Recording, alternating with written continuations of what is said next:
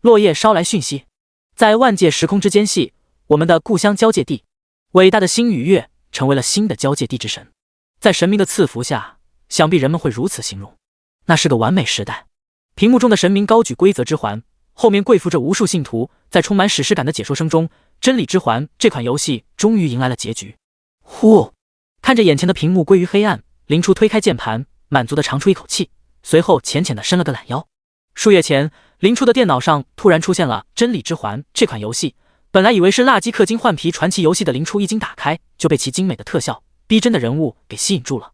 虽然这款游戏魂味很重，可是林初还是在一点攻略都没找到的情况下，硬生生花了1000多个小时，一路死到了结局。回想起自己在古龙脚下翻滚的日日夜夜，林初不由得感咬、凯、牙、万、切、分、尺，真是不容易啊！可制作如此精良的游戏，为什么网络上一点消息都没有呢？靠在椅子上，林初例行在手机上搜索了真理之环，结果像往常一样空空如也。通关了如此优秀游戏，在世界上却找不到一个可以讨论的网友，只能靠半夜做梦的时候为爱发癫，真是让人略感失望。说不定是一个还没内测的游戏，完成度那么高，说不定马上就能见到正式版了，期待 DLC。 顺带刷了会短视频放松心情，林初摸起鼠标继续游玩起来。先是排了下班，真理之环中玩家打下的领土是要亲自管理的，也许是考虑到玩家能力不足，很多 NPC 都可以被主角收服用于管理领土。林初一共培养的手下中有3个印象最为深刻，是林初的左膀右臂。其中初始之王卢恩负责对外征战，宰相艾德林负责对内管理。最先培养的那个 NPC 由于第一次培养没有经验，导致他叛逃了，后面还摇身一变成了个小 boss， 这个反转曾经让林初惊叹不已。后来也是成功把他爆金币了。从那以后，林初放走过不少 NPC， 可惜没有第2个能成长到 boss 的 NPC 出现。排完班，林初骑上自己的爱马，开始满世界溜达。真理之环仿佛一个真实的世界一般，风景、人物都是在不断变化的，每次看都能有新的画面。林初看了眼时间，将人物停留在自己最喜欢的黄金山丘后，退出了游戏。啊，又是美好的一天。林初起身稍微活动活动筋骨，随后关机、刷牙、钻被窝，一气呵成。嗡！刚闭上眼睛，放在耳边的手机就发出了诱人的声响。可恶，我只是看个信息，绝对不会再玩了。林初摸起手机，眼中充满了决然。尊敬的福报银行客户，您本月按揭还款金额3616.54元，到期还款日1日。如您的还款账户余额不足，请及时存入福报银行。敏突干！没想到我堂堂交界地之神还要受这委屈。面对残酷的现实，伟大的神明不得不低下高傲的头颅。唉，要是游戏能成真就好了。林初抬头望天花板，无语凝噎。睡觉，只要认真工作，就一定会迎来美好的明天。滋滋，还在熟睡的林初猛地睁开眼，这突然出现电流声仿佛有魔力一般，能让人瞬间清醒过来。一脸懵逼的林初四处观望，自己仿佛处在宇宙之中，到处都是绚丽的星海。这是林初掐了掐自己的大腿，一股明显的痛感随之传来。正当林初痛得龇牙咧嘴的时候，一个毫无感情的机械声响起。恭喜您成为真理之环内测玩家，本轮内测将引导蓝星1000万人类进入交界地，性命只有一条，尽可能的挣扎吧。什么？林初一脸懵逼地望着眼前的同声翻译文字，不由得惊呼出声。难道真的要穿越到交界地了？我能选择独当吗？林初满脸兴奋地询问道。检测到玩家林初在真理之环中留有存档，请选择再入。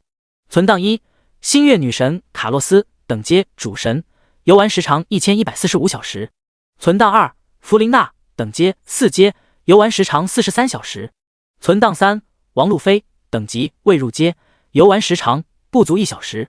真理之环中是可以选择天赋的，为了刷天赋，林初一共保留下来6个小号，其中存档2玩了没几天，就又刷出来唯一拥有神级天赋的存档1，从此林初就只玩这个天赋最好的号了。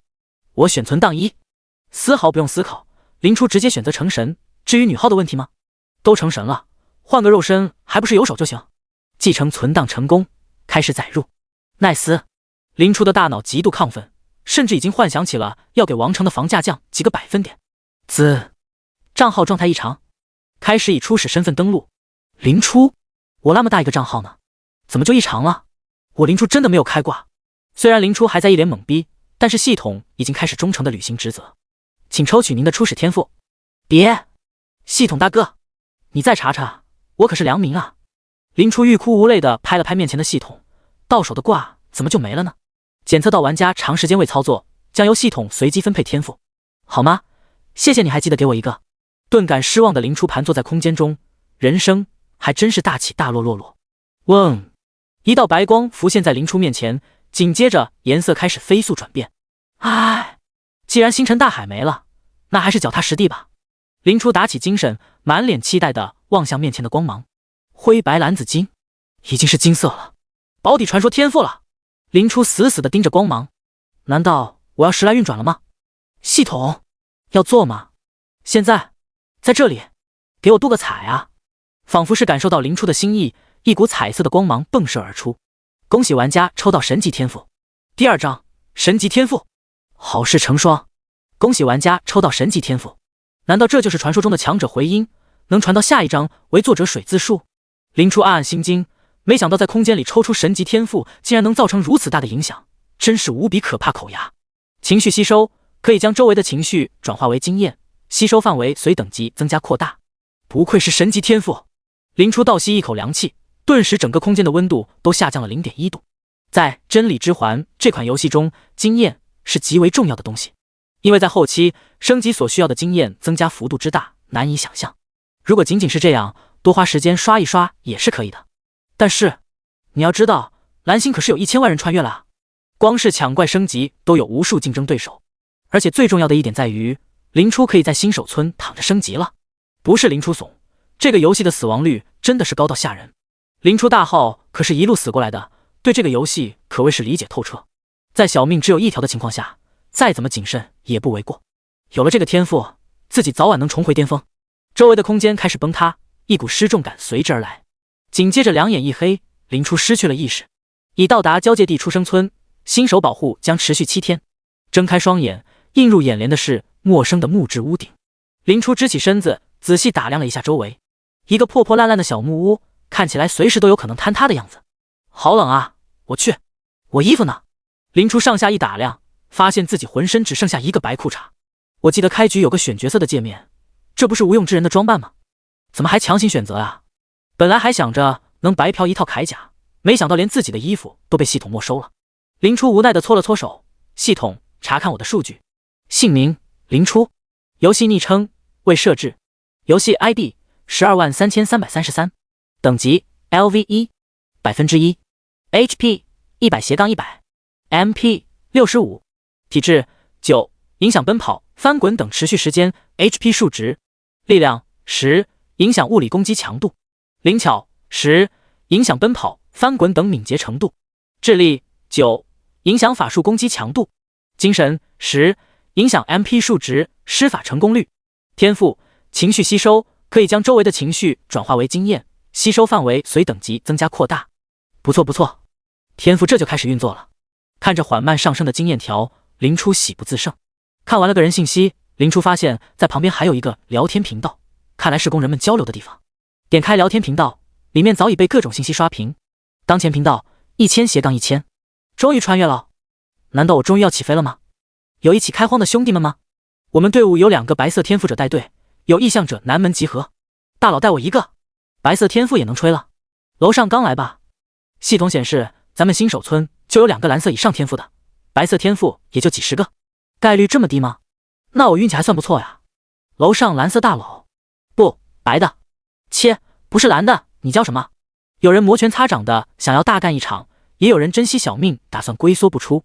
1000万人一起穿越，我的评价是死亡率拉满。开摆了，只要不饿死，我是不会出新手村的。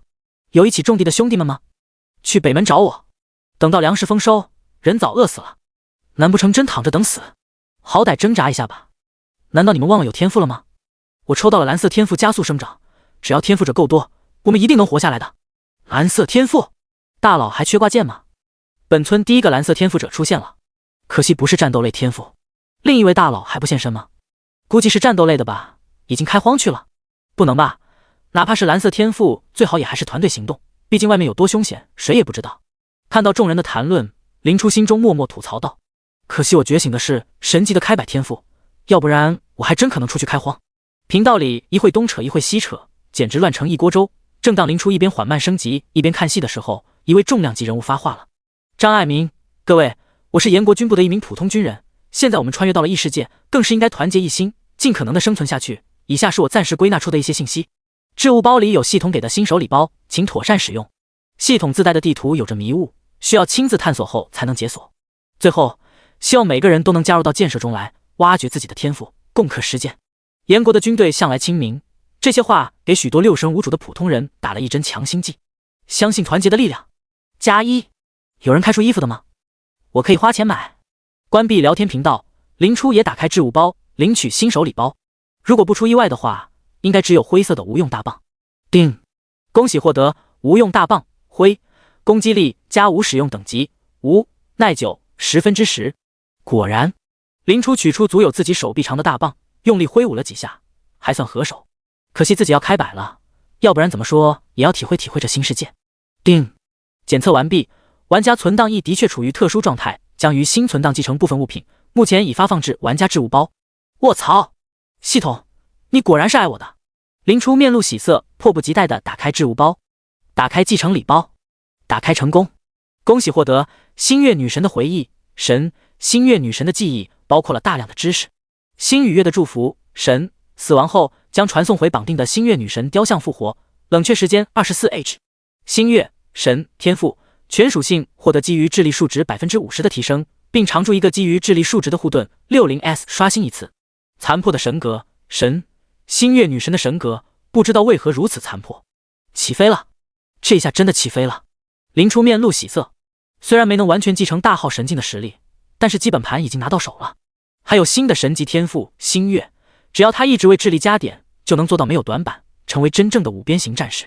这也是手残党林初为何能够通关的原因，力量正是成神的理由。使用星月女神的回忆残破的神格。星月女神的回忆使用成功，凡是星月女神了解的低阶魔法、战绩，玩家可以直接使用；中阶以上魔法、战绩，玩家习得所需技能点大幅减小；职业、生活类可直接习得，进阶所需技能点大幅减小。星月女神的回忆里存放着林初在游戏中学到的各种技能和技巧。要论输出，上到灭世禁咒，下到普通火球；要论生活，上可打造神器，下可取真缝衣。可以说，林初从1级到成神都不用到处去学技能了，大世界 NPC 会的，林初基本都会。只要等自身硬条件上去了，一切都可以信手拈来。再加上每天一次的复活，足够让他在外面浪到飞起。但是在星月女神的雕像旁边复活，自己要想办法绑一个雕像啊。林初思考片刻，拿木棒敲掉桌子一角，将其摆在桌子上，指着他开口道：“这就是星月女神像。”丁检测到周围有可绑定神像，是否绑定？是，绑定成功。果然没错，星月女神的神格都在自己身上，4舍5入相当于自己就是星月女神。还有比女神本人亲口承认的神像更有含金量的吗？解决了后路问题，林初拎着木棒，自信满满的推开木门。门外是一排排的木屋，有人已经离开，也有人选择在门口观望。林初朝着新手村外走去，一路上见到不少组队的人，甚至有人还来邀请林初，不过都被林初给婉拒了。自己天赋强到离谱，还是单独行动保险一点。人们一开始或许会保持理智，可等到时间一长，保不准会出现什么怪物。村子的边缘是一片淡白色的光幕，穿过光幕就是真正的交界地了。第3章，出村升级。叮，地图233号出生村已点亮。啊，这系统攻击性有点强啊。踏出屋门，林初紧握着大棒，小心地望向四周。虽然能复活，但尽量还是不要死。繁茂的杂草几乎有1米多高，高大的树木遮蔽了天空，只有细碎的光芒洒了下来。这是一片充满蛮荒气息的森林，出生点不是很好啊。周围没有看到怪物，应该算是新手福利。随便找了个方向，林初拨开杂草走了进去。砰！刚走出没2步，林初周身就亮起一道光幕，星月天赋的护盾被激活了。林初低头，原来是一条灰绿色的蛇偷袭自己。丛林真是太可怕了，这1000人能活下来50个吗？反手敲爆蛇的头，林初不由得感慨一声。不久后，林初突然听到了系统播报：公告，该新手村死亡人数超过100，当该新手村存活人数跌至300以下时，将自动与其他新手村合并。林初打开聊天频道，赫然发现上面的人数已经变成了8911000，而频道里的气氛也变得沉痛起来。太可怕了，森林里到处都有危险。我们队伍刚出屋门，就有人被魔物偷袭杀死了。小心脚下，小心脚下！系统没给发现，我们很容易就会受伤。我不想出来打猎啊，太痛苦了，太痛苦了！啊，这破蛇！吓我一跳，释放忍术。我去，小日子过得不错的樱花人。刚从钢铁森林里出来的人类，显然不能适应丛林生活。细细簌簌，听到这突然出现的声音，林初神色一肃，连忙关闭了系统界面，将自己隐藏在灌木丛中。嘎呜嘎嘎，不远处，一只矮小丑陋的怪物正在晃晃悠悠地行走着。哥布林 LV2， 习得鉴定术以了解更多。学习，已从记忆中习得星月女神的鉴定术。哥布林 LV2， HP 70防御力，极弱攻击力。交界地的弱小怪物基本处于食物链的最底端。弱点：全身。新怪物吗？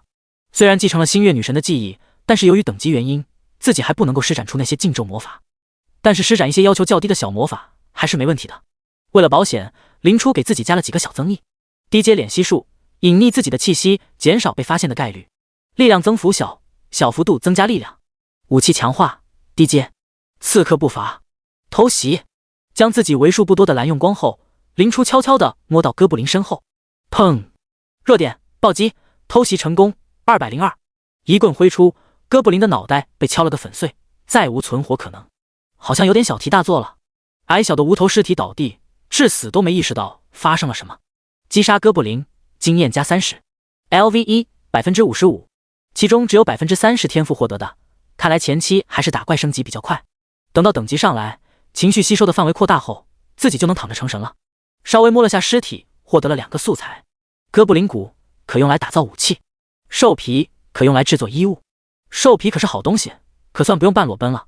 也还好星月天赋抗拒蚊虫侵扰，要不然林初现在要浑身是包了。用清洁法术将兽皮洗干净，然后系在腰间，林初终于感到一丝安全感。经验加5，你的等级上升为2。由于您的职业为无，获得5自由属性点，5自由技能点。偷偷抹了一只鼠鼠的脖子，林初成功进阶等级2。将升级点加到智力上后，林初看着光芒逐渐开始暗淡的森林，选择折返。临近新手村，一股淡淡的血腥味扑面而来。林初微微侧目，一只眼泛红光的狼形生物，一边咀嚼着扯下来的鲜肉，一边直勾勾地盯着林初。恐狼 LV5， HP 450防御，高攻击力。活跃在丛林中的常见物种，偶尔也会被驯化成坐骑。它现在吃得很饱，只要你不露怯，对方就不会找你麻烦。弱点：腰部。看到鉴定术的提示，林初毫不胆怯的与其对视。没一会，恐狼果然叼着吃剩下半截躯体，打算掉头离开。LV5 啊！看着缓步离去的恐狼，林初眼里闪过危险的光芒。正好今天的复活还没用，不如试试挑战自我。经过升级，林初的身体得到了全方位的强化，正需要一个验证实力的沙包。仿佛感知到林初的杀意，恐狼放下口中的食物，嘴里发出威胁的叫声。来！林初举起手里的木棒，做出攻击的姿态，准备架势，做出攻击的架势，强化下一次普攻。哦！恐狼怒吼一声，风一般的扑了过来。砰！一次碰撞，恐狼和林初身上各冒出2个数字。恐狼43，林初50，未破防。恐狼用最坚硬的头颅撞开了木棒，给了林初一击。若不是星月天赋的护盾，林初恐怕当场就要身受重伤。果然，自己的战斗意识还是一般。看着一击撤离的恐狼，林初心中暗叹一声。恐狼摇了摇脑袋，看向林初的目光更加凶恶。哦！看着再次扑过来的恐狼，林初不禁反退，身形一矮，猛地朝前方冲去。滑铲技能加持之下，林初短时间的速度足以追平恐狼。负83，未破防。牙酸的嘎吱声响起，木棒被直接塞入恐狼口中。仗着天赋护盾，林初选择直面恐惧。松开木棒，林初反手勒住恐狼咽喉，重坠。随着战技使出，原本能拖着林初跑的恐狼感觉身形一沉，当即脚步趔趄起来。目标状态异常，压制成功。趁此时机，林初立即翻身上狼，蓄力一拳倒在恐狼腰部，蓄意轰拳。弱点93，负75。一套组合拳下来，恐狼悲鸣一声，再也没了声息。越级击杀恐狼，经验加200，等级2大于3，获得狼皮、狼牙、狼肉。听到系统提示，林初才终于放心，趴在地上大口喘息起来。连续使用肉身类战技对身体要求非常高，林初只觉得周身的肌肉都撕裂般的疼痛。还好成功将恐狼击杀，这也算是无伤击杀吧。看了眼还剩一丝的护盾，林初苦中作乐的想到。将技能点加在智力上，林初顿时感觉身体一阵舒适，整个人的状态也恢复不少。姓名林初，等级 LV3，0%，HP 300，MP 80，耐力14，力量15，灵巧15，智力19，精神15，天赋情绪吸收星月，3级的面板加的点却已经接近其他玩家5级的数量，更不用提10级转职后比平常职业多出数倍的自由属性点了。林初与其他玩家的差距只会随着等级的提升越来越大。星月天赋恐怖如斯，将狼尸收入置物包，林初踏入灰白的雾门，映入眼帘的就是一幅凄惨的画面。小广场上升起火堆，周围或躺或坐着身上满是血迹的人，偏僻的角落里几个人掩埋着尸体，隐隐约约还有哭泣声传来。看，又有一个人回来了。有人抬起头来看了一眼，见林初身上没有伤口，整个人也没有颓废不堪，不由得露出惊羡的表情。这一看就是收获颇丰，想必今天不会挨饿吧。更多的人这是麻木的躺着，没有丝毫动静。在现代社会，连只鸡都没有杀过的人，突然就要面临如此残酷的现实，感到崩溃是很正常。若是林初回来看到广场上载歌载舞的篝火晚餐，那才是怪事。看了眼塞得满满的置物包，林初绕过众人，回到自己的小屋，推开破旧的木门，林初从背包里取出几块木头放在地上，随手打了个响指，一缕火苗就将木材点燃。这些基础的法术消耗很小，在生活中却格外方便。嘟嘟嘟，林初刚准备处理食材，就听到了一阵敲门声。进。嗨嗨，打扰了，有什么事？林初一边扒着蛇鳞，一边开口问道。推开木门，一副国字脸，看上去非常忠厚老实的男人笑着开口道：我叫张爱民，刚才看到兄弟你回来，想厚脸问问有没有多余的食物。听到这人的自我介绍，林初不由得一愣。当然不会白要你的，作为交换，我们队伍打猎得到的素材，兄弟可以挑选一些。张爱民一边说着，一边递过来一把小巧的木刀。这算是见面礼了，割肉什么的还能用用。粗劣的木刀，不怎么锋利的木刀，勉强可以割下普通兽类的肉。谢了。看着眼中的提示，林初点头接过木刀。我这里只有一些小型兽类的肉和蛋，你出个价吧。将置物包里的食物取出一部分放在地上，林初转头继续处理食材去了。自己的收获太多，自己一个人肯定消化不了，不如拿来做生意双赢。看着堆了一地的食物，张爱民不由得惊叹道：兄弟果然厉害。他和兄弟们在外面忙活了半天，收获可以说是非常不乐观。现代人狩猎意识太差，甚至连他这个军武出身的人都讨不了好。林初能在第一天吃饱饭，甚至还有足够的食物用来交易，足以说明他的实力。这是个大佬。挑选了半天，张爱民拿起一只硕大的鼠类，恋恋不舍地看了眼地上的食物，开口道：那我就用这几张兽皮，还有一些水资源换这只灵鼠吧。就这些？不是张爱民换的太多，而是太少了。第4章，人性本恶，死人不算。看到林初面露疑惑，张爱民连忙解释道：兄弟，真不能再多了，我们也没多少猎物，皮革和谁也是硬通货啊。听到张爱民开口解释，林初才深刻地体会到食物的贵重。看来这所谓的天赋并没有很快转化为人们的实力。也对，毕竟不是每个人都像自己一样有保命的方法，能够毫无顾忌地到处乱跑。面对死亡，每个人发挥出来的实力恐怕不足1/4。想到这里，林初点点头。那行，就这些，合作愉快。合作愉快，以后估计还要叨扰兄弟了。这次交易双方都很满意，可谓双赢。交易完成后，张爱民拉着林初加好友，互换了联系方式后，张爱民高高兴兴地离开了。送走了张爱民，林初在篝火上拨弄着切成小块的蛇肉，伴随着滋滋的响声，肉香四溢。美味的蛇肉能略微恢复体力。看到突然出现的系统提示，林初并不感到意外。在真理之环中，不同搭配的食物可以带来各种各样的增益，即使现在的烹饪技能只有低阶，也同样拥有神奇的能力。挑起金黄色的肉块送到嘴边咬下，顿时一股满足感充斥心间。蛇肉筋道，颇有嚼劲，口感真是没得说。林初一边接着烤肉，一边打开聊天频道看众人发言。7951000，死亡率好高啊，可是不出去的话早晚要饿死。好渴呀，我就在求生队里，集体行动的话好得多。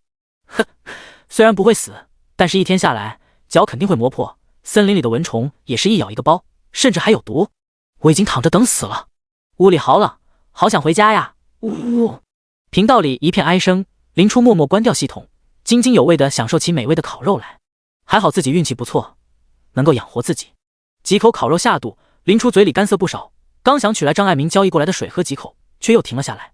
木质容器里的水略显浑浊，明显不怎么干净，这喝了估计会肚子疼吧。放下容器，林初搓了个水球术，大喝了2口。还好当时把能学的魔法都学了，没想到还能在这里派上用场。吃饱喝足后，林初拿起木材挡住了几个漏风的地方，又给地上的火堆添了些柴。临近休息的时候，林初取出狼皮，略作清洁后便把它放在了床上，充当被子。本来还想拿狼皮改一身衣物，不过既然有多余的兽皮，那就用你当被子吧。狼毛长且温暖，现在穿不仅行动不便，而且剧烈运动后会热。忙完的林初躺在床上，听着耳边木柴的噼啪声，身上裹着柔软的皮毛，感到惬意无比。吃好喝好，还有自己的房子，这日子过得感觉比蓝星还舒坦。紧了紧周身的被子，劳累了一天的林初沉沉睡去。著名求生队，身为233出生村规模最大的求生队伍，倚仗着人数优势，收获还算可以，但还是不能让每个人都吃饱喝足。再加上张爱民还收留了不少老弱妇孺，这让每个人能分到手的食物变得更少。即使张爱民分配出了仅仅能勉强吊住那些人性命的食物，但还是一笔不小的数字。哎，张老哥还是太善良了，这样做咱们恐怕很难撑下去啊。看着那些感恩戴德的老弱妇孺，负责派送食物的人轻叹一声，咱们就应该不管他们，10几张嘴吃的东西可不少，为什么非得打肿脸充胖子呢？身旁的肌肉男也开口吐槽，显然是对这件事很是不满。算了，这件事打住吧，做人还是要讲讲良心的，从他们嘴里省下来的饭也比不上一个战斗人员的饭量。一个长相老成的中年人摆了摆手，再说，要不是张队长教给我们如何狩猎，咱们怕不是连晚饭都捉不到嘞。一旁的年轻人也附和道，况且张队长也出门找人换食物了，肯定会有收获。见所有人都在替张爱民说话，肌肉男冷哼一声，现在出生村人人自危，哪里会有多余的食物给我们交换，到时候你们就等着后悔吧。哎，张队长回来了。肌肉男话音刚落，张爱民就笑着走进了院子里。队长，收获如何？队长，真换到了。看到张爱民毫不掩饰的笑容，在场的众人纷纷开口询问。张爱民点了点头，今天遇到一位民间大神，收获不少。见张爱民拎出一只硕大的灵鼠，在场的人纷纷惊叹无比。乖乖，这么大，估计能够2人吃的。没想到咱们村还真有大神。在众人羡慕的眼神下，张爱民拎着灵鼠进了屋，身后还跟了几个喜气洋洋的人。那份发给老弱妇孺的食物，本就是张爱民和他的几个追随者省出来的粮食，有了收获，自然是他们享用。肌肉男身旁的年轻人满是懊悔的开口，早知道捐食物的时候我也投一点了，这可是至少2倍的回报啊。本来以为都是打水漂的东西，谁能想到还真能有回报。中年人摸了摸自己有些凹陷的肚子，沉默了下来。至于被光速打脸的肌肉男，则是心里咒骂了2句，眼珠一转，悄悄地离开了院子。赤红的火焰上，一只被扒了皮的灵鼠正在缓缓转动，伴随着油脂的滴落，浓郁的香味散发开来，引得在场众人纷纷咽起了口水。张爱民拿起木刀切割着熟了的鼠肉，分给在场的众人，火堆旁顿时响起一阵狼吞虎咽的声音。美美的加了一顿餐，在场的众人复盘了一下最近的计划后，话题不可避免地跑到了这只灵鼠的主人身上。有人开口感慨道，没想到在这个食物比黄金都贵的时候，居然有人会愿意将食物便宜出售给我们，真是大善人啊。张队长，讲讲这位大佬是什么人，也让兄弟们膜拜膜拜。张爱民闻言点点头，这位大佬是西区的人，长相很好，看起来也是温和亲人的样子，真没想到他的狩猎能力如此强悍，8成是有了不得的天赋吧，真是令人羡慕。如果有机会的话，一定要想办法拉他入伙。我又何尝不想，但咱们这条件对这些有能力的人还是不太友好的，千城和饿狼都能开出比我们好得多的条件。张爱民叹息一声，他们毕竟还要照顾老弱妇孺，奖励这方面相对就要少一些，不过我会问问他，也许他是那种心地善良的人呢。强哥，怎么样，办不办他？离林初木屋不远处的房子里，几个人围在火堆旁，正在密谋些什么。张爱民那家伙能拿出那么多食物，这家伙肯定还有富余，是个肥羊。原本在著名求生队里的肌肉男，如今却跑到了另一个人的手下。也只能说，现在没有法律束缚，团体的加入和退出都没有顾忌，现在有人开出来更高的价钱，自然就会挖走某些追逐利益的人。肌肉男为了吃饱饭，过上自己想要的生活，于是就带着食物的消息投靠到了这位强哥手下。被称作强哥的魁梧壮汉吞下嘴里的肉，意犹未尽地舔了舔手指，脸上的刀疤如同蜈蚣般扭曲。明天跟踪他一下，看看他的天赋是什么，要是实力不够，那就怪不得我们了。第二天，林初将收集的几张兽皮剪裁成一身兽皮衣，选择继续出门探索。在真理之环中，玩家也是能自定义衣物的，前提是要学习副职业裁缝。林初一开始还想着自己设计衣服，将职业等级点到了传奇裁衣师，不过很明显，自己肯定没有游戏美术师专业，看着自己毫无美感的作品，林初干脆的放弃了这个念头，选择了打怪爆出来的超帅套装。职业等级：学徒、低阶、中阶、高阶、大师、传奇、神话。不过现在还真是有大用了。街道上冷冷清清，偶尔有几个人见到林初都是满眼羡慕。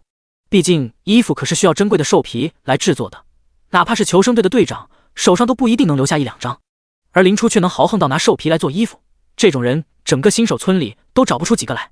刚走到新手村门口，林初就被张爱民就急匆匆地拦住了去路。怎么了？林初停下脚步，疑惑道：兄弟，听我一句劝，人心比外界更危险。张爱民通过系统给林初发过去几张照片，这几个人都是不安分的主，在外面的时候遇到千万要小心，尤其是这个叫王强的人，是个通缉犯，手上有过人命的。张爱民指着王强等人的图片，一脸严肃道：昨天晚上临散伙的时候，张爱民才突然意识到林初的善举可能给他带来灾难。自己可是233出生村最有知名度的人物，昨天出门兑换食物的事情也没有隐瞒。要是林初因为这件事被同族盯上而死于非命，张爱民估计这辈子都要活在懊悔中。还好林初的作息还算规律，张爱民成功在他出门前堵到了他。林初打开系统，略略扫了几眼。我明白了，多谢张哥。另外，如果你想要抱团取暖的话，我的求生队伍永远欢迎你。不了，我还是习惯一个人。婉拒了张爱民的好意，林初离开了新手村。大哥，大哥，天大的好消息啊！一道瘦长的身影打开屋门，喜不自胜地开口道。看到同伴如此兴奋，王强不由得开口催促道：磨磨蹭蹭什么？快说！急促地喘了2口气，瘦子连忙开口道：那小子估计是觉醒了辅助类的天赋，我看他身上多出一套兽皮衣，做工很精良。张强有些狐疑道：真的？1套衣服你就能确定？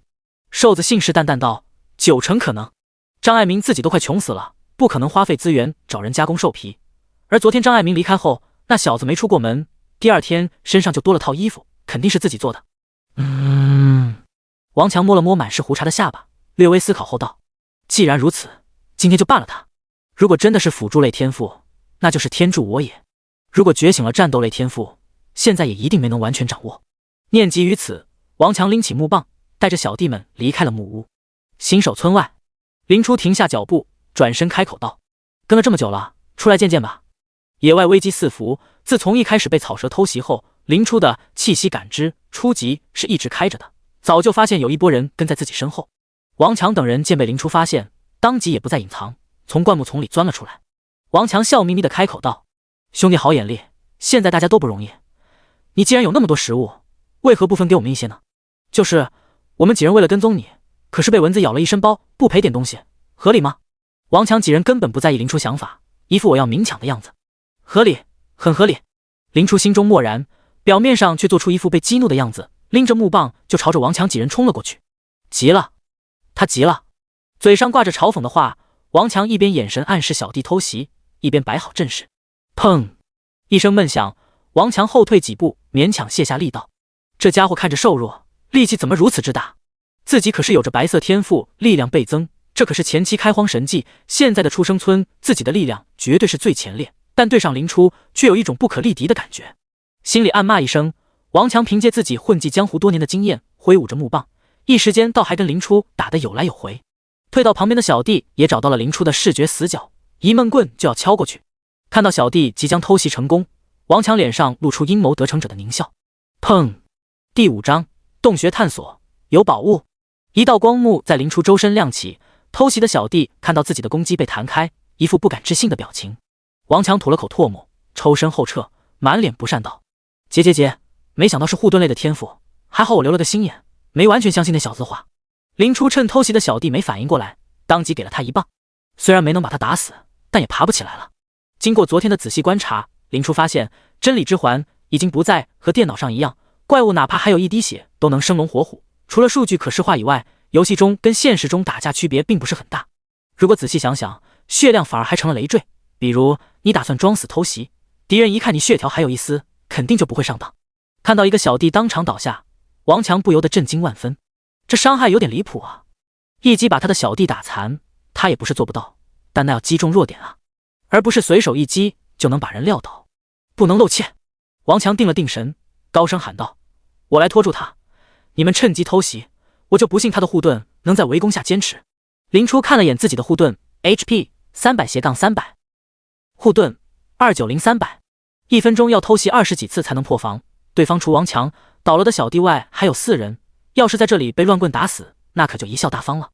秉着速战速决的想法，林初露出一副不安的样子，似乎真的被吓到了。砰！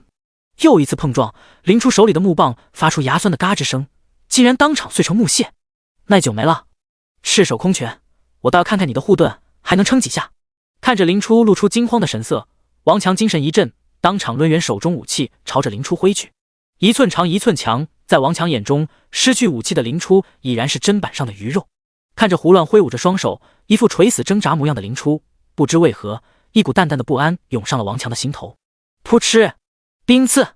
几道冰箭脱手而出，以迅雷不及掩耳之势插进了王强等人的胸膛。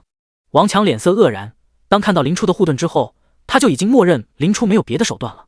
没想到林初竟然还有底牌。林初正是利用王强的这种心理，故意损毁了木棒，趁王强大意完成反杀。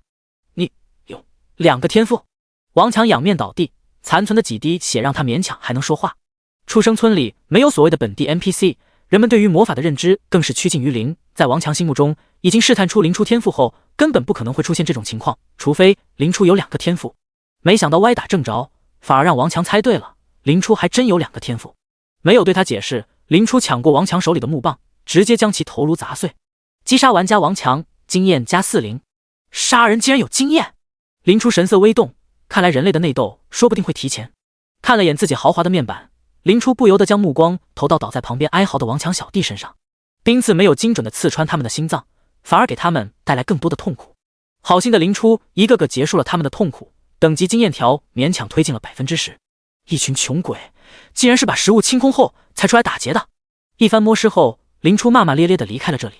根据地图，林初回到昨天到达的位置，继续向前推进，走出森林，找到交界地的村庄，这是林初给自己定的目标。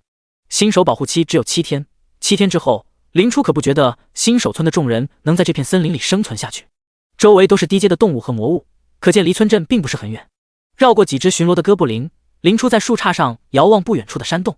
没错，出口没找到，却发现一个哥布林的洞穴。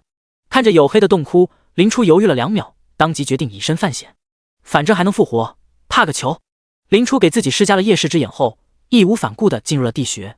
咕咕滴哥布林洞穴，这名字念在哥布林没有脑子，林初姑且原谅了这颇具特色的名字。哥布林弱小，能够被成年人轻易解决，于是他们往往会选择偷袭，用数量弥补差距。饶是如此，他们也只能欺负普通人和不入阶的10级以下冒险者。面对这些普遍在3至4级的哥布林，林初夜视发现逆袭接近，进步刀塔，一套操作行云流水，经验简直就是白给。没过多久，林初的等级就来到了4。连着走了好几条岔路，林初终于大致摸清了洞窟的地图，现在只有2个洞没探索了。朝着不远处的地方丢了个生命侦测，一无所获。这么多洞，偏偏最后一个是 BOSS 房，我这运气也太差了吧！林初叹了口气，朝着洞口走去。虽然没能检测到怪，但万一有什么稀有道具呢？林初探出脑袋朝洞内看去，只见一具兽形骸骨半埋在泥土里，上面竟然挂着一个散发着淡淡蓝光的物品。林初施展鉴定术，看见第6章击杀与自己的神像。仿星月女神道具包，蓝，样式模仿星月女神道具包的道具包，可用于存放、制作道具，前提是你会他们的制作方法。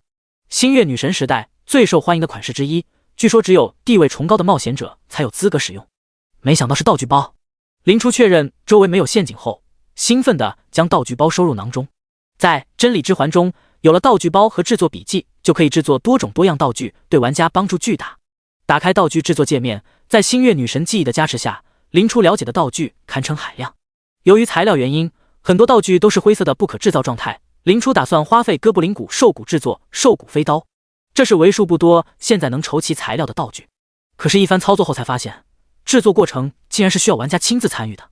1分钟后，林初停下打磨的动作，看着出现在手里的飞刀，放弃了制作简易道具的念头。有这个时间，都不知道能杀多少怪了。将道具包放好，林初把目光投向了半埋着的骸骨。少骸大棒，白，攻击力加25，使用等级2耐久25-3。一只不知名魔兽的骨头，勉强还算硬，比白给的木棒好用一些。林初将其换上，离开了这个洞穴。林初朝着最后一部分区域走去。嘎呜嘎呜，还没进去，林初就听到熟悉的哥布林叫声传来。林初贴着墙面缓缓推进，却突然听到了系统提示，发现附近存在星月女神雕像，是否绑定？林初，否，现在情况尚不明确，先等等也不迟。为什么这里会有星月女神雕像？压下心中的疑惑，林初朝洞窟内部望去。洞窟内部颇为宽阔，最引人注目的就是仿佛嵌在石壁中的一尊足有2人高的石质雕像，雕像脚下搭建着一个简陋的供奉台，上面摆放着一些红红绿绿的浆果。一个骨瘦如柴、身上裹着麻布的哥布林站在供奉台前，晃动着手里的木杖，嘴里叽叽咕咕地说着什么。林初对他丢了一个鉴定术：哥布林祭司 LV 6 HP 600防御力低，因供奉神明而获得施法能力的特殊哥布林，不过对你来说没有任何威胁。而在他身后还跪伏着10余只小型哥布林。本着性命不止一条的原则，林初给自己加好增益，一个箭步就冲上前去，兽骸大棒横扫，顿时3只哥布林哀鸣死去。哥布林祭司这才发现破影的林初，慌忙的开口喊叫道：“呱！是人类冒险者口牙！卧槽，会说话！”林初大为震惊，但手上的动作却一点都没停下。哥布林祭司连续重复了好几遍这句话，估计是在呼唤洞外的同伴，可惜他们都被林初刀了，没有任何哥布林到来。等到哥布林祭司认清现实，林初早就把小怪清得差不多了。见林初离自己越来越近，哥布林祭司慌忙举起权杖，张嘴发出刺耳的声音。周围的哥布林都纷纷抱头倒地，可是对林初来说却如同清风拂面，丝毫没有影响。林初的灵魂深处残损的神格散发着柔和的光芒，正是他挡住了这次攻击。好助攻！林初面色一喜，本来清小怪还有些麻烦，没想到你自己给解决了。看着毫发无损的林初，哥布林祭司满脸懵逼。就在电光火石间，林初直接近身一击，将他击倒在地，紧接着又补上2棒，把血线压到最低。没到3秒，勉强算是个小精英怪的哥布林祭司就跪了。这就是法师被战士近身的下场啊！不对，林初心中默想，我记得我也是全家之力来着。掰断了哥布林祭司的手脚，林初一脚踩在他的头上，开口道：“说，你为什么会人类的语言？”哥布林祭司哀嚎道：“呱，是人类冒险者口牙，听得懂人话吗？”“呱，是人类冒险者口牙。”一番试探下来，林初终于确定了一件事：这家伙根本没有智慧，那句话是不知道从哪里学来的。将哥布林祭司的脑袋锤爆，林初开始清点起收获来。首先是等级，已经快要5级了。随后是食物物品，从洞窟里发现了少量的浆果和肉类。看来哥布林们也是吃一天混一天，储备粮少得可怜。获得了兽皮、麻布等杂物。从神像祭台上取得了微风森林地图残片，点亮了周围一部分的地图。林初在地图上发现了一条蜿蜒的小道，估计能找到出森林的道路。哥布林祭司手里的祭祀手杖，由于被用来抵挡林初的攻击，碎成了好几瓣，已经没有了修复价值。处理完战利品，林初把目光转向了洞窟里最大的建筑——星月女神雕像。受缚星月女神雕像，星月女神雕像的变种之一，充满了对女神的亵渎和玷污，是发现就要被损毁的类型。其祭拜者往往是失去理智的女神狂信徒，相信女神会原谅我们的。变种之一，难道还有很多不同种类的？有什么意义？林初有些后悔当 skip 党了。真理之环，世界观庞大，叙事也非常散乱，很多细节都是藏在武器、物品等的介绍里面的。而林初被华丽的特效、精致的捏脸给吸引住了，根本没有想着一个个的看介绍、还原剧情，只记得自己一路杀上永夜城，然后将永夜之神的狗头剁了下来，自己坐上了那个位置。这是那个天才雕的，真会啊！雕像双手无力的高举，如同被束缚在空中一般，有一种神圣与邪恶交织的美感。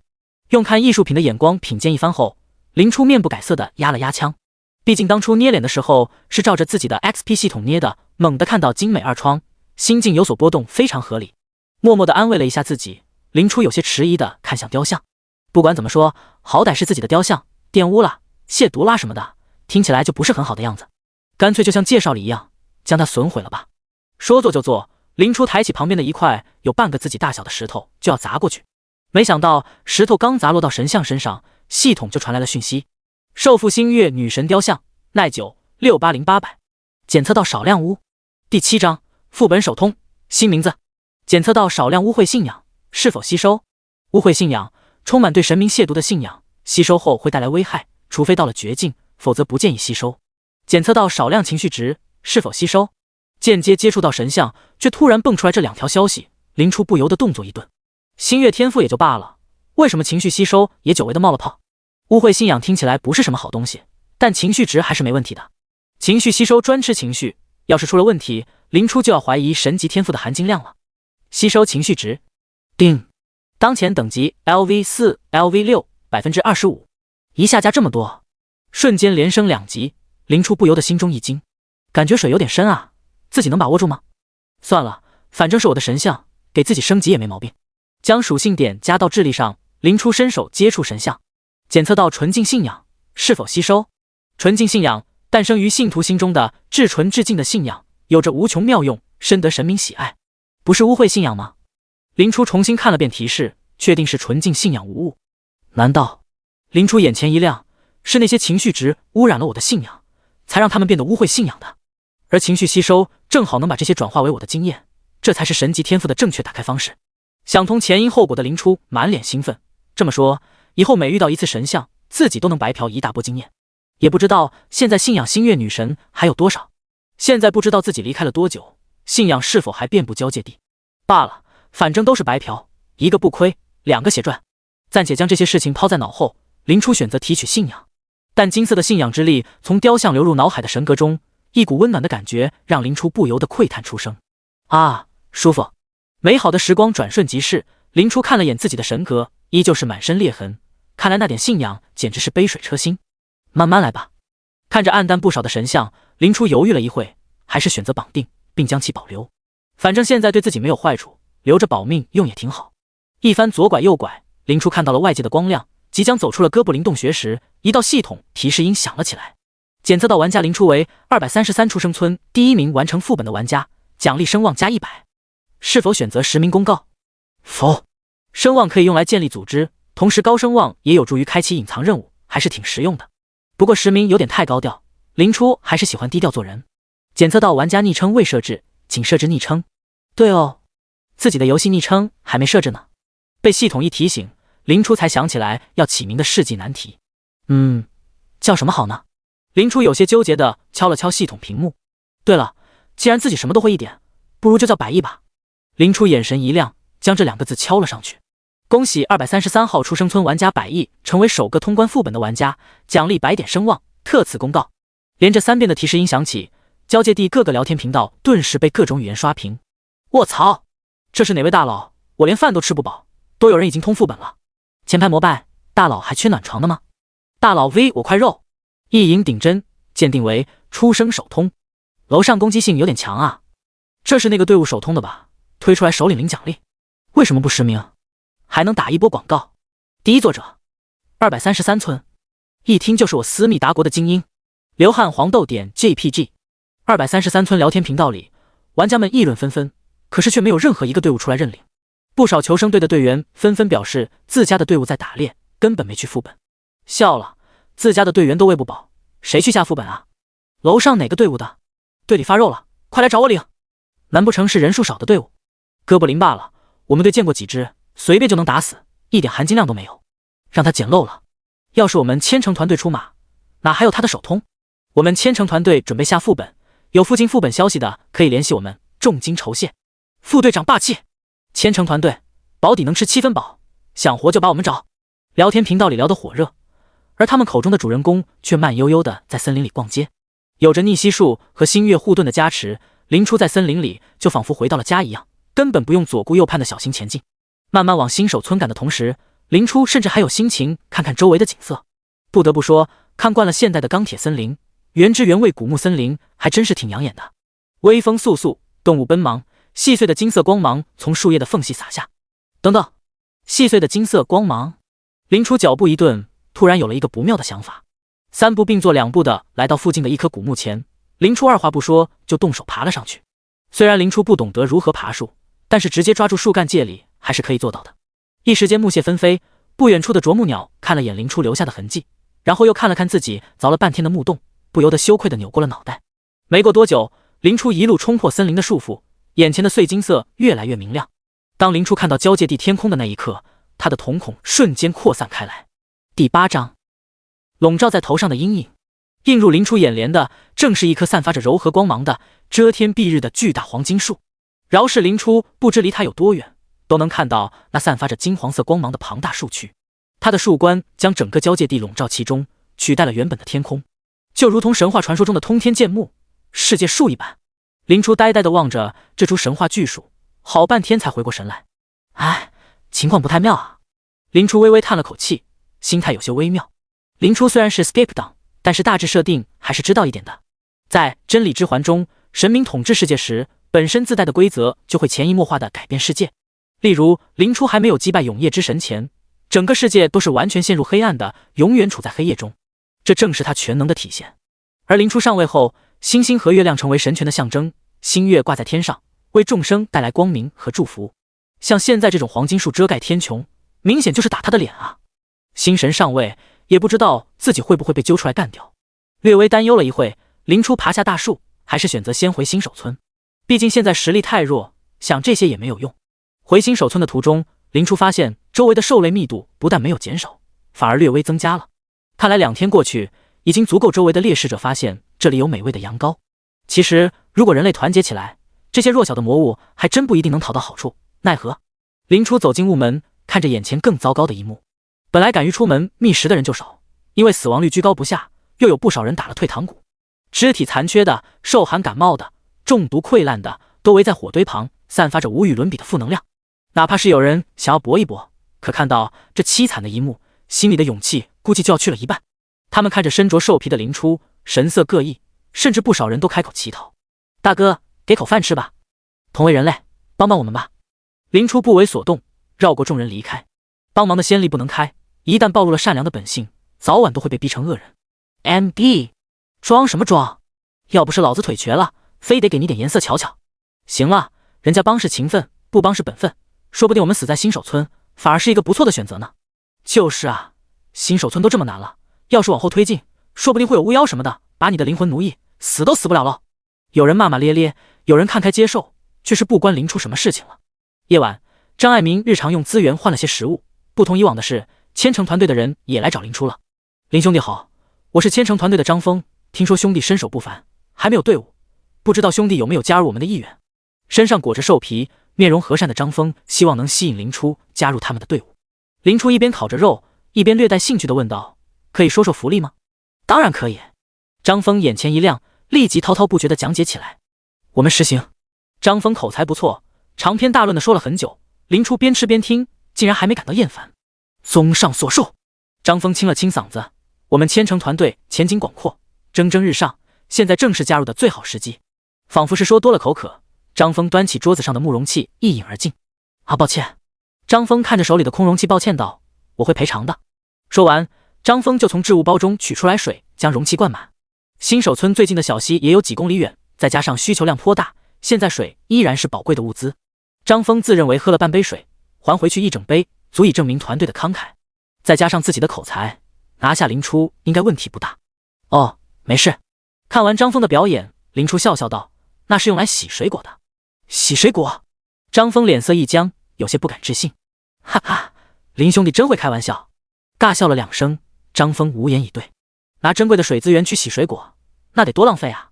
就连自己的顶头上司队长拿水洗水果都偷偷的来，这家伙是想坐地起价。没错，一定是这样。自认为已经想通了的张峰清了清嗓子，还想努力争取一下。有道理。张峰刚准备话还没说出口，就被林初的话搞懵了，不由得疑惑道：“什么有道理？”林初正色道：“这河水是脏的，拿来洗脏水果，岂不是水果更脏了？这是什么个道理？知道的以为你在求生，不知道的还以为你在野营呢。”张峰一脸无语，难不成这家伙脑子有问题？看来回去要问问是不是队长的信息出了错误。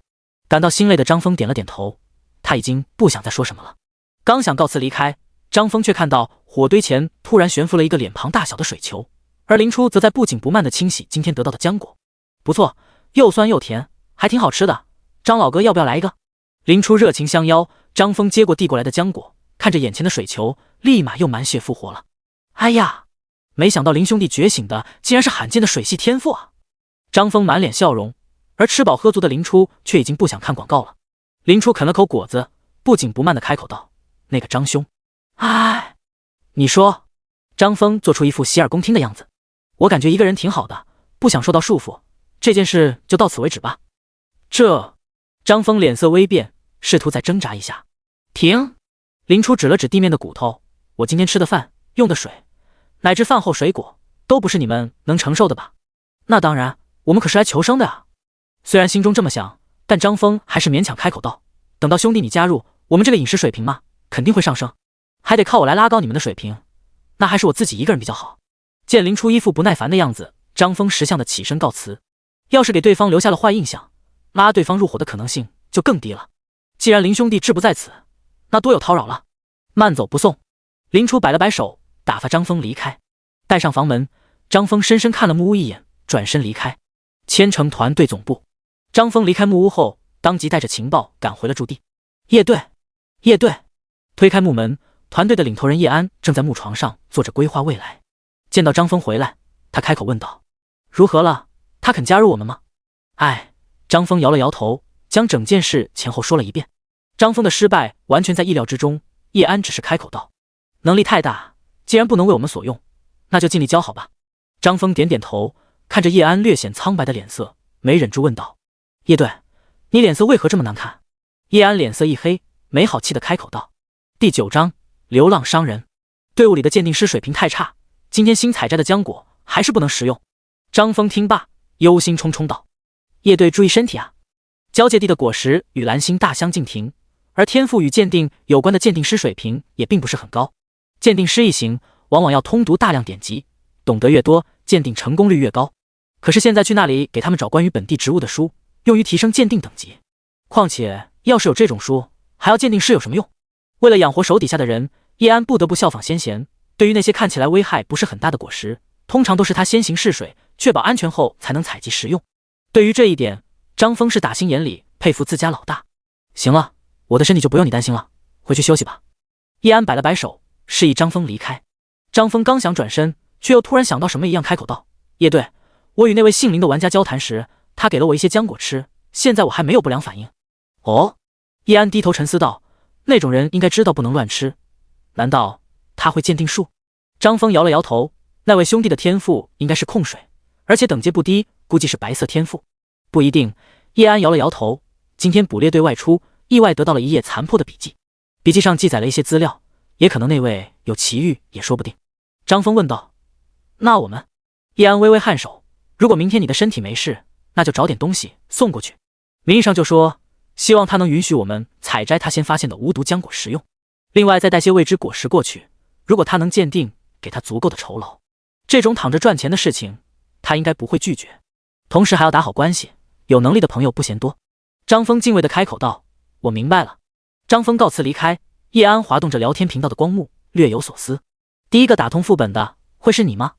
第二天清晨，浓密的森林中，林初看着地图一路前行，在体质和增益加成下，林初的速度已然比猎豹都要快上几分。哎，要是有个坐骑就好了。虽然速度并不慢，但是自己跑显然要比骑马累啊。这一下真是100公里一斤馒头了。内心吐槽几句，林初继续闷头赶路。半个时辰过去，林初拨开挡路的杂草，一条蜿蜒的小路映入眼帘。沿着小路前行，没过一会，附近的树木就变得稀疏矮小起来，远处的黄金树也开始毫不掩饰地占据了林初的大半目光。待到视野陡然开阔，一望无际的荒野出现在林初眼前。新地区微风原野已发现，奖励声望+5，这也有声望。无视了这点小小的收获，林初把火热的目光投向不远处升起袅袅黑烟的地方。没错，野生的流浪商人出现了。几块木材搭成的小火堆，身上穿着旧且厚实外套的小老头看到林初走来，高兴地起身拍了拍身边载货的驴子。啊，你是来自外界的降临者吧？林初点了点头，没错。流浪商人接着道：“我叫维亚，看起来你还蛮像是个正常人。既然如此，要不要买些什么？”林初打开购买界面，维亚售卖飞刀、草药等物品以及一些情报资料。林初浏览了一遍，才后知后觉地问了一句：“请问要用什么付款呢？”维亚也没有感到疑惑，毕竟外来者嘛，懂得少很正常。在交界地，卢恩是通用的货币，如果你没有的话，以后再来光顾也可以。卢恩可以通过击杀大型魔物或者在城内打工获得。我们流浪商人在交界地各处都有分布，价格绝对童叟无欺。卢恩嘛，林初听到这个名字感到有些不对劲。维亚先生，您能给我讲讲交界地发生过什么吗？见林初诚心发问，长期见不到正常人的维亚点点头道：“我很乐意将我知道的一些免费消息告诉你。多谢。我记得几十年前，我有一位老朋友告诉我，在交界地出现了一位被称作星月女神的神明，她击败了残暴的永夜之神，带来了完美时代。因此我穿越雾门，从别的世界来到这边做生意。奈何雾门中时间不稳定，等我来到交界地时，星月法则之环已经破碎，这里的人脑袋开始变得不正常，尤其是野外，基本见不到能交流的人。雾门能穿梭世界，难道还能回到蓝星？林初压下心中的疑惑，继续听维亚解说。还好交界地处于各个世界的链接处，不时有你们这些降临者到来，让我的生意还能做下去。维亚捋了捋胡须，你还有什么想问的吗？林初点了点头。您说雾门能穿越世界，那我们这些降临者还能回去吗？维亚摇了摇头，雾门的原理我不清楚，据我所知，没有降临者能返回原来的世界。当然，那些大人物的事情我也不敢保证。林初接着问道，那么现在统治交界地的神明是谁呢？维亚道，没有神明。林初面露疑惑，没有？的确。维亚点点头，这是很奇怪的事情，一般来说都会有新的神明顶替，但是交界地名义上还在星月女神的名下。有传闻说星月女神并没有死去，只是突然失踪。那这么说，现在人们还都在信仰星月女神？林初两眼放光，如此一来，自己就不能算是邪神了。并不是。维亚指了指远处的黄金树，现在主流的信仰是黄金树，据说它是星月女神留下的化身。林初看了看黄金树，他有种感觉自己大号状态异常，很有可能是他搞的鬼。我还有最后一个问题，现在是什么时间？既然回不去蓝星，也回不了神位，那么就只能寄希望于没过去几年，自己的几个手下还记得自己，好歹不用从零开始。维亚苦恼地揪了把胡子，似乎在努力回想着什么。让我想想，现在是黄金历1024年。维亚先是有些不确定，紧接着又再次点头确认道，虽然已经很久没见到人，但的确是这个时间没错。也就是说，即使是新律法，也已经存在了1000年了。1000年的时光，沧海桑田，自己游戏中的部下还能存在几个呢？况且，当游戏转化为了现实，一切还会像游戏中那么简单吗？想到这里，林初只感觉一切都不在掌控中，自己再也不是电脑前的高维观测者了。多谢解惑，我这里有一些素材，您看看能值多少钱？林初没再多想，取出兽骨等物品放到地上。哦，低阶魔物的骨头、血液，我可以给出300卢恩的收购价，不要怀疑，这已经是难得的高价了。林初也对这个价格表示满意，因为维亚的商品中有一套衣物加上铁剑，正好是这个价格。流浪者套装灰，防御加15耐久30%。听说星月女神在交界地首次出现，便是身着这副装扮示人，因此在交界地流行过一段时间。流浪者长剑灰，攻击加30耐久30%。普通的长剑完全可以胜任护身的工作。没想到踏入交界地，自己首先接触到的又是流浪者套装，也许这就是缘分吧。完成交易后，林初换好衣服，终于脱离了身披兽皮的野人形象，变成了一位流浪在外的冒险者。这笔生意我谈得很愉快，欢迎下次光临。第10章，黑盔甲与死灵树。交易结束后，林初还问了维亚附近有没有废弃的村落。森林里面危机四伏，根本不适合人类生存，等到新手保护期过去，换落脚点是显而易见的事情。在废弃村落上新建房屋显然要容易一点。维亚也没有让林初失望，很快指出了一个地方，那里的村民都患上一种名为痛哭症的疾病，已经完全无法交流，如果你要过去的话，小心被攻击。痛哭症又是没听过的名词。维亚耐心解释道，这是流行在附近区域的疾病，患病者一开始往往会心情低落，等到病情加重后，就会整日以泪洗面，直到把自己哭成干尸。由于患病者常年流泪，脸上会有明显的泪痕，因此又被称为双痕症，有点吓人啊。林初脸色微变，住在干尸小镇什么的，听起来就很可怕。不过你不用担心，往往只有交界地原住民才会得这种奇特的疾病。林初不由得开口道，那还真是奇怪，人体很奇妙吧？维亚呵呵笑道。告别了流浪商人维亚，林初朝着目的地进发。按着地图走了不久，一片可以被称之为废墟的建筑映入眼帘。林初拔出新购买的武器，跃跃欲试地朝着一片寂静的废墟走去。如果我是你，我会离这个地方远一点。一个声音突兀地传进耳中。林初回过头，不远处，一个身着盔甲、手握执剑的男人伫立在树下。NPC 亦或者是本地人，林初很乐意与他们交流，获得情报。能问为什么吗？林初垂下剑尖，表示自己没有恶意。你可以称我为黑盔甲。男人开口道，那片废墟里有2阶的存在，既然你能毫不在意的来到这里，证明你还没有完成转职。不入阶的冒险者进入几乎不可能存活。啊，原来如此。林初受教般点了点头，但是我还是会进去。或许你有你的理由。盔甲男不再劝阻，你可以尝试收集痛哭石，那是存在于痛哭者身上的特殊石头。如果你能活着出来，我会给你一个满意的价格。一个不愿意亲自工作的男人向你发布了收集任务。痛哭石，零食。是的，他是个穷鬼，只能吃下这么多。乐意效劳。接下任务，林初执剑走入废墟。随着林初的深入，原本寂静无声的废墟传来瓦砾翻动的声音。在林初的注视下，一具具干尸从废墟里爬了出来。第一阶痛哭者 LV 5，攻击力30，防御力低 ，HP 400。黄金树统治期间出现的，永远处于悲伤状态的怪物，嘴里会发出造成痛哭侵蚀损伤的呜咽。最擅长的是精神攻击，所以根本没有威胁，尽情乱杀吧。有神格护体的林初完全免疫这些低阶的精神攻击，这简直就是经验包啊！本来还略有担心的林初，当即放下心来，挥剑砍去。-195，-202。看到被2剑砍倒在地，只剩下一丝血皮的怪，林初一击将其头颅斩下。痛哭者的永远溢满悲伤的眸子恢复了一丝清明，仿佛终于得到了解脱。经验+30，经验堪比2级哥布林，穷的甚至没有掉落物，怪不得那人不愿意前来狩猎。检测到周围存在情绪值，是否吸收？听到系统提示，林初眼前一亮，没想到能在这里得到情绪值。吸收。痛哭者身体上涌现出一股黑烟，随后消失不见。天赋转化，经验+50，甚至比打怪得到的经验都多。天赋转化，经验+1。不远处的痛哭者们缓慢地围拢过来，他们嘴里的痛哭声也给林初带来了微不足道的收益。看来这所谓的痛哭侵蚀里面包含的怨念很重啊。林初砍瓜切菜般将他们击倒，统统转换为经验值。经验+31，天赋转化，经验+54，经验+28。获得痛哭石，低阶。天赋转化，经验+2。在击杀第5只痛哭者时，终于爆出了第1块痛哭石。不过相对的，情绪吸收转化的经验大大减少了。林初忙里偷闲地看了眼背包，痛哭石显示可转化为经验值。看来这痛哭石就是类似于情绪具象化的物品了。自己离开的这一段时间，好像出现了很多有趣的东西呢。等级+1，当前等级8，将自由属性点加到智力上，让行动变得更加游刃有余。正当林初仗着自己远超痛哭者的敏捷、精神、防御溜怪时，一道奇异的呜咽声响起了。乌东北指向箭头，东南指向箭头。只听声音，林初就能感觉到其无与伦比的实力。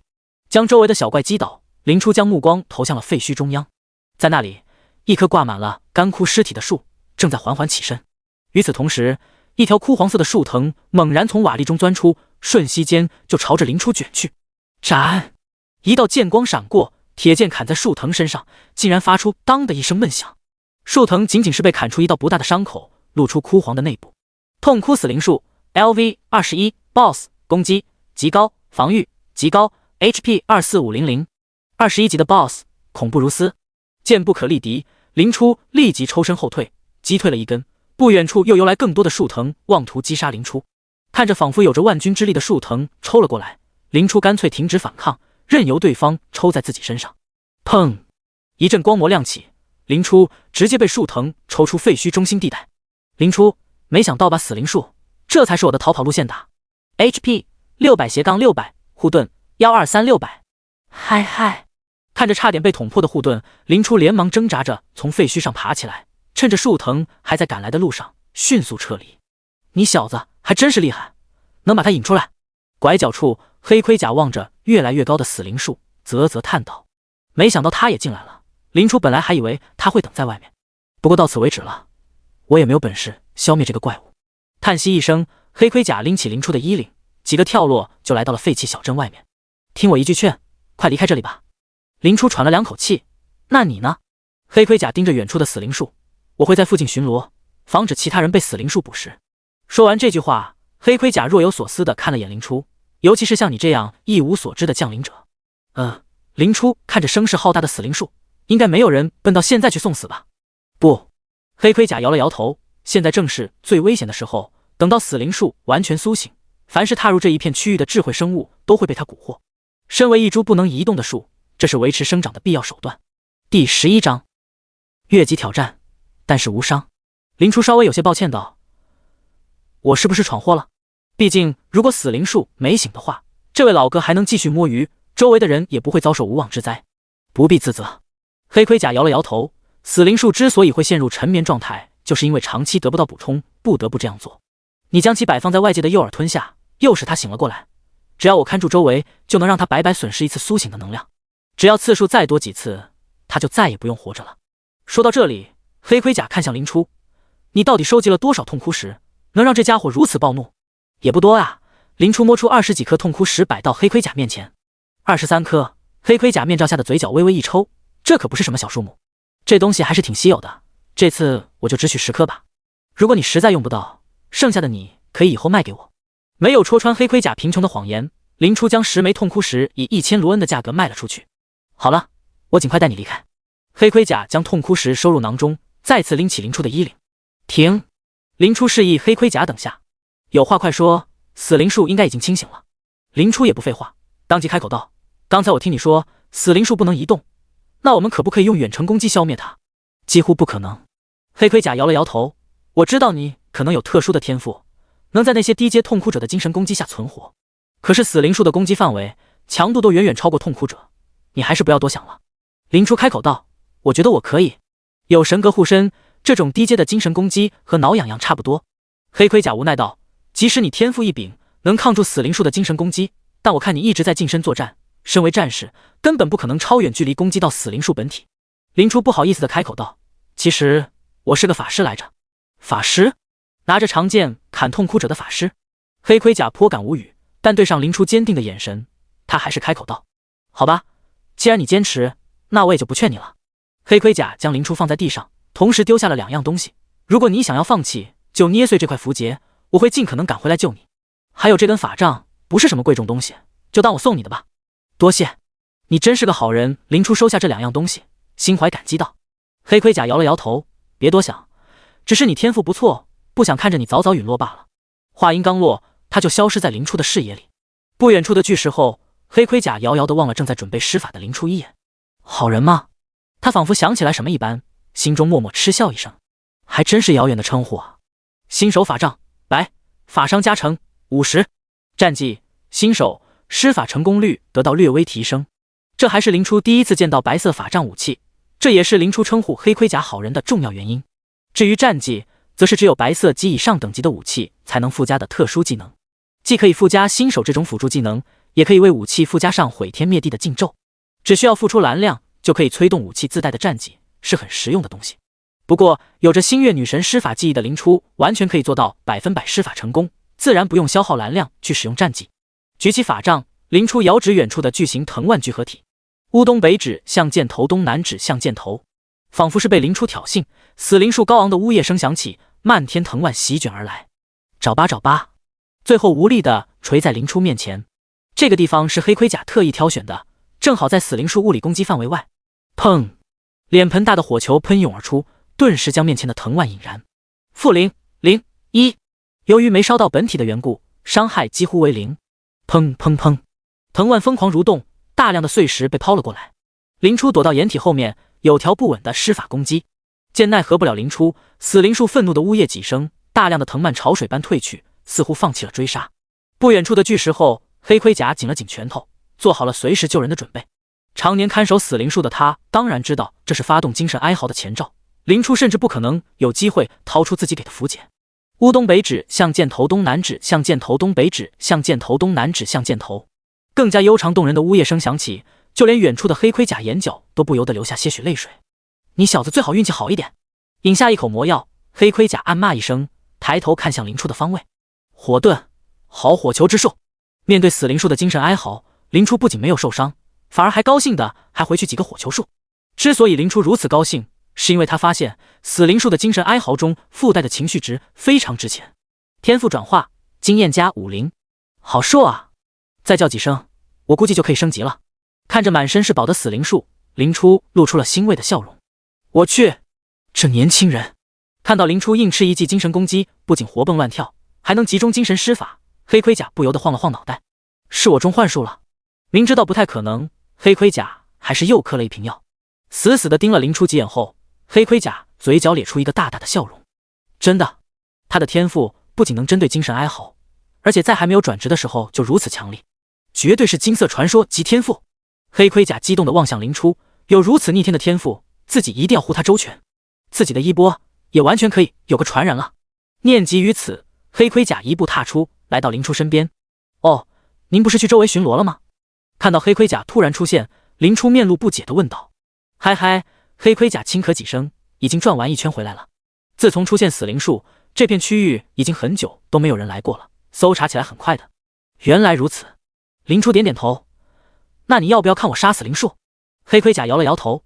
你的天赋很特别，能够防住死灵树的精神哀嚎，但是你近身肉搏打不过他吧？林初点点头。的确，但是为什么要近身呢？黑盔甲指了指往回缩的死灵树藤，等他们回到本体附近，相隔如此远的距离，一般的魔法根本打不中。高射程的魔法你现在应该也没有掌握，不如你跟我回附近的飓风城，学成之后再回来了结他。高射程魔法？林初略显疑惑地歪了歪脑袋，是这种吗？繁复的法阵亮起，一颗赤红色的火球隔着遥远的距离，直直地轰到了死灵树的本体上。呜！远处的死灵树传来一声悲鸣，黑盔甲也成功陷入了沉默。是不是我与世隔绝太久了？现在的年轻人都这么逆天吗？第一次，黑盔甲感觉自己比不过一个还未转职的不入阶冒险者。当我没说。黑盔甲闷声道：“我是来辅助你击杀死灵树的。”那就多谢了。林初露出人畜无害的微笑，继续充当魔法炮台。感受到在自己身上炸开的火球，死灵树流露出明显的疑惑，为何无往不利的精神哀嚎没能杀死那个虫子？想不通的死灵树又一次的发动精神哀嚎。一次不行，那就再来一次。自己吃人那么多年，还没见过能跟自己刚下去的。面对即将到来的精神哀嚎，黑盔甲面色严肃地从怀里掏出一块金色的护符，虔诚地闭上双眼。永恒存在的黄金树啊！随着祈祷声亮起的是一个繁复的金色法阵。黑盔甲将金色护符小心翼翼地放回怀里，开口解释道：“这是黄金树祷告的一种，能够减弱精神攻击和痛哭侵蚀带来的伤害。你虽然天赋异禀，但最好还是要做好防护。况且自己可没有如此逆天的天赋，要是林初还在输出，自己先倒了，那就太没面子了。”乌东北指向箭头，东南指向箭头，一圈仿佛实质性声浪传来，甚至连空中飞行的火球都被震散。黑盔甲轻易地卸下死灵树精神攻击，准备专心应对其中蕴藏的痛哭侵蚀。可是等了半天都没等到最恶心的痛哭侵蚀，难道这只是普普通通的精神攻击？不可能啊！痛哭侵蚀是痛哭死灵树自带的属性，绝对不会出现旺附加的情况。排除掉所有错误选项，那么真相只有一个。黑盔甲面露惊骇地看向林初，这个逆天的天赋是范围防护，而且专门针对侵蚀攻击。各种类型的死灵树最危险的地方就在于自带的侵蚀攻击，即使是在高等阶的冒险者都会或多或少的受到影响，精神出现问题。一旦被完全侵蚀，弱则成为养分，强则化为新的死灵树。要不是忌惮这株死灵树的痛哭侵蚀，自己2剑就能送他归西。而现在却出现了一个人能够免疫侵蚀损伤，要是这件事情传出去，整个交界地都会疯狂争抢林初。女神在上，我到底遇到了什么怪物？黑盔甲内心激动无比，而林初还是继续当没有感情的火球发射器。乌东北指向箭头，东北指向箭头，东南指向箭头。乌东北指向箭头，东南指向箭头，东南指向箭头。死灵树嚎了一声又一声，落在身上的火球却不减反增。死灵树不耐烦地抽爆了向自己飞来的火球，愤愤地朝着地下钻去。打不起我还躲不起吗？见到死灵树将自己隐藏起来，林初不由得看向黑盔甲。黑盔甲前辈，是时候发挥你的作用了，交给我吧。难得有表现自己的机会，黑盔甲拍了拍自己的胸甲，表示不用担心，甚至都不用移动。黑盔甲拔出佩剑，一股锐利无比的剑意便从他身上喷涌而出。乌东北指向箭头，东北指向箭头。死灵树如临大敌，立即变成了树形态。没想到前辈竟然如此厉害！看到黑盔甲如此给力，林初也丝毫不吝啬夸赞。那当然，想我黑盔甲以前也是颇有名声的。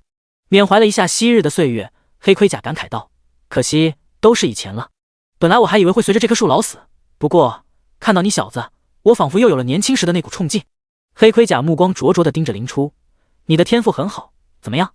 要不要做我徒弟？”林初一边施法，一边略带苦恼地回复道：“可我是个法师啊，一时的选择不代表永远的职业。”黑盔甲摇了摇头：“等你需要转职的时候，可以在飓风城打听一下职业兽术骑士和传承星辉剑。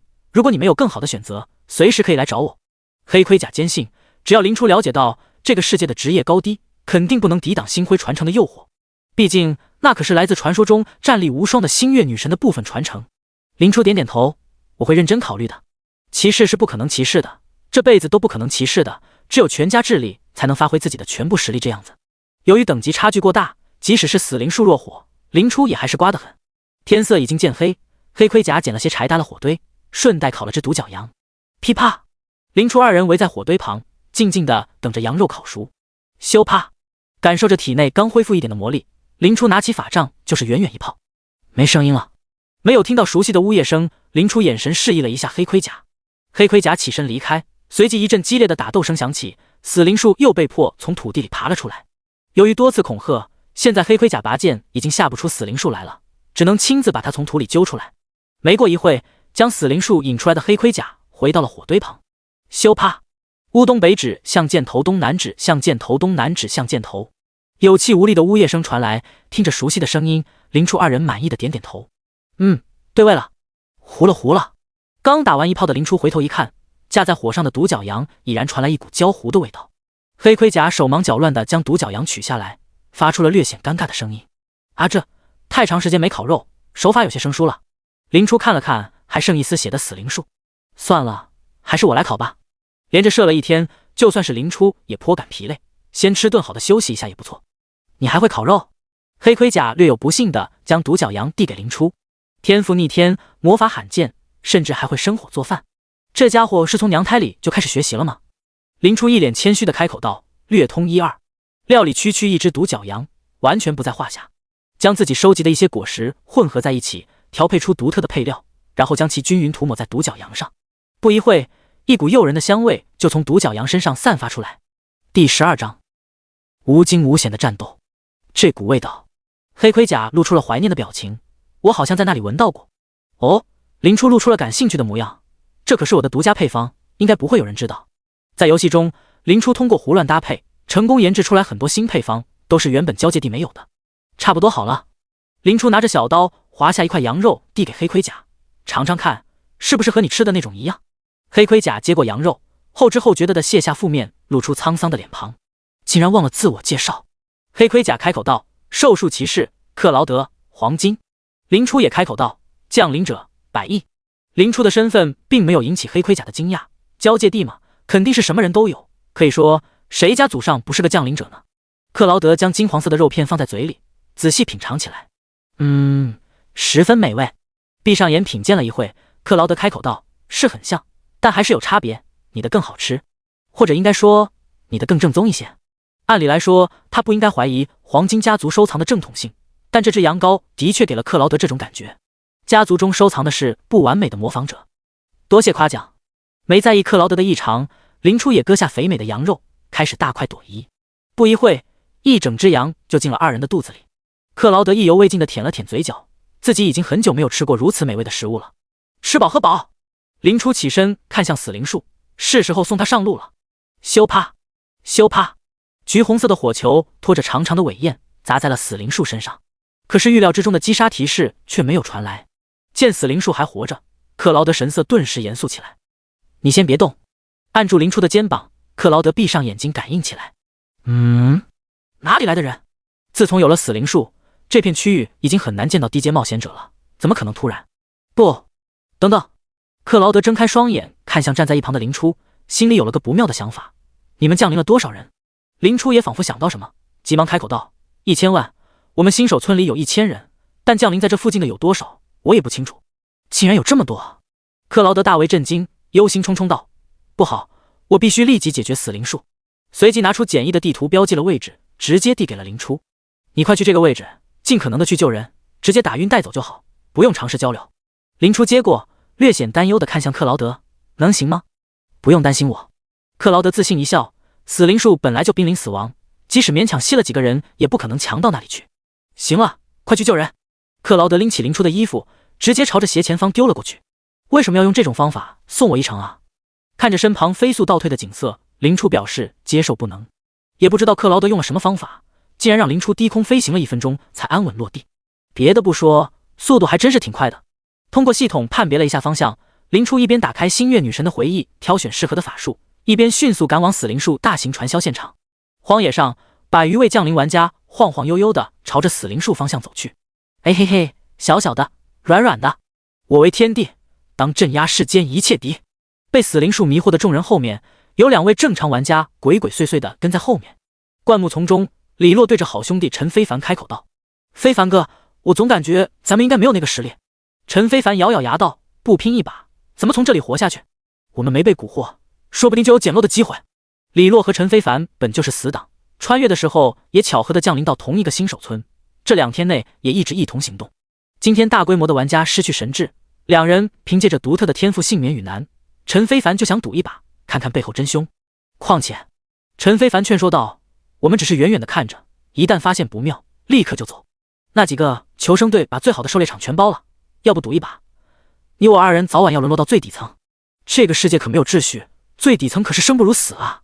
李洛犹豫了一会，终于下定决心：“行，但是只能跟一会，我感觉我应该撑不了多久了。”陈非凡笑笑：“那当然，我们只是冒险，又不是送死。”非凡哥，来人了！李洛抬头一看，马上低声通知道：“隐蔽！”陈非凡掏出一块残破的符节，顿时一股奇妙的波动笼罩在2人身上。失算了，没想到是可移动的怪物。看着远方一路飞奔来的灵初，陈非凡略显失望：“先观察一会吧，现在离开容易被发现。”李洛点点头，打开了系统，随时准备记录新怪物。NPC 的信息也是很重要的，要是有人感兴趣，说不定还能卖上一笔好价钱。看到如此多的人中招，灵初也是颇感惊讶，没想到这死灵树还是有点本事的。催眠烟雾，消耗一定魔力，向指定方向挥散特殊烟雾，接触到烟雾的目标会根据自身抗性积累催眠值，当催眠值积累满后，目标会陷入异常状态沉睡。星月魔法学院展现给星月女神的成果之一，因为其绚丽的外在表现而深得女神喜爱，这也导致了后来悲剧的发生。奇怪的文本解释，没有深究，灵初挥洒出了手中的粉末。30年河东，30年河西，末期少年，呼呼；末期中年，呼呼；末期老年，呼呼。妈，我分不清，我真的，呼呼。大哥别睡我，我是清醒的，呼呼。这是计划的，呼呼。灵初眉头一皱，是不是混进去什么奇奇怪怪的东西？催动昏睡魔法将众人撂倒。灵初看了看空旷的四周，无奈的盘腿坐在地上。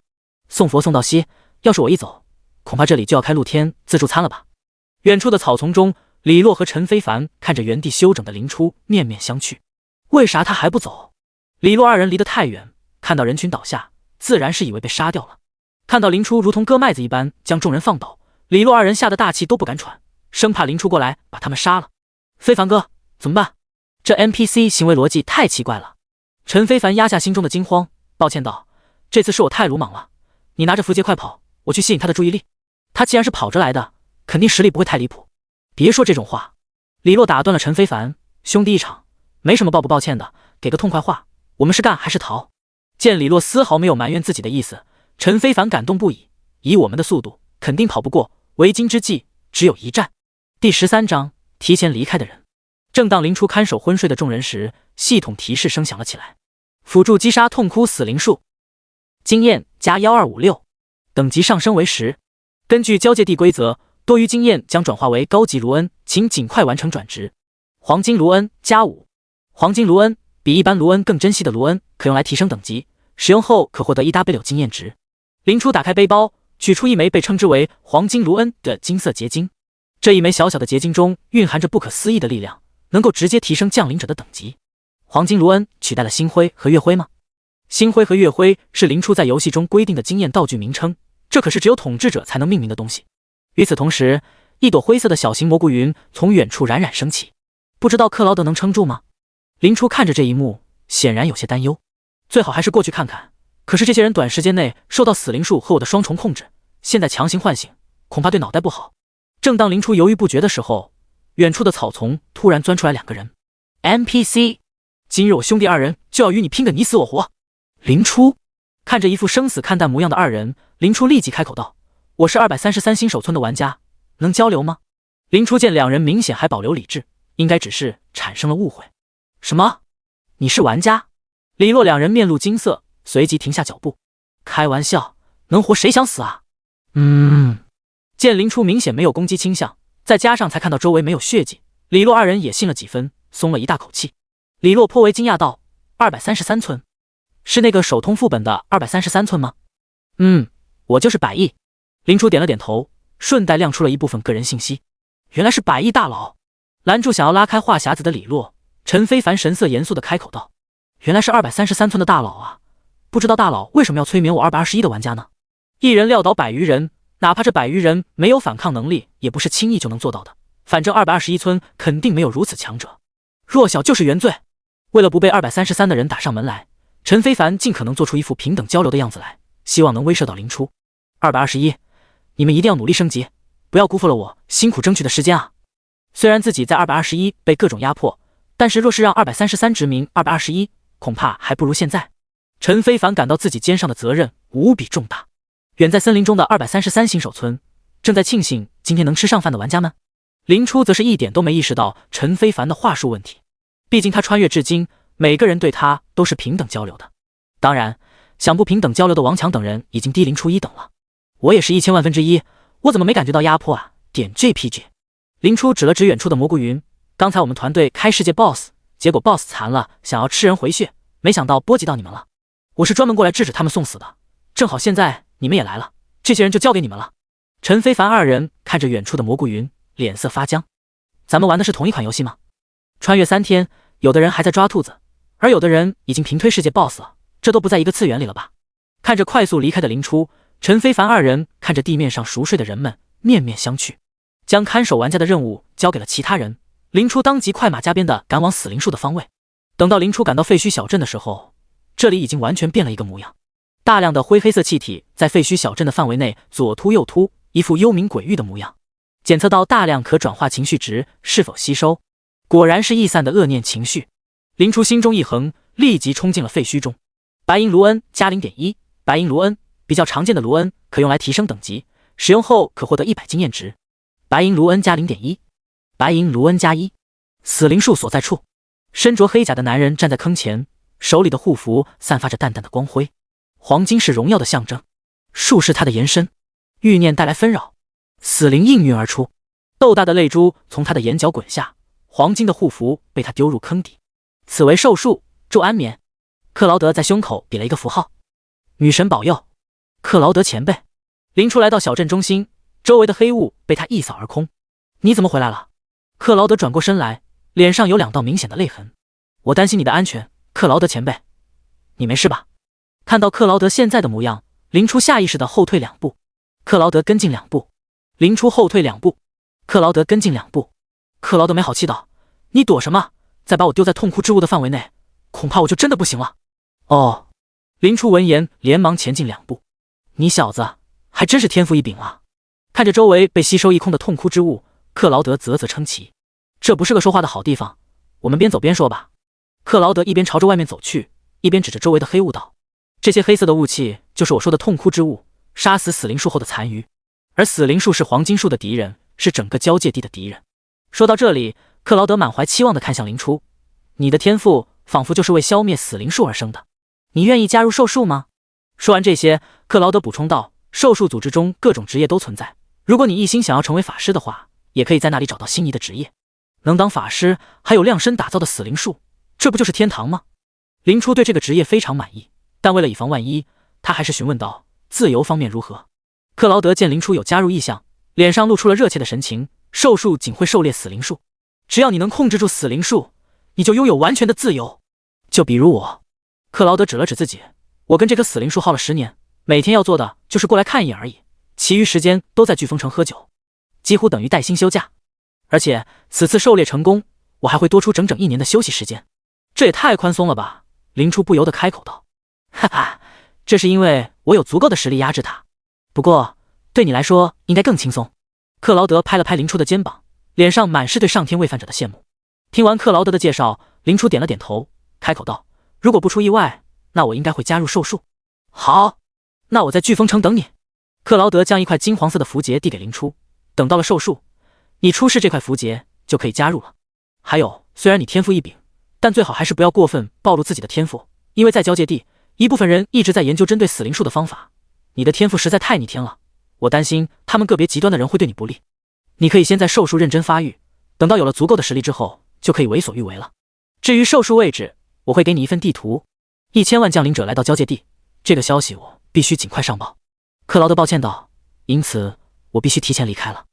没问题的，林初开口道，我也还有一些事需要忙，估计要等一段时间才能去飓风城。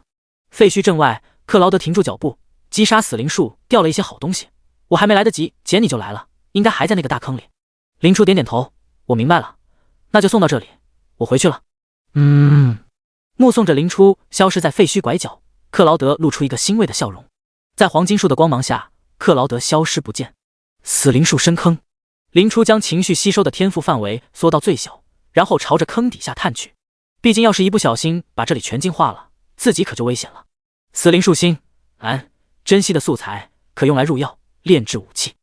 白银卢恩城699，黄金树护符加3，蕴含着黄金树赐福的护符，能够提升精神抗性，降低侵蚀损伤，是兽术成员从不离身的装备。这个护符，林初拿起护符，心中泛起一丝波澜。希望是我多想了。将物品收拾好，出了废墟，林初才发现已经是中午了。至于林初怎么看的时间，只能说黄金树亮度会自动调节，勉强能看个大概。一晚上没睡觉，林初感到浑身疲累。拿出地图稍微判断了一下，林初朝新手村方向走去。一路前行，林初又见到了火堆旁的维亚。维亚老兄，中午好啊！林初笑着招了招手，维亚也热情地起身。看来短短一天，客人就有不错的收获了。托你的福，收获还算不错。林初指了指标着价格的情报，那份情报我就买下了，500卢恩。维亚递过情报，如果你有更珍贵的白银卢恩的话，4个就好。虽然的确有白银卢恩，但那是要用于以后升级的，所以林初还是选择用普通卢恩付款。告别了维亚，林初拿着情报走在林间小路上。文件关于灵药杯瓶，在威风原野北方的星月第3教堂，据说还留有能恢复生命与精神的灵药瓶，不过要小心守护教堂的怪物。竟然是灵药瓶！林初看着手中的情报，若有所思。看来要找个时间去这里一趟了。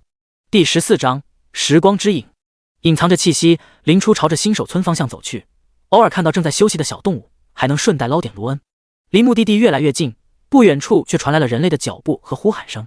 正当林初打算绕过他们时，捕猎的人们却突然朝林初方向跑了过来。快，围住他，不要让他跑了。葛温，说你呢，你小子能不能跟上节奏？要是放跑了猎物，今天晚上都得喝西北风。一连串的喊骂声响起，林初见绕不过，干脆脚下轻点，靠着树干稍稍借力，整个人就如同飞鸟一般来到了高高的树冠上。凭借现在林初的身体素质，再加上战绩，做出这种动作已经可以说是稀松平常了。刚在树梢上站稳，一只头上有着2只巨大鹿角的动物就猛地从树林里窜了出来。巨角鹿 LV 5 HP，320 500防御低，平时颇为温顺的食草动物，但头上的巨角可不是吃素的。看昨天还需要林初全力以赴的野怪，今天就已经不用放在眼里了。果然是富贵险中求啊！古墓下方，捕猎队伍中有投掷天赋的玩家，远远地给了巨角鹿一击，延缓了他逃跑的步伐。顿时一群身着兽皮、手持木棒的玩家将巨角鹿围在中央。短短3天，一部分人类就在丛林里找回了身为食物链顶端物种的自信，不得不感叹人类适应能力之强。还从未见过众人捕猎的林初不由得生出几分兴趣，靠着树干津津有味地看了起来。各方注意，一点不能让他再跑了！领队的大汉一边挥舞着木棒恐吓，一边狠狠地喊道：“尤其是你，葛温，要是巨角鹿再从你那里突破，你就给我滚出队伍！”队伍一侧，一个身形瘦弱的人影死死盯着巨角鹿，一言不发。周围的人看向他，有人怜悯，有人嘲弄，有人漠视。巨角鹿见逃跑不成，于是便露出骇人的巨角，猛地朝一个方向冲去，而那个方向正是葛温负责。聪明的巨角鹿选择了最易突破的地方。快！旁边的人不许跑，一起给我拦住他！队长一声怒吼，葛温旁边的队员也不敢抗命，当即赶到葛温后面。没人愿意以身犯险，若是葛温能够单防巨角鹿，那战利品他分一大份；若是他防不住，那就少一个人分，对大家都好。看着毫无躲闪意愿的葛温，林初面露疑惑。虽然巨角鹿现在打他也就10几点伤害，但是对于才1级的葛温来说，一击完全可以要了他的小命。即使侥幸留下1、2滴血，在救治条件颇为简陋的新手村，也几乎不可能有任何活路。现在的年轻人都这么拼的吗？没想到自己难得看一次戏就要见血。MD， 葛温你疯了，快躲一边去！有人还是忍不住提醒一声，可是葛温却如同没听到一般，眼里满是愤怒与不甘，持棒直面巨角鹿。看着即将被巨角鹿顶飞的葛温，林初眉头一皱，一滴水珠从葱白的指尖流出。水弹术，砰！负350，堪称离谱的数值从巨角鹿身上跳起，原本一往无前的巨角鹿双膝一屈，庞大的身体倒在葛温面前，扬起一阵烟尘。见巨角鹿倒地，离鹿角只有1公分距离的葛温这才发现自己早已浑身湿透，两腿一软，直挺挺倒在地下。什么？巨角鹿怎么突然死了？看着突然去世的巨角鹿，众人皆是一脸震惊。在场没有任何人有能力把还剩大半血量的巨角鹿一击秒杀，如果有那种大佬，他们还何必小心翼翼的围猎？难道是葛温？看着倒在巨角鹿尸体旁边的葛温，有人不敢置信的开口道：“不！”原本队伍后方负责辅助的人站出来道：“水滴，攻击物是水滴，水滴！”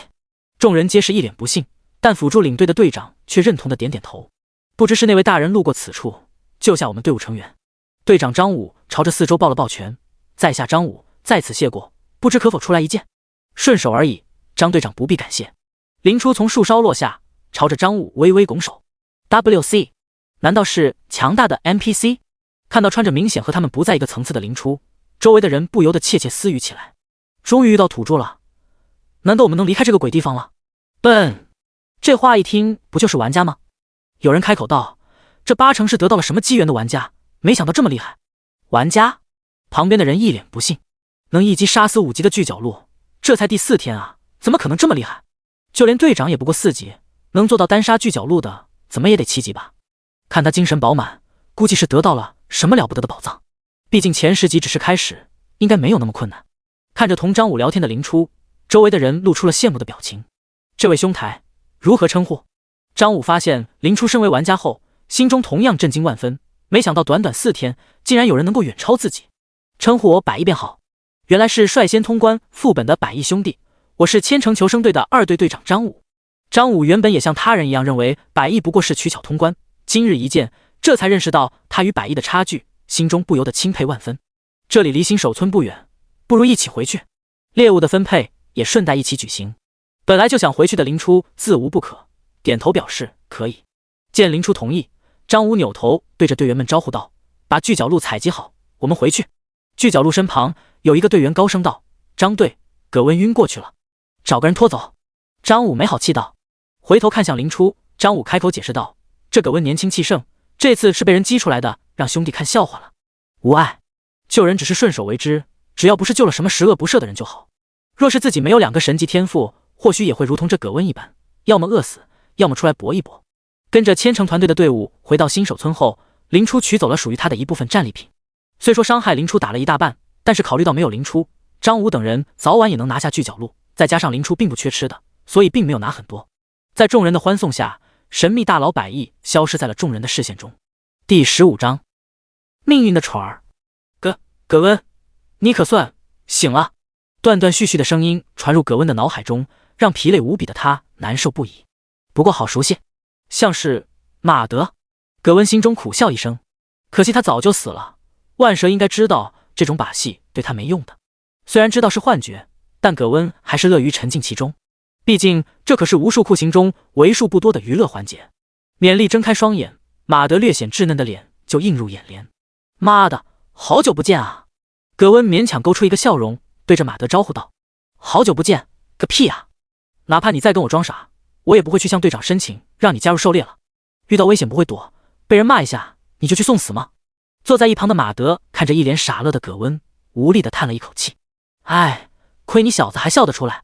听哥一句劝，王婷不是什么好女人，不值得你为她付出这么多。”拍了拍葛温的肩膀，马德没再多说什么。哎，早知道以前风流的时候带着这小子了，没想到让他栽进了这么个烂坑里。哦，原来是这段时间啊。葛温后知后觉地开口道：“放心吧，妈的，我现在就去干掉王婷那个。”看着翻身下床的葛温，马德心头一跳：“别冲动，你要是想明白了，不来往就是了。这个世界可没有法律保护，小心他们找机会赢你。”在马德眼中，原本畏畏缩缩、没骨头一般的葛温却突然锋芒毕露，浑身是刺。妈的，反正都是幻境，我得好好出了这口恶气。一把推开马德，葛温拎着大棒就出了门。幻境？什么玩意？马德一脸懵逼，看来这小子渴望一顿毒打。略微思考后，马德朝着葛温离开的方向追去。好歹从小到大的兄弟，再傻也不能让人打死啊！轻车熟路地穿过木屋，葛温来到一栋木屋前，狠狠的一棒朝着木门砸去。砰！一声闷响，原本豆腐渣工程的木门顿时裂开。门后面，原本正在卿卿我我的二人见到葛温到来，面露讥讽。哟，这不葛温吗？怎么知道自己白白送走原本属于我们的巨角鹿肉，登门谢罪来了？纵使葛温看起来愤怒无比，但实力弱小的他的确难以让王庭生出危机感来。杨威，王庭，今天就是你们二人的忌日。葛温冷哼一声，直接朝着二人攻去。葛温，要想打我们出去打，新手村内又不能动手啊！杨威捂着自己的脑袋，一脸懵逼。真蠢啊！新手村只是保护玩家不受野兽袭击，内斗一直都是被允许的。葛温脸色一变，似乎想起什么不好的往事，一棒接着一棒的泄愤般捶了下去。原来如此，那你 TM 完了。杨威只不过是被打了先手，反应过来的他信心满满，抓住机会就反击过去。见杨威反应过来，葛温冷哼一声，脚步变换，轻易的躲开了杨威的攻击。这家伙怎么突然泥鳅似的？杨威面露恼色，不敢相信昨天的手下败将今天就能反杀自己。砰砰砰！木棒不断的敲在杨威的肉身上，原本胜券在握的杨威也终于认识到自己不是对手的现实。你们搁那看戏呢？这小子邪门，快进来拿下他！杨威对着门外高喊一声，顿时4个彪形大汉就冲进了杨威屋里。杨威，你别是真阳痿了吧？领头的大汉看着杨威艰难的招架，笑呵呵的打趣道：去你的，这小子邪门，快给我拦下他！杨威也顾不上脸面，连忙高喊道：好嘞！4人齐声高喝，狭窄的木屋里顿时挤满了人。纵使葛温走位风骚，奈何没有走位空间，没一会就被摁在了地上。我去，这小子可真滑溜！要不是他不想跑，到了外面咱们几个绝对抓不住。这小子这么厉害，怎么打猎的时候就一副弱不禁风的样子呢？被摁住的葛温毫不露怯，抬起头来对着杨威就是一口唾沫。WC！ 这一击正中脸皮，被恶心到的杨威连忙拿兽皮擦拭了一番，顺带踹了葛温一脚。可葛温摇了摇脑袋，一脸不爽的低喃道：万蛇的幻境果然还是不让爽到底。万蛇总是这样，要想一直爽下去，除非交出命定之死。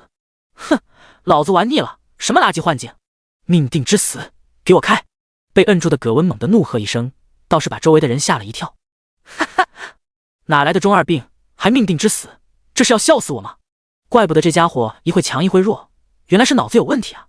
早就知道这小子一惊一乍，看来是旧病复发也。周围的人都被葛温给逗乐了。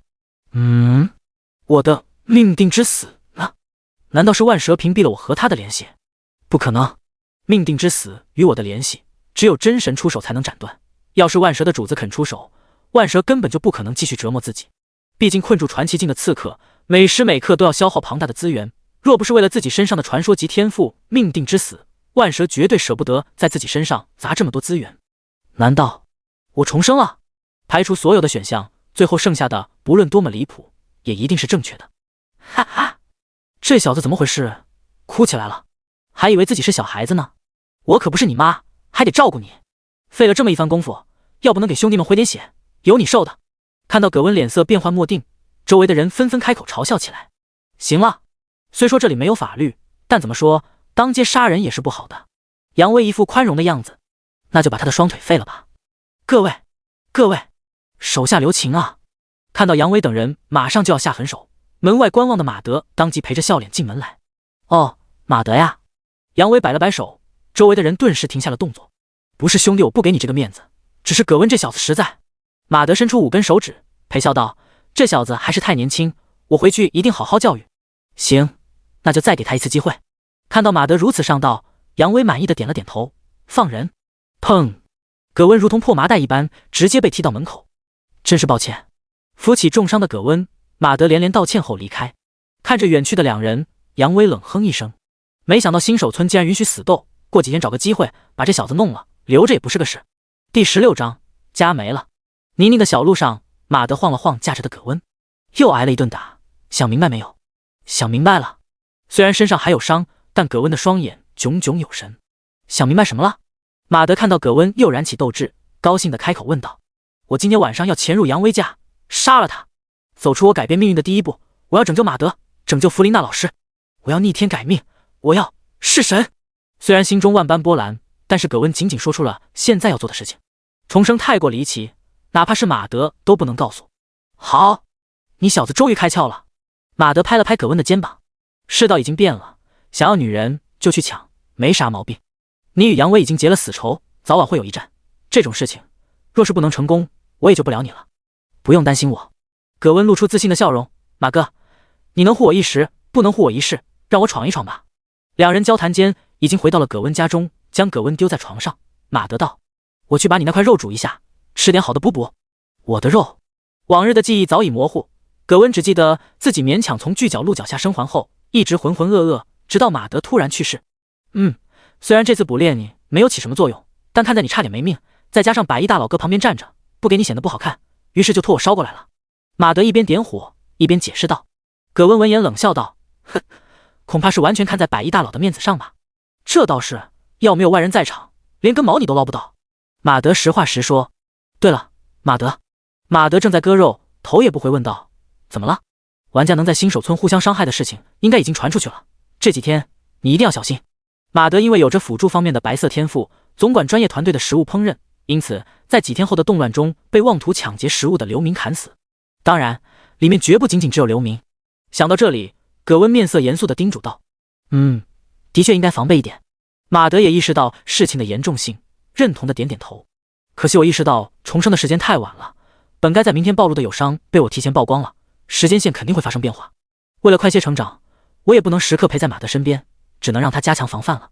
想起上辈子马德死不瞑目的尸体，葛温下意识地攥紧了拳头。不行，肯定会有人冲击仓库。马德，你要想办法到叶安身旁做饭。现在的新手村，除了百亿大佬身边，就属千城团队的大队长叶安保护措施最好。行，我尽量。看到葛温如此认真，马德心中也不由得紧张起来。花开两朵，各表一枝。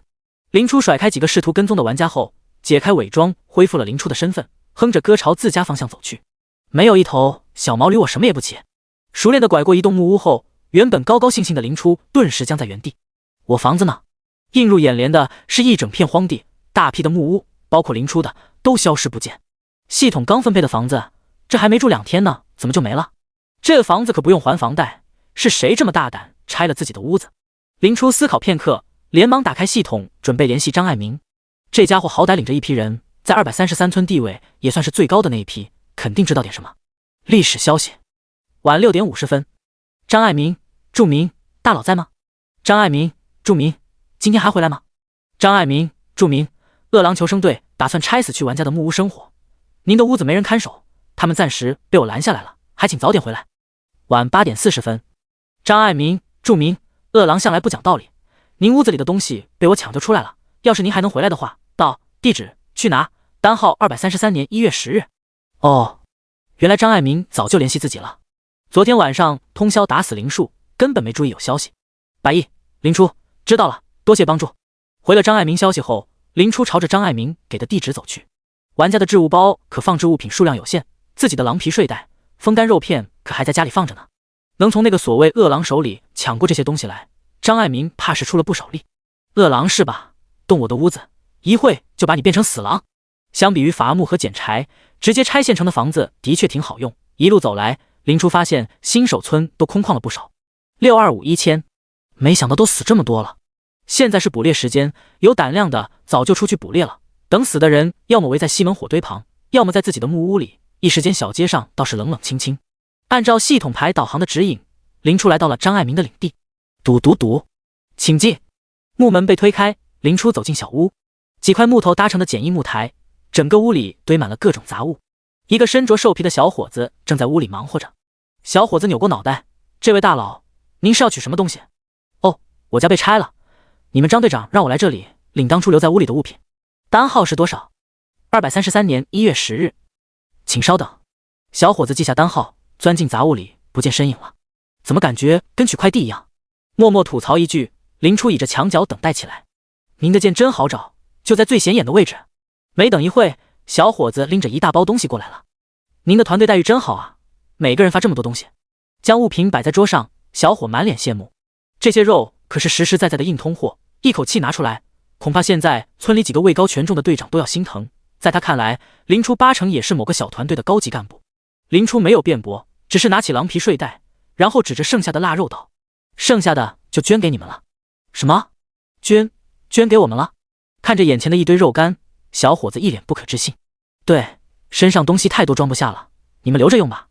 现在人人求生的时代，居然会有人因为背包容量不够外捐食物，这得有什么身家底蕴啊！无视了原地宕机的小伙，林初直接卷起狼皮睡袋离开。走到小街上，林初抱着睡袋，一脸茫然。房子没了，自己连个歇脚的地方都没有。算了，找个人问问饿狼的领地，打上门要一间房吧。正当林初打算回去问问饿狼在哪里，系统就又有了动静。嗡，第17章恶战前夕。哦，原来系统提示带震动的嘛，怪不得昨天没注意。毕竟魔法发射还是有一定后坐力的，这种轻微的震动根本注意不到。林初打开一看，原来是张爱民。张爱民，注明大佬回来了。张爱民，注明大佬缺房子住吗？我领下还有几间空房，您要不先用着。百亿，林初，不了，打算去饿狼领地要。张爱民，注明饿狼他们是群体捕猎团伙，并没有后勤，您现在去就是扑个空，况且新手村内不能斗殴，您就是占理也不好办事啊。张爱民，注明不如您先歇息一晚，等我回去后打听下饿狼的行动路线，明天再教训他们。百亿，林初，有道理，那麻烦张队长。张爱民，注明不麻烦，您在领物品的屋门前等一会，我联系人带您去新房间。百亿，林初，站在门口等了一会，就有一名求生队员急匆匆地赶了过来。请问您就是百亿先生吧？林初点点头，那人开口道，请跟我来。跟着领路人来到爱民求生队的居民区，里面已经空置了不少房子，看来他们的伤亡也不小。队长吩咐了，您随便挑。领路人拿出一块木牌，入住之后将木牌挂在门上，就代表这里有人了。接过木牌，领路人告辞离开。系统发的木屋大同小异，林初直接选了个近的拎包入住。草草吃了顿饭，林初就去补觉了。下午，惬意的伸了个懒腰，林初揉了揉眼睛，懒洋洋的起身洗漱。看外面的光线强度，离晚上应该不是很远，求生队估计也快要到了。果然如林初所料，没一会外面就传出一阵嘈杂的声音。今天运气不错，晚饭有着落了，是挺好，可是周围的魔兽是不是越来越多了？今天要不是队长指挥的好，估计我们……是啊，也就是现在还有新手保护，要是防护罩消失，我们真的能从危机四伏的森林里生存下去吗？此言一出，求生队的人们都担忧起来。好了，不用担心，车到山前必有路，周围的魔兽等级都偏低，离交界地的文明应该不远。我们正在努力探索，相信很快就能找到出路的。看到队伍人心惶惶，张爱民拍了拍手，开口鼓劲道：队长说的对，我们应该努力探索，而不是轻言放弃。火堆上的烤肉散发出香味，周围的队员们放弃了这个话题，转而享受起当下的美好时光来。张爱民处理完队伍中的事情，就前往林初的木屋拜会。嘟，请进。张爱民推开房屋，就看到林初正在摆弄着手里的一根灰绿色的木棍。林兄弟晚上好啊，队伍里事情有点多，耽误了点时间。张爱民坐到火堆旁，脸上略显疲惫。林初将手中的死灵树心放到一旁，倒是我麻烦张兄了，还请仔细讲讲饿狼的事情。张爱民摆了摆手道，不碍事。饿狼是咱们新手村3个大组织之一，三大组织分别是我组织的著名求生队、叶安的千城求生队、王浪的饿狼。饿狼自从建立以来，行事就肆无忌惮，在外行动的时候，往往对落单的玩家进行抢劫，拆毁死去玩家的房屋生活，也是他们率先提出的。由于他们都是一人吃饱全家不饿的东西，基本没有人敢招惹他们。说完这些，张爱民顿了顿，王强是王浪的弟弟，虽然没有明确的证据证明是你杀的，但王浪一向不在乎这些。王强的哥哥。林初眉头微皱，打了小的，来了老的，真是麻烦，明天我抽时间解决一下吧。我明天派个人跟踪一下他们。张爱民点点头，但他转而又有些担心道，饿狼成员大多是亡命之徒，战斗力恐怕要比我们强得多，这一战不好打。可若是放任饿狼成长下去，整个出生村都会笼罩在饿狼的阴影之下。我记得千城的叶安也有这方面的意向，今晚我就去拜会一下他，要是能联手，那就再好不过了。林初一边继续雕刻着手里的死灵树心，一边随口道，闹太大了，会让饿狼那边心生警惕，不太好吧？张爱民叹息一声，那有什么办法，饿狼也不是吃素的，必须集合剩下的力量才能彻底铲除。林初手下微顿，开口道，其实我一个人就能全歼饿狼，没必要整这么麻烦。啊，你是在开玩笑吧？张爱民闻言哭笑不得，大家刚来交界地才几天，怎么可能拉开很大的差距？可惜林初说的并不是玩笑话，现在实际的林初不仅能做到大部分属性碾压出生村的人，各种肉身类战技和低阶魔法更是信手拈来，再加上星月护盾，可谓攻防一体，还都不弱。对于张爱民的话，林初不置可否，只是随手打开系统面板，截图后发给了张爱民。林初，等级 LV10 ，HP 2000-2000 ，MP 300-300，体质31，力量32，灵巧32，智力54，精神32。这！张爱民看着眼前的截图，惊得顿时连话都说不出来了。首先映入眼帘的就是高达10级的人物等级。张爱民自问没有偷懒，到现在也不过仅5级条过半而已。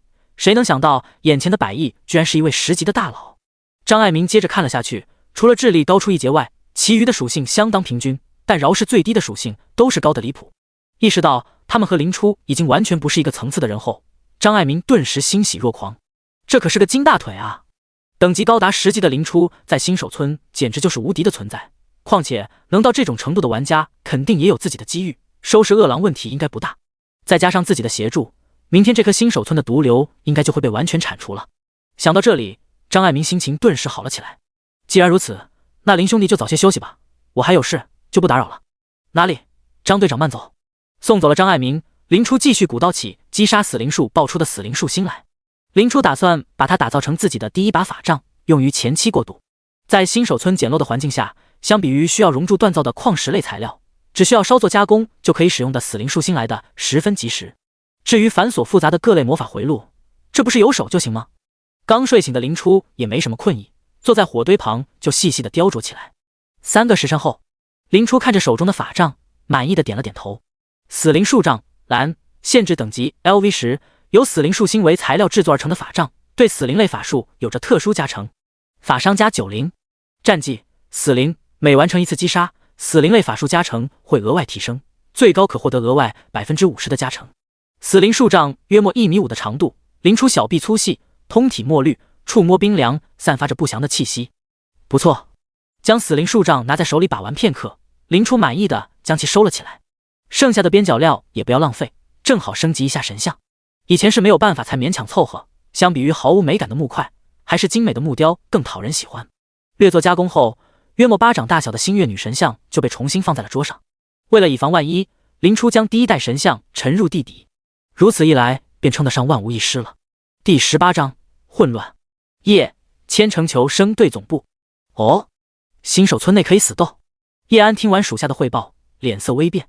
是，今天下午葛温不知道发什么疯，突然来找我麻烦，要不是我们兄弟几个相互照应，怕不是要出人命啊。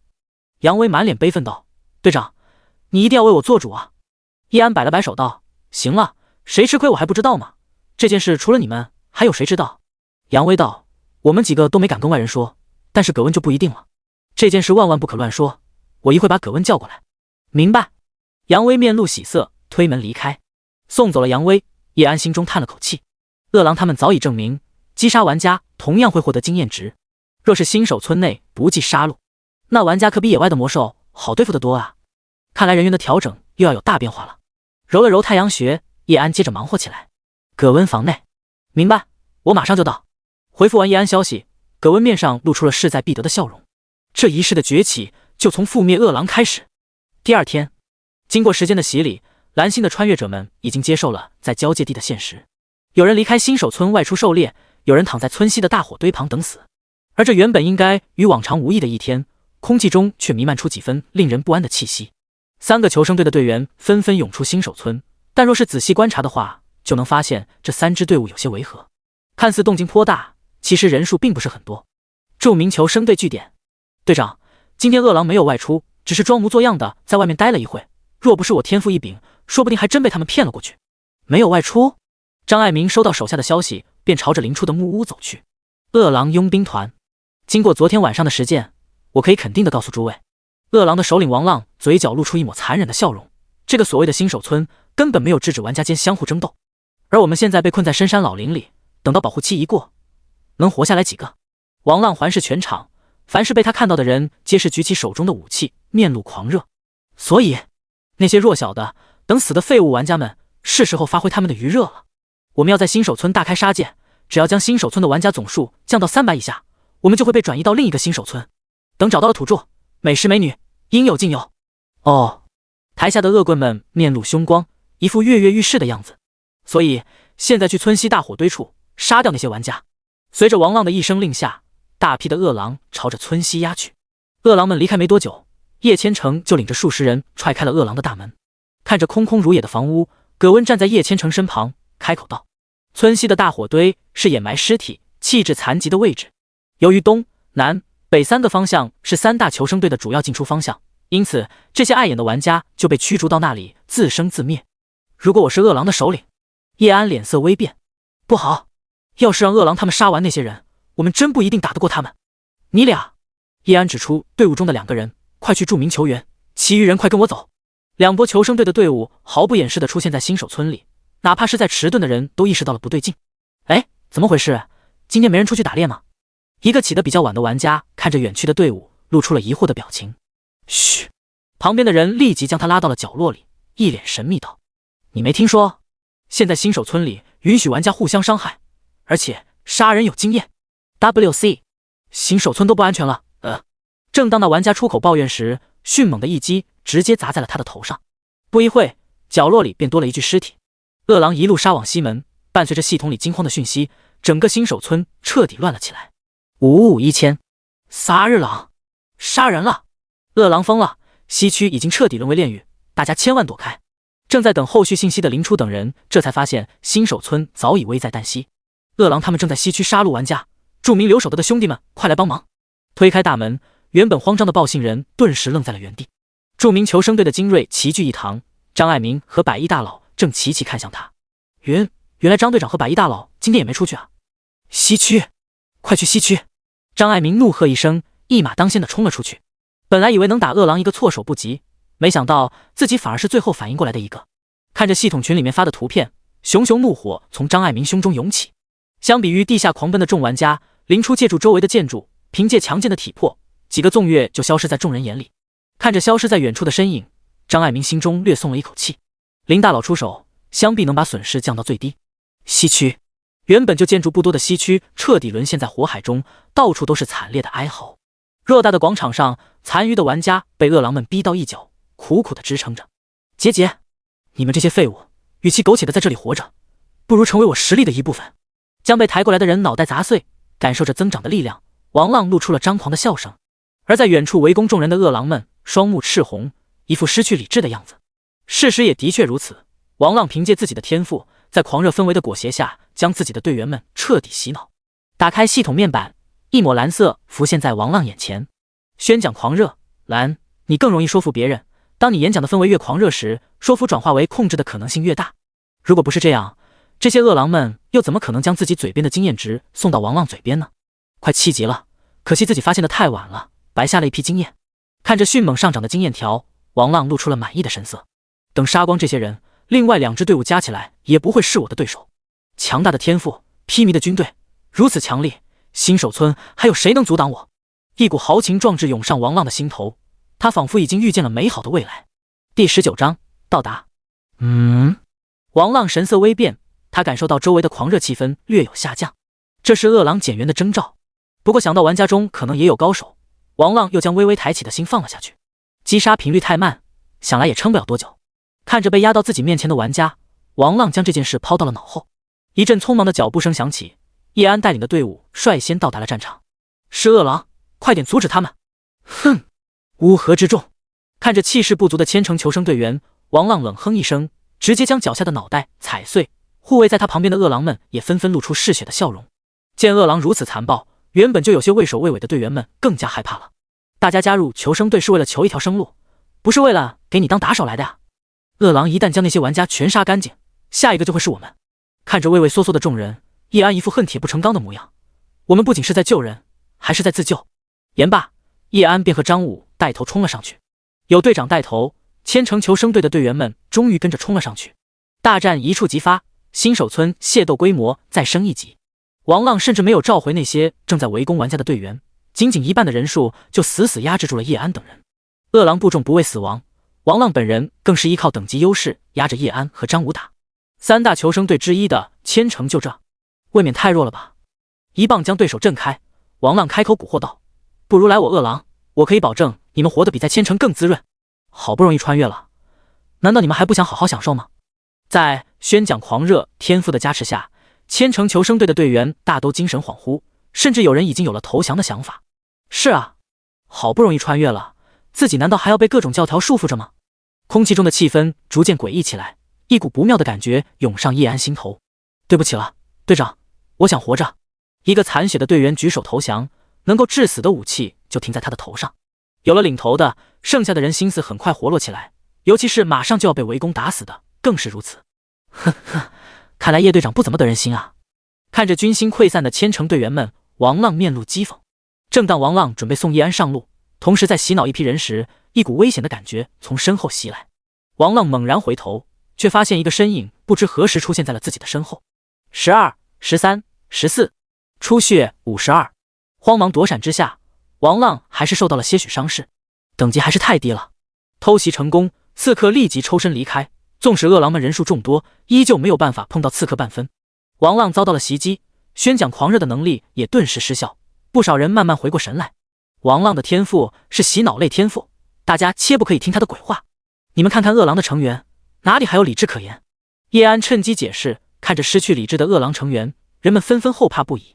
王浪的天赋过于可怕，甚至让人们忽略了不正常的恶狼们。另一边，王浪紧急处理好伤口，去除了负面的流血状态。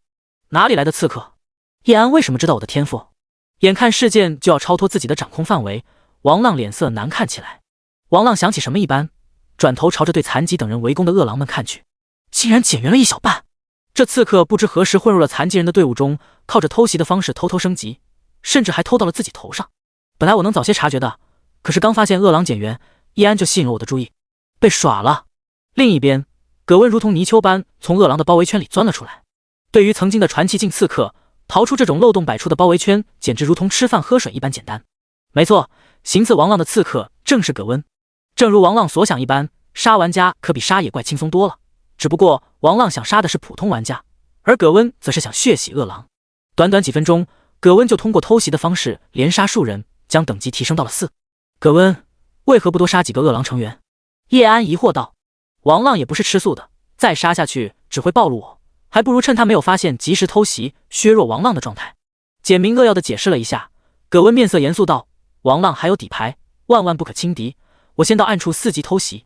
交代完这些，葛温钻入人群中消失不见。只有消失的刺客才有最大的威慑力。没想到这个新手村还真是卧虎藏龙啊，竟然还有精通暗杀的人。王浪大手一挥，原本一分为二的队伍顿时归为一体，拱卫在他身边。不仅如此，他甚至还从背包里掏出来一柄足有1人高的石斧。王浪竟然有趁手的武器，这下糟了。叶安等人面露难色，没想到之前王浪只是戏耍他们。拥有武器的王浪实力直接提升了一个大段，原本还能勉力支撑的叶安等人顿时险象环生。若不是王浪还在提防时刻会偷袭的葛温，恐怕几人早已经身首异处。该死，早知道应该拉着张爱民来的，这下新手村恐怕要彻底落在王浪的手里了。叶安心中满是绝望，没想到自己竟然要死在最开始的出生村。相比于叶安，隐藏在暗处的葛温可以说是丝毫不慌。上一世王浪近乎杀光出生村，等级高达8级，最终也还是轻易的败在百亿大佬手中。现在王浪不过区6级，根本没什么好担心的。上一世没能看到大佬出手，不知道现在大佬能有多少实力。正当叶安等人苦苦挣扎时，占尽上风的王浪却突然抽身而退。怎么回事？虽然保下了性命，但王浪奇怪的举动让众人心中升起了不妙的预感。砰！伴随着血浆飞溅，一股凶悍的气息瞬间席卷全场。王浪升级了。被拖住的王浪终于无法忍耐，将杀戮的目标转到了属下身上。看着缓缓倒地的恶狼成员，绝望的情绪在战场蔓延开来。本来王浪就难以战胜，现在更是看不到获胜的希望。将升级给的属性点加上，王浪顿时自信无比。那个刺客等级太低，哪怕让他偷袭到又如何？快速击杀，速战速决才是关键。而被王浪盯上的叶安等人，仿佛已经看到了死神在向自己招手。就在这时，一道模糊的身影从远处踱步而来。我来晚了吗？看着遍地的碎肉残躯，赶到现场的林初不由得开口出声。第20章击杀100亿。看着突然出现的林初，叶安等人顿时松了口气。虽然只有张武见识过林初的实力，但能得到张武认可的人绝对不会是弱者。多了强力的队友，他们又能在王浪手下多撑一会，只要张爱民赶到，绝对的人数优势下，王浪肯定会饮恨于此。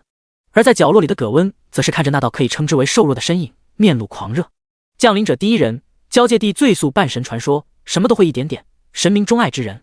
百亿灵出，也只有现在，葛温才能如此轻易地接触到这位大佬。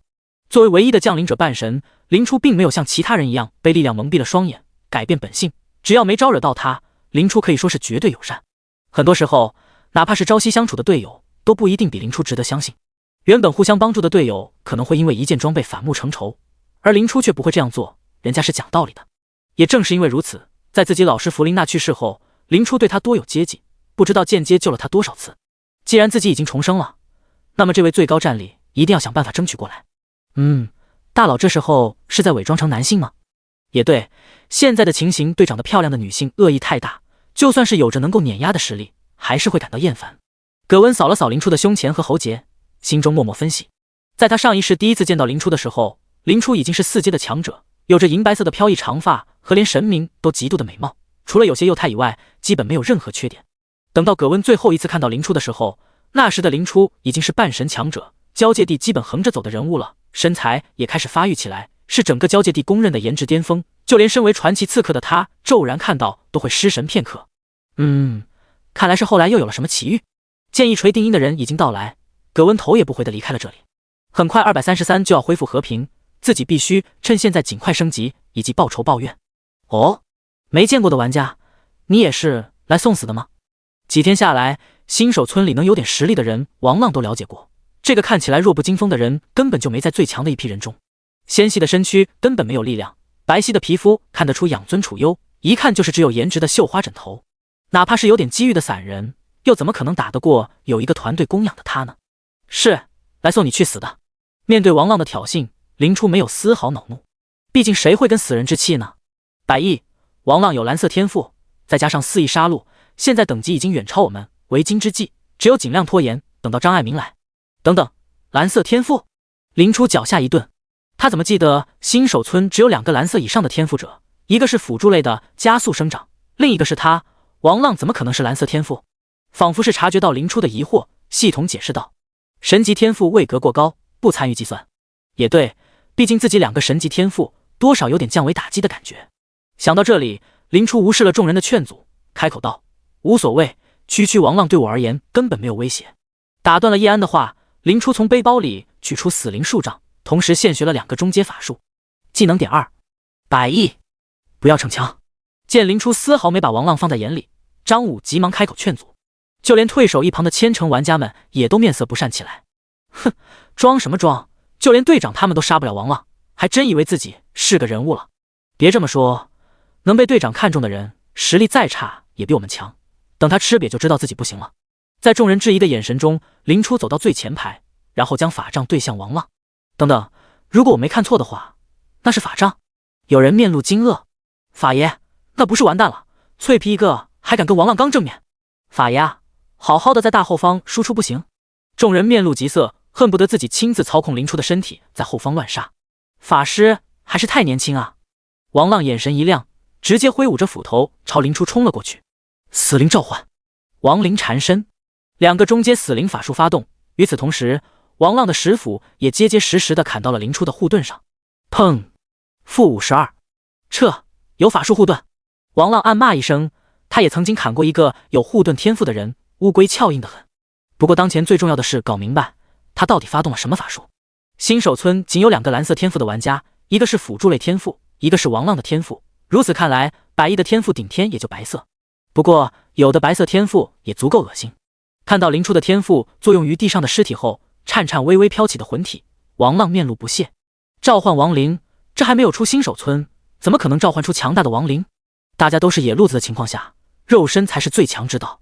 面对朝自己扑过来的鬼影，王浪直接将其挥散。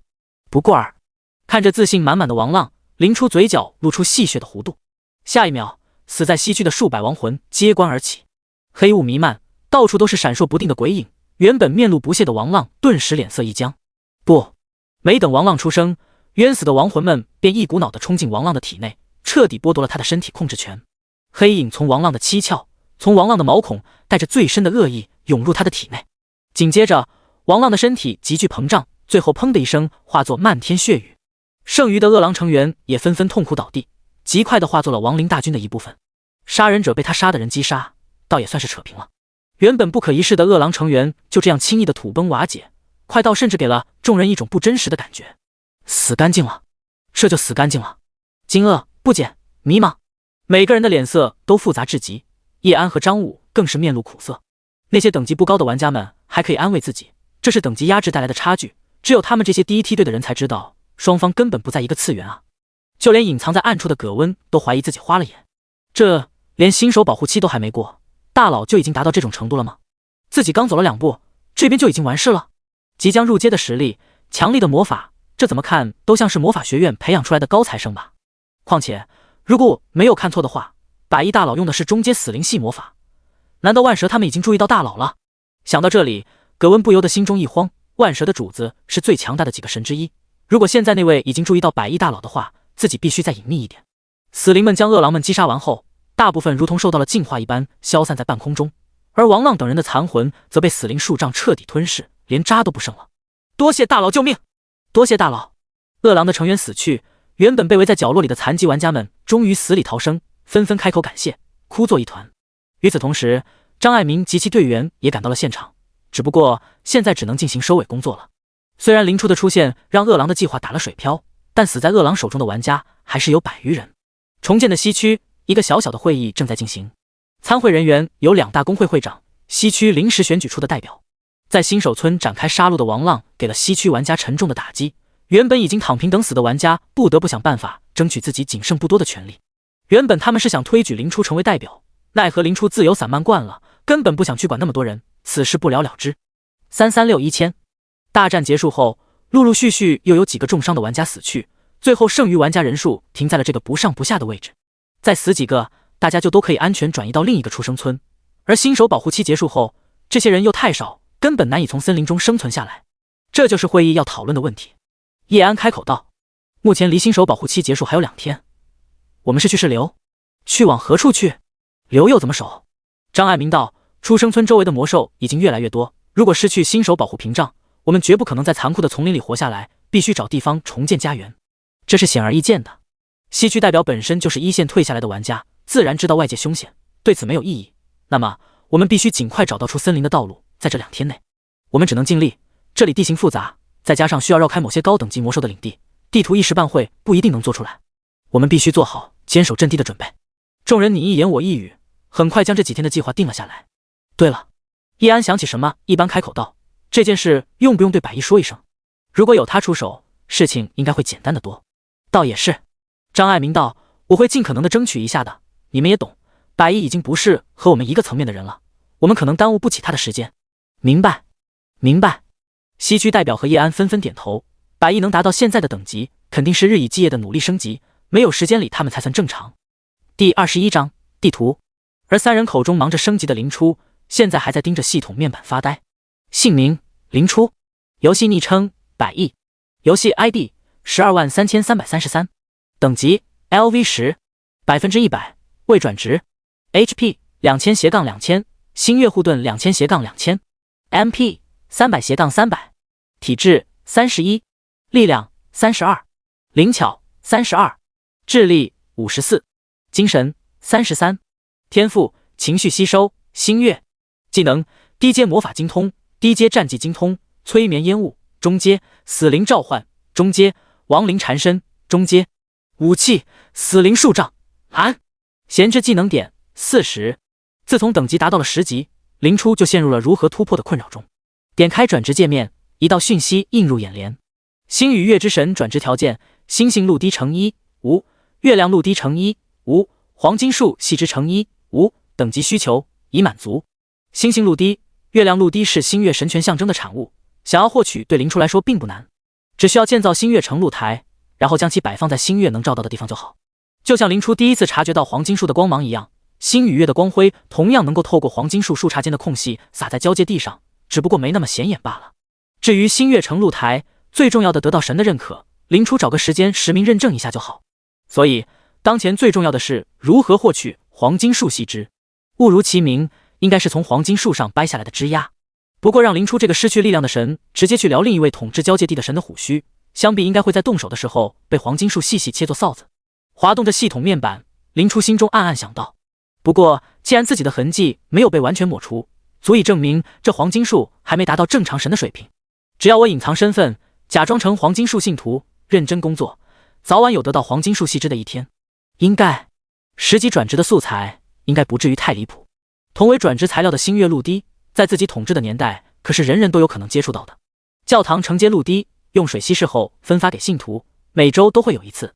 即使这个神比较小气，这种拉拢信徒的资源应该不会克扣吧？哎，还是等到了飓风城后好好打听一下吧。实在不行，就想办法通过系统收购一个。1000万玩家里面肯定有能接触到这东西的玩家，自己那么多高阶魔法，还换不来一个小小的细枝。想到这里，林初也不再苦恼这件事。叩叩叩！正当林初想要手搓成露台时，一阵敲门声传来。请进。林大佬，打扰了。来人正是张爱民。不打扰，反正我也闲着没事。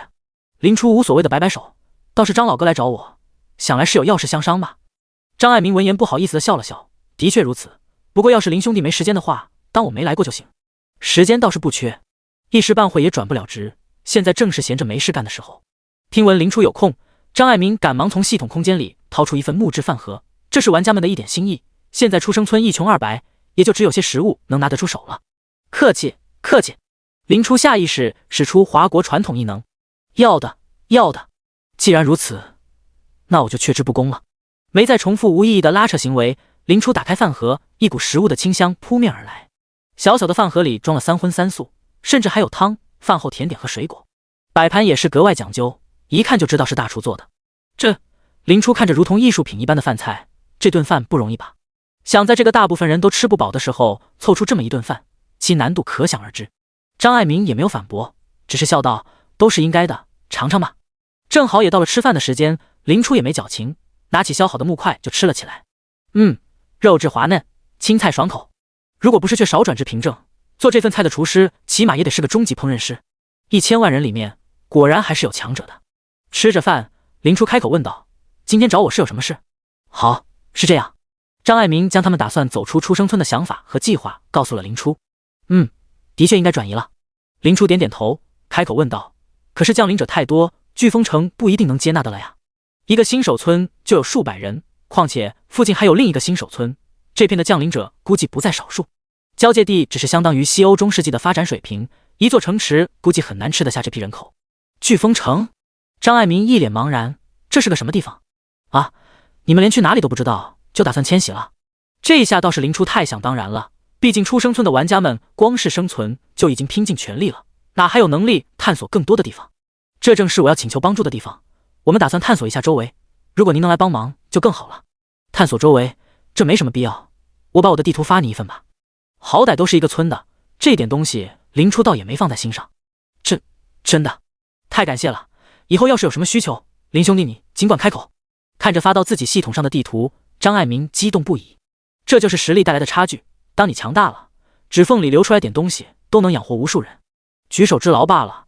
要真想报答我的话，在新落脚点给我留间屋子就行。目前他们也给不了林初什么想要的，落脚点算是林初为数不多的念想了。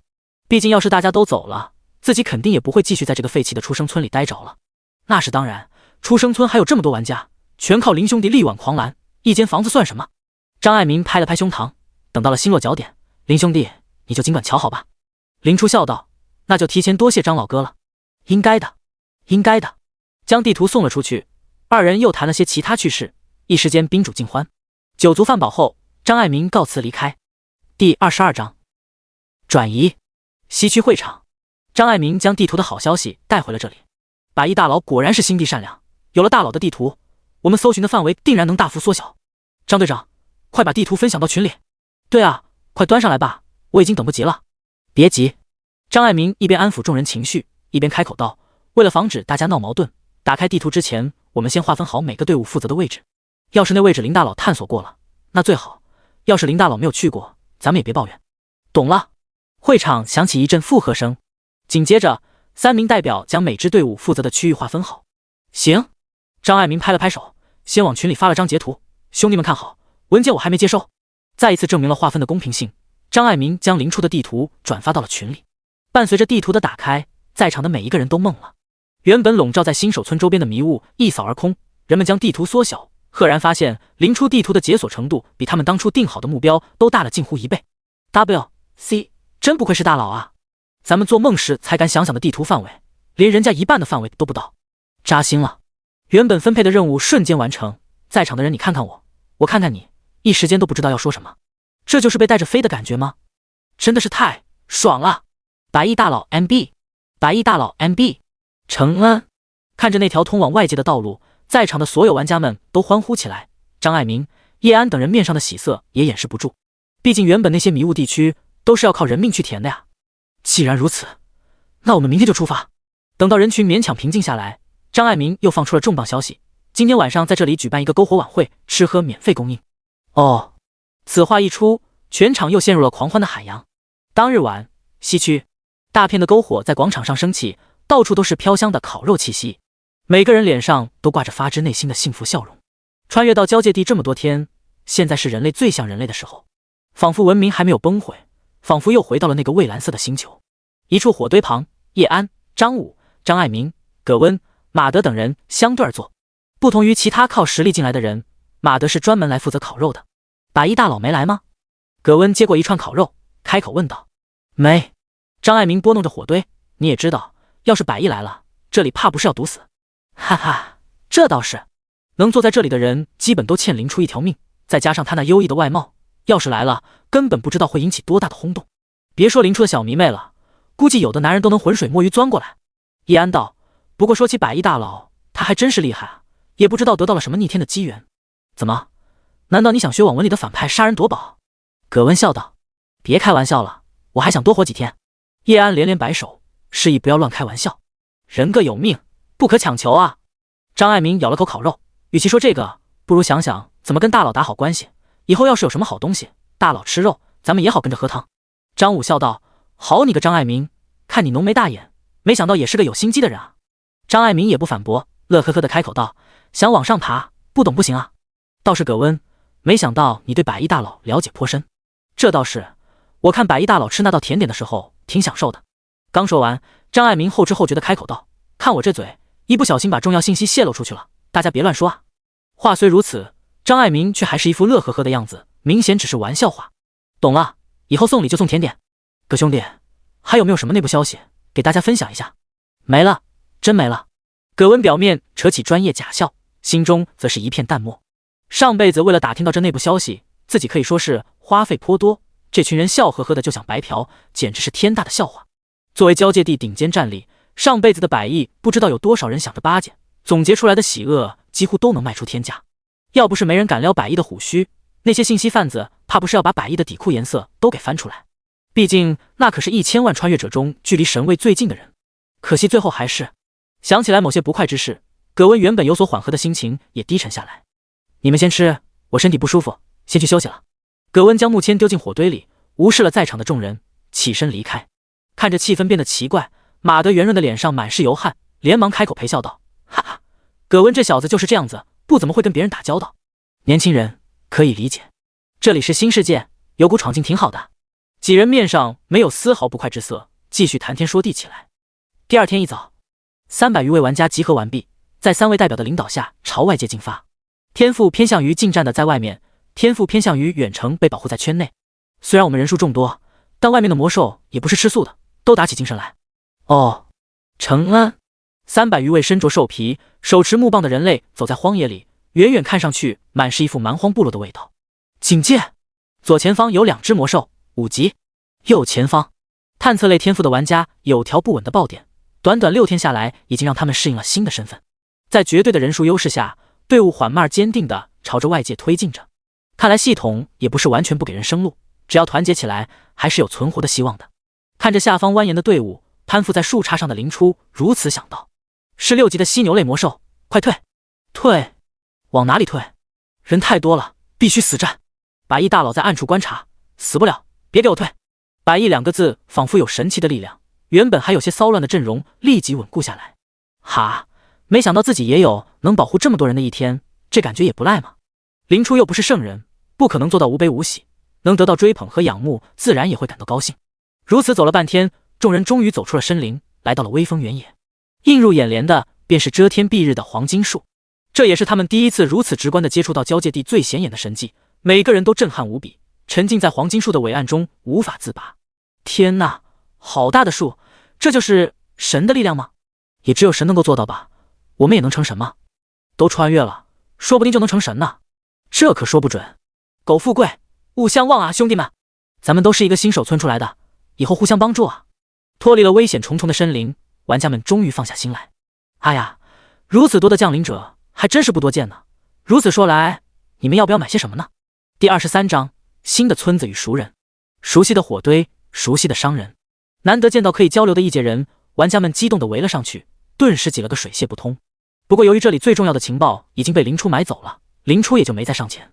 看看这个，这件衣服可是伟大的星月女神所穿过的同款，这可是成神之路的第一步啊！还有这个打磨好的飞刀，偷袭很实用的哦。见到如此多的顾客，维亚脸上的笑容是止都止不住。还有这个为数不多的隐藏情报，埋藏着珍贵的灵药瓶，这可是城里的权贵都眼馋的东西咧。听到维亚的激情演讲，林初脸色一僵，什么鬼？这东西我不是已经买走了吗？一人限买1份，总共10份，还有最后9份。上当了，是一人限买1份，不是只有1份。这老家伙，亏我还以为他是个良心商人。等找到了新的落脚点，自己就动身把灵药瓶取出来吧。如果不出意外的话，守护灵药瓶的怪物等级应该在15级左右，现在倒也不用着急，先死个几次，摸索一下攻击方式，再针对性学几个技能。第一个拿下灵药瓶应该问题不大，毕竟没强化过的灵药瓶相当于中阶恢复药剂，基本是2阶用的物品。正当林初想着如何获取灵药瓶时，玩家们已经开始众筹买资料了。不知道还剩几份灵药瓶，要是只有1份的话，是不是太少了？按理来说，灵药瓶应该是玩家标配的道具，没有灵药瓶的话，路会难走很多。只靠买恢复药剂，每年都会有一笔很大的支出。等阶提高后，普通的卢恩往往不能购买东西，必须得是黄金卢恩那样的珍稀钱币。可黄金卢恩就相当于经验，这不就是变相拖慢了升级进度吗？正当林初胡思乱想时，张爱民发了系统消息过来。张爱民，注明大老速来，有好消息。能被张爱民称作好消息，那应该不是件小事。林初关闭系统面板，朝一旁走去。看到林初走了过来，张爱民几人面露喜色。白衣兄弟，你知道这附近还有一个出生村吗？221。我就说白衣兄弟肯定知道。张爱民笑道，出生村只是其中一个好消息，另一个好消息是，现在这个村子是我曾经的部下在管理。哦，这句话成功让林初提起了兴趣。刚才我们的人侦测到周围有人类出现，接触后才发现是221的玩家，同时也是我带过的小崽子。我一问他，你猜怎么着？张爱民也没有吊胃口，紧接着开口道，221有100多号人，都是我手底下的，现在是我曾经的副官李如在管理，建了个叫自强的组织，基本吃下了整个221。看来这降临也不是随机的。听完张爱民的话，林初心中默默想到，的确是件好事。不过林初问道，你现在还能叫得动他吗？那位副官现在手下有一整个出生村，怎么可能乖乖的放权给张爱民？说到这件事，张爱民面上的喜色也没那么浓烈了，这倒是微微叹了口气。张爱民道，我倒也没指望他能放权，这件事是个人就知道不太可能，但是以我们曾经的交情，让233的人入住221应该没问题。我问了问，221死了大概有将近200人，这下咱们能少盖一大批房子。林初没有反驳，毕竟他们什么交情，林初也没有概念。那就去221吧。告别了商人维亚，队伍接着出发，只不过张爱民脸上的表情有些微妙，不再像以前那么自然。再往前走，就是死灵树曾经待过的镇子，也就是原本林初物色的新聚集地。不过由于死灵树残留的污染物，再加上已经有了更好的选择，这件事不了了之。负责带路的221村成员王平，一个看起来很精神的小伙子，指着不远处黑雾笼罩的残垣断壁开口道，前面就是一个野生的世界 BOSS 点了，不过现在 BOSS 已经死了，只要不靠近的话没什么危险。听着王平的解释，队伍里的成员开口感慨道，这么大的范围，这 BOSS 一定很厉害吧？没想到已经死了，也不知道谁这么厉害。听到这些话，王平眼中闪过些许迷惑。不对劲，村里的消息不是说这个 BOSS 是被233村拿下的吗？怎么他们表现得如此奇怪，好像从来没有见过 BOSS 一样。念及于此，王平不动声色地开口问道，张队长，这个 BOSS 我也是闲暇时听人说的，根本不知道是什么东西，您知道是个什么怪物吗？张爱民没感觉到不对，随口回道，这地方我还是第一次来，怎么可能知道是什么怪物？原来如此，王平不动声色道，我们绕开这里，李副官已经在前面等着了。听到马上就能到达新的住所，众人原本因跑了一天而劳累的身体也不那么累了。在众人的努力下，很快就见到了221前来迎接的队伍。上百名服装近似、纪律严明的前士兵在李副官带领下等候在221新手村前方。团长，没想到还能见到您。与张爱民年龄相仿，满面笑容的李副官率先上来与张爱民握手。这也不是原来的世界了，团长这种虚名就算了吧。那里，我可是您一手带出来的。两人寒暄几句，很快就敲定了2个新手村合并的事情。新的家园已经找到，233村玩家的心终于放了下来，只是缺少的100余间房屋还要尽快提上日程。耶！自强总部正在进行一个小型会议，在这短短7天内，221已经形成了一个新的权力组织。对于在场的每一个人来说，没有任何人想多出一个人压在他们头上。这家伙倒还算识相，没想那么多不切实际的东西。要我说，李队长还是太仁慈了，该给他个下马威的。多出来这么多人，周围的狩猎区怎么分配？难道让要分兄弟们的肉给他们吃吗？虽然有着基本盘，但近千人也不是很容易就能约束下来的。在没有外敌的情况下，内斗一向是人类的拿手好戏。行了，面对不怀好意的质问，李如面不改色地敲了敲桌子，将一份羊皮卷丢了出去。都传着看看吧，你们都能想到的东西，我能不知道吗？第24章，黄金契约。黄金契约书，这是什么东西？众人看着眼前的羊皮纸，面露疑惑。李如开口道：“如果不出意外的话，我们是不可能回到原来的世界了。难道你们打算在这里打一辈子的猎吗？那肯定不能啊！等以后等级高了，肯定要出去看看，实在混不出头，就去本地土著那里混吃等死呗。”李如摇了摇头：“我的想法和你们不一样。最近向外探索的时候，我遇到了交界地目前的统治者黄金王朝的人。”什么？看着面露惊愕的众人，李如不紧不慢地说道：“黄金王朝人数稀少，劳动力短缺，我很轻易的就拿到了这份契约。即黄金王朝为我们提供种子，我们需缴纳1/10的收获。种地。”听李如说完，在场的人纷纷醒悟过来。没错，李如点点头，说实话，这世界上哪有那么多的幸运儿，大多数都是普通人，种地风险低，再好不过了。本来我是打算召集村里那些闲汉去种地的，不过既然233的人来了，那就让他们出一批人去做吧。种子掌握在李如的手里，想要求安稳的玩家归心是迟早的事情。等到221的这批人从前线退下来，负责狩猎的人会相应减少一部分，这部分空出来的地区就能卖人情给233部分不想种田的人。哪怕不满意，李如也可以算是仁至义尽，233也不好多说什么。至于233多出来的人，没法狩猎，不去种田，难道在家里闲着吗？想到这里，在场的人都满意的笑了起来。大家的利益都没有受损，反而还多了一笔外快，何乐而不为呢？原本面色不快的人纷纷开口道：“还是李队长想的周到，是兄弟们唐突了。那里，要在这新世界生存下来，还是要大家共同努力嘛。”李如将羊皮卷收回系统空间，接着开口道：“3天后会有飓风城派来的人，这件事明天还要和张爱民他们商量一下。不过现在还有更重要的事情。”哦，难道是那个神秘的玩家？对，100亿，那个一己之力轻易放倒100余人的玩家。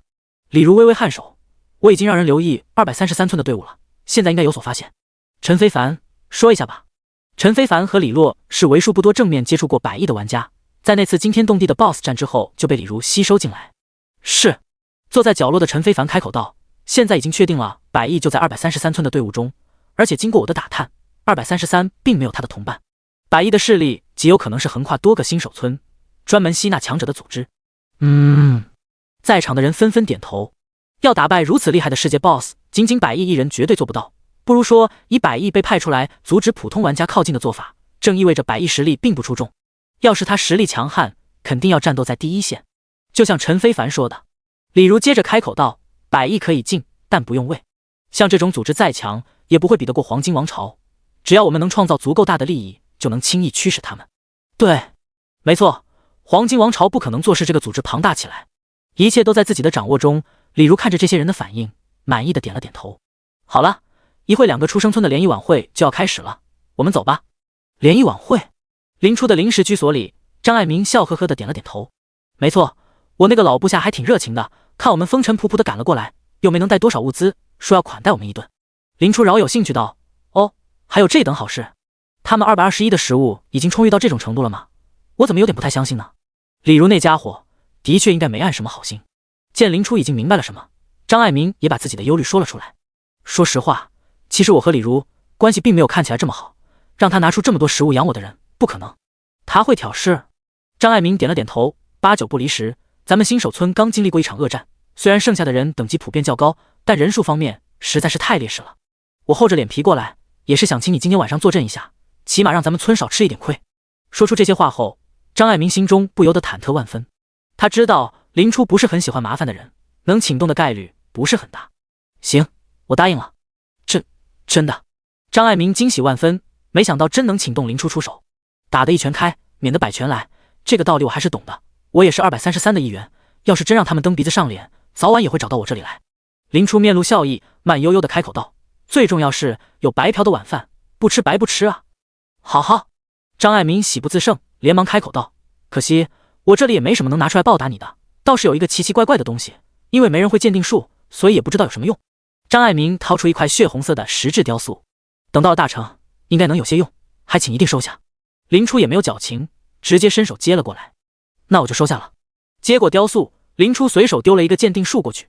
血魔大军雕像，持有此雕像可以进入秘境血魔大军莉莉丝的陵寝中的特殊房间。竟然是副本钥匙，现在还不知道副本的具体位置，还是留着吧。我这边还有点事要忙，先走了，到时候我会派人来带路，2个出生村的高层聚一聚。事件圆满完成，张爱民脸上的笑意是遮也遮不住，只不过接下来林初的话却让张爱民变了脸色。我就不和你们一起了。怎么？看着面露疑惑的张爱民，林初开口解释道：你们这些高层聚会规矩应该多得很，我就不进去找不自在了。况且要是真发生什么事，8成也传不到你们哪里，我在人堆里转悠转悠就好。有了林初的解释，张爱民顿时恍然大悟，这倒是我考虑不周了，那你随便就好。将这件事敲定，张爱民乐呵呵地离开了。221的人看起来非常热情，还没到晚上就已经早早地搭好了架子，还没到晚上，这片临时的晚会区就已经人满为患。当林初来到时，各种烤肉的香味和已经飘了起来，每个火堆上都有人在载歌载舞，不论是221还是233，大家都是来自同一个星球的老乡，一时间倒也是很快聊得火热。这样的盛会能让人吃饱的大好机会，哪怕是233的人刚刚经历过，依然是兴奋无比。在短短7天内，大部分人已经重拾了对饥饿的恐惧，生怕错过了这一顿，以后就没得饭吃了。真是一场难得的盛会啊！接过旁边的热心小伙递过来烤肉，林初回了他一个善意的微笑。小伙子好像还挺害羞，连忙转身离开了。一边吃着烤串，一边在人群中游荡。没过一会，林初就发现了著名求生队的队伍。看，是百亿大佬，真是百亿大佬过来吃一顿。众人热情相邀，林初干脆就随便找了个位置坐下，听着他们胡侃起来。见林初也没有领导者的架子，大家的情绪很快就火热起来，一时间火堆旁欢声笑语不断。林初吃着香喷喷的烤肉，嘴角也挂着浅浅的笑容。第25章出气。人类再怎么说也是群居动物，即使林初性格有些孤僻，这种偶尔的宴会也并不讨厌。正当宴会进展得如火如荼时，一个女孩子带着哭腔跑了过来。不好了，221抢人了，你们快来帮忙啊！胆子这么大。林初豁然起身，脸色冷了下来。这么温馨热闹的日子，竟然有人挑事，实在是太让人不爽了。百亿大佬，太好了，有您在，一定能把他们救出来。看到林初在场，原本慌慌张张的女孩子立即把心放下了大半，磕磕绊绊地解释道：原本我们吃得好好的，结果221的人突然就跑过来占我们的便宜，最后还强拉着几个人走了。要不是我长得不好看，估计我也……女孩说的心急，都快哭出来了。百亿大佬，你一定要救救他们啊！带路，我倒要看看那些人有几条命。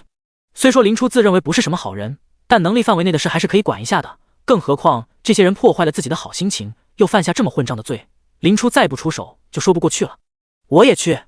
原本围在火堆旁的人也纷纷站起身来，义无反顾地跟在林初身后。在那个女生的带领下，一大帮人浩浩荡荡地冲向了221的领地。那几个抢了人的221玩家没有丝毫掩饰，拖走人的痕迹明晃晃地摆在地上。林初等人很快就见到了那几个掳人的玩家。看着气势汹汹的林初等人，一旁的围观群众也是议论纷纷。没想到啊，他们还真敢找过来。没想到罗刹帮第一天就掳来了233的人，胆子真的大。哼，这群恶心人的东西，真希望233的人给点力，把他们彻底清除掉。哎，没办法的，罗刹帮人数多，等级高，根本反抗不了啊。对啊，233的人就只有300多，还是逃难过来的，怎么可能打得过罗刹帮？可怜带队的小姐姐了，长得那么漂亮。看仔细点，带队的是个男的。啊，长得太漂亮，我都看错了。每个出生村里估计都会有一些无法无天的恶人，他们曾经的暴力经历让他们能更快地适应残酷的交界地生活，让他们骑在老实人身上作威作福。233村是恶狼，221村就是罗刹，这群恶心的蛆虫肆意的破坏本就难以维持的秩序，简直人人得而诛之。但是他们手中的力量又往往让人惧怕，不敢反抗他们。但林初不一样，他有单人灭队的实力，因此凡是这种恶心人的东西撞上来，他会毫不犹豫地碾碎它。人性的丑恶不可避免，但脏了我的眼睛就是你们的不对了。大型的篝火旁边，几个赤裸着上半身的彪形大汉正围着刚抓来的几个女生不安分地动手动脚。把你们的狗爪子给我收回去！一声清冷的呵斥声传来，顿时引起了大汉们的注意。哟哟，是233的人找过来了。一群丧家之犬，要不是我们221收留你们，你们早就死在外面了。玩你们几个女的怎么了？这都换了个世界了，怎么还有你们这种自诩正义的傻，惹恼了老子，让你们以后没饭吃。大汉们面露嘲讽，丝毫没把林初的警告放在眼里，甚至有的人还把主意打到了林初身上。这才发现原来领队的不是个娘们啊！你要是个娘们，我还佩服一下，没用的小白脸还敢跟你爷爷这么说话。嘿嘿，你不是来救他们的吗？只要你留下了，把兄弟们伺候爽了，我们明天就放你们回去。我们这喜欢走后门的人也不少，保证伺候的你舒舒服服。听着这些侮辱性极强的话语，林初顿时感到一股恶寒从尾椎骨升起。MD， 竟然连我这个大男人都不放过，是可忍孰不可忍。让我想想，最恶毒的中阶魔法是什么来着？对了，木爆枪。向敌方发射一根木质长枪，长枪接触血肉后会吸收血肉自动生长，造成2次伤害。血肉被吞噬的滋味，木刺透体而出的滋味，一听就叫人不寒而栗。技能点1。眼看着林初只是待在原地，没有丝毫想要打架的迹象，罗刹的人纷纷笑了起来。还以为什么呢？结果是绣花枕头啊！本来还想跟你对对枪，结果还没对，就发现是个银样蜡枪头。众人桀桀怪笑，显然根本没把林初放在眼里。而林初最喜欢的就是这种没脑子的敌人。一道绚丽的墨绿色法阵从林初手中升起，吟唱连1秒不到，就有墨绿色的木质长枪破空而来。瞬发魔法，不是施法速度太快了。领头的壮汉心中一寒，当即想也不想的朝一旁滚去。噗呲，其他人就没有壮汉那么好运了，木枪转瞬即至，直接将路径上的3人捅了个对穿。啊！在血肉的滋养下，木毛开始疯狂增值，伴随着痛苦的哀嚎声，没一会3人就被吸成了干尸。好可怕！这位233的法师好厉害，死得好，恶有恶报。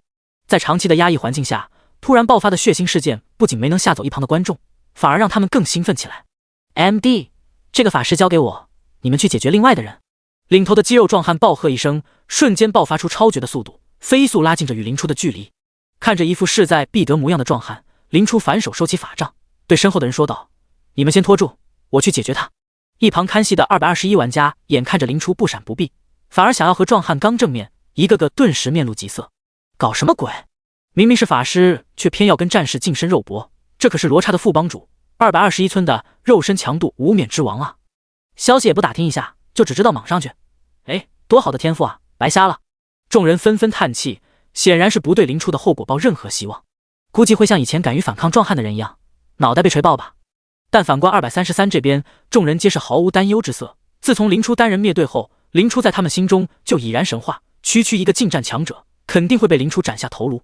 在众人瞩目之下，林初稳扎马步，直接一拳导出，狠狠地对上了壮汉携带着庞大势能的拳头。蓄力一击，身体强化低级直拳。林初不得不承认，眼前的壮汉是目前他见过降临者中肉身最强。他估计是极端加点，将所有的自由属性点都点在了力量与体质上，但没有用。即使是极端加点，在等级的差距下，壮汉的加点不过堪堪与林初持平，再加上林初还有许多强化类战绩魔法可以使用，胜利的法则早已确定。咔嚓，一道清脆的骨裂声响起，顿时让在场的人心脏一紧。在221众人不可置信的目光中，他们眼中肉身最强的罗刹帮肉身最强的一人直接被林初一拳轰了出去。我没看错吧？居然在正面对抗中输给了一位法师！屁的法师，那是法爷！法爷 MB！ 众人看着在角落里呻吟、紧捂着右手的壮汉，心中满是兴奋与激动。终于有人把这个毒瘤拿下了。林初起身站好，再次拿出死灵树杖，直接对着221的众人开口道：“有仇报仇，有怨报怨，这个人是你们的了。”听到林初的这句话，在场的众人眼神瞬间火热起来。可以说，在场的人哪有没被罗刹帮欺负过？而现在痛打落水狗的机会就在现在，有哪个人能忍得住？众人一哄而上，顿时将半死不活的壮汉围在角落里疯狂攻击起来。第26章，新房子。林初无视了惨叫的壮汉，转而追杀起四处逃窜的罗刹帮普通帮员来。在壮汉败北的那一刻，这些人就开始脚底抹油，但在林初超远距离的打击下，没有一个人能活着离开。好啦好啦，已经没事了。完成扫尾工作的林初回到火堆旁，就看到几个人正在围着一人劝解，这让林初不由得眉头微皱。自己来的应该够快，233的人应该只是被毛手毛脚了几下，不应该出现有人被玷污的情况。啊，是百亿大佬！见到林初出现，周围的人立即面露喜色，让出一条道来。林初踏步进入圈内，哭得最凄惨的正是一个看起来面容清秀的少女，长得的确不赖。难道有人提前动手了？眼看林初走到眼前，少女压下哭泣的声音，只留下了些许的呜咽声，显然是不想在林初面前出丑。林初拍了拍她的肩膀，温声安慰道：“就当是被蚊子叮了一口，事已至此，还是要向前看啊。”说实话，林初并不擅长安慰人，他也深知多说多错的道理，只是默默拍了拍他的肩膀，没再说话。倒是有一旁的人听出来有什么不对，凑到林初耳边小声道：“大佬，林雨并没有被侮辱，他只是太自责了。”这倒打了林初一个措手不及，在众人你一言我一语下，这件事才被完整的还原出来。正在哭泣的少女即昵称为林雨的降临者，是233为2的蓝色天赋者。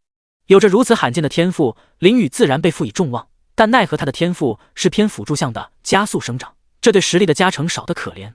因此明明身为233天赋最好的人，面对强敌林雨却不能提供任何作用。在自我谴责和某些捕风捉影的传言下，林雨成功的崩溃了。一旁的少女感慨道：“其实林雨是个很好的人，大家也都喜欢他，不过他给自己的压力太大了。其实我们都不怪他的，他吃的又少，干的又多，虽然的确打不过别人。对不起，又给大家添麻烦了。”林雨抹了把眼泪，抽噎着开口道。虽然在场的众人纷纷开口劝解，但林雨却还是双目无神，一副魂不守舍的样子。林雨是吧？林初站在少女面前，目光直直地看着她。林雨则是下意识地移开目光，根本不敢与林初对视。林初摸了摸她的脑袋，温声开口道：“你已经做得很好了，辅助的天赋本就不是用在战斗上的。还记得你刚穿越的时候的发言吗？你打算用天赋催熟植物，让大家都吃饱饭。现在我们来到了221，以后我们会远离战斗，你愿意继续你的梦想吗？”林雨呆呆地看着林初，封闭的心中仿佛裂开了一道口子，有温暖的阳光从中洒下。原来自己异想天开的发言，真的有人会记得。一想到233村的最强者在鼓励自己，林雨就感到一股无穷的力量在心中升起。林雨的眼神不再飘忽，开始坚定下来。他颤抖着开口道：“我愿意，我绝对会成为一个有用的人。”在说出这句话的那一刻，林雨好似用尽了全部力气一般，多天以来积累的疲劳一拥而上，顿时让这个可怜的少女晕在了林初怀里。林初有些不知所措地抱着怀里的少女，片刻之后，林初选择将她交到她的好姐妹手里。林初轻咳一声，等她睡一觉醒来，应该就没事了。百亿大佬好帅！大佬，确定不带回家？我们小雨可能已经被你攻略了。不了，面对众少女凌厉的攻势，林初摆了摆手，快步离开了。自强总部221的高层齐聚一堂，只不过面色显然都不怎么好看。罗刹帮帮主猛地一拍桌子，朗声道：“什么意思？我手下一员大将就这么不明不白的死了，必须报仇，要不然我罗刹帮还在221混个屁！”好了，面对罗刹帮帮主凌厉的质问，李如轻声道：“事情的原委我还是知道的，技不如人就老老实实的受着。233可是有能秒杀你们副帮主的人，怎么报仇？你想去送？哪可能有那么厉害，绝对是3人成虎。”罗刹帮帮主冷哼一声，但也没再说话。副帮主死亡已成为了事实，杀他的人绝对弱不到哪里去，自己脑子进水了才去报仇，这次不过是想要点补偿罢了。李如摸了摸下巴，轻声道：“放心，人肯定不会白死，我不会容许这种无视规则的人存在。等着吧，再等等。”时间如流水般划过，很快就到了3天后。这3天发生的事情不少，不过都和林初没什么关系。在这3天时间里，林初成功获取了星星露滴和月亮露滴，要不是张爱民突然给自己发消息，估计林初都要起身去拿灵药瓶了。至于张爱民有什么事情，没错，张爱民允诺的新房子已经建造完毕了。兜兜转转来到了新建区，这里不仅有正在新建的木屋，还有开垦了不少的土地。黄金树的光芒下，大量玩家辛勤地劳作着，而在众多木板房中，一个精致的木屋格外的显眼。哈哈，百亿大佬来了，快来看看满不满意。看到林初出现，周围的玩家都高兴地吆喝起来。和众人打了招呼，林初慢悠悠地围着木屋转了一圈。木屋占地100余平，还带一个小小的前院，周围围了一圈篱笆。推开屋门，木床、木桌等一应俱全，虽然没有雕梁画栋，但也是难得的奢侈品。整个出生村林初的这间房子可以当之无愧的算作豪宅了。怎么样，还满意吗？见林初已经转完一圈，张爱民乐呵呵的开口问道。很满意，感觉比我没穿越前的房子都好。林初半倚在木质的躺椅上，显然是对新房子很满意。那就好。张爱民看了眼时间，接着开口道，飓风城的人马上就要到了，我需要过去看看。行，我这没什么事。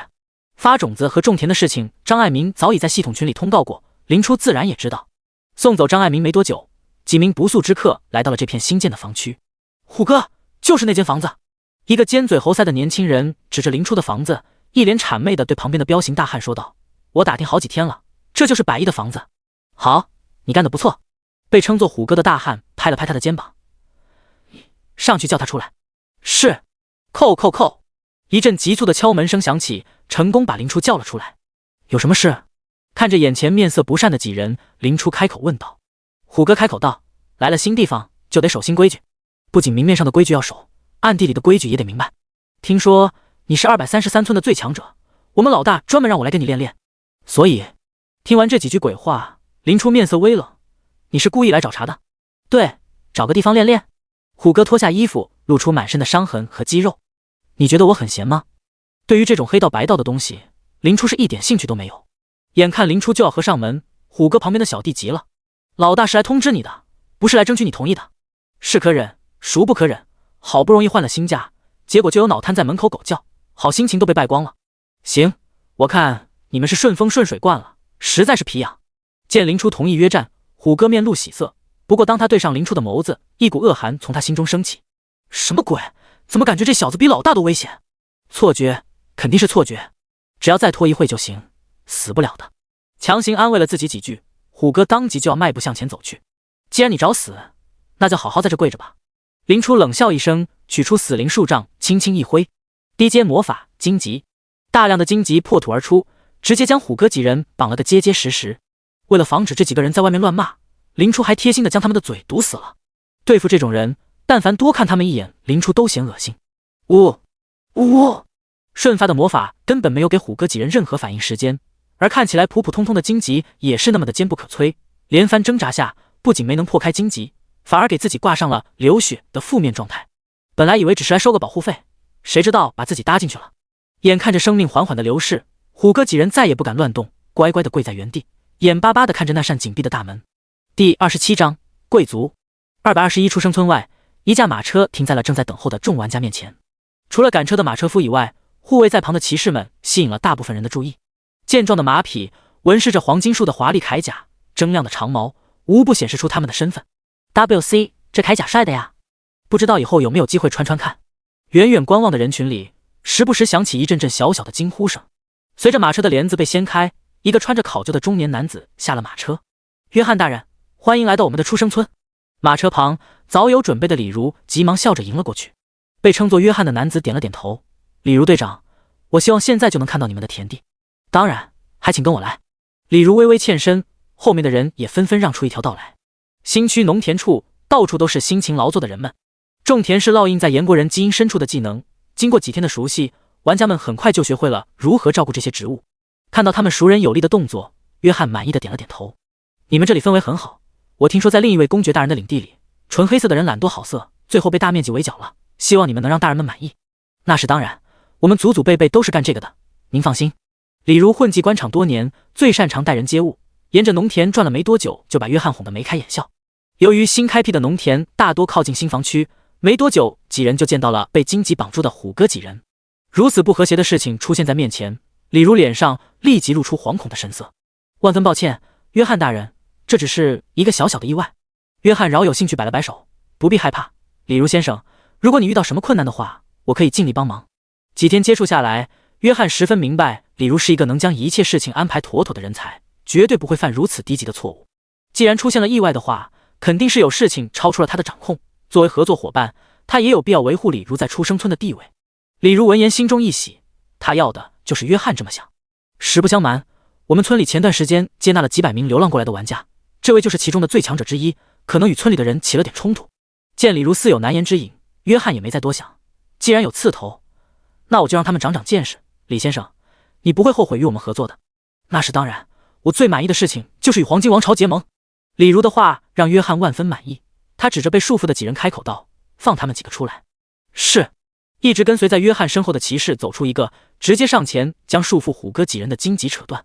谢谢大人，谢谢大人。勉强捡回一条小命的几人连忙叩首表达感谢。怎么，这几个废物是你们的人？听到门外如此热闹，林初推门而出。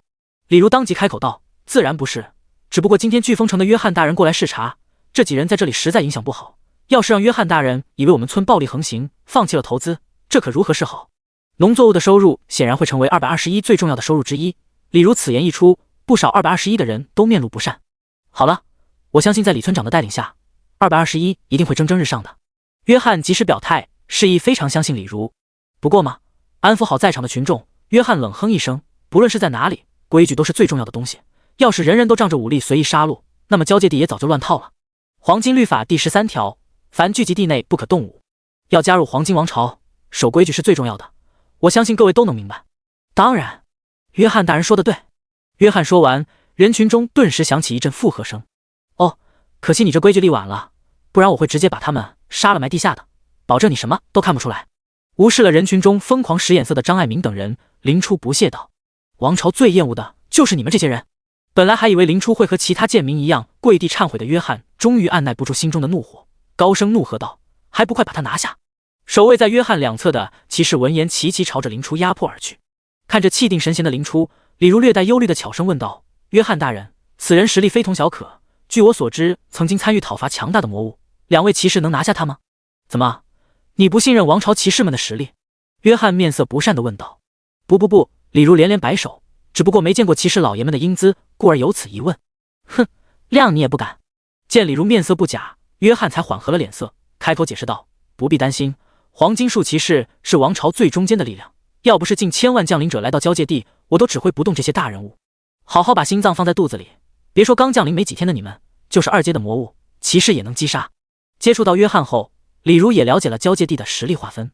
0-10级是交界地的学徒级，不算入阶；11到20级是1阶；21到30级是2阶；31到40级是3阶；41到50级是4阶，又被称之为英雄阶；51到60级是5阶，又被称之为传奇阶；61到70级是6阶，又被称之为半神。至于在网上，还没有降临者能成神，并没有详细数据。能击杀入阶的魔物，哪怕是2阶，也足够碾压刚降临不久的玩家们了。事实也的确如此。林初对这两位骑士发动鉴定术后，发现还真打不过。黄金树骑士，预备役 LV18 HP 1800 技能提升鉴定等级已了解。除了3维属性大都比林初强以外，这些经过训练骑士的战斗经验也是林初拍马都赶不上的。这就是入阶职业者的强大之处嘛，真的是恐怖如斯啊。虽然心中暗叹，但是林初并没有丝毫羡慕，因为当自己到达18级的时候，估计3维属性都能碾压他们了。哪怕你有特殊职业，升一级给15个自由属性点，星月升一级可是给20个自由属性点的，再加上智力每升一级，全属性加 0.5 级，这么一算 WC 自己刚入阶不久后就能比得上这些即将2阶的黄金树骑士了，这还真的是离谱啊。虽然打不过这两位骑士，但林初心中一点也不慌。看着快贴到自己脸上的骑士，林初慢悠悠地将挂在脖子上的黄金树护符掏了出来。黄金树护符，你是受术的人？见到这个护符，一向沉着冷静的骑士难得有了情绪波动。看着那块已经被强化到发光的黄金树护符，骑士声音中竟然带了些许敬意。既然如此，两位骑士对视一眼，默契的起身离开。看着两位骑士退开，林初倒是对这护符有了新的认识。看来这所谓的兽术骑士还真是了不得的职业。奇怪，两位骑士怎么离开了？有2位高大的骑士挡着，众人根本不知道发生了什么。哈，肯定是这小子根本不敢动手，还算他有点眼色。李儒见状，立即开口解释道：“也是，毕竟黄金树骑士可是久经沙场的战士，寻常人与其对视都难。”第28章，林耀平。听到李儒的解释，约翰十分认可。你看，这不是走过来道歉了？现在的年轻人啊！李儒话还没说完，就被狠狠地扇了一巴掌。怎么？李儒捂住脸，一脸茫然地看着突然动手的约翰。而此时的约翰连想弄死李儒的心思都有了。本来以为只是敲打一个刺头，谁知道碰上了跟兽术骑士有关的人。误会，都是误会。约翰盯着林初胸前黄金束护符，确认了一遍又一遍，终于低下了头。没想到能在这里碰见寿数的大人，打扰了大人，真是抱歉。原本高傲的能用鼻孔看人的约翰，瞬间变得如同一条哈巴狗一般，在一旁的众人顿时瞪大了眼睛，几乎感觉自己出现了错觉。怎么，我不是触犯黄金律法了吗？面对林初的质问，约翰谄媚笑道：哪里哪里，要不是这些人冲撞了您，怎么可能会被教训呢？那几个人必须严惩。约翰立即做出一副秉公执法的表情，仿佛那几人犯了什么滔天大罪。呵呵，你这变脸我很喜欢。拍了拍约翰的肩膀，林初没再看他，朝着出生村外走去。我出去有点事，希望你能处理好这些烂摊子。您放心，您放心。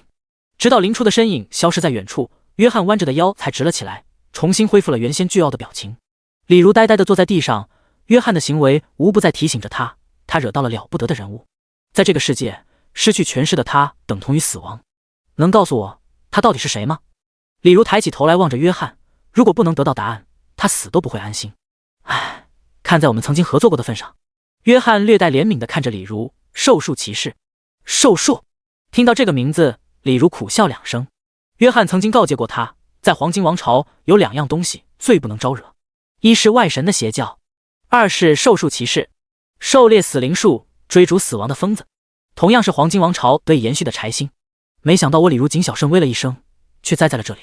目送着李如失魂落魄的离开，在场的人久久没有回过神来。哼，死在野兽手里，也还是便宜他了。约翰嫌恶地摆了摆手，你们几个谁能做这里的主？原本跟在李如身后的众高层听到这句话，眼睛立马亮了起来。能得到约翰的认可，就意味着接过了这座出生村的统治权啊。至于他们如何，倒不是林初该操心的了。现在的林初正在前往星月第3教堂的路上，有着法术和战绩的加持，林初现在的赶路速度堪比入阶的职业者。没过多久，一间荒废了大半的教堂就进入了林初的视野里。记得在玩游戏的时候，守护灵药瓶的是一个15级的 BOSS， 应该不算很难。为自己施加上一系列的 buff 后，林初悄悄地摸进了教堂。这次就是抱着熟悉 BOSS 攻击方式的想法来的，至于能不能打过，算了，还是别想那么多了。从上次打死灵树的时候，林初就发现了世界 BOSS 得到了很大的加强。想想也是，毕竟现在玩家们可以组团讨伐 BOSS， 要不加强 BOSS 的话，一轮输出就抬走了，难免有些容易。如此想着，林初已经摸进了教堂内部。教堂的穹顶早已破开，淡淡的黄金束光芒透过缝隙洒在地面上，让林初看到了满地的白骨以及神像下跪俯着的黑影。值得注意的是，地下明显有一些新鲜的血迹，想来是最近饮恨于此的玩家留下的。你也是来参拜女神的人吗？黑影慢慢起身，声音沙哑且聒噪。明明只有一个人，却给了林初满屋都是人的感觉。是的，我来求取灵药瓶。林初试图与其交流，如果能触发特殊彩蛋，直接获得灵药瓶，那再好不过。但那黑影却如同没听到林初的话一般，自顾自地开口道：你是来求取圣水的吧？呵呵，真是好运气，我这里还有。黑影起身，动作虔诚地将神像下的瓶子取下，转过身来。哼，他们都说女神已经消失，不允许恩惠向世人挥洒，真是贪婪啊！女神只是在沉睡，她依旧在祝福我们。黑影将手中的瓶子微微倾斜，一股污秽的红色液体顿时流了出来，滴落在了地下的头盖骨中。还不来拿吗？看着待在原地不动的林初，黑影的语气也变得不那么平静起来。贪婪，太贪婪了！黑影愤怒地高举手中的瓶子，行为愈发癫狂。这不够吗？这不够吗？光辉，蓄力火球。眼看黑影就要展现攻击性，林初捏在手里的魔法瞬间脱手而出。-45，-145，两个伤害从黑影身上跳了出来，也成功的激怒了他。大片的黑雾从他身上倾斜而出，顿时铺满了半个教堂。鉴定，遇怪不绝，先看属性。痛哭祭司 LV15 HP 381045防极高，法防高。刷！还没等林初详细的看完，一柄由黑雾凝成的巨大镰刀就当面割了过来。-263，星月护盾亮起，牢牢地挡住了这一击。看着高达3位数的伤害，林初不由得暗暗炸舌。这还只是随手一击，要是认真了，还不分分钟弄死自己。不出林初所料，大片的黑雾化作刀枪剑戟呼啸而来，颇有遮天蔽日之势。更可怕的是，这种大范围的攻击根本避无可避。对付体型庞大的敌人，自然要使用范围广的攻击。留下没用的技能点，正是为了现在。火焰熊熊中阶魔法，召唤火焰，大范围打击周围的敌人，同时给予灼烧的负面影响。随着魔力的流逝，大片的赤红色火焰出现在林初身边。火焰遇到了黑雾，如同烈火浇油一般猛烈燃烧起来。-22、11、27。坏消息，刮！好消息，刮得快！凄厉的叫声响彻教堂。林初这一发技能正好戳到了黑雾的软肋。等到火焰散去，黑雾的状态已经成为了24684千。不过中间魔法消耗太大，连着2发已经是我的极限了。看着仅剩一半的蓝条，林初不由得失望地摇摇头。也就是这里没有别人，否则一定会有一堆人惊掉下巴。毕竟中间魔法对应的是2阶的魔法师，像林初这种连1阶都不是的魔法学徒，按理来说连初阶魔法都不能应用自如。而林初竟然能做到使用中阶魔法，甚至是连着2次，简直就是天方夜谭。轰！熊熊烈火再度燃烧，仿佛要把黑雾燃烧殆尽。面对这天克自己的火焰，黑雾也不再无脑送血，赶忙将剩余的躯体聚拢起来。不过相比于林初一开始见到的模样，明显淡了很多。可惜这家伙还是有脑子的。看着黑雾的改变，林初知道这次应该要重开了。魔法好歹还有个死灵树杖加持，没了蓝，难道要靠手里的普通长剑刮痧吗？算了，先看看能不能逃跑吧。将死灵树杖收回背包，林初转头就走。年轻人，永远不要将你的后背暴露给敌人。声音一开始还在远处，下一秒就来到了林初耳边。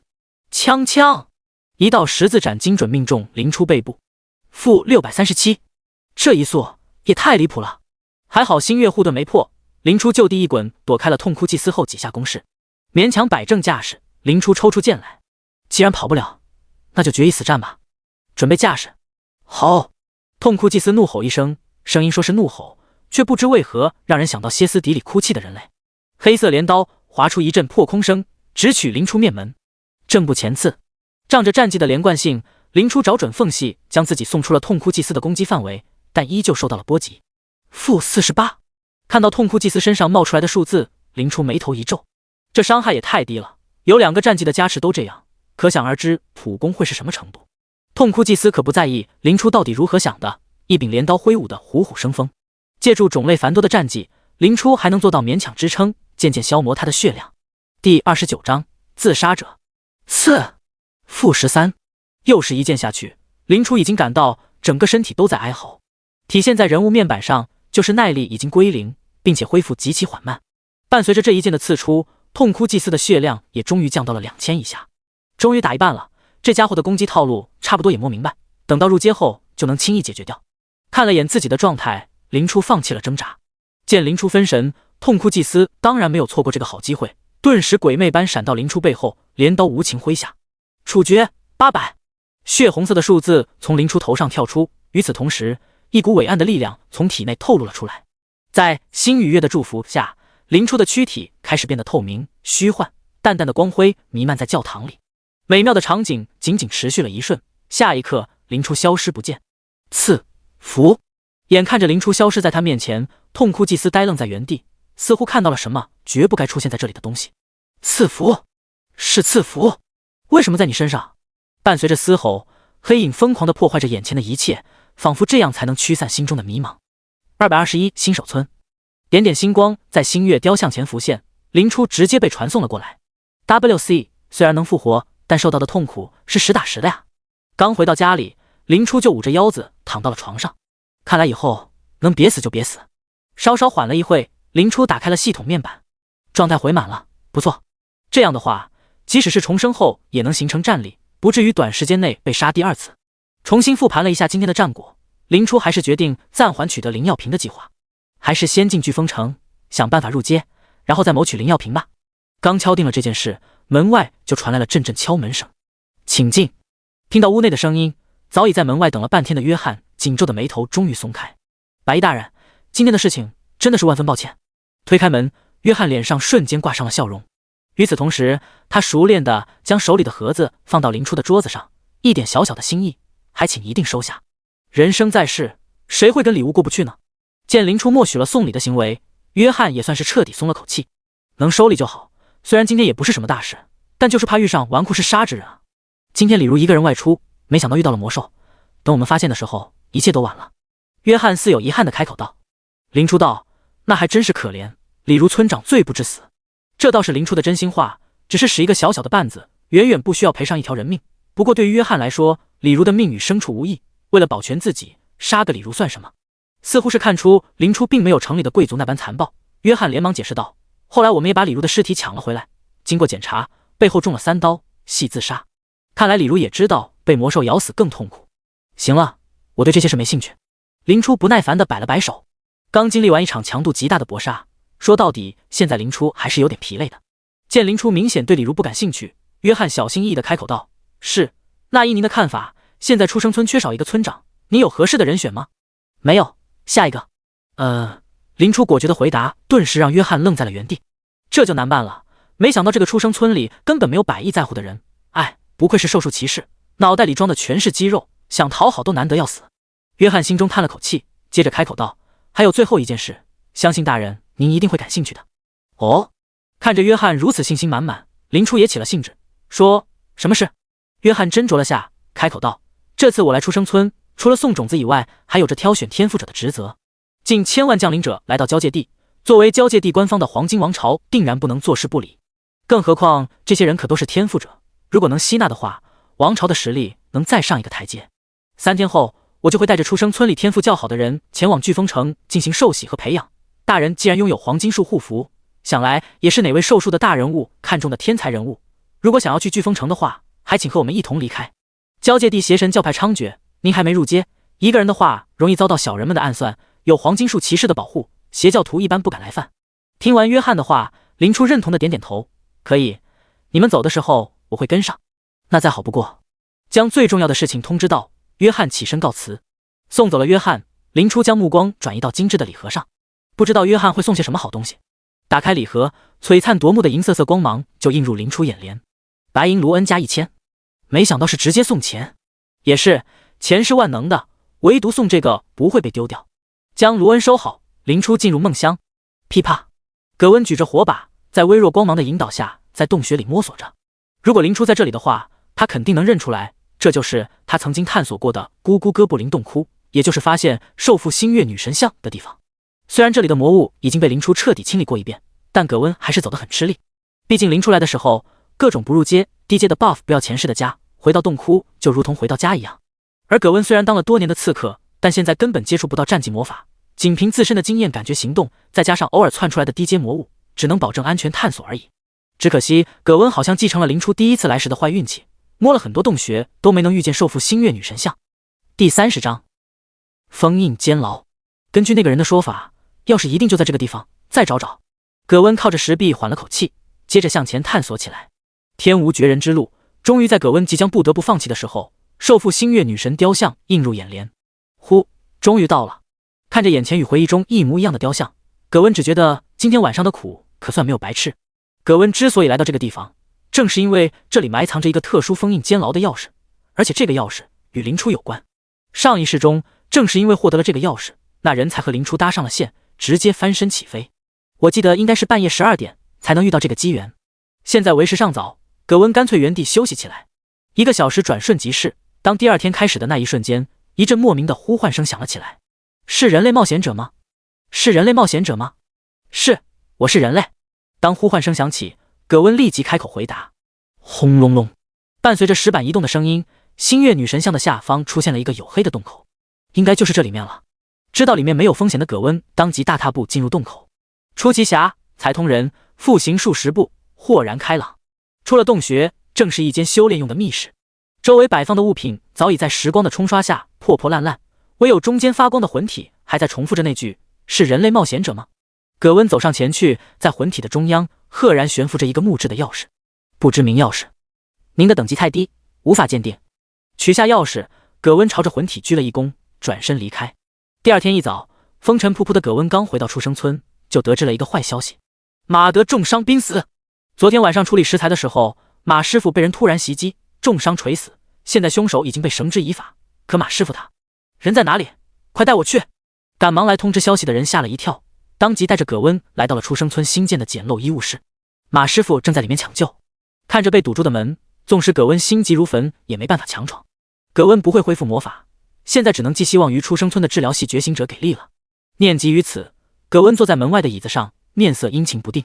哎，马师傅最近还真是倒霉，带路的小伙子也是个憋不住的人，在旁边小声絮叨起来。自从来了221，马师傅切菜能切到手指，拿货能被货架上的肉砸到，就连喝水都能呛得半死。如果一般人听到这些话，顶多感叹一句马德真惨，但落到葛温的耳朵里，这些话就格外特别起来。只有葛温知道，按理来说，现在的马德应该是死去了的。难道是我改变了马德的命运，所以现在世界想办法置他于死地？这个世界可是有神明的，如此看来，命运也许不是什么虚无缥缈的东西。既然如此，那我重来一世，难道什么都改变不了吗？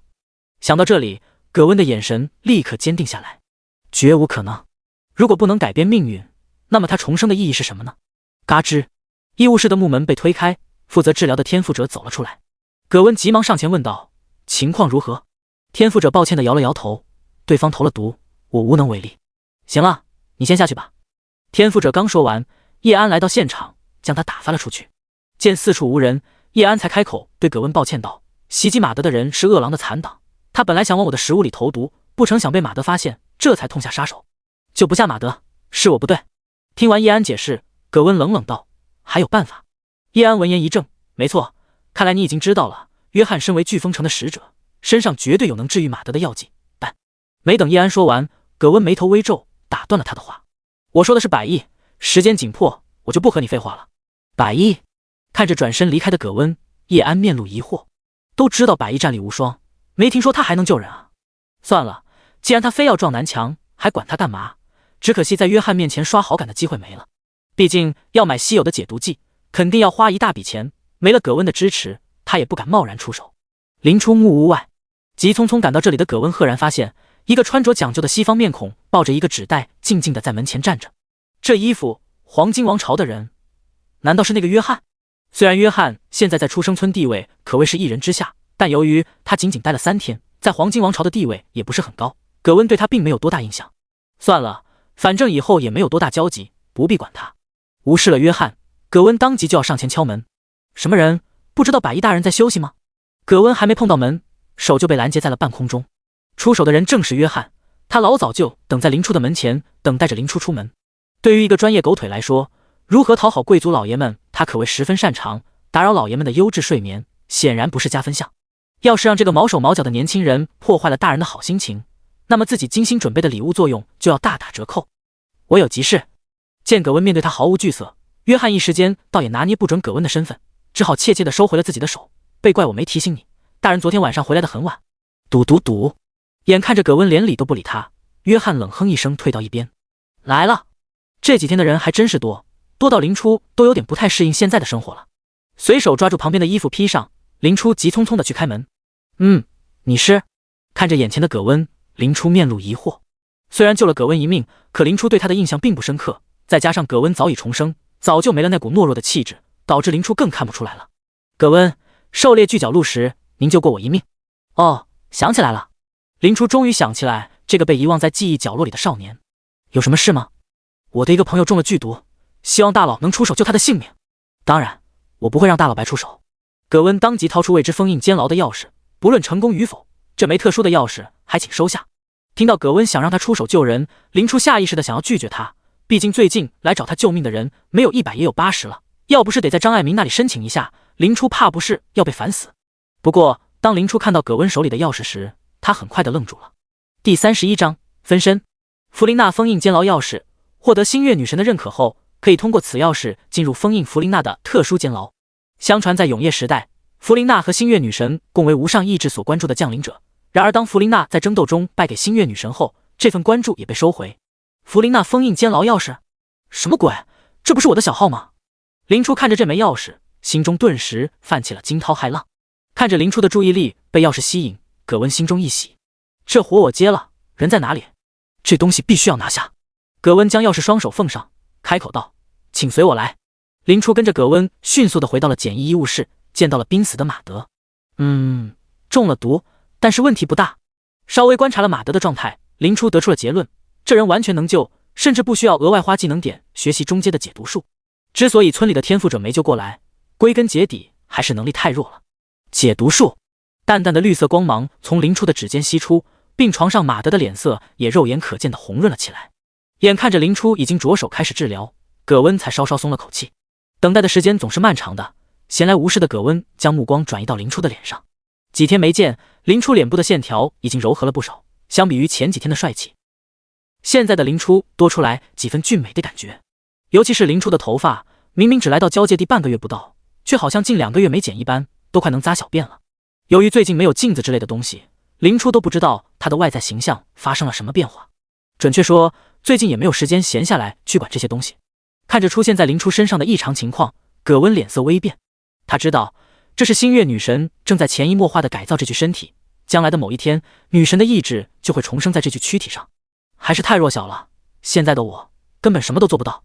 葛温紧了紧拳头，心中想到，未今之计，只有想办法尽快接触到弗琳娜老师。在上一世，弗琳娜是自己的引路人，她是一位永夜时代残存下来的幽灵，与星月女神有着不解之仇。只要得到了她的帮助，自己很快就能提升实力，阻止星月女神的复苏。正当葛温规划未来时，林初抽回了手，朝着葛温点了点头。已经没有危险了，万分感谢。即使对林初有着100%的信任，葛温还是看了一眼马德的状态，确定马德身上的中毒状态消失后，才彻底放下心来。不用谢，如果没什么事情的话，我就先回去了。弗琳娜封印监牢要是事关重大，林初已经迫不及待地准备研究它了。还有一件事，葛温调出系统界面，大佬，能加个好友吗？可以，能拿到这东西，葛温应该也是有实力的玩家，加个好友无伤大雅。两人一番操作，成功加上了好友后，林初告辞离开。大人，您回来了。还没进房子，林初就看到了门前站着的约翰。说来也惨，约翰早上5点就来门口守着，好不容易等到林初快要睡醒，又被葛温截胡带去了医务室，这一来一去又是1个小时。就这样，约翰搁这里等了3个小时才跟林初搭上话，也好在他不是第一次遇到这种情况，能承受得住。约翰，你要是找我有事的话，没必要在这里干等。这家伙认错态度良好，送礼也是一把好手，林初不介意给他好脸色。嗨，反正我也没事，等一会不碍事。约翰摆了摆手，伸手将纸袋递了过来。衣服。接过约翰的纸袋，林初赫然发现里面装了一套衣服。昨天晚上我见大人的衣服破了，正好身上还有一套，您看看合不合适？这套衣服本来是给他儿子带的，不过事急从权，回去再买一套就是了。看着笑得恰到好处的约翰，林初微微低头，这才发现自己穿的流浪者套装在昨天晚上打斗的时候破了不少口子。你有心了。见林初没有拒绝他的礼物，约翰脸上的笑容更真切了。能为大人们分忧，那真的是再好不过。送走了约翰，林初回到屋里，将纸袋里的衣服取出来。使者套装，普通材料缝制的，没有特殊加成的衣物，似乎格外受年轻人欢迎。套装由上身的黑色亚麻衬衫、下身的黑色短裤、一双靴子和能包裹半个小腿黑袜组成，除了不利于战斗以外，几乎没什么缺点。作为一个高贵的法爷，优雅是必须的。反正自己将魔法作为主要的攻击手段，穿这一身倒也算合理。换上了这一身衣服，林初这才发现屋里缺少一面镜子。水镜，家具不够，魔法来凑，这就是低阶魔法精通带给我的自信。只不过当林初将目光移到镜子上时，不由得晃了晃神。镜中人皮肤白皙，眼神清澈，完全不像是在生死边缘摸爬滚打的降临者，反而像是哪个大贵族娇生惯养出来踏春的子嗣。再加上使者套装，明显是那种男女都能穿的衣服，让镜中的林初乍一看上去有种雌雄莫辨的感觉。奇怪，这头发是不是长得有点快？撩了撩快遮到眼睛的刘海，林初嘀咕道：算了，人长得帅就是穿什么都好看嘛。将这点违和感抛到一边，林初把弗琳娜封印监牢钥匙掏了出来。封印监牢是游戏中重要的组成部分，其中往往镇压着各种 BOSS， 只要打败他们就能获得丰富的奖励。罕见的魔法、奇特的武器都有可能在封印监牢里获得。如果不出意外的话，这个弗琳娜应该就是我的小号。看着钥匙的简介，林初面露一色，那这个所谓的无上意志，应该就是身为玩家的我了。正好今天的复活机会刷新了，进去看看也无妨。是否进入弗琳娜封印监牢？是。林初心中默念一声，顿时一阵天旋地转的感觉传来。下一秒，林初就来到了一个看起来神秘莫测的祭坛，仿佛深经历了无数时间的冲刷，构成祭坛的石块显得破败不堪。正对着林初的方向，一道散发着淡淡紫光的空间裂缝不停地蠕动着。是否召唤弗琳娜？这是监牢的防御措施，防止玩家刚进来就被偷袭秒掉。林初再次确认，随着林初的动作，一道熟悉的身影从空间裂缝里走了出来。有着栗色披肩短发，皮肤白皙，右眼会有奇异纹路，木偶似的少女静静地站在林初面前。的确是我捏的小号，不过没有神智，是没有我操控的原因吗？林初走上前，刚想捏捏少女的脸颊，手指却直接从少女的面部穿了过去，就如同游戏中穿模了一般。不，不是传魔。林初想起了另一种情况，眼前的少女是灵体的状态。漫长的时间过去，弗琳娜的身躯早已经腐朽，只剩下无意识的灵魂空壳。就在林初短暂愣神的时候，一股强烈的吸引力从指尖传来，下一秒，林初的视角就切换到了弗琳娜的身上。挑战成功，获得物品：寄宿弗琳娜的戒指。寄宿弗琳娜的戒指，紫色。寄宿有灵体弗琳娜的戒指，或许可以借助灵体的力量。此时的林初却根本顾不上这个提示，现在的他正在自己看自己。没错，接触到弗琳娜后，自己重新获得了这个小号的控制权，而且本体的掌控能力也没有失去。不得不说，这种感觉还真是奇妙。第32章，老师。由于一心两用还是有点门槛的，林初暂时转移到了弗琳娜的身体上。既然意识来到了弗琳娜身上，不知道自己能不能碰到自己。想到这里，弗琳娜对自己伸出罪恶的双手。好吧，就像摸果冻一样，根本没想象中的触感。略显遗憾的将伸进衣服的手取了出来，林初活动了一下自己新的身体，打开了系统面板。和他想的一样，系统也随之发生了变化。姓名：弗琳娜，林初。等级 LV42%，3%。职业：刺客，命定之死。HP 15000，15000。MP 6500。体质100。力量500。灵巧712。智力40。精神72。天赋：命定之死，经伤害类型转化为真实伤害，同时消减敌方的血量上限。技能：死亡黑炎，幽影之刺。特殊状态：灵体。相比于有肉身的时候，灵体状态的血量上限、防御大幅减少，武维也有小部分缩减。也就是说，现在我有了一个4阶的刺客保镖。林初眼前一亮，将视角转回本体。林初打开背包，一个淡银色的戒指映入眼帘，这应该就是能收纳灵体的钥匙了。拿出戒指，果然轻轻松松的将灵体弗琳娜送了进去。奖励被拿走，封印空间也开始不稳定起来。熟悉的感觉出现，林初直接被传送了回去。林初的木屋伴随着空间一阵扭曲，林初被丢在了床上，看着握在手里的戒指，一个完美的计划涌上心头。本来还以为要入阶后才能拿到灵药瓶，现在看来马上就能到手了。林初心念一动，灵体弗琳娜便从戒指中钻了出来。与此同时，系统的提示也随之而来。灵体在现实的存在时间为每天2个小时，离开寄宿物3000米范围时会自动消失。灵体无法通过正常手段提升等级。这么看来，弗琳娜的使用还得慎重考虑啊。看了眼天色，才刚刚下午，为了避免夜长梦多，干脆今天就把灵药瓶拿到手吧。说干就干，林初推开房门，朝着新手村外走去。由于林初的屋子是223玩家共同建造的，即使林初专门要求地处偏僻一些，但凡是在一个村里的，再偏僻也不可能遇不到人。于是很自然的，外出的林初跟一对正准备下地干活的玩家打了个照面。百亿大佬。乍一看到林初，这几名玩家甚至都有种认错人的感觉。当看到林初与往常无二的点了点头后，众人才接受了这个事实。望着林初远去的背影，扛着各式农具的几人不由得面面相觑起来。真是百亿大佬，怎么感觉一人有些不太确定的抓了抓头发。漂亮。纵使林初覆灭了整个恶狼，正面见过他的玩家也不是很多。至于照片嘛，没有林初的允许，明面上也没几个人敢传播。因此，在这个小队里，是有相当一部分人是第一次见到林初。你懂什么？这不就和小说里写的一样，升级后会吸嘴拔毛吗？有人见怪不怪解释道：一白遮百丑，更何况百亿大佬本来就不丑。嘿嘿，这倒是。就是说，有没有可能还有人一脸神秘莫测的开口道：其实百亿大佬本来就是个女生。不可能，我曾经见过以前的百亿大佬，的确是男的不错。哎，你怎么可以假定百亿大佬的性别呢？轻车熟路的在荒野上穿梭，林初没过多久就来到了星月第3教堂的位置，将意识转移到弗琳娜身上，看着远处的教堂，弗琳娜嘴角微翘，露出了不怀好意的笑容。君子报仇，一天不晚。昨天让你追杀了半天，现在是时候让你报金币了。熟悉的教堂，不熟悉的怪。眼前的痛哭祭司不同于昨天的一片漆黑，而是周身都遍布了淡淡的红光。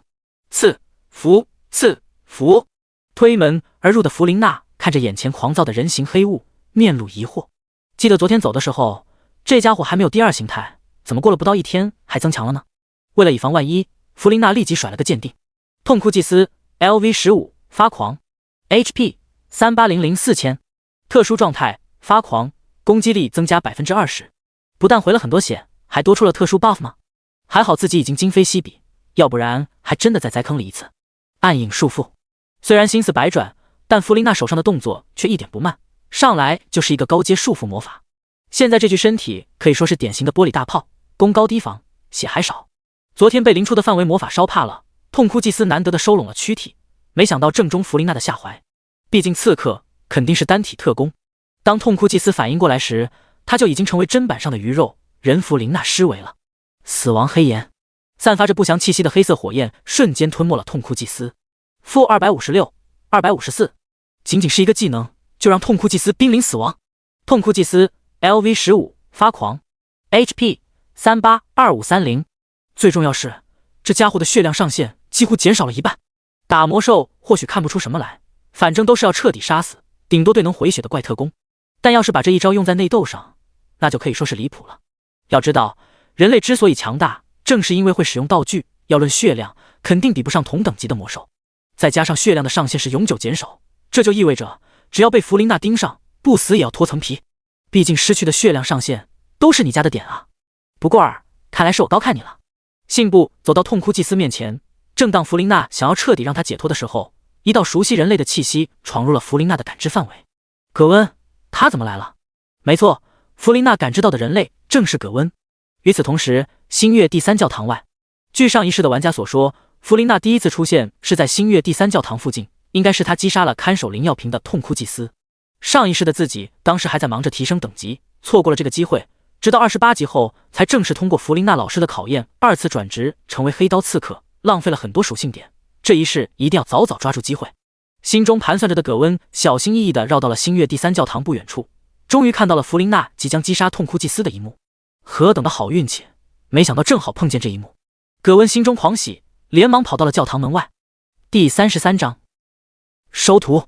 在交界地随便闯入别人的狩猎场地是不礼貌和威胁的信号，如果贸然进入，只会给弗琳娜老师留下不好的印象。呲！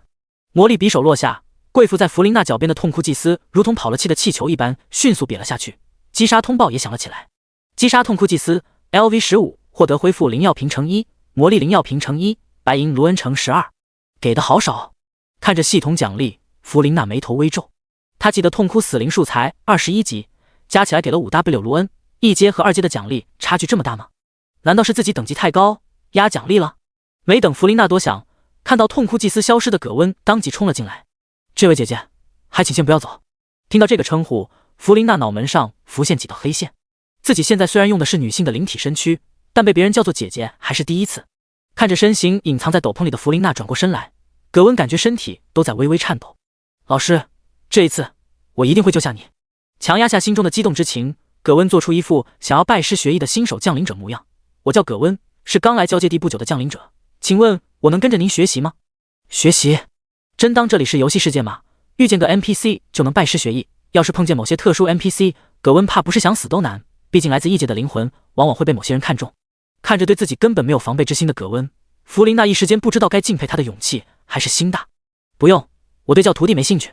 教徒弟这种事情，弗琳娜是一点兴趣都没有。在她看来，只要本体等级上来，直接一路平推就好了，根本用不上别人的帮助。如果我没看错的话，姐姐现在应该是灵体状态吧？只要姐姐愿意收我为徒，我一定尽全力收集材料，为姐姐重塑身躯。听到葛温这句话，弗琳娜不由得愣了一下。一是惊讶于他能看出来自己处于灵体的状态，要知道现在的弗琳娜看上去基本和寻常人类无异，一般人很难看出来弗琳娜其实是灵体。葛温能做到这一点，足以证明他有特殊之处。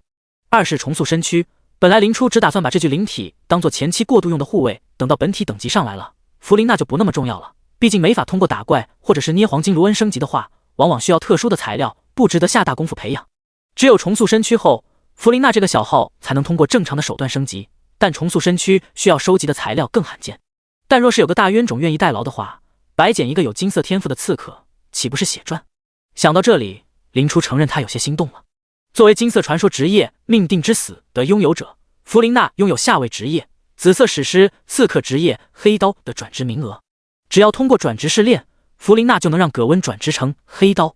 这也是金色传说天赋的特权之一，只要时间足够，就能拉起一支属于自己的队伍。同时，身为职业最顶端，几乎不用担心属下叛变，因为从本质上来看，传说天赋是职业的根基。一旦弗琳娜死亡，整个职业就会彻底消失，除非某个人得到了弗琳娜的认可，继承了他的命定之死。为了保持自己的地位，下位职业者会尽全力保护上位职业者的安全。唯一的不确定之处在于，葛温能不能通过转职试炼。想到这里，弗琳娜斟酌着开口道：“你的这份胆识，我很满意。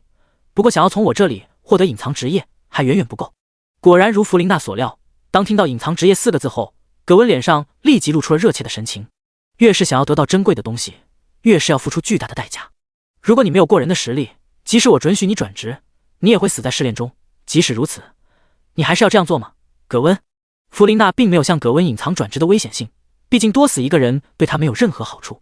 听到弗琳娜劝解的话语，葛温心中一暖。果然，老师从始至终都是那么的温柔，也许正是因为如此，才败给所谓的星月女神吧。葛温单膝跪地，向着眼前的身影低下头颅。是的，我愿意为此付出生命的代价。人类总是如此。见弗琳娜有收徒的意向，葛温面露喜色，多谢老师给我尝试的机会。先不要高兴那么早。眼看着葛温已经被自己忽悠瘸了，弗琳娜佯装镇定的开口道：“现在向我证明你的实力。如果你仅有一腔热血的话，我是不会收下你的。”是。对于拥有重生记忆的葛温来说，这个要求反而是最容易满足的。葛温起身，朝着教堂里的星月女神向走了过去。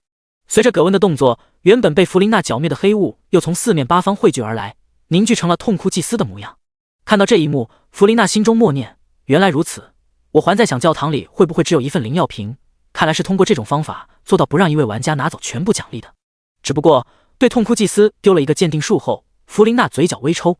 痛哭祭司 LV15 HP 2500，这家伙的血量上限看来是无法恢复了。葛温敢于单开 BOSS， 肯定不是勇于找死。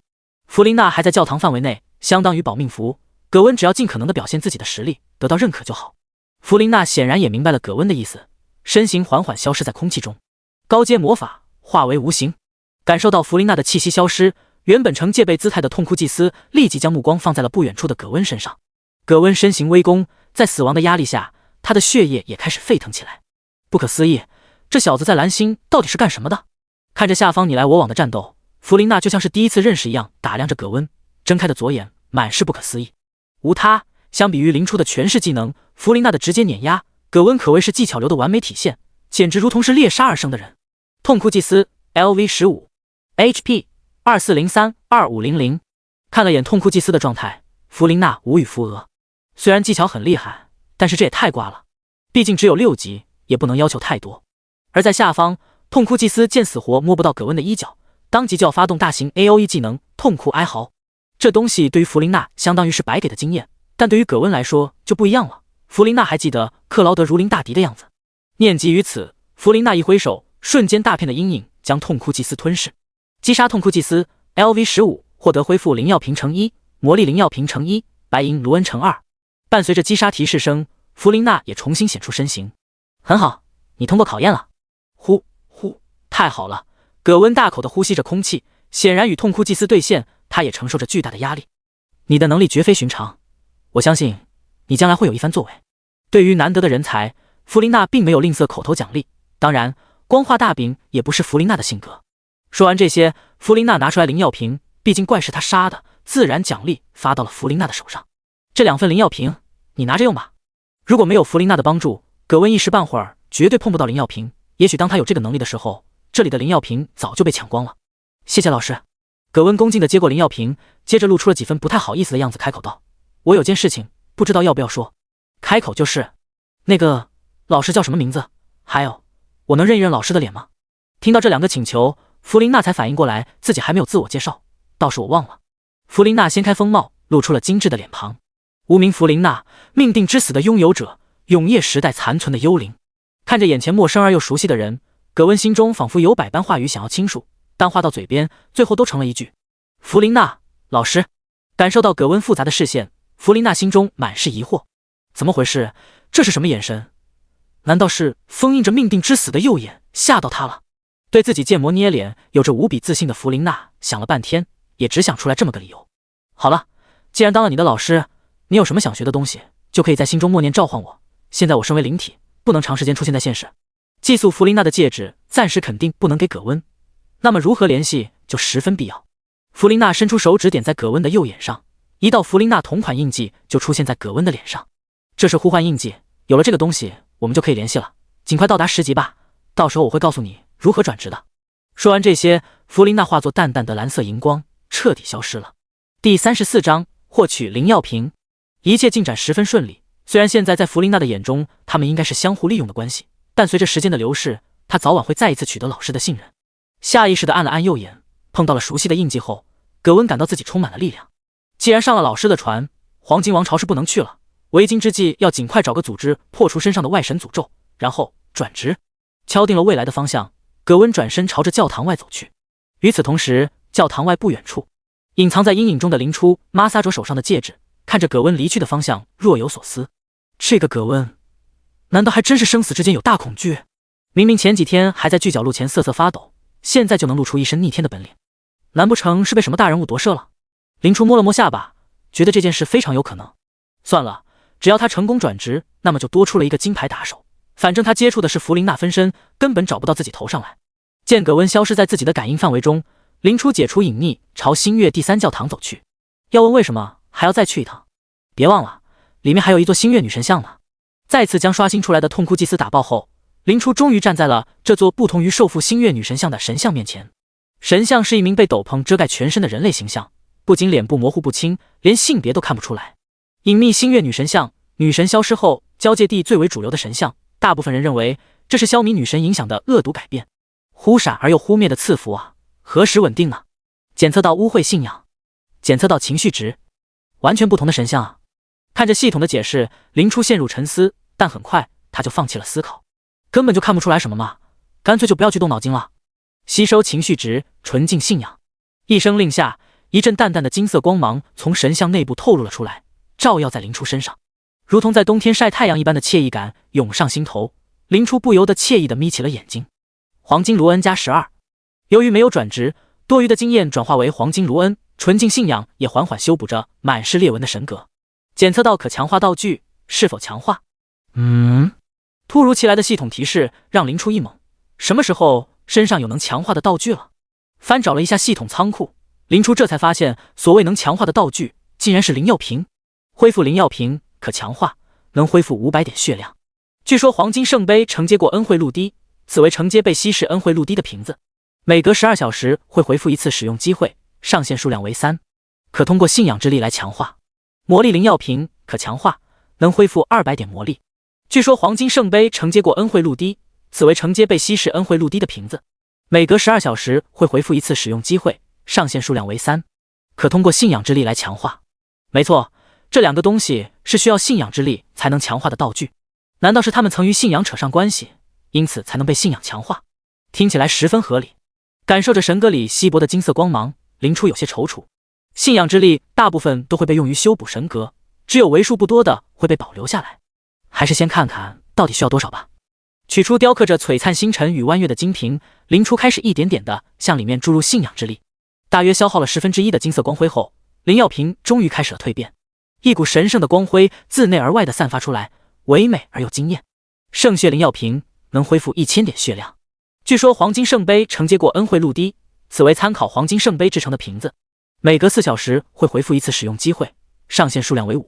不仅恢复能力提升，使用次数和回复时间也大幅度减小，简直是巨幅提升啊！反正现在留着信仰之力也没有用，林初干脆也把魔力灵药瓶也强化了。圣魔灵药瓶可强化，能恢复400点魔力。据说黄金圣杯承接过恩惠露滴，此为参考黄金圣杯制成的瓶子。现在可算是有点玩家的样子了。强化好灵药瓶后，林初将目光再一次投到了 BOSS 召唤点上。既然这 BOSS 血条上限都快被彻底清空了，那要不把这里所有的灵药瓶都取走？本来这个 BOSS 是起到试炼作用的，结果遇到了林初，被薄杀了几次后，危险性已经大大降低了。算了，要是把灵药瓶都拿回去，怎么分配也是个问题，还不如让他们自己来拿。打消了这个念头，林初打算再杀他一次，给张爱民和叶安先安排上灵药瓶。这几个人将出生村打理得井井有条，为了防止他们被刺杀后出生村变得一团糟，能保还是要保一手的。我还真是爱民如子。林初如此想到。奇怪 ，BOSS 呢？林初走到 BOSS 召唤点前，却发现 BOSS 召唤选项消失了。等等，我明白了。林初突然想起一件事，痛哭祭司是基于神像内部的负面情绪而产生的，自己刚刚把神像吸干，痛哭祭司没了力量来源，自然就消失了。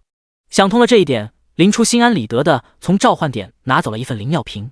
看来一共10份，至于剩下的6份会到谁手里，那就看运气吧。星月第3教堂外也有着不少野怪，勉强也能充当试炼作用吧。221出生村原本属于李如的办公室，现在已经成为了张爱民的办公地点。凭借着少量的人数优势以及有林初好友的关键身份，约翰将出生村村长的身份交到了他的手里。嘟，请进。收拾好手边的文件，张爱民应声道：“张老哥，忙什么呢？”来人正是林初，此次前来正是为了送林药瓶。原来是林老弟。看到来的人是林初，张爱民连忙从座位上起来，亲手倒上一杯水后，张爱民才又坐下道：“倒也没忙什么，就是明天要前往飓风城，有些人员调度要提上日程。倒是林老弟，今天怎么有空来找我？莫非是有什么用得上我帮忙的事？”第35章晚餐。这倒不是，其实我是来送东西的。掏出2份林药瓶，林初将它们摆在了桌子上。张爱民拿起一看，顿时面露惊色，这是文件里的林药瓶。在得到文件的第一刻，他和叶安都有派人去确认情况，不过没有一个人能传回来任何情报。经过他们的分析，教堂里的 BOSS 最少也要是1阶的魔物，暂时不可招惹。没想到1天不见，林初就把林药瓶拿了回来，甚至还不止1份。看着手里的林药瓶，张爱民只觉得分外羞愧。林老弟，我什么都没干，拿这东西实在是受之有愧。说完，将林药瓶推到林初面前：“这东西我不能收，反正也是我顺手拿来的。既然你不要的话，那就当我留在出生村的奖励吧。要是有什么看好的后辈，就把这个奖励给他。”顺手拿来，果然不愧是第一人，完全不和我们在一条赛道上啊！眼看着林初是真的没把林药瓶放在心上，张爱民也没再推辞：“那就相当于寄存在我这里吧，我一定尽力给他们找个好主人的。”收下了林药瓶，张爱民看了眼时间，对林初邀请道：“时间也不早了，不如在我这吃顿晚饭。”提到晚饭，林初就想起了上次张爱民的饭盒，一时倒也嘴馋起来。行，那我就叨扰一顿。这算什么叨扰？要是林老弟想吃，以后每顿饭我都让他们做好亲自送过去。相比于林初对出生村做的一切，区区一顿饭根本算不上是报酬。张爱民曾想尽办法补偿林初的付出，却只能无力地看着恩情的雪球越滚越大。有时候他会想，如果没有林初出手，2个出生村能活下来几个人呢？也许正是有林初这样的人存在，降临在交界地的人们才能存活下来。看着眼前光彩夺目的林初，一股浓浓的欣慰感涌上张爱民的心头。年轻人总是能带来希望的。来喽，新鲜出炉的烤鸭。伴随着中气十足的呼喝声，一道道喷香扑鼻的佳肴被端上了餐桌。虽然林初的厨艺也不错，可是在不加点的情况下，还真比不过这位叫马德的大厨。听说马德穿越前是一个大饭店的主厨，穿越后又得到了加强厨艺的白色天赋，张爱民送来的盒饭正是出自他手。几天不见，马大厨的手艺又见长啊！咀嚼着片好的烤鸭，林初脸上露出享受的神色，外焦里嫩，酱料也是难得，厉害！嘿嘿，您又赞了。马德一边片着烤鸭，一边道：“要不是您把出生村稳定下来，咱哪有时间去琢磨这东西？况且就连我这条小命，还是您救下的呢。您要是想吃，我每天给您单独做一份。算了，这地方待不久了，以后相见说不定要麻烦不少。”林初摇了摇头，明天就是集体出发前往飓风城的时候了，自己8成以后就要留在城里。也是。马德失望地叹了口气，紧接着又振作起来：“您就瞧好吧，今晚上绝对让您吃得舒舒服服。”自从约翰来了后，不仅带来了很多种子，还拿来了部分基础书籍，让降临者们对交界的生态有了更深的认识。马德日夜研究那些新奇的植物，已经自创了很多新菜品。话说飓风城，一想起飓风城，林初若有所思地想了想，飓风城内也有烹饪师这种生活职业，要是马德你想要走生活职业的道路，飓风城倒也是个合适的去处。跟张爱民闲聊的时候，林初已经知道了，现在准备动身前往飓风城的玩家，基本都是奔着战斗职业去的。烹饪师难道是等级上来后可以料理高阶魔兽，做出增益食品的职业？听到林初所说，马德不由得心生向往。毕竟这种职业听起来就是薪水高、风险低，还受人追捧的职业。是，和你想的差不多，不过想要混出头也不是那么容易。张爱民见马德很是心动，于是开口道：“如何，想不想去试试？我可以吗？”马德指了指自己，有些不敢置信。当然，我专门预留了几个名额，就是用来防止意外情况的。百亿兄弟倒给了我启发，相比于送更多的白色天赋战斗职业者进去，不如添几个辅助职业的人。现在的降临者大都是想要混个出人头地，想要成为高贵的骑士老爷、法师老爷，殊不知能有几个人出头呢？反正大家基本都是白色天赋，你想试试，我也想试试，一番比斗下来，把名额占得满满的。生活职业本就不善于争斗，更抢不过他们，只能乖乖的待在出生村里蹉跎光阴。可要是让他们进城，以后能给大贵族做衣服、做饭，那他们发挥的作用还真不一定比混出来的战斗职业者低。想到这里，张爱民只觉得自己的脑子白长了，竟然差点错过这么重要的东西。白衣老弟，听君一席话，胜读10年书啊！你先吃着，我得去加个班了，明天就要出发，现在要选出来几个人，还真是时间紧急。张老哥忙你的就是，不用管我。林初先是一愣，紧接着笑着摆了摆手，示意无所谓。眼看着张爱民急匆匆的离开，马德开口道：“多谢百衣大佬，您这一句话，不知道改变了多少人的未来啊！”啊，有吗？将饭团咽了下去，林初才后知后觉的发现自己到底做出了什么事情。林初笑着指了指张爱民的位子，这就是地位造成的改变啊！以前我在网上当剑仙的时候，也没见几个人听我说话，反正是好的改变，那就行了。没再继续这个话题，林初接着享受起美食来。像张爱民那样手握重权固然不错，但享受生活，顺带成个神才是林初想要的。来喽，饭后甜点。将桌上的食物消灭大半后，一份精致的甜点也被马德端了上来。对于甜点这种制作周期长的食物，林初虽然很喜欢吃，但一向是懒得做的。阿姆，一口一个小蛋糕，这才是生活啊！拍了拍自己的小肚子，林初只感觉整个人都上天堂了。话说，林初端着水杯走到窗边，也算是站起来消消食。怎么没做上次那个甜点？虽然这才的甜点依旧美味，但还是不如上次的惊艳。马德笑着开口道：“您有所不知，上次的甜品是我兄弟亲手做的，叫葛温，您应该有印象。”哦，葛温啊！林初面露恍然，没想到这家伙还会做饭。那看来以后有时间可以用弗琳娜分身混几个甜点吃了。第36章授术与历史。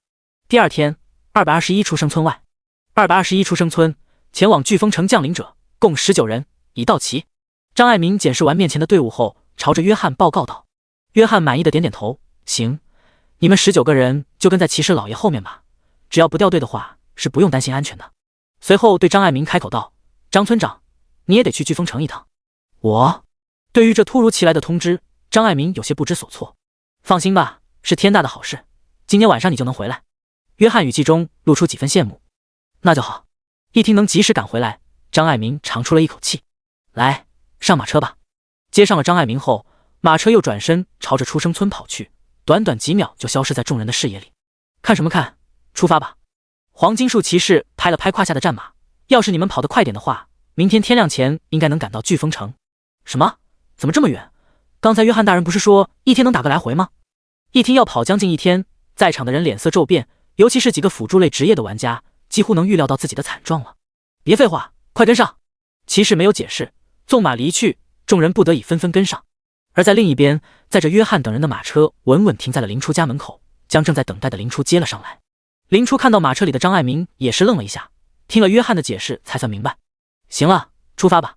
约翰朝外面喊了一声，马车夫当即驱动马跑了起来。林初掀开帘子，只看到周围的景色在飞速后退，这马的速度已经能和上一世的车辆媲美了。见林初面露好奇，约翰开口介绍道：“这是一阶魔兽中以速度见长的追风马，平常我也是没机会接触的。”原来如此，在电脑上玩和身临其境感觉就是不一样，就是不知道以后骑龙会是什么感觉。约莫2个小时，一座古朴大气、城头悬挂着狮子与黄金树旗帜的城池就映入林初的眼帘。这就是飓风城，公爵卢瑟，黄金的城池。眼看着就快要入城，约翰开始充当起一个合格的导游。飓风城是新月时代就开始着手建立的城池，距今约1000年，分内城区、外城探险者区、外城平民区和平民区。兽术骑士的分布就在外城探险者区，只不过兽术那地方比较偏僻，也不怎么欢迎外来人，恕我不能送您到那里了。自己印象中并没有这座城池，看来自己离开后就是黄金纪元了。在游戏背景解释中，卢恩有巨人血脉，寿元约500年；艾德琳的种族是树精灵，寿元约1000年。想到这里，林初开口问道：“初始之王卢恩还在吗？”初始之王，约翰先是一愣，紧接着反应过来：“您说的应该是新月时代的第一任王卢恩大人吧？”林初点点头。当他发现交界地的货币是卢恩时，他就有种感觉，卢恩应该还活着。那您可能是看到古老的典籍了。现在卢恩大人是战争之神，很长时间没有出现过了。战争之神，卢恩这小子成神了。也对，自己离开的话，总有人要接自己位置的。不过这小子怎么弄了棵黄金树当自己的标志物？林初摇了摇头，算了，不应该想这个。最重要的应该是这小子能安心把神位还给我吗？感觉不太可能啊。哪怕是最忠诚的手下，在死亡的恐惧和权力的方向面前，也很难保持初心。再说，自己这个星月女神做的也不合格。看林初没有反应，约翰接着搜肠刮肚，又说了点东西出来。星月时代又被称为完美时代，据说星月女神仁慈无比，当时的交界地到处都流着奶和蜜，简直如同人间天国。约翰一边说着，一边露出了向往的表情。不过那是个很短暂的时代，仅仅100年，星月女神消失不见，交界地再次陷入混乱。初始之王卢恩虽然战力无双，但没有真神的交界地终究无法再次统一。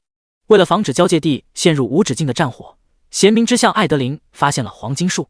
黄金树将人与神分开，原本互相征伐的半神纷纷突破成为真神，居住在黄金树上。自此黄金树脚下再也没有神灵行走。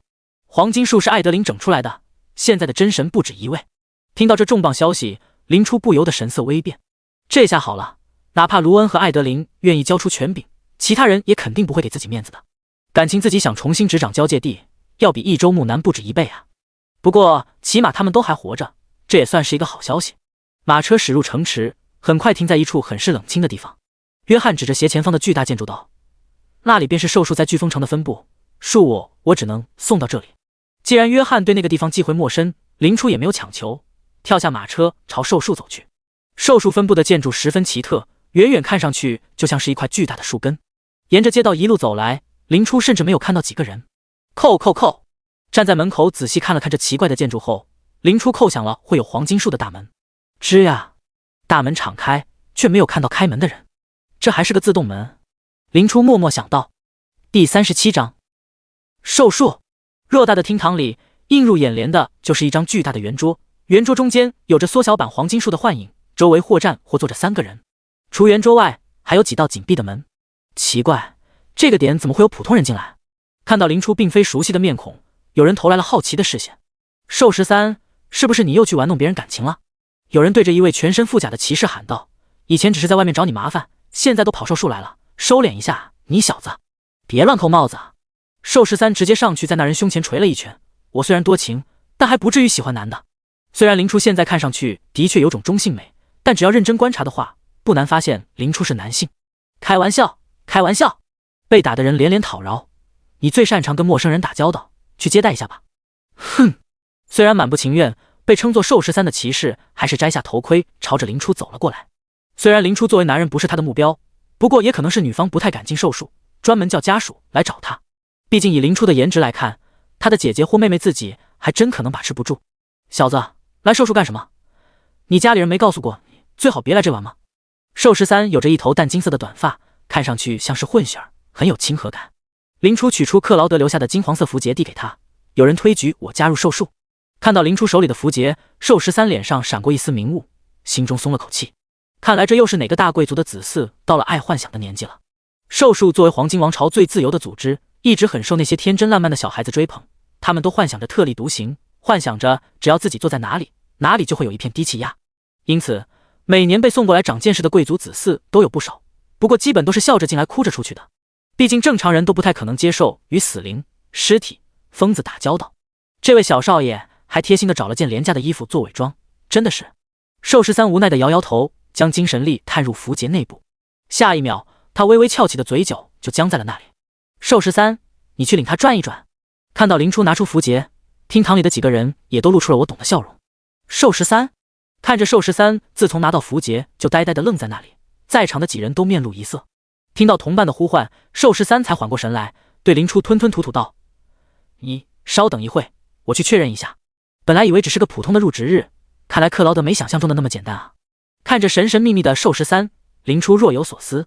兽13拿着符节，小心翼翼地放到圆桌上，都别看戏了，快过来确认一下，别是我感应错了。怎么回事？难道这小子是公爵的私生子？这么慌？兽13摇摇头，你看了就知道了。符节在3人手里转了一圈，在场的人脸色也都变得严肃起来。克劳德前辈的气息，不会错。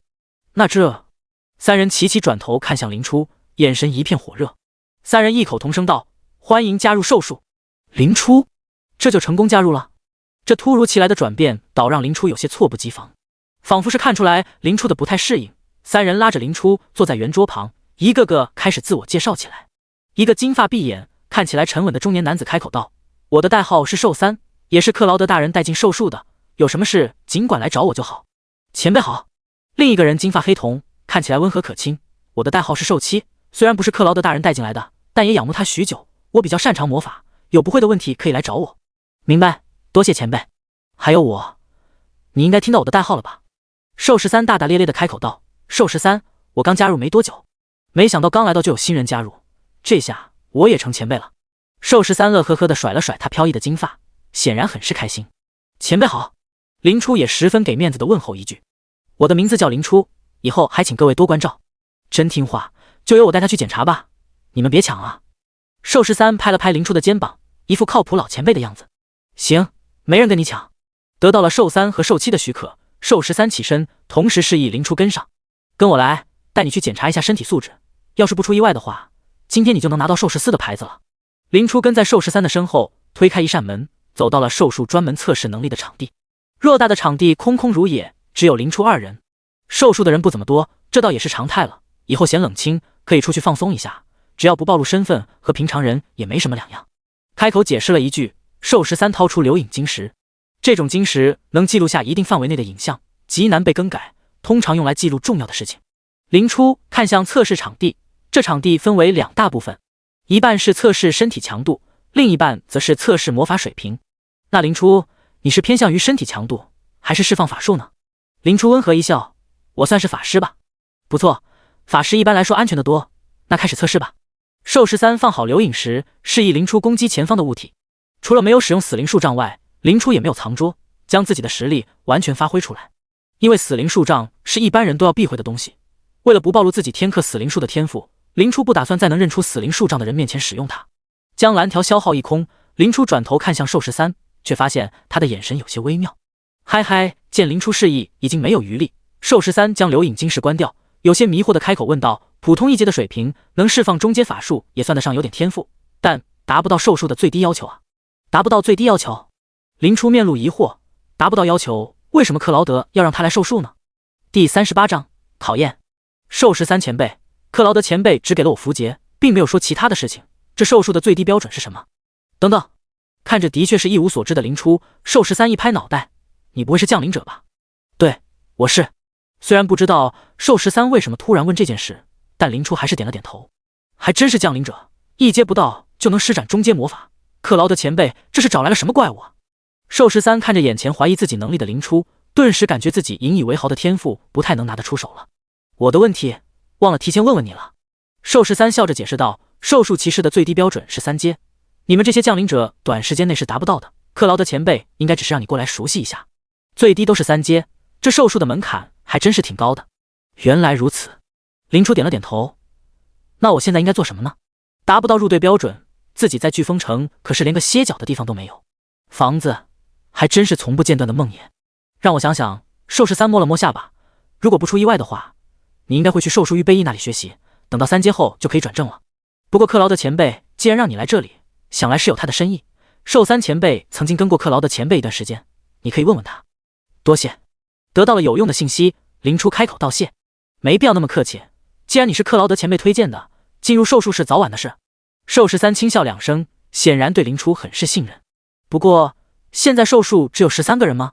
听到林初的疑问，兽13面露骄傲。没错，只有能够单独狩猎1阶死灵术的人才能获得兽的名号，目前飓风城只有13人。别看只是狩猎1阶死灵术这种看起来很轻易的任务，但实际上一般的3阶都做不到单独狩猎。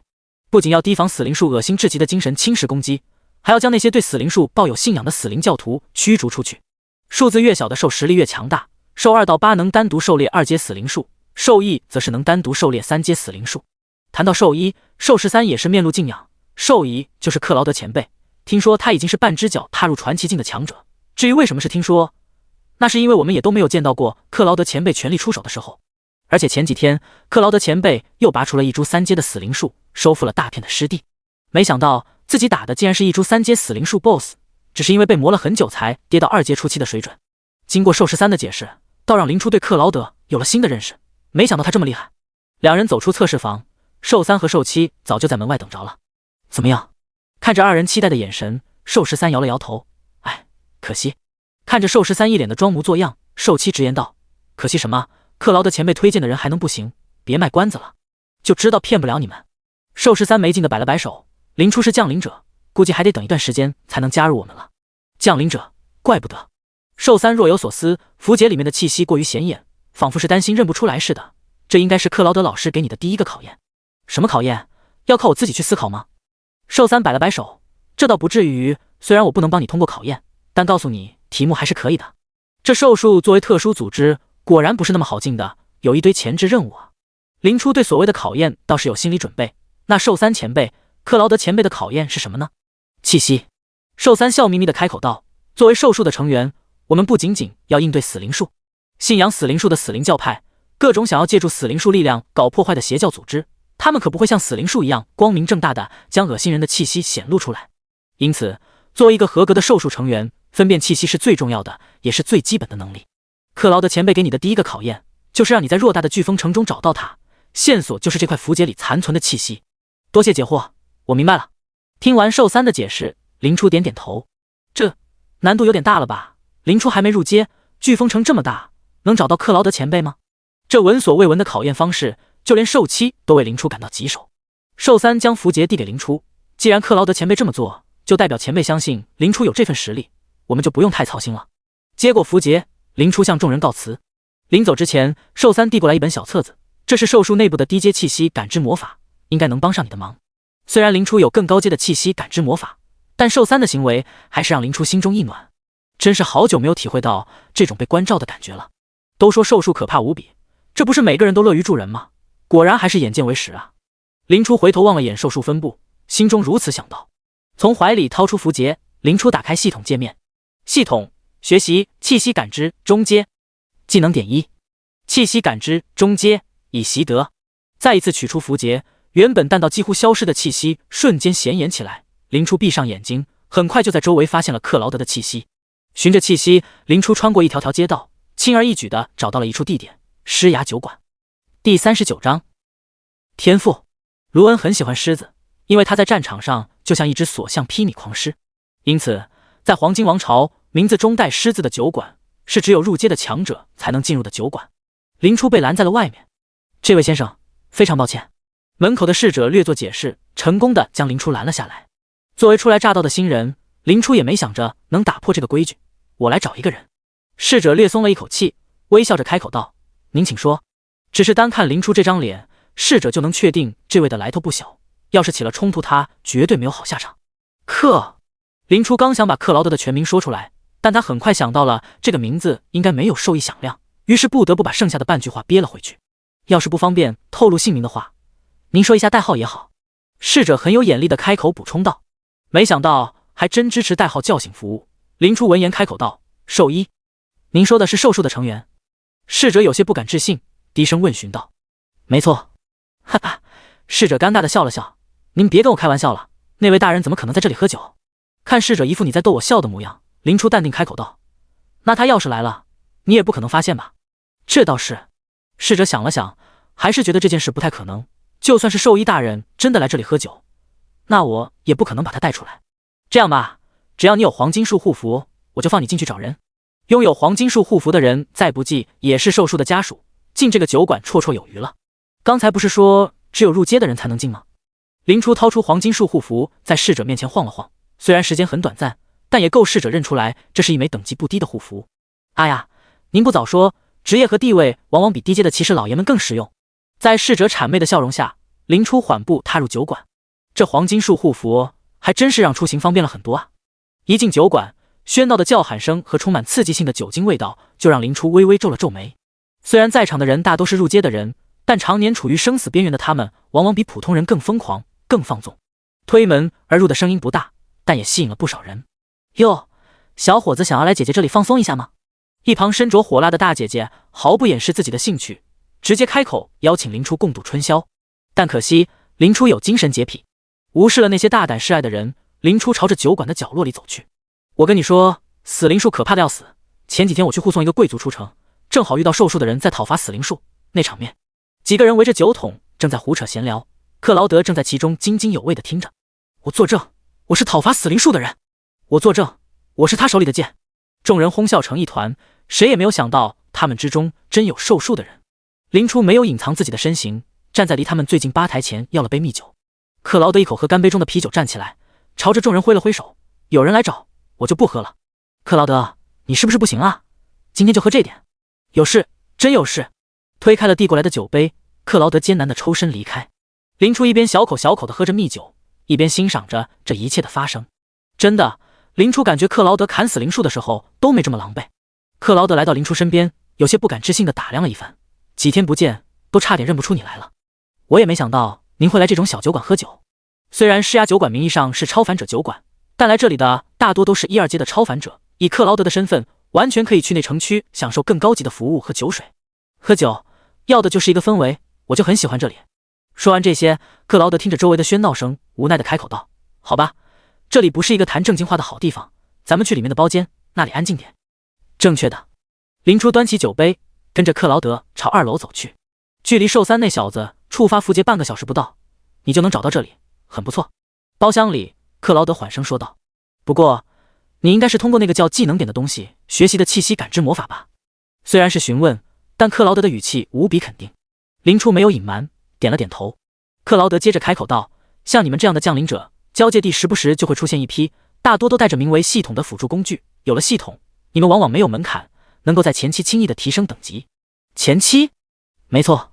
见林初很快察觉到重点，克劳德满意的点点头。系统这东西，说到底就是送你们来到交界地的外神，为了借助你们的力量来干涉交界地的工具，它能够让你们快速的获得力量，也剥夺了你们更进一步的权利。外神是盘踞在交界地外，妄图侵占交界地的异界神明，是交界地正神的共同敌人。当然，现在跟你说这些还是太早了。眼看着马上就要扯到拯救世界、维护和平的话题上前，克劳德连忙咳了一声，将话题转了回来。因此，黄金王朝通过黄金术修改了交界地的规则，限制了你们的系统，同时也打开了你们的枷锁。即除了技能点以外，你们可以通过学习来使用更多的魔法、战绩。同样的，你们也可以通过勤学苦练来提升等级。这种方式慢得很，但是更扎实。听到这句话，林初若有所思，点了点头。怪不得有时候他没加点，也有一些属性出现些许提升，看来这就是原因。说到这里，克劳德失望地叹了口气。我看你会那么多魔法，本来还以为你的技能点已经用完了，看来这考验是我太小瞧你了。哪怕是天赋异禀的降临者，升到10级能会几个低阶魔法也算是很稀有了，毕竟在10级之前，每个人获得的技能点是一样多的。不过这也正表明了你的天赋惊世骇俗。据黄金王朝的官方数据，降临者10级之前每升1级的能获得技能点是固定的5点，虽然每个人点数一样，但能够学习的技能数量却不尽相同。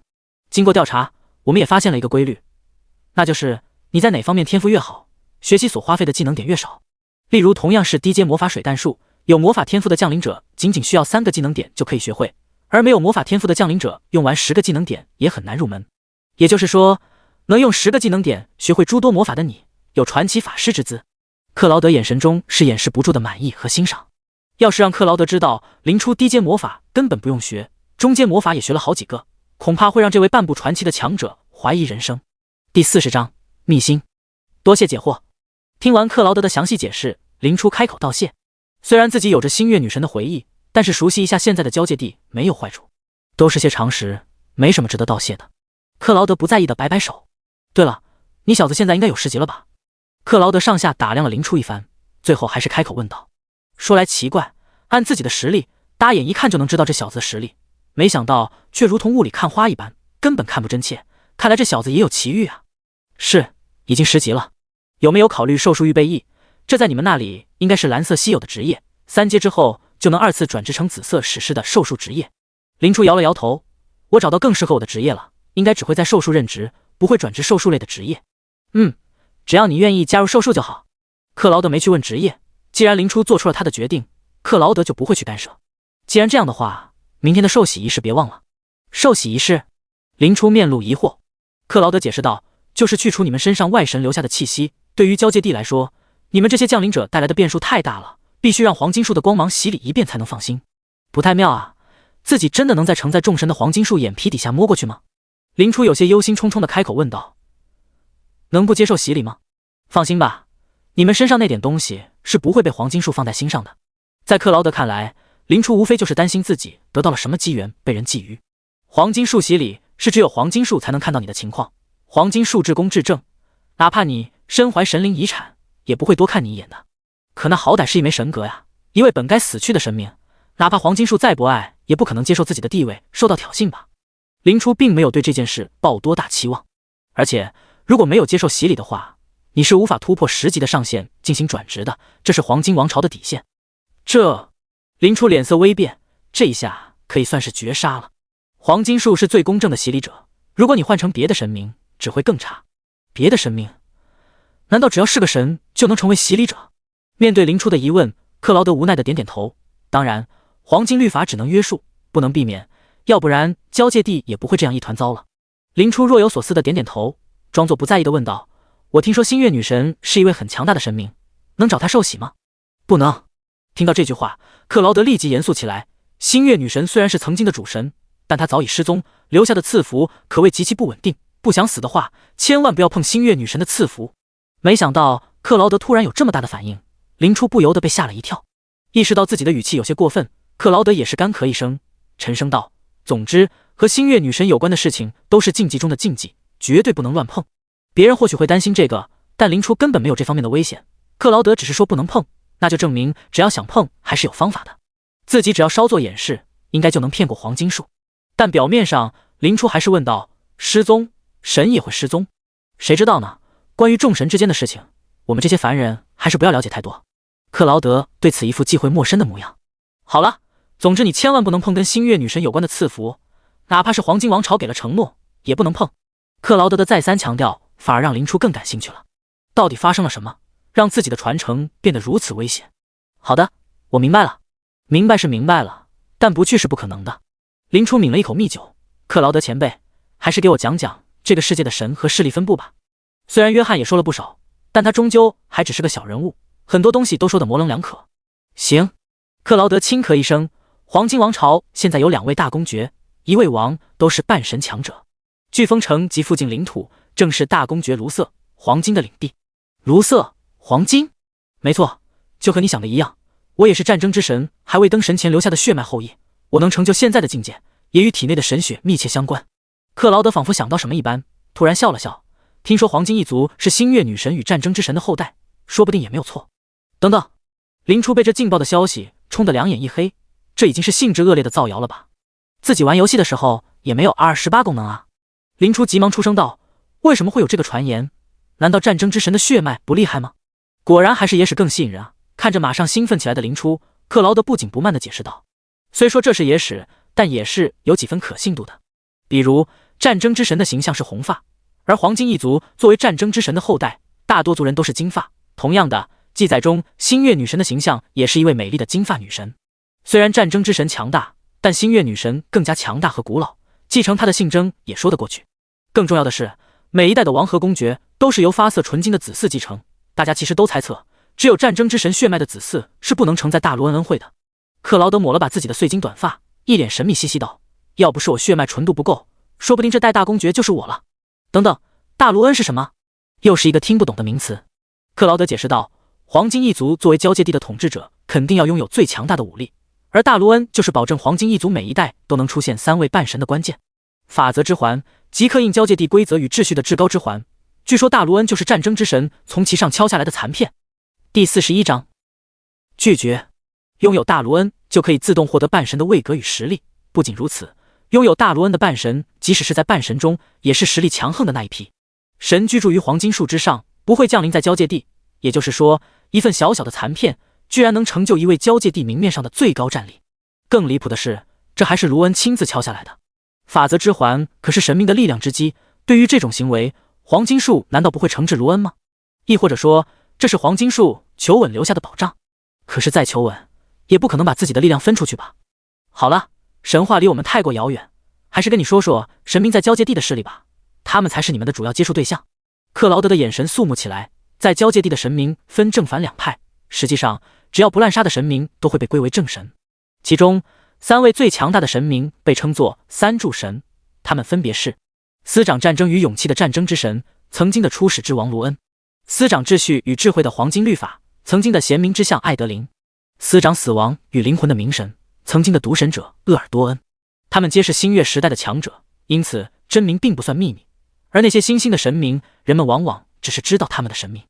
我有一个问题，所谓的三柱神，前2位林初都能够理解，作为自己曾经的部下，拥有能登上神位的资格再正常不过，但是唯独所谓的明神，灵初不能理解。三柱神之一的明神，在新月时代的具体身份，您知道吗？看着分外认真的灵初，克劳德有些不能理解，不过很快他就释然了。年轻人嘛，总是叛逆一些的。相比于前2位名正言顺登神的存在，明神的独神者称号显然更引人瞩目一些。这都是古老的传说了，我也不能保证正确，但应该是大差不多的。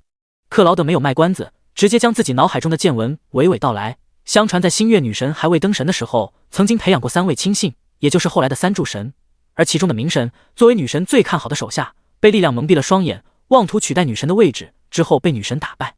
不过由于女神的仁慈，并没有伤害她的性命，但作为活下来的代价，她再也不能出现在女神面前。后来女神开创了新月时代后消失不见，交界地陷入战乱，明神凭借强大的实力取得了3柱神的位置，大概就是这样。听完克劳德的讲解，灵初才不得已接受了这个现实。没错，鄂尔多恩正是灵初游戏中第1位叛逃的手下，可在灵初的印象中，自己明明已经把他抱金币了呀。况且如果鄂尔多恩都能活下来的话，那么永夜之神作为真正的神明，也未必彻底死亡。这么一看，交界地的水真是一片浑浊啊。灵初揉了揉太阳穴，他现在感觉脑仁生疼，整个交界地都是自己的敌人。这副模样倒是把在一旁说起劲的克劳德整不会了，自己就讲个历史，怎么这孩子一副生无可恋的样子呢？经过略微思考，克劳德表示他又懂了。年轻人嘛，肯定是想着拯救世界，万人瞩目，自己把3柱神说的这么厉害，灵初肯定以为交界地一片和平，根本没他用武之地。想到这里，克劳德开口道：行，说完正神，再说说交界地的邪恶势力。别看3柱神如此强大，但交界地依旧处处危机。死灵神，也就是黄金树的死敌，是交界地最大的威胁。他不仅妄图破坏黄金律法，同样试图攫取明神的权柄。到处存在的死灵树就是他实力的证明，哪怕是3柱神都无法彻底消灭他。见灵初没什么反应，克劳德略微一动脑筋，他又懂了。灵初的天赋天克死灵树，根本不会对死灵神有什么兴趣。不过要是有一天他真能驱逐死灵神，想多了，神明间的争斗，凡人怎么可能理解呢？对了，还有另一个势力，你肯定感兴趣。哦，看克劳德一脸信誓旦旦的模样，灵初也不由得生出几分兴趣。这个组织就是你们降临者的工会。降临者的组织？没错，降临者们也不都是愿意乖乖的融入黄金王朝的。这些降临者有一部分选择了其他的神明，也有一部分建立了自己的组织。工会就是其中最大的一个，他们信仰将你们送往交界地的系统之神。当然，由于黄金树的庇佑，外神很难对交界地插手，想要引来外神的洗礼，需要付出很大的代价。总之，工会里没有几个好人。如果没有这个所谓的系统之神，恐怕大部分人还在过普通人的生活。对于这个突如其来的破坏者，恐怕很少有人会对他有好感吧。这也能有人信仰？灵初表示摸不清他们的脑回路。好了，这些就是最主要的一些组织了，其他一些小的组织以后再慢慢了解吧。交界地好歹是一方世界，各种错综复杂的关系又怎么可以是一时半会说得完的呢？能有个大致了解，灵初已经觉得是收获满满。见灵初点头表示认同，克劳德斟酌着开口道：那么你考虑好了吗？愿不愿意做我的徒弟？作为飓风城寿数的首席，半部传奇境强者的克劳德想要收徒，恐怕大半个飓风城的人都会抢着报名。要是让别人看到他这副不自信的样子，恐怕说出去都不会有人信。但是克劳德看着眼前的少年，心中的确没有几分把握。短短的几次接触下来，克劳德发现灵初唯一从他这里得到的东西，反而是他最廉价的历史知识。现在克劳德只能寄希望于灵初需要借助他的力量作为前期的护盾，这样才有可能收下这个徒弟，把自己的星辉剑传承下去。抱歉，我有自己的打算。虽然认克劳德为师并没有坏处，甚至可以说是有一堆好处，但灵初并不想这么做。克劳德是一个好人，但他也足够衰老了。因为有着神格的缘故，灵初对精神状态特别敏感。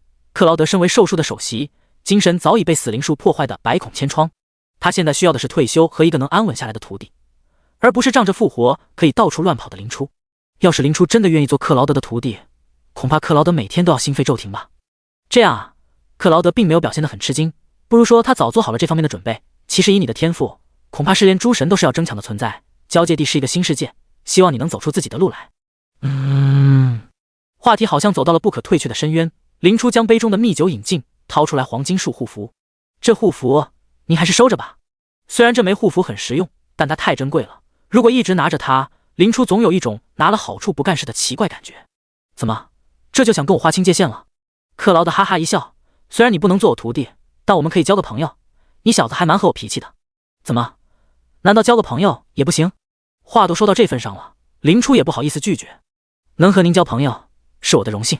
第42章受喜日。等到了林初离开酒馆的时候，外面早已经是繁星点点。经过与克劳德的交谈，林初对交界地的现状有了新的认识。总的来说，自己现在还是太弱小了，想太多没有用。现在自己唯一的目标就是变强，只要成了神，一切都会好起来的。盯着黄金树中隐约透露出来的星辉看了一会，林初扭头朝着附近的旅店走去。MD 又没房子住了。第二天，黄金王朝约定的受喜日，飓风城附近的出生村，每个村子都会推举出20位降临者前往飓风城受喜。这是第一批受喜者，也是飓风城内各学院和贵族等势力争抢的对象。因为推举出来的降临者往往有着优质的天赋或其他过人之处。飓风城外一夜之间长出来由古木构成的受喜台，如此神迹引来了不少交界地的土著围观。他们看着远处身着兽皮、发色各异的人影，眼中满是羡慕。拥有系统的降临者们，只要经验足够就能入阶，而在交界地入阶已经是另一个阶级的人了。在离受喜台更近的地方，则是达官贵人们聚集的场所。刚刚赶到现场的林初，按照昨天克劳德的介绍分辨了一下，大公爵卢瑟没有来，来的是公爵府的一位管家。战争教会和黄金树教会来的人很少，作为三柱神的教会，他们对信仰的要求已经不是那么迫切，而冥神的教会则是根本一个人都没来。据克劳德所说，冥神的信仰者虽然少得可怜，但他的实力无需质疑。随后是各种新神教会，皆是来传播神的福音。再往下是各种组织，例如冒险者协会、城卫军、黄金树守卫等等。林初甚至还看到了兽术的成员，赫然是昨天见到的兽13。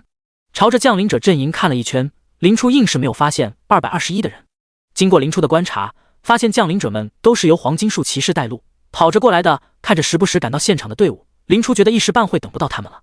毕竟在自己无意间的提醒下，221可是选了几个辅助类职业降临者参加受洗，以他们的脚力，恐怕要是最后几个来的。没想到提前到反而成了一件坏事。林初站在原地无奈地叹了口气。也许是林初一个人孤零零地站在那里很显眼，而降临者们也没有被限制，可以随意走动。不一会就有几个人朝着林初走了过来。大部分的出生村由于缺少领军人物，往往都处于几个组织分裂割据的情况，像林初这样一锤定音，甚至将2个新手村整合在一起的情况基本不可能出现。因此来到这里受洗的降临者们往往都不是老实人。黄涛在黑道上混过一段时间，因此在穿越后，他很快凭借自己的一股狠劲拉起来一支小队伍，并且成功在受洗队伍中抢到了4个名额。经过一天的长途跋涉后，黄涛4人终于来到了飓风城外的受洗地。但像他们这样来很早的队伍并不多，因此真正的受洗还要等一段时间。如此靠前的排名自然让黄涛4人有些飘飘然，无趣之下干脆在骑士们圈定的区域内闲逛起来。没想到这一闲逛还真让他们发现了一个美人。老大，你看看她的衣着模样，极品啊。对啊，老大，只要亮出你的天赋，这小妞还不是手到擒来，就咱们出生村里那些庸脂俗粉根本配不上您啊。身旁的小弟起哄2句，倒真是说到了黄涛心坎里。穿越这将近半个月，他们出生村里底子再好的女人也难以入目了，更何况眼前这个美人衣着光鲜，眼神清澈，一看就是被保护得很好，自己只要稍微吓一下她，8成就能得手。至于保护这妞的人都是玩家，他黄涛还真没怕过。想到这里，黄涛认同的点点头，不错。黄涛捋了捋自己的黄毛，紧了紧身上的兽皮衣，一脸自信地朝着林初走去。没错，黄涛几人看见的美人正是林初。相比于克劳德、寿树等人观察仔细，能够轻易发现林初的性别，黄涛几人则是轻易的被林初的脸吸引了注意，根本注意不到细节了。再加上远超兽皮衣的精致服装，被认作是女生再合理不过。嗨，这位小姐，一个人在这里是需要帮助吗？见林初毫无反应，黄涛本来勉强维持的笑容有些绷不住了。这位小姐，在叫我。眼看着周围没有别人，林初扭过头去，指了指自己。黄涛原本看到侧脸就已经被深深吸引，现在看到正脸才觉得自己10几年阅历活到了狗身上。这要是能讨来当老婆，就是死也值得了。心中的那点不耐烦瞬间被压制下去，黄涛摆出一副自以为绅士的笑。没错，我看小姐独自一人徘徊良久，不知道能否有资格替小姐排忧解难。哦，抱歉，忘了自我介绍了，我叫黄涛，天赋是蓝色稀有，现在已经7级。听着黄涛文文绉绉的解释，林初眉头微皱，不过出于客气，他还是微微一笑道：多谢关心，我没有什么需要你帮忙的。这浅浅的笑容落在黄涛眼里，顿时让黄涛心神一晃，连要说什么都忘了。黄涛期期爱爱地吐出几个词，就这么呆呆地看着林初。哦，对了，我是男的。什么？黄涛神色错愕，就连旁边的几个小弟都呆住了。开玩笑的吧，咱们可不眼瞎。旁边的小弟不由得出声道。听到小弟的话，黄涛顿时反应了过来。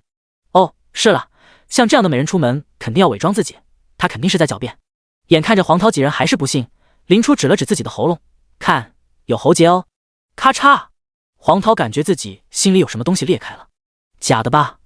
看着失魂落魄的几人，林初摇了摇头，转身离开。虽然不知道为什么这几个人如此热情，但他们的目光林初感到很不舒服，能说这几句话就已经是极限了。既然他们不愿意离开，那就只能自己转移了，毕竟寿喜广场打架什么的感觉不太好。正好寿树那边空位还有很多，不如就上那边去吧。林初走了没2步，就又听到背后传来声音。等等！眼看着林初毫无留恋的离开，黄涛几人连忙拉近距离，本想装作听不见的林初不耐烦的回过头来。其实男的也不是不可以。第43章，看错了，不可以什么？猛地听到林初的质问，黄涛才从他那可怜的幻想中回过神来，支支吾吾的说不出话来。喂，干什么呢？没看见人家不想跟你说话吗？即使是在满是人的广场，林初这边的动静也足够引人瞩目。眼看着马上就要演化为武力冲突，几个自认为实力强悍的人连忙上前阻止。都是穿越者，别想着丢大家的人。能来接受寿喜的降临者没有几个弱的。黄涛几人顿时被几个大汉拉住。这位小姐，你没事吧？眼看着又有人把自己的性别认错，林初已经有些麻木了。我没事，还有，我是男的。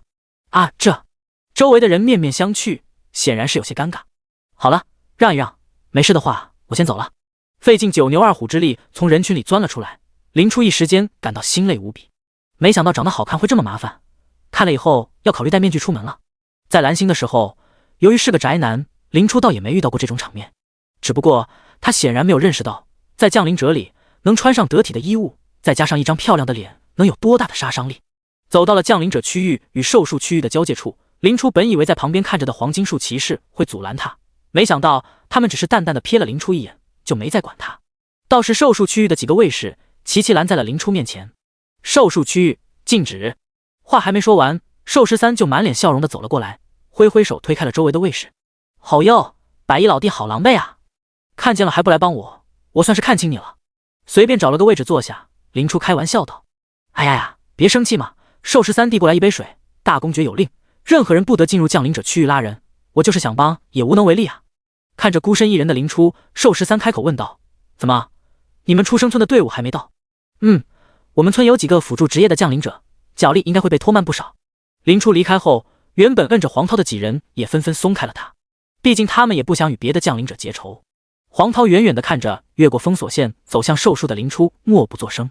一小弟开口道：“老大，咱们能出去的吗？”“应该不能吧，我记得好几个人想出去，都被卫兵赶回来了。”“那他为什么能出去？”眼看着兽13给林初递了杯水，又一副老朋友的样子坐到了他的身边，黄涛低骂一声 ：“MD！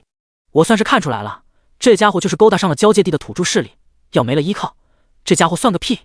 眼看着黄涛一脸气愤的模样，不知道的人还以为是被绿了呢。三小弟面面相觑，不过想起这好歹是自己的老大，只好争相开口道：“老大说的对，等寿喜仪式结束后，咱们去找他当面对质。”看到周围力挺自己的小弟，黄涛脸色不由得好看了几分。算了，又不能拿来当老婆，找他干什么？等寿喜吧。随着时间的缓缓流逝，来到寿喜广场的降临者也越来越多，只是221的人还是没有消息。兽13看出来林初的些许担忧，出言宽慰道：“放心，不论来的早晚，每个人都能有受洗的机会，哪怕今天赶不到，也可以去教堂接受洗礼。”有了兽13的解释，林初这才放下心来。巨木铸成的寿喜台上，公爵府的人看了眼时间，与各个教堂的代表交换了一下眼神。下一秒，一股浩瀚的气息覆盖了整个寿喜广场。嗨，想必各位降临者都已经明白了寿喜的含义。你们被外神送来交界地，身上携带的外神诅咒是交界地所不容的。我们交界地欢迎外来者，但绝不容忍任何破坏黄金王朝统治的因素出现。因此，只有通过受洗的降临者才能有资格融入交界地。当然，如果你们担心受洗仪式是对你们的洗脑手段的话，你们完全可以选择不受洗。听到这句话，不少降临者眼前一亮。在这个有神明存在的世界，每个人都担心自己的意识被更改，自己不再是自己。因此，对于这个受洗仪式，大部分人还是抱有警惕态度的。看着不少人已经开始隐隐动摇，受洗仪式主持者不紧不慢地接着说道：“没有受洗过的降临者无法突破10级，这是诸神定下的规则。”此言一出，全场一片哗然。太过分了，这不是明摆着逼着我们参加受洗吗？对啊，如果不能升级，那我们岂不是要一辈子吃都吃不饱？哼，你当诸神是做慈善啊？家里来了陌生人就客客气气的把地盘双手奉上。经过了一系列的讨论，大部分人还是准备受洗。毕竟如果不受洗的话，自己只能度过一个相对失败的人生，而受洗的话，或许还能有一线成为人上人的机会。眼看着众人士气低迷，主持者也放出了一些好消息，即使是在交界地，能入阶的人也并不是遍地都是，而你们降临者只要突破10级就能踏入一阶，这对于你们来说并不难。当你们踏入一阶之后，就会认识到这条道路有多么美妙。卢恩、美食、贴心的伴侣，你们会爱上交界地的。第44章神明的箴言。受洗仪式正式开始，大批的人开始向受洗台移动，而林初等了许久，依旧没有看到221的人。无奈之下，林初只好先行受洗，因为寻找星月受洗台也需要花费大量时间。说实话，当林初听到还有星月受洗台的时候，他还是颇为震惊的。毕竟星月女神都不见了，又怎么还会有人信仰她呢？思来想去，也只能说是为了证明三柱神的美好品德才保留下来的吧。在最偏僻的地方，林初终于找到了星月受洗台，而在这个地方还立了一块牌子。林初仔细看了看，大体意思就是星月赐福完全看脸，可能会导致洗礼失败或者可怕的肉体畸变，如果不是到了走投无路的时候，千万不要碰。在洗礼池旁伫立的是一位身着星月修士袍的金发少女，她手里抱着一本厚厚的书，轻声地做着祈祷。这算是自己为数不多的信徒。仿佛是感应到林初的视线，金发少女转过头来，用无神的金色双眸对上林初的眼睛。这位少女竟然是一位盲人。算了，能有信徒就不错了。少女轻声开口道：“这位降临者，此地不是受洗之处，还请尽快离开。虽然麻烦残疾人很不好，但是到如今也只能硬着头皮上了。”林初开口问道：“这里难道不是受洗点吗？”少女点了点头：“的确是，不过还请您看旁边的牌子。星月女神早已消失近1000年，即使是受洗，也还有很大的风险。”林初一脸诚恳道：“那个牌子我已经看过了，不过还是想在这里受洗。”降临者，你明明有绝对安全的道路不走，非得来这里受洗，难道这位降临者脑子有什么大病吗？少女抱着书，脸上露出些许疑惑。哈，说实话，当我看到这里时，心中就有一种冥冥中的预感，在这里受洗会给我带来好运。见少女没有斩钉截铁地拒绝她，林初立即开口解释，试图说服少女：“或许我与这位星月之神有缘分呢，不妨让我试一试。”自从接触星月信仰以来，少女还是第一次遇到这么热情的信徒，一时间犹豫不决起来。不过想起记载在书上的件件惨剧，少女还是坚定地摇了摇头：“降临者，你根本不知道这件事有多可怕。根据记载，你获得赐福的概率不足1%，死亡、畸变都会带来你不能想象的痛苦。既然如此的话，你向星月女神祈祷一下，问问她让不让我洗礼，不就好了吗？”少女认真道：“正是因为祈祷得不到回应，星月女神的信徒才会如此稀少。降临者，你为什么非要冒险呢？”“因为我认为我会是一名合格的星月信徒。”如此自信的回答让少女无言以对。既然你执意如此的话，少女摸了摸手中厚厚的书籍，请允许我先向女神祈祷，看看你能否有这个资格。千年来，向女神祈祷的人们往往只能得到无序、混乱的箴言，如果真的能碰到象征着肯定的回答，那同意她的受洗也会是女神希望的吧。毕竟女神的信仰早已如风中残烛，如此多的降临者，只是骗走一个的话，应该问题不大吧。少女如此想到。好的，麻烦您了。林初点头表示同意，这已经是最优谢了。而且林初对于少女祈祷的对象很感兴趣，自己会听到少女的祈祷吗？还是说这祈祷会传到自己大号的那具躯体里去？少女合上双眼，在自己胸前划了个奇特的符号，就像是星与月相合的形状。与此同时，一种奇特的嗡鸣声在林初耳边响起。林初闭上眼仔细体会，果然听到了若有若无的祈祷声。祈祷声有些失真，只能勉强分辨出少女的请求。果然和自己想的一样，自己是能够听到信徒的祈祷的。这种倾听的感觉让林初有些新奇，就像是有莹莹光点在不断的围着你打转一般。不对，为什么只是围着我打转呢？林初仔细观察，这才发现这光点其实是被无形的屏障隔绝在外。当林初发现这屏障时，一股明悟感涌上心头。真神的信徒无数，要是每一个祈祷声都能在神明耳边响起，哪怕不是早就把神烦死了。而这屏障正是屏蔽机制，只有经过林初的同意，屏障才会放行。林初心念一动，代表着少女的光点便滑了进来，祈祷声也变得清晰可闻。伟大的星与月啊，您是否愿意接纳新的信徒呢？林初刚想要回答他愿意，不过很快他就打消了这个想法。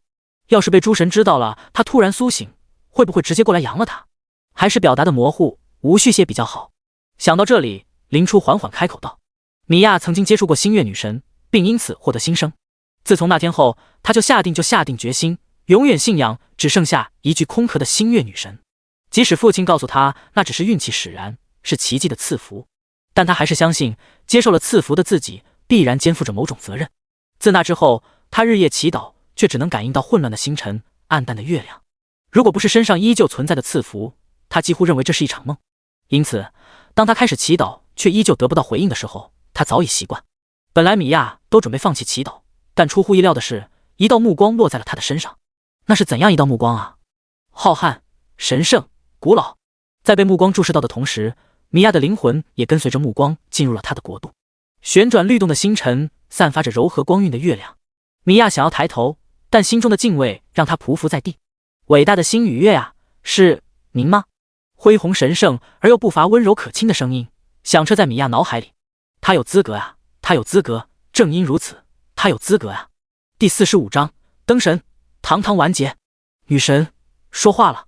一股无法形容的惊喜从米娅心中升起，自己日日夜夜的祈祷终于迎来了认可。淡淡的星辉注入到米娅的灵魂里，她被一股温柔的推力推出了神格空间。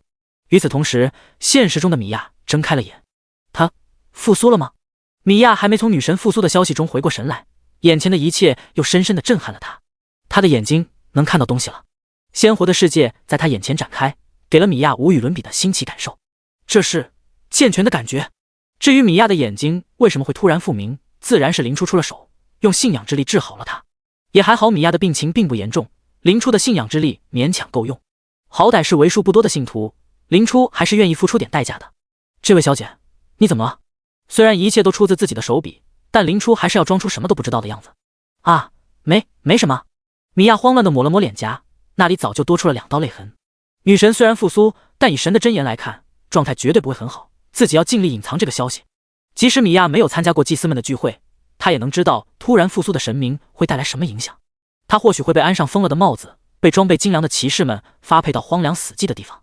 复苏的神明也会被安上邪神的帽子，被彻底消灭驱逐。诸神的时代，信仰是根基，而现在的星月教会根本没有能与其他教会争锋的力量。那么现在需要积蓄力量。米娅看向乖乖站在原地的林初，笑着开口道：我刚才得到了女神的真言，她准许你受洗。林初脸上露出惊喜的神色。那再好不过。米娅引着林初走向受洗台，然后将自己手里那本厚厚的书放在了林初手上。这是星月启示录，按照第1页的祈祷方法就可以沟通女神进行受洗了。记住，一定要虔诚。少女神色肃穆，引得林初也认真起来。林初掀开皮质的书籍封面，照着上面一字一句地读了起来。林初很好奇，自己祈祷自己会怎么样。伴随着受洗台散发出莹莹白光，林初很快就得到了答案，那就是沟通自己大号的躯壳。手中的书籍在发烫，林初的思维也不受控制地发散开来。冥冥之中，林初感觉自己在不断升华，在飞升。明明肉身还站在受洗台前，林初的视角却在不断地拔升。林初看到了受洗广场，看到了飓风城，看到山川河流。随后大片的金色充斥了林初的视线，这是黄金树。黄金树上，林初看到了散发着璀璨光芒的果实，不，那不是果实。林初看到了信仰凝成的巨大身影，看到了无数跪伏在地的虔诚信徒，这是神的国度。越过了一切的一切，林初飞向星空。最后他把黄金树踩在脚下，他的眼神逐渐迷茫起来，他的眼神逐渐清醒起来。他在取回自己的一切，他又不能取回自己的一切。在庞大而古老的神性面前，林初自己的意识显得渺小而脆弱。不能再这么下去了。林初很明白，再这样下去，自己会成为神，失去一切，唯有力量的神。但是林初无能为力，他只能看着自己滑落深渊。哗啦啦，突兀的一阵锁链声响起，漫天的金色锁链从四面八方袭来，顷刻间将这位即将迎来新生的神明捅了个对穿。这黄金树之锁，在神话林初的观察下，金色锁链的本质顿时显露。林初艰难地抬起头来，远处映出了3道模糊的身影。妄图侵占一位主神的身体，眼下还真是狂妄啊！3神异口同声，这声音落在林初耳朵里，如同春雷炸响一般，立即将林初的意识轰了个七零八落。太好了，他们在阻止自己的神话。虽然成神的确美好，但很明显，现在的林初根本不能消受得起。随着意识逐渐模糊，林初低下头颅，看到了自己脚下的黄金树。一个大胆的想法在林初心中升起：不，还不能走！富贵险中求，林初拼尽最后一丝力气，动了动右手。下一秒，系统提示音在林初耳边响起，林初也被彻底踢了出去。陌生的天花板，你醒了？看着睁开双眼的林初，米娅露出了惊喜的神色。我这是怎么回事？林初想要动动手脚，却发现自己浑身如同被泥头车碾压过一般，根本动不了。你在受洗的时候，灵魂遭到了损伤，你还记得发生过什么吗？林初摇了摇头，我什么都不记得了。这样啊，米娅脸色有些不太对劲，似乎在挣扎些什么，但最终她还是将手中的厚厚书籍放在一边，用抱歉的语气开口道：可能是在祈祷的时候遇到了女神无意识的反击，抱歉。你为什么要道歉？要是我能阻止你的话，你就不会受伤了。看着自责的少女，林初开口安慰道：这是我自己选择的，为什么你要道歉呢？在米娅看来，正是她被吸纳新教徒的行为，才导致林初遭到了无妄之灾。如果她能强硬一点拒绝林初的话，就不会发生这件事了。好了，别想那么多了，既然是我自己的选择，那我就不会后悔。看到米娅依旧一副自责的模样，林初干脆引出了另一件事。话说，我见到了那位星月女神。什么？你见到她了？米娅听到这番话，顿时激动的不行。对，林初点点头，我还接受了她的赐福，我打算成为星月女神的信徒。怎么会？米娅有些转不过弯来。按理来说，应该是林初碰到了女神，然后被伤成了这个模样。本来米娅已经做好了失去这个信徒的准备，没想到女神竟然给了她赐福。可是这样的话，谁能让你与女神对话时受伤呢？说不过去啊。米娅有些苦恼地卷了卷发丝。对于这件事，林初也只能做出一份忘干净的模样。毕竟也不能说这是跟三柱神打了一架导致的吧。第46章外神入侵。哦，是我呀。好了，还是别想太多了。我睡了多久？林初一边活动着手脚，一边问道。大概5个小时。还好不是一睡好几天。缓了这一会，林初已经慢慢地找回了身体的控制权。也还好三柱神重点打击的是林初的神性，因此本身的灵魂没有受到很大伤害。不过这次登神倒是让林初认识到现在的自己有多弱小，连神位摆在你面前都爬不上去啊。不过还好，这次登神并不是一点收获都没有。林初打开系统，却发现系统与往日有所不同。检测到外神力量干涉，系统连接已断开，将以脱机模式打开系统。看来这次受洗果然让自己摆脱了外神的干扰。林初神色一震，紧接着打开系统仓库。小小的格子里，一根仿佛纯金铸造的树枝静静地躺在那里。黄金树枝干，神于黄金树上结下来，拥有神奇作用的枝干。没错，林初临走前动的那一下，正是结下来了黄金树的树枝。有了这东西，自己终于可以入阶了。我记得星月女神给了我灵魂方面的赐福，现在我已经感觉好了很多了。林初支撑着身体坐了起来，我们出去走走吧。是吗？米娅看林初一副没有大碍的模样，高兴的点了点头。女神保佑。言语之间显然已经把林初当成自己人了。米娅和林初收拾妥当，一起出了门。林初就看到了熟悉的人。寿13老哥，你怎么在这儿？没错，门外的人正是寿13。还不是你突然晕倒？难道兽医前辈没跟你说星月信仰最好不要碰吗？虽然寿13一副教训人的口气，但话中的关心做不了假。这就是缘分吧，我感觉我与星月女神有缘，如果不让我试一试，我会不甘心的。再说我这不也没什么事吗？林初活动了下手脚，示意根本没有大事。这也算你小子运气好。寿13没好气道。行了，也受洗完了，先跟我回去吧，一会一起回兽术训练。我还指望你早点3阶，替我们分担压力呢。要是再放任林初在外面瞎逛，寿13不知道这小子又会惹出什么事来。什么？听到寿13与林初的对话，米娅当即小声开口道：降临者，你不是要做星月女神的信徒吗？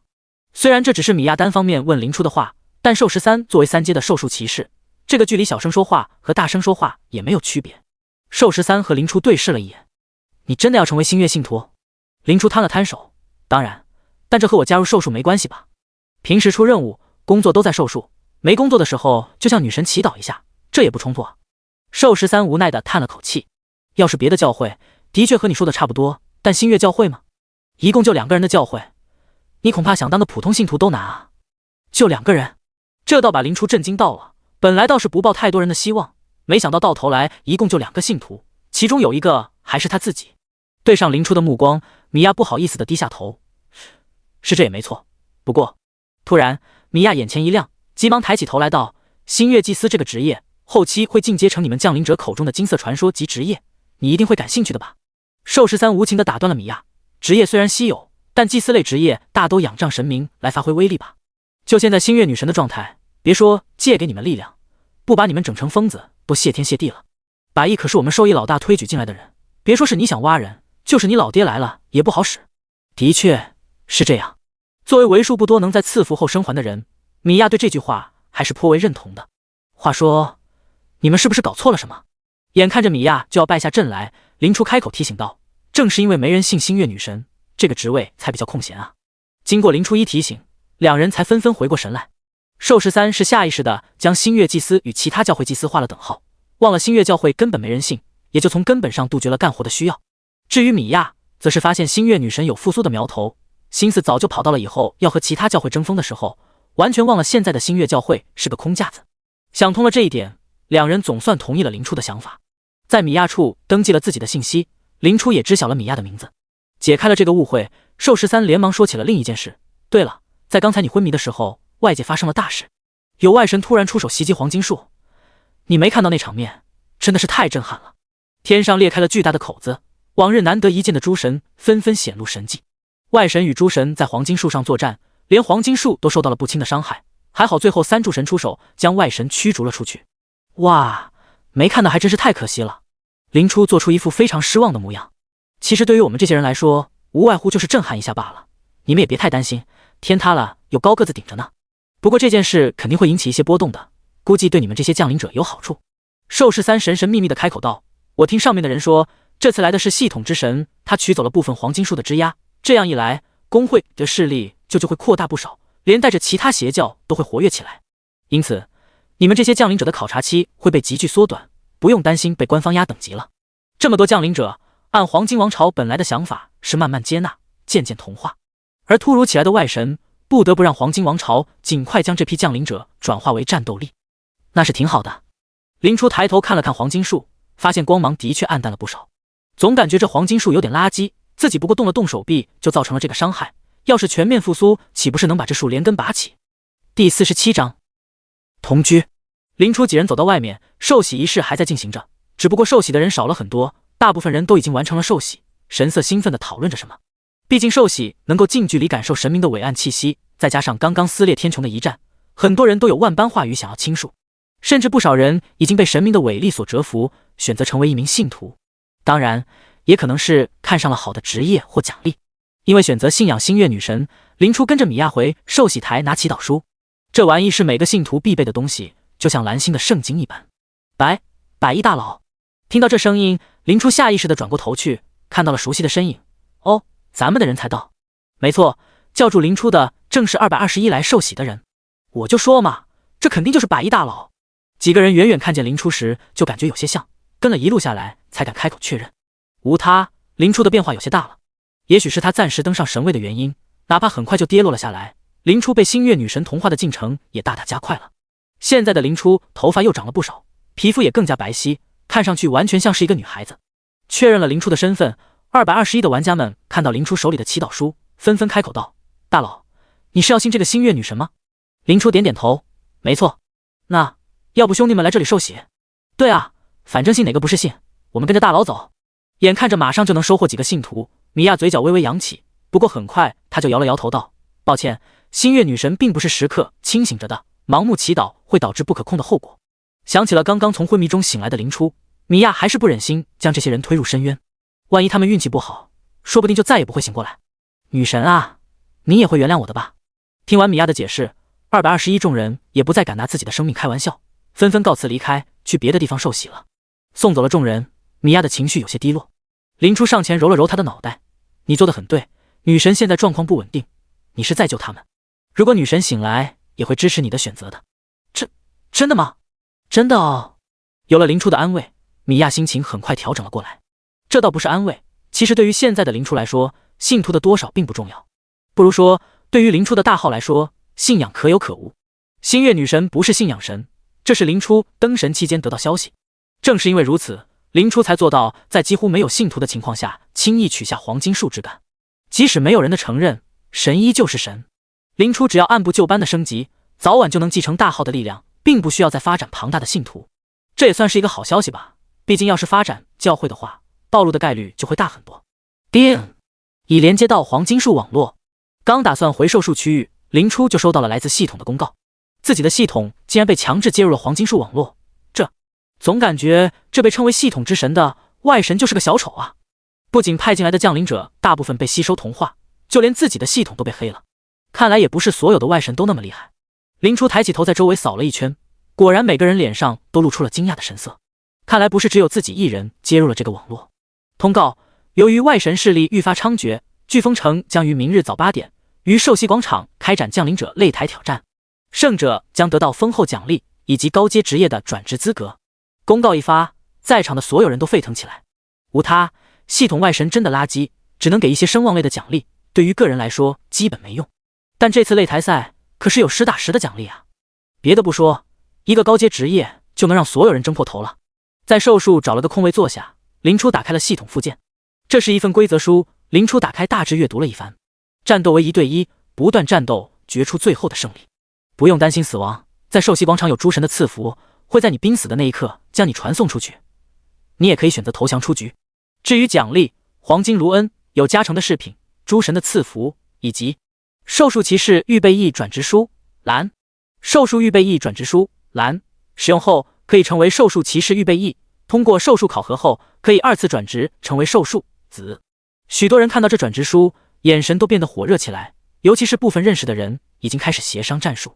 唯有林初无悲无喜，只因他被保送了，而且也不会转职成兽树类的职业。现在能吸引林初的，只有用来提升等级的黄金卢恩。受洗仪式一直持续到傍晚，大部分的玩家选择了入住就近的旅店，而林初则是根据米娅的地图前往了星月教堂。作为星月女神唯二的信徒，自己肯定要住在教堂里了。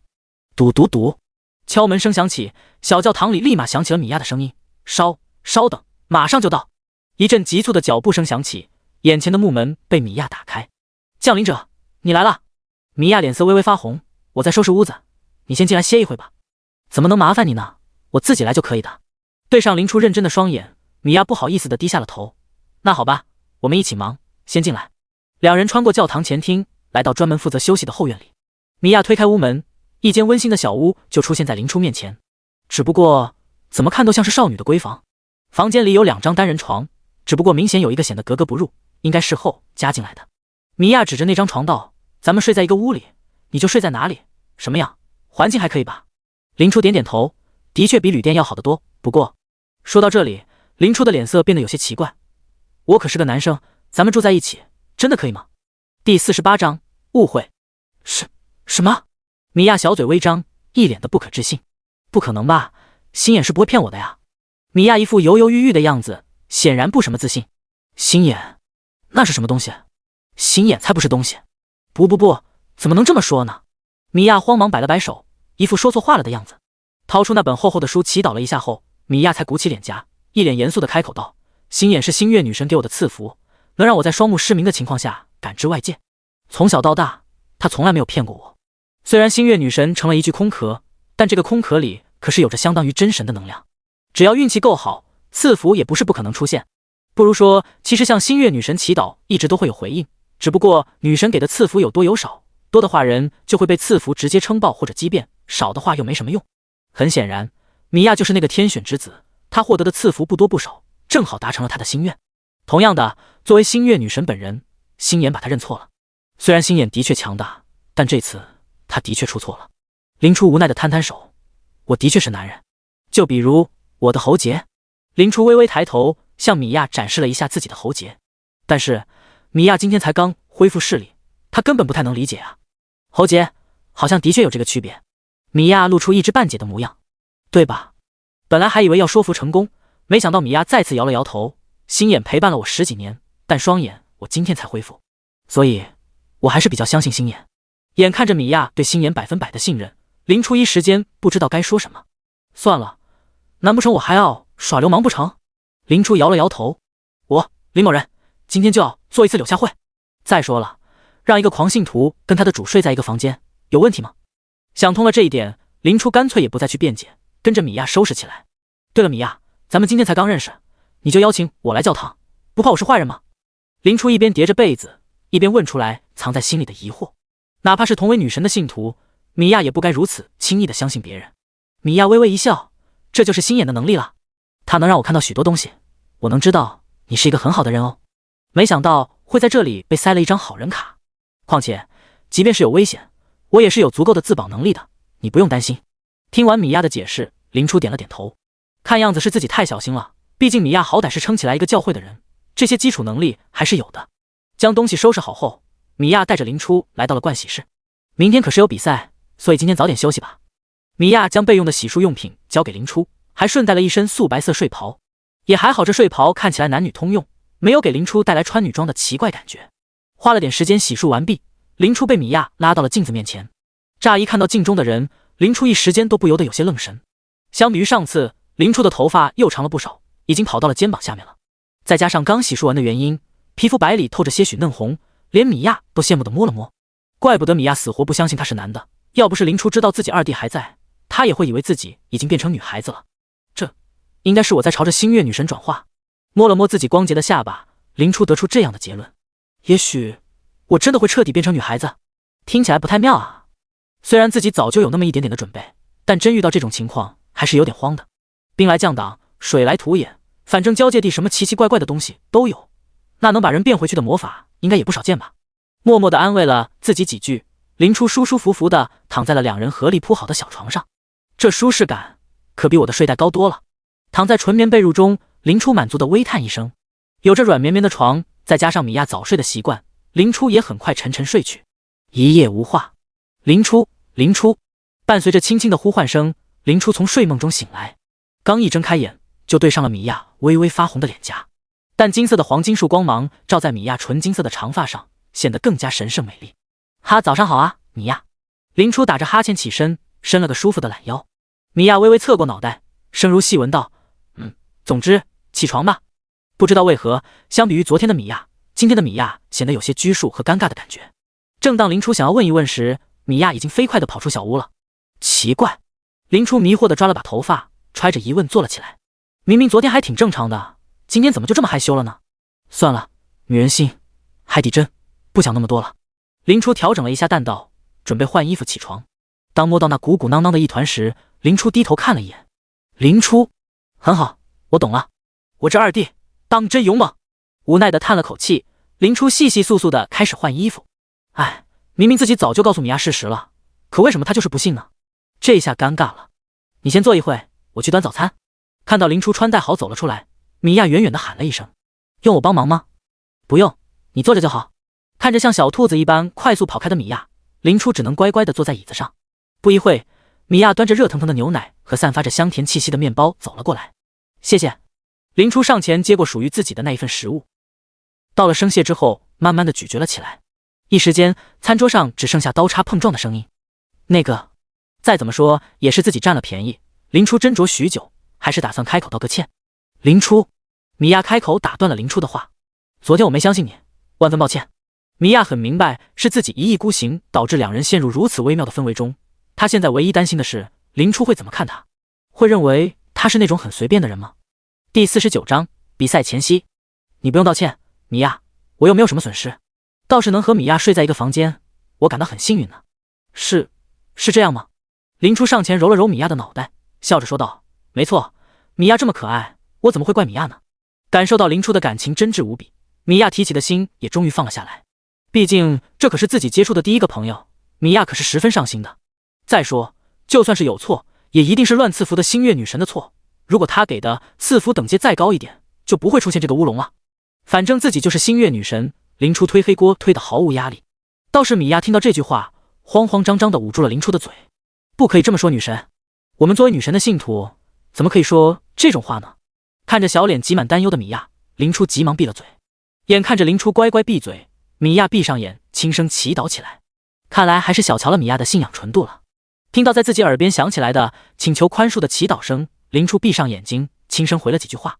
睁开眼，就看到了米娅因为惊讶而显得格外呆萌的小脸。林初，女神回应我了！米娅兴奋的几乎蹦了起来，拉着林初的手，几乎有些语无伦次。安慰了好一会，米娅才逐渐冷静，只不过脸上的笑容还是停不下来。看着恢复了昨日状态的米娅，林初满足地喝完了最后一口温牛奶。早餐结束，米娅拉着林初赶往寿禧广场参加比赛。哟，百亿老弟！刚到广场，林初就看到寿13远远地朝他挥手。13老哥，你怎么来了？走到了寿13面前，林初开口问道。别提了，寿数的其他人都忙得要死，也就只有我还能挤出来点时间了。寿13无奈地摊了摊手，最近形势严峻，就连一向游离于王朝之外的寿数都被拉起来了。说实话，昨天我看见奖品是寿数相关的转职书，还以为是那位大公爵在和我们开玩笑呢。看着嘴角噙着笑的寿13，周围站着的卫兵纷纷望向一边，毕竟关于半神的玩笑话还是少听为好。得了吧，相比于在外面跟魔物打生打死，来这里看比赛多舒服啊！这次比赛又不用寿13参与，只要在结束后把拿到奖励的降临者领走就好，多轻松的事情啊！眼看着自己谎言被拆穿，寿13连忙补救道：“你懂什么？补充新鲜血液也是很重要的，好吧？”紧接着便是什么关心后辈算不得摸鱼，这工作是自己牺牲休息时间求来的。一时间，场上充满了快活的空气。几人谈论期间，广场上的人也逐渐多了起来。很快，一道黄金树系统通知传到了每个降临者的系统上，降临者大赛即将开始。首先介绍本次比赛的奖品。第一名，黄金卢恩城石寿数预备役转职证书乘1，飓风降临者荣誉勋章，3柱神黄金律法的祝福，黄金树系之乘3。第二至3名，黄金卢恩城5黄金树守卫预备役转职证书乘1，3柱神战争之神冥神的祝福，黄金树系之乘1。第4至10名，黄金卢恩城1飓风守卫预备役转职证书乘1，黄金树系之乘1，诸神的祝福。看着排得满满当当的奖品，在场所有人的眼神都火热起来。珍贵的货币，大量的经验，神奇的祝福，特殊的职业，最重要是没有生命危险。如此完美的比赛，让在场所有的降临者都摩拳擦掌，跃跃欲试。听着林初转述的内容，米娅和寿13都认真的点了点头。寿13分析道：“如此手笔，在交界地历史上也不多见，尤其是黄金树系之，那可是你们降临者想要转职成稀有职业的必须道具。原本黄金王朝就指望他让你们为王朝拼死拼活，没想到这次居然这么大方。你们降临者大多有着神奇的天赋，想要崛起还是很快的。”听完寿13的话，林初认同的点点头。这些奖励的确都砸在了降临者们的需求上，要不是林初杀过死灵树，砍过黄金树，还真不一定能经得住诱惑。不知道这神的祝福又是什么东西？略过这些不怎么重要的东西，林初把目光放在了他最担心的地方。寿13的确见多识广，耐心地向林初解释道：“这东西算是给你们上一道保险吧，有了这个祝福，你们能获得很大的加成，同样也会受到神明的注视。要是做出什么反黄金树的事情，那就……一切尽在不言中。”听到这里，林初就已经打消了进入前10的想法。毕竟自己的身份太过特殊，要是被3柱神认出来，那就尴尬了。现在开始随机匹配对手，请诸位降临者耐心等待。一串串数字从林初面板上划过，最后停在了23-4上。第23场4号擂台，可以的。不用第一个上场承受最大的压力，同时还可以观摩别人比赛，提高自己的认知，再好不过了。第一场比赛即将开始，请降临者有序登台，逾期者取消参赛资格。寿数所在的区域空旷且视野好，林初3人干脆就坐在原地观看了起来。不得不说，能到飓风城来受洗的降临者都有几把刷子，锋刃、火球，各种肉身战斗技巧。虽说运用还有些稚嫩，但给人一种耳目一新的感觉。毕竟都是自己摸索出来的嘛。一场擂台赛开始又结束，很快就要到林初上场了。米娅在旁边加油打气道：“不要太紧张哦，哪怕失败了，我们星月教会也是能供起你的。”寿13则是微笑不语，在他看来，林初上场就是降维打击，这些人根本不足为虑。毕竟在这些降临者还在用不入阶魔法过家时，林初已经能熟练使用中阶魔法了，这还怎么打？至于林初，本来他就不追求什么好名次，自然也不会有什么压力。这样看来，反而是米娅城3人中最紧张的一个了。第50章秒杀。林初勾了勾米娅的鼻子，笑着说道：“好啊，那我转职用的黄金树系之就交给米娅了。”米娅不好意思地偏了偏脑袋，总之你不能逞强，要是实在进不了前10，黄金树系之就交给我吧。米娅，你认真的？眼看着米娅一副信誓旦旦的模样，本来只想开个玩笑的林初倒愣住了。不应该啊，黄金树系之有这么烂大街吗？听到这句话，寿13的眼神在2人中间转了几圈，一脸坏笑道：“百亿，你不会不知道米娅的身份吧？”林初听得一脸懵逼，难道米娅还有了不得的背景？是我没有告诉他了？米娅轻哼一声，身份又不是阻拦友情的屏障，难道你交朋友前还要打听一下对方的身份吗？我的错，米娅小姐。寿13举手讨饶，但以他的语气来说，怎么也看不出诚心悔过的样子。所以说，你们这谈了半天，米娅到底是什么身份啊？眼看着两人在打哑谜，林初只觉得心中有小猫在挠，他也很想知道答案。哎，怎么办？米娅小姐，要不要告诉他？既然你这么上心，你说就是了。米娅露出一副你随意的模样，但揪住长袍的小手还是暴露出她内心的些许不安。林初拍了拍米娅的肩膀，对寿13开口道：既然米娅不好意思，那就算了吧。哇，这么体贴的吗？寿13用奇怪的眼神盯着两人看，林初没觉得有什么，倒是米娅的小脸泛起几抹红晕。话都说到这里，其实我的身份隐藏下去也没什么意义了。米娅轻声开口道：我的全名是米娅黄金，父亲是大公爵卢瑟。说完这些，米娅悄悄地看了林初一眼，心中有些忐忑。毕竟在交界地，身份和地位带来的差距往往明显的惊人。虽说降临者们往往崇尚平等，但在交界地整个世界潜移默化的影响下，这种思想很少能保留下来。也许在现在告诉林初自己的身份，反倒是一件好事吧。原来米娅是大公爵的女儿，这下可没人敢欺负我了。揉了揉米娅的脑袋，林初笑着开口道。看着对自己态度没有丝毫变化的林初，米娅顿时感到心中涌起一股暖流。星月女神在上，您的信徒果然值得信任。乍一听到米娅的身份，其实林初心里还是有那么一点点惊讶的，只不过很快林初就把这份惊讶抛到一边了。无他，在整个交界地，还有谁的身份能比他更离谱呢？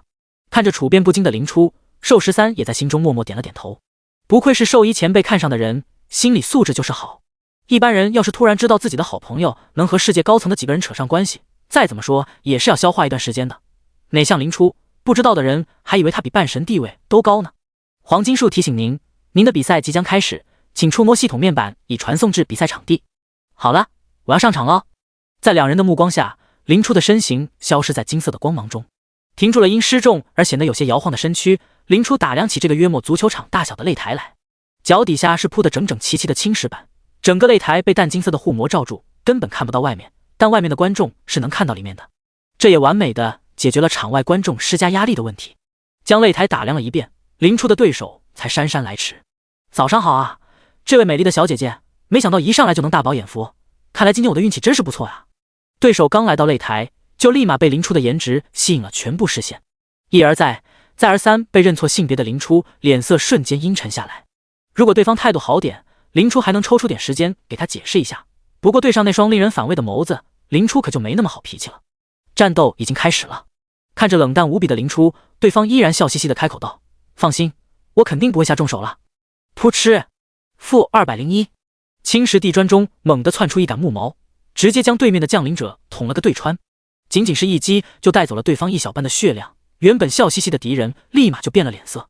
我 C， 还没等第二句话出口，捅入他身体里的木矛二次爆开，直接将其捅成了刺猬。即死判定触发，对方立即被传送离开。您已完成对局，请问是否选择进阶？是。林初的身影消失不见，只留下擂台外目瞪口呆的一群观众。这位降临者好厉害，直接给对面秒了。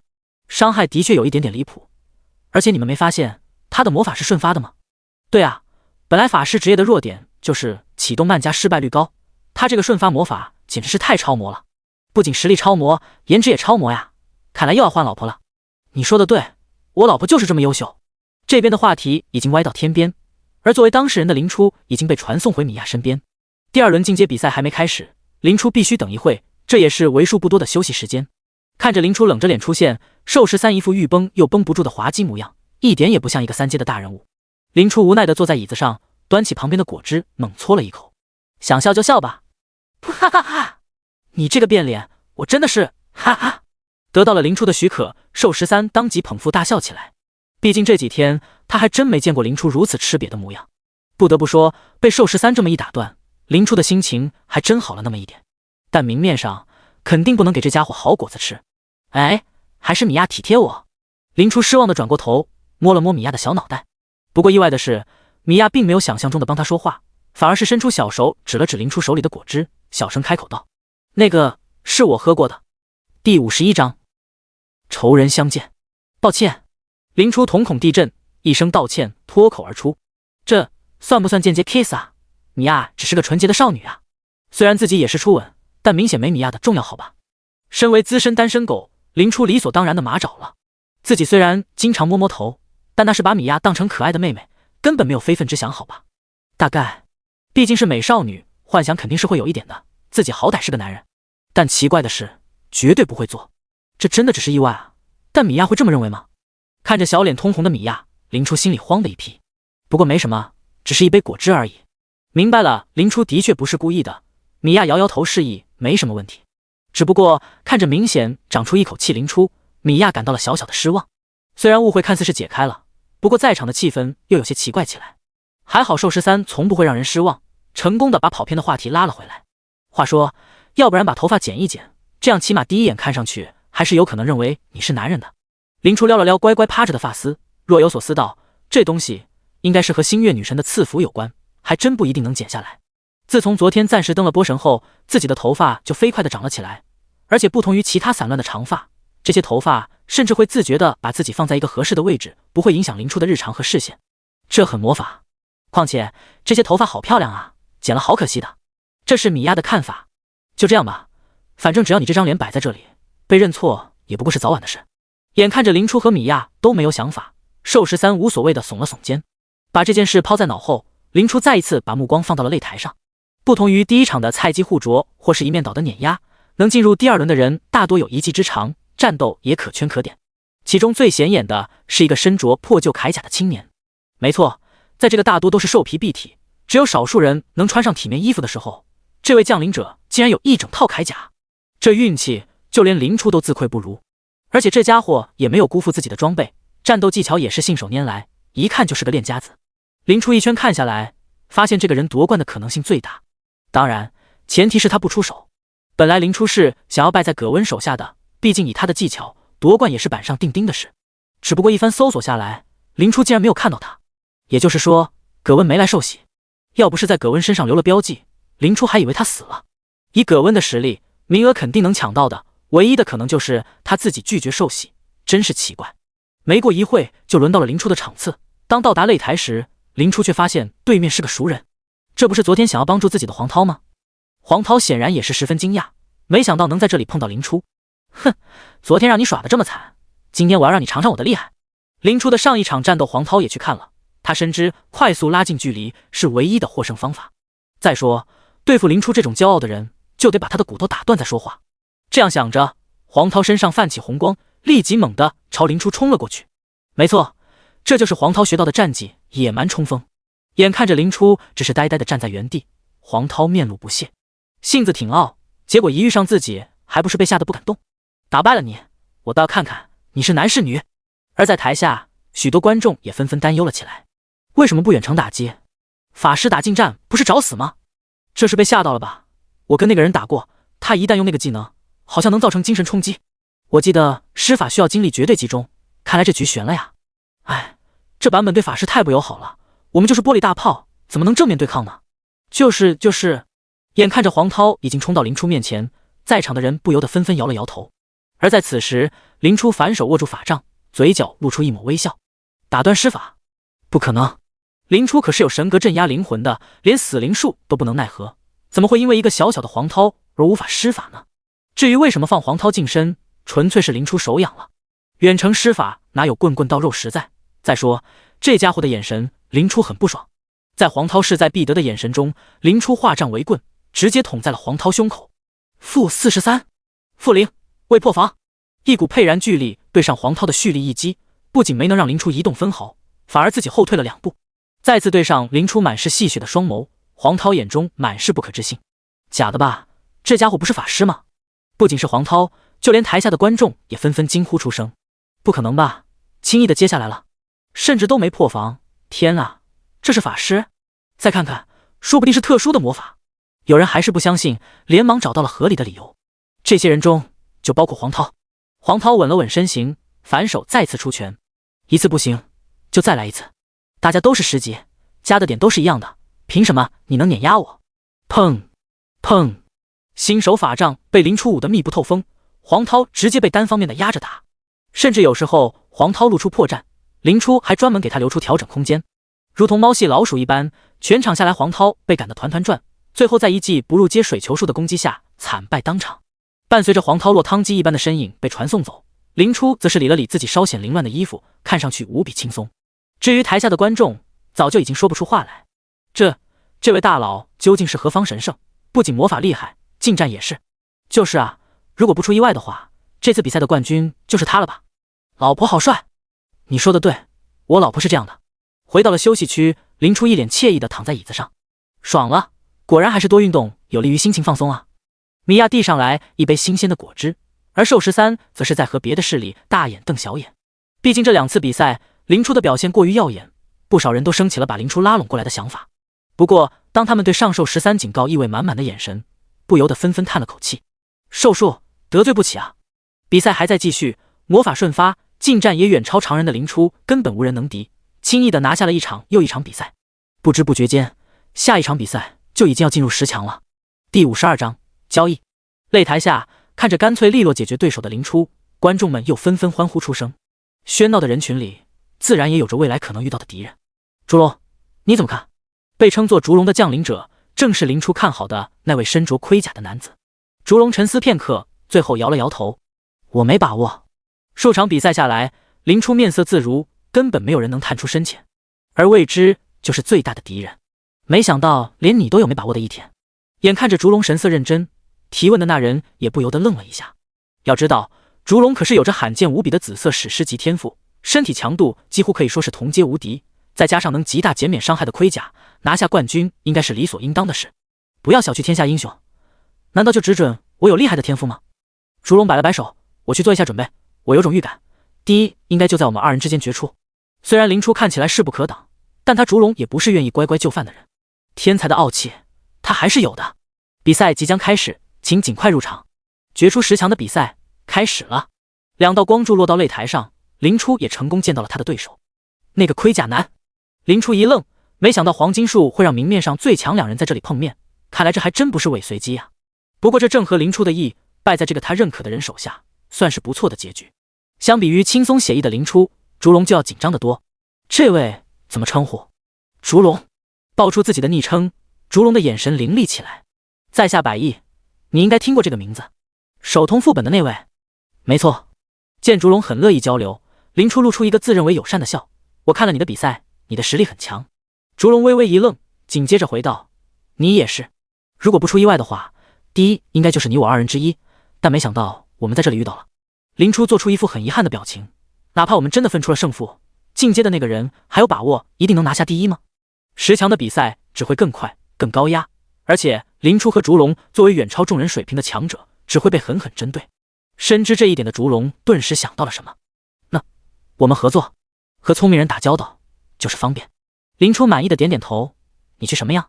我主打的还是法师位，蓝条可能挺不住。烛龙点点头，可以，那奖励如何分配？随便你。这一句话给的多了感觉很亏，给的少了没诚意。黄金卢恩5枚，黄金树细枝1支，以及我欠你一份蓝色转职书，1件蓝色武器。除了神灵的祝福，其他的实物奖励几乎都等价补齐。烛龙的这句话甚至给了林初一种千金买马骨的感觉，尤其是2件蓝色物品，简直突出一个自信。你的诚意我收到了。那么林初微微一笑，该我表现出我的诚意了。蓝色转职书和武器我不要，如果你同意的话，那就成交。蓝色的转职书和武器价值不菲，一时半会绝对不好搞到，再加上林初也根本不需要这2样东西。略作思考后，林初打算做个顺水人情。听到这句话，烛龙也是有些不敢置信。本来还以为自己出手就是2件蓝色物品已经算是大方，没想到还有人连白送的蓝色物品都能不放在心上。一时间，烛龙对林初的看法不由得高了几分。一番交谈下来，2人已经不是在做生意，而是在谈交情了。好，既然如此，那我也不矫情了，先加个好友。荣幸之至。2人加上系统好友后，林初直接开口投降。看着攀谈了一会，紧接着结束的擂台赛，台下的观众纷纷坐不住了。我的最强之战呢？就这？我靠，怎么这样？这也行吗？当着裁判的面谈交易，大佬溜啊！没打起来也是鹬蚌相争，渔翁得利啊！这场虎头蛇尾的比赛已经成为了交界地最热门的话题，让我们一起看看降临者们的点评。这位，日内瓦退钱，认输了，真是奇怪。回到休息区，寿13有些奇怪的开口道：“我还以为你会争个第一呢。”我可是保送寿数的人，争那个第一有什么意义？再说了，我可是星月女神的信徒，接受别的神明祝福算什么道理？原来是因为信仰才放弃了前十，但现在星月教会就2个人，难道……本来还担心林初会受打击的米娅一愣，红着脸低下了头。倒也是，不过寿13一副笃定的语气开口道：“好处肯定没少收吧？”那肯定的，不能白让他过我这一关啊！林初无所谓的开口道：“黄金卢恩、黄金树细枝，还有一个未来强者的好友，赚妈了！”对于本来就不打算进前10的林初来说，这些可都是白捡的。和你对打的那个人的确很不错，如果不夭折的话，未来可期。同样关注过烛龙，寿13颇为认同道。而在另一边，烛龙也回到了他的队伍里。刚一落地，烛龙收拢的部下就围了过来。烛龙也没有隐藏，将他与林初的交易说了出来。没想到是这样解决的，没了100亿，大哥拿下第一简直易如反掌啊！原来那个人是100亿，能手通副本的人果然不简单。不说这个，100亿率先提出交易，是不是主动示弱呀？不，烛龙摇了摇头，他很强，我能感觉出来，要不然我也不会如此认真的准备了。话说，我记得100亿所在的新手村是233，你们找到了吗？众小弟纷纷摇头，没，我打听到233和221合并了，但那里并没有100亿的身影。看向小弟们指的方向，烛龙的确没有发现那道引人瞩目的身影。听到汇报，烛龙眉头微微一皱，喃喃道：“奇怪了。”第53章入队。看到烛龙对这件事如此上心，众小弟纷纷露出了我懂的笑容。老大，你不会是看上人家了吧？就是，我还没见过老大你对那个人这么上心呢。见话题越跑越偏，烛龙立即开口阻止道：“你们懂什么？这是强者之间的惺惺相惜。老大，你脸红了哎，不要害羞嘛，兄弟们都是有经验的，可以指导指导你啊。”对啊，老大，追人也是要讲究技巧的。在众人的七嘴八舌下，烛龙只能甩下一句：“比赛开始了。”灰溜溜的离开。由于林初与烛龙达成了协议，满状态的烛龙成功打消了其他人妄图捡漏的心思。又是一路毫无意外的胜利过后，烛龙不负众望的拿下第1名。哎，可惜，能不能申请自由乱斗？好想看烛龙跟那位大佬打一局啊！对啊，实在是太可惜了。擂台下的人们议论纷纷，但还是为最终的胜利者送上掌声。你们10位，还请接受赐福吧。颁发完实物奖励，前10名被不同神明的信徒引走，前往教堂接受赐福。走了，咱也跟上去吧。寿13拍了拍林初的肩膀，示意跟上赐福者的队伍。那里面可还是有咱寿数的人，也不知道那小子看到你会不会大吃一惊。上了寿数的马车，众人朝着内城教堂区赶去。黄金树大教堂，烛龙卸下盔甲，虔诚的单膝跪地。巨大的黄金树雕像下，一位胡子发白的老爷爷正在念诵着繁复的祷文。伴随着神圣的祈祷声，神像绽放出万千金色的光芒，尽数洒落在烛龙的身上。片刻后，神像恢复原样。好了，烛龙，赐福已经结束，你可以起身了。烛龙起身，在胸前熟练地画了一个树形的符号，沉吟一声，赞美黄金树。神职者充满赞赏地看了他一眼，同样低声道：“赞美黄金树。”象征性的礼节结束，神职者笑眯眯地开口道：“寿数的人已经在外面等待，你现在就可以跟他们回去训练。寿数是你们现在能接触到最好的地方，好好珍惜这份职业。”烛龙明白，谢谢提醒。将盔甲收起后，烛龙起身告退。送走了烛龙，负责引领赐福的神职者也走出大门。在这空空如也的教堂，一道悠悠的叹息声从神像里传来：“不是，您。”黄金树大教堂外，一辆看起来普普通通的马车停在门前。烛龙快步上前，神色恭敬地开口道：“请问是寿数的前辈吗？”“对。”原本正在走神的寿13点了点头，上下打量了烛龙一番，满意的点点头道：“小伙子不错，上车吧，我带你们去寿数预备役休息的地方。尽快转职，咱们寿数的任务可是很多的。”“多谢。”“你们？难道马车上还有别人？”没来得及多想，烛龙朝寿13鞠了一躬，随后登上马车。刚掀开帘子，烛龙就愣在了原地。马车内竟然是百亿和另一个女孩子。见烛龙钻了进来，林初开口道：“烛龙，恭喜获得第1名。”而米娅则是小声的打了声招呼后，乖乖的坐在林初旁边。打了声招呼后，烛龙坐在林初面前开口道：“没想到能在这里再见，我还真有点惊讶。哦，对了。”烛龙一拍脑袋，连忙将许诺的黄金卢恩和黄金树细枝拿了出来，“这是约定好的，你看看。”“不用看了，烛龙兄的人品我还是认可的。”白嫖了一大波资源，林初脸上也有了些许笑容。话说，百亿你怎么也在这里？一时半会也到不了目的地，烛龙干脆开口和林初搭起话来。“哎，此事说来话长，林初往嘴里塞了颗葡萄。总而言之，就是我被飓风城寿树的首席看中，保送寿树了。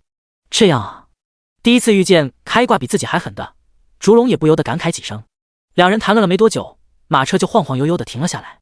下了车，映入眼帘的就是一片低矮的房区。寿13站在旁边出声解释道：“这片就是宿舍区，我给你俩安排的房间。”林初开口道：“我就不用了吧，我住米亚不星月教堂那里。”寿13开口道：“以后我们出任务，基本都是从这里出发的，别以为会有人等你。再说这房子可是白送的，你确定不要？”白送的？林初眼前一亮，你说这个我可就来兴趣了。那我可以，就知道你小子爱占便宜。寿13哼哼几声，领着三人朝里面走去。行，这个屋子还有2间空房，你俩一人一间吧。将钥匙丢给林初和烛龙，寿13接着开口道：“今天晚上找时间转职，明天8点停马车的地方集合，能做到吗？”能。乘2。虽然第2天就要出任务，但两人都没有丝毫怨言。有付出就有收获，猛猛升级的好日子就要来喽。我先回一趟教堂，然后再回来休息。朝烛龙招呼了一声，林初起身送米娅回星月教堂。马车上，米娅翻开那本厚厚的书，小声的祈祷着。听着在耳边响起的熟悉声音，林初看着米娅，宠溺的笑了笑。米娅今天一直在祈祷，是担心我吗？听到这句话，米娅睁开双眼，正好对上了林初漂亮的眸子。外面可是很危险的，你可不能掉以轻心。而且兽术的训练不仅都是实战，而且难度都很高。看着米娅面露担忧的小脸，林初不由得上手捏了捏。放心吧，米娅这么认真的祈祷，女神一定会保佑我的。对于一个信徒来说，没有比这更有说服力的了。女神保佑，米娅下意识的默念2遍，然后将手里那本厚厚的星月祈祷书递了过来。相比于发到林初手里的那本小册子，米娅手里的这本书可以说是厚度惊人。每当抱着它祈祷时，林初都担心米娅会不会累到。不仅如此，米娅还十分宝贝这本书，从来不在人多的地方翻阅它，就连林初都有些好奇这里面到底有什么东西。接过这本书，林初有些疑惑地望向米娅。第54章超凡一阶。看出来林初的疑惑，米娅轻声开口解释道：“这本书被称作星月圣典。说是圣典，其实并不能像其他教会的神器一样引动神明的力量。具体原因你也知道，星月女神很少响应我们的呼唤。但是在很久以前的时代，星月教派可是交界地唯一的正统教派。即使女神失踪，信徒失去了神明，但星月教派的底蕴依旧深厚。这本书里就记载着我能收集到的所有星月祷告以及他们的魔法术士，因此我将其命名为圣典。这也是我们星月教派最珍贵的东西，希望你好好利用它。”在米娅的示意下，林初翻开了这本记满了魔法和祷告的书籍。星月圣典共记载有超阶魔法1个，高阶魔法3个，中阶魔法13个，低阶不入阶魔法更多。至于为什么不说祷告，是因为这些魔法就是由祷告改来的。按照米娅的说法，是由于女神消失后，大量祷告无法使用，但由于女神的躯壳仍在，星月法则也没有被修改，因此只要找对方法，就完全可以将祷告转化为魔法。例如一个火球术，你向火焰之神祈祷和用魔法吟唱都可以得出同样的火球，不过是付出的代价不同罢了。祈祷往往需要信仰来支撑，你只管颂赞歌，剩下的神明来帮你搞定。而魔法则是要靠魔力和对术士的理解来发动，因此祷告和魔法是互通的，祷告也可以称之为神明的魔法。但米娅不知道的是，星月祷告其实本来就是魔法，只不过林初登神后才由魔法转变成了祷告。而且作为星月女神，她知道的术士可比这本书里面的多得多。不过米娅的这份心意还是触动了林初，毕竟这本书放到任何一个降临者手里都会被奉为至宝。想到这里，林初嘴角微微翘起：“米娅，你对我这么好，我怎么报答你呢？身为女神的信徒，互帮互助是应该的。”米娅的这副说辞，恐怕连她自己都不怎么相信，毕竟哪有这么大方的教诲啊？没再开口逗米娅，林初抚摸着圣典精致的封皮，心中顿时有了一个绝妙的想法。无论如何，我也会给米娅一个小惊喜的。至于时间，就在我下次回来。按寿13所说，这一次试炼估计要持续半个月，绝对能做完林初想要的事情。惊喜！米娅看着一脸神秘的林初，心中也升起了小小的期待。那我等你回来。夜，星月教堂。等着米娅睡着后，林初独自一人来到了供奉着星月女神像的主教堂。他打算在这里转职，踏入一阶。真正的超凡之路。一阶是超凡的起始，也是脱离凡人的第一步。交界地的人们往往要在这里卡住很久，但对于他们这些降临者来说，系统足以抹平这些困难。降临者有特殊的才能，不仅仅是说说而已。将星星露滴、月亮露滴放在一旁，然后从黄金树枝干上取下一段细枝，检测到转职条件已满足，是否转职成为星与月之神？是。3样道具瞬间融化成散发着奇异光芒的液体。与此同时，灵初脑海中的神格也绽放出瑰丽的光芒，将这些液体尽数吸收。一股玄之又玄、上下通透的感觉涌上心头。不过好在，这种感觉相比于灯神的全知全能感还是太弱了。灵初轻易地将这种感觉压了下去。真是有一种进化的感觉，看来仅仅是这突破的感觉，就足以让人追求更高的境界了。转职成功，降临者状态已变更。系统显示我的面板，既然升级了，肯定要看看自己的变化。降临者灵初100亿，等级 LV11，职业星与月之神，生命值2500250025002500，魔法值350，体质40，力量40，灵巧40，智力65，精神40，自由属性点20，自由技能点20，物品死灵树杖蓝，流浪者套装黄金卢恩城9，卢恩城15201，技能死灵召唤中阶，亡灵缠身中阶，催眠烟雾中阶，木爆枪中阶，寻踪术中阶，初阶魔法精通，初阶战技精通，初阶副职业精通。天赋星月神，情绪吸收神。那么接下来系统给我升级。攒了这么多黄金卢恩，可算能消费出去了。这一刻灵初可是等了好久。黄金卢恩9，白银卢恩123， LV up LV11 LV15， 将近10万的经验竟然仅仅提升了4级，就连灵初也不由得被小小的震惊了一下。在游戏里，他是在成神后职业才进阶成了星与月之神，那时候早已经对离谱的经验条见怪不怪了。不愧是神级职业，加成离谱，所需要的资源更是离谱啊。灵初看了教堂中的神像一眼，这才想起来忘了吸他的经验值，正好还差一点经验到16级，希望你能给我一点惊喜吧。将手放到教堂里的婉约星月女神像身上，神像中累积的情绪值和信仰被一扫而空。LV up LV15 LV16， 计划通，没想到还能提升1级，这倒是意外之喜了。那么接下来就是激动人心的加点时刻了。系统给我加点，全加智力，自由属性点120。如此规模庞大的属性点一口气加完，灵初只感觉自己的实力顿时有了飞跃一般的提升。打开系统面板，灵初都不由得被自己离谱的面板惊到了。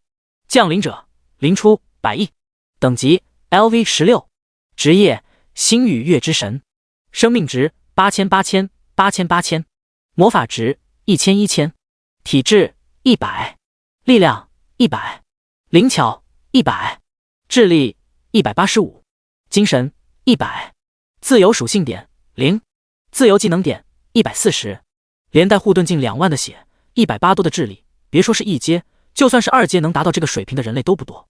最重要的是，灵初一点装备都没有啊！1阶能有这个数值，简直是离谱中的离谱，出去吹牛都嫌太过。第55章，女朋友，这也太离谱了，这才仅仅1阶啊！看着系统面板，灵初已经不敢想象自己100多级的时候了。那个面板，这就是神级职业和天赋带给我的自信。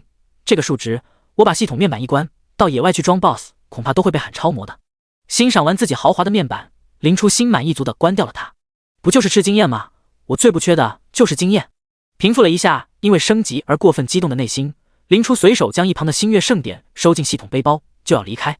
只不过在碰到星月圣典的那一刻，系统响了，检测到可强化装备，是否使用信仰值强化。看着手里大部头的书，灵初面露恍然。也对，承接星月陆地的瓶子都能强化，这本书能记载这么多魔法，又承载了米娅虔诚的信仰，能被强化也不奇怪了。想通了这一点，灵初毫不犹豫地把剩余的信仰值丢了进去。反正留着也没用，说不定还真能强化出一个神器呢。强化成功，目标状态已变更。一道金光闪过，原本又大又笨重的书籍变成了一本大小适中、透露出古朴神圣的书册，起码在卖相上就比原来高了不止一个档次。灵初立即朝强化后的星月圣典丢了个鉴定术。星月圣典蓝城可继续强化。星月女神的虔诚信徒所拥有的记载了大量知识的神圣书籍，因为得到了女神赐福而变成了更高形态的模样，能强化星月类魔法和祷告的威力，能存储信仰，用作释放祷告时的能量。附加技能星月护盾，当星月圣典的主人受到攻击时，自动生成一面基于信仰值的星月护盾，上限不超过圣典之主生命值的1/2。承载了女神关心的护盾，能在关键时刻起到作用。十分不错的蓝色装备，尤其是这个附加技能，非常适合给米娅保命用。看完装备介绍，林初满意的点点头，只要把自己的惊喜写上去，这就是一件完美的礼物了。收起星月盛典，林初离开教堂，消失在夜色中。而林初没注意到的是，在黄金树的上方，那片广袤无垠的死寂星空缓缓地动了起来。兽树预备役休息区，说是休息区，其实房子并不是很多，因为兽树向来以人少著称，再加上大部分人都在外看守死灵树，这片区域可以说是人迹罕至。因此，当林初回来时，刚刚踏入一阶的烛龙立马就听到了。真不知道寿13前辈是怎么想的，还专门把我们分配到一个房子里。虽然我也的确不会做出什么出格的事情罢了。烛龙随意翻动着出生村的聊天群，脑子里满是乱七八糟的事情。其实按理来说，如果烛龙认真观察的话，还是能够轻易发现林初的男人身份的。只不过他的小弟根本没注意到，在人人都认为林初其实是女性的情况下，烛龙也被骗了进去。寿树怎么也是体制内了，以后的日子可能要枯燥得多，每天就是刷怪，至于为数不多的假期，也要拿来去探索特殊的秘境和 BOSS。寿树这种消息应该多得很。相比于刷怪跟着别人跑，装备技能看脸爆的降临者们来到寿树，几乎可以算是来到了一个能与交界地高层土著进行利益交换的地方，以后的路要好走得多。那么在这样枯燥而又充实的日子里，要不要加一些特殊的调味剂呢？手指按在系统面板上，不断弹出来的消息让烛龙陷入了沉思。男人想要的无非就是那几样东西，在穿越之前，烛龙也可以称得上是别人家的孩子，虽然年纪轻轻，但是在家人的帮助下也是一路顺风。本来以为穿越后要把没吃过的苦吃个遍，却没想到如同得到幸运女神的青睐一般，一路开挂进了寿树，前途一片光明。好像现在自己就缺个老婆了。烛龙不得不承认，对于百亿那张脸一点想法都没有，那是不可能的。别说是他一个男人，他队伍里的女人都有被那张脸掰弯的。况且百亿也是他穿越后第一个摸不透的人。在两个世界，烛龙还是第一次对一个女人这么上心。他想，即使这不是爱情，应该也差不多了。实在不行，能吃到肉，自己也是血赚啊。想到这里，烛龙立马编辑好消息发到自己队伍的小群里。烛龙说要帮我追女朋友的，赶紧把方法说出来。WC， 老大你发什么疯？老大开窍了，让我猜猜，不会是百亿吧？还能有谁？烛龙，没错，你们老大我要奋起了，等我以后假期把你们嫂子领回去，让你们近距离看看。MBNB， 老大进展到什么程度了？细缩近距离。烛龙肯定是没进度啊，赶紧说方法。啊老大你们不是明天要出任务吗？打怪的时候可进装逼不就完了？对啊，再强大的女孩子内心也是脆弱的，只要老大你展现出强大的实力，肯定就能给人安全感，然后轻松拿下。百亿本来就是最强法师，再加上老大你这个最强近战，绝配。烛龙有道理，还有吗？当然，老大你还要尽量培养两个人的默契，只要战斗中磨合好了，绝对让他离不开你。对啊，要的就是习惯成自然。第二天，熟悉的位置，熟悉的人。早上好了，两个小家伙，昨晚休息的如何？寿13穿上他那身全覆盖式的盔甲，再一次出现在林初二人面前。还可以，不过林初盯着寿13问道：怎么今天是你来带我们？怎么不欢迎？林初耸了耸肩膀，当然不是，就是有点惊讶。也就是这家伙每天都说自己忙的一批，结果一遇到事就是他带队，一点也不像是很忙的样子。哼哼，谅你也不敢。寿13摆了摆手，走吧，今天带你们去看看死灵树，顺带做点任务。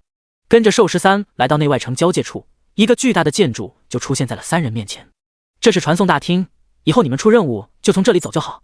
略略介绍了一下，寿13领着二人推门而入。第56章狩猎。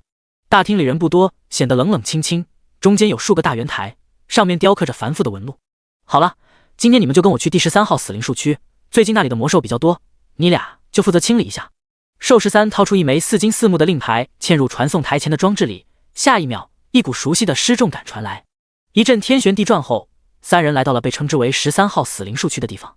走出传送厅大门，映入眼帘的就是一棵约莫100米的黑色巨树。这就是死灵树，以后你们要负责的就是这东西。林初虽然跟着克劳德讨伐过一株死灵树，但那株死灵树是已经快被克劳德耗死的，连基本的树形都难以维持，哪像现在这株看起来就不好惹啊。林初远远地丢了一个鉴定术过去，结果得出了鉴定等级不足的提醒。以前技能点短缺，林初一直都是抱着能用就行的想法，根本没打算升级。不过现在看来也是时候鸟枪换炮了。是否使用一技能点将星月鉴定术提升至中阶？是。是否使用10技能点将星月鉴定术提升至高阶？是。是否使用20技能点将星月鉴定术提升至超阶？否。高阶应该就够用了，20技能点有点太贵，还是留着吧。鉴定术升到了高阶，这下死灵术的状态终于可以显示出来。痛哭死灵术 LV 29 HP 1200001325415防非常高，法防非常高，也不知道自己能打出来多少伤害，12万血，应该要磨几个小时吧。行了，现在你们看这东西还为时过早。寿师3拍了拍手，将2人的注意力拉了回来。现在还是完成我的任务吧。最近有死灵教派的人在这里搞破坏，在南方的森林里聚集了相当一部分魔兽，虽然始作俑者被我搞死了，但那些魔兽我可没时间杀干净。你们的任务就是过去清理魔兽。魔兽大部分都是1阶、2阶的，也有少部分逐个击破，打不过就跑。击杀魔兽所得的素材和黄金卢恩不用上交，明白？明白。乘2。寿师3点点头，递给2人1人1块木牌，这是象征着你们身份的木牌，凭借这个你们可以去仓库里领一套1阶的装备，如果遇到别的猎人和组织也能威慑一下对方。接过木牌，林初和烛龙按照地图去仓库领了一批装备，1阶的制式装备想要筹齐一套还是要花上万卢恩的，没想到加入兽术就能直接领一套，兽术的豪横也是可见一斑了。在仓库里，烛龙领了一身新的盔甲、1柄巨型重剑、1包恢复道具，林初则是选择了一身魔法师长袍、1柄长剑、1包对敌道具。至于为什么林初没选法杖，那是因为有了更好的新手法杖，犯不着白白浪费一次白嫖的机会。行，那就出发。换了一身新装束，2人看起来倒也有了些土著冒险者的样子。离开了这个小型聚集地，林初2人朝着森林走去。细细簌簌，隐藏在树丛中的动物跑过，带起细小的响动。原始的丛林又给了林初一种回到刚穿越时候的感觉。林初靠在树干上，深吸了口新鲜空气，满是惬意的开口问道：烛龙怎么打？相比于林初的轻松写意，烛龙看起来就要警惕得多，时刻处在准备状态。一切依你。那好吧。林初打开系统面板，将气息感知提到高阶，我负责找入阶魔兽，遇到魔兽后你抗伤害，我输出，怎样？可以。见烛龙没有意见，林初2眼微眯，感知范围瞬间扩大开来。片刻后，林初开口道：西南方向800米有一只1阶的猪类魔兽，我们走。得到了具体方位，2人迅速朝目的方向转移。岩盔使 LV 13 HP 3000-3000物防中，法防低。弱点腹部。林初2人穿过灌木丛，很快就见到了感知中的魔兽。岩盔使族有小型汽车大小，身上披着厚厚的岩石盔甲，嘴部延伸出2只锋利的獠牙。察觉到动静，他立即转过身来，发出威胁的呼噜声。3000血，物防相对较高，弱点在腹部。林初快速将自己的情报分享给烛龙，然后开口道：你上去抗，我来输出。烛龙也没废话，当即就冲了出去，掏出死灵术杖，林初一发木爆枪后发先至，狠狠地撞到了岩盔使身上。负1200，负123， 123，出血！木爆枪连带着后续输出，竟然一口气打掉了岩盔使近2/3的血。不仅如此，木爆枪还破坏了岩盔使大部分的身体结构，让他引以为傲的岩盔彻底碎裂开来。岩盔使濒死之际，烛龙才冲到了他的面前，强压住内心的震撼，连忙补上2刀。热点421 396。伴随着一声哀嚎，这只岩盔使再无声息。站在岩盔使尸体前的烛龙呆呆地愣了一会，方才转过头来苦笑道：白毅，你这伤害有点离谱啊。虽说是合作狩猎，但为什么感觉百亿一个人也能乱杀呢？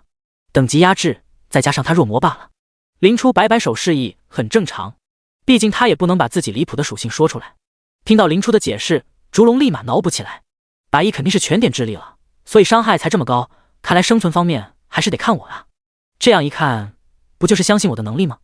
想到这里，烛龙立马觉得合理起来，一股使命感顿时让他的心里沉甸甸的。行，下一个。停一下。在烛龙迷惑的眼神中，林初快步上前，用法杖戳了戳地上的尸体。下一秒，一道黄色的光芒闪过，尸体消失不见，一些素材出现在地面上。这些东西可都是能换成卢恩的，浪费了多可惜啊！烛龙面露一色，这是采集师？你还会这个职业？人们打到猎物时，爆出来的材料往往只有一部分，要是想拿到全部的材料，则需要采集师2次采集。如果没有采集师的话，将尸体搬回去肢解，也能得到部分材料。在刚穿越那几天，将领者们就是这样做的。由于空间背包有限，烛龙是没想着拉这具尸体回去，没想到林初竟然有采集师职业。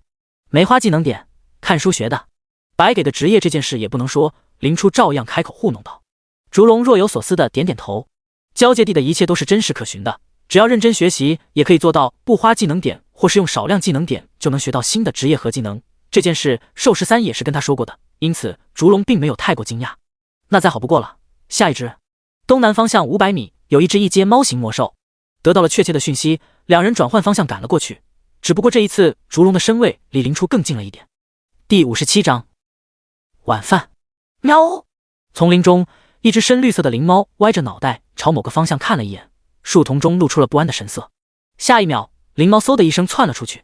原本隐藏在灌木里的林初眼神一凛，两杆木枪直接爆射而出。-563，-1214。得益于超高的敏捷，灵猫侥幸躲过了一小部分伤害。可惜林初早有预谋的多放了一次技能，成功的将它从空中狙了下来。热点451。烛龙上前补刀，短短半小时内，二人再次斩获一只魔兽。将灵猫爆出的素材拾取，林初进行2次采集完毕后，站在原地面露思索之色。看着林初状态有些不对劲，烛龙连忙开口问道：“怎么了？是魔力消耗过度了吗？”一般来说，同阶的魔兽往往要比人类强大，而两人却轻松地完成了2次讨伐。之所以如此轻松，全依仗林初高到离谱的输出。因此，在林初神色发生变化的第一时间，烛龙就想到了缺兰这个前期法师最大的敌人。听到烛龙开口，林初下意识地看了眼自己的面板 ，MP9521000，一发木爆枪不过10余点蓝量，自己怎么看上去也不像是缺蓝的样子。不过烛龙这波察言观色倒是很快，算是个好队友。想到这里，林初暂且原谅了烛龙打断自己思路的行为。我在想，为什么这只灵猫能发现我们？要不是我反应快，说不定就让它跑了。听到林初的疑问，烛龙有些不理解，灵猫可是生活在丛林里的魔兽，感知能力肯定远超人类，能够发现我们不是很正常吗？可是我话还没说完，林初突然明白了什么一般，无奈的摇了摇头。我说为什么？原来是你没给自己加持敛息术啊。凡是进行狩猎，给自己加上敛息术已经是林初下意识的行为了，隐藏好自己的气息，狩猎才能无往不利。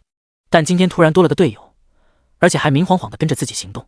遇上岩盔使那种魔兽还好，根本不屑于逃跑，直接刚正面。一旦遇上灵猫这种谨慎狡黠的魔兽，逃跑就是必然的了。敛息术对上林初的眸子，烛龙终于意识到问题出在自己身上。你没学？算了，我的问题，忘了问你了。林初一边施法，一边接着开口道：“我给你上个敛息术，没了记得跟我说。”哦，感觉到一层薄薄的灰色覆盖在自己身上，烛龙只觉得整个人都迷茫了。为什么感觉自己什么都不会？同样都是刚一阶，100亿就能辅助伤害2把抓，而自己除了肉一点什么都不行。而且看林初的样子，应该都是没花技能点自己学的，为啥我看不懂？一些低阶的技能书烛龙也不是没接触过，不花技能点是真的学不会啊。第一次，烛龙感觉到了来自智商上的碾压，而且这份碾压还是来自他准备追求的人。妈了，感觉自己根本配不上100亿啊！看着面板上敛息中的特殊状态，烛龙只觉得自己还是太片面了。好了，下一只。轻轻松松地击杀了2只一阶魔兽，两人并没有感到多少疲劳，接着踏上了狩猎的道路。嘶！一道痛苦的嘶吼声响起，足有面包车大小的蜘蛛倒地不起，墨绿色的鲜血淌了一地。一道莹莹的光辉从烛龙身上升起，他升级了。经过了1天的努力，两人肃清了近20只一阶魔兽，获得了大量的素材道具，就连灵初经验条都窜了1/5。灵初强忍着不适将蜘蛛采集完毕，立即扭头走到一边。他对这种放大的恐怖蜘蛛实在是有些难以接受。时间也不早了，今天就先到这里。看着逐渐暗淡下来的黄金树，烛龙开口提议道：“找个地方吃饭休息一晚上吧。虽然自己还能再战，但劳逸结合还是很重要的。林初可不想成为无情的刷怪机器。”两人清理了一块区域，林初就地搭起火堆，准备烤些肉当晚餐，而烛龙则是去捡些树枝充当燃料。等到烛龙抱着一大堆树枝回来时，火堆上已经冒出来诱人的烤肉香味了。柴火捡来了，别干烧魔力生火了，我听说魔力耗干对精神不好。将树枝放到火堆里，烛龙绞尽脑汁想出来几句话。多谢关心。干烧魔力对林初来说负担并不大，消耗甚至赶不上林初自然恢复的魔力多，不过能被人关心几句，林初还是很欣慰的。没白带你小子升级啊！有人慢慢续火，林初自然是把精力全部放在了烤肉上，将在路上随手收集的部分素材转化成酱料，均匀地刷在烤得金黄的肉片上，一股奇异的芬芳就伴随着油脂渗透到空气中，引得林初二人一阵饥肠辘辘。为了享受美食，林初可是专门花了血本将烹饪技能点到了高阶，这可还是林初第一次享受这等美味。将一串串烤肉放在木质的盘中，再用水和冰魔法灌上满满2杯冰水，一顿简易而又奢侈的晚餐就完成了。先吃，不够我再烤。得到了林初的授意，烛龙也按耐不住对美食的渴望，一口吞下半串烤肉。好吃！高阶烹饪技能本就有着化腐朽为神奇的力量，再加上林初秘制酱料，这顿晚餐美味程度简直是无上享受。再加上2人已经入阶，饭量也明显增加很多，这一顿饭竟然吃了整整1头猪啊！舒坦！直到撑得吃不下，2人才缓缓起身，靠着树干消化烤肉。没想到百亿你做饭也这么好吃，还有什么你不会的？这一天下来，林初带给烛龙的震撼真是太多了，哪怕是现在，烛龙都有种不真实感。这个世界上真有这么厉害的人吗？好像还真没有。林初望着火堆，一时间还真不知道还有什么是自己不会的。身为神明，全能也是很正常的吧？听到林初如此大言不惭，烛龙也只是不可置否的笑笑。世界上哪有人能做到全能呢？第58章当面 NTR。 2人靠着树干闲聊了一会，顺带将场子收拾了一下。烛龙看了一眼时间，开口提议道：咱们一人守半夜吧，百亿，你守前半夜还是后半夜？林初看着星月盛典，头也不回的开口道：不用守夜，困了就睡。我在周围设置了隔绝和警戒的结界，还撒了把驱虫的药粉，你只管休息就行。啊，这都会？听到林初开口解释，烛龙已经彻底麻木。林初会的太多，他已经震惊不过来了。哦，对了，你先别睡。林初想起来什么一般，再次开口道：难道真的有用到我的时候了吗？在烛龙期待的眼神中，林初掏出了工具皮带。这玩意不是制造道具的吗？百亿拿它出来干什么？紧接着，林初又从背包里取出兽皮，然后用水魔法洗干净，火魔法风干，最后加工成了兽皮睡袋。好了，有这个应该能睡得舒服点。看着丢到手里的睡袋，烛龙感到了深深的迷茫。外出狩猎不应该是风声鹤唳，步步为营，小心翼翼，来骗来偷袭吗？怎么到了百亿手里就变成了大摇大摆？我看见你，你看不见我，随手击杀，舔包升级，外加个美好的露营呢。在外面狩猎魔兽，日子过得比在飓风城都好，离谱！原先一直当大佬带飞别人的烛龙，终于体会到被带飞的感觉了。吃软饭是真的爽。将睡袋铺在草地上，烛龙下意识地看了眼林初，却发现他早已经钻进被窝里睡觉了。也对，今天百亿作为主力打了一大半的输出，累了也很正常。唉，都怪自己太弱了。烛龙摇了摇头，同样躺在了睡袋里，只不过还是翻来覆去的睡不着。算了，水群吧。烛龙，今天第一天外出狩猎结束了，感觉过得很失败。我去，老大猛啊，大晚上不守夜来水群，小心百亿大佬被野狼叼走。细缩败北。烛龙，你们不用担心守夜的事，百亿设置了结界，用不着人守夜。我靠，魔法改变生活，很实用，但没技能点，也学不会，算了吧。老大别卖关子了，赶紧说说进展如何。细缩隔音结界。烛龙，别提了，昨天你们想的一抗一输出根本就是幻想，今天一个展现自我能力的点都没有啊！怎么回事？老大你扛不住？老大别灰心，同阶的魔兽往往都比人类强大。细缩一抗一输出。烛龙，倒不是扛不住伤害，是百亿的伤害太高了，根本用不到我抗伤害啊！能有多高？总不可能直接把怪秒了吧？烛龙，还真差不多，一个魔法就能把以防御著称的魔兽打得只剩血皮。WC， 老大你别开玩笑，一下能打2000多的血，离谱了吧？法师这妖牛逼的吗？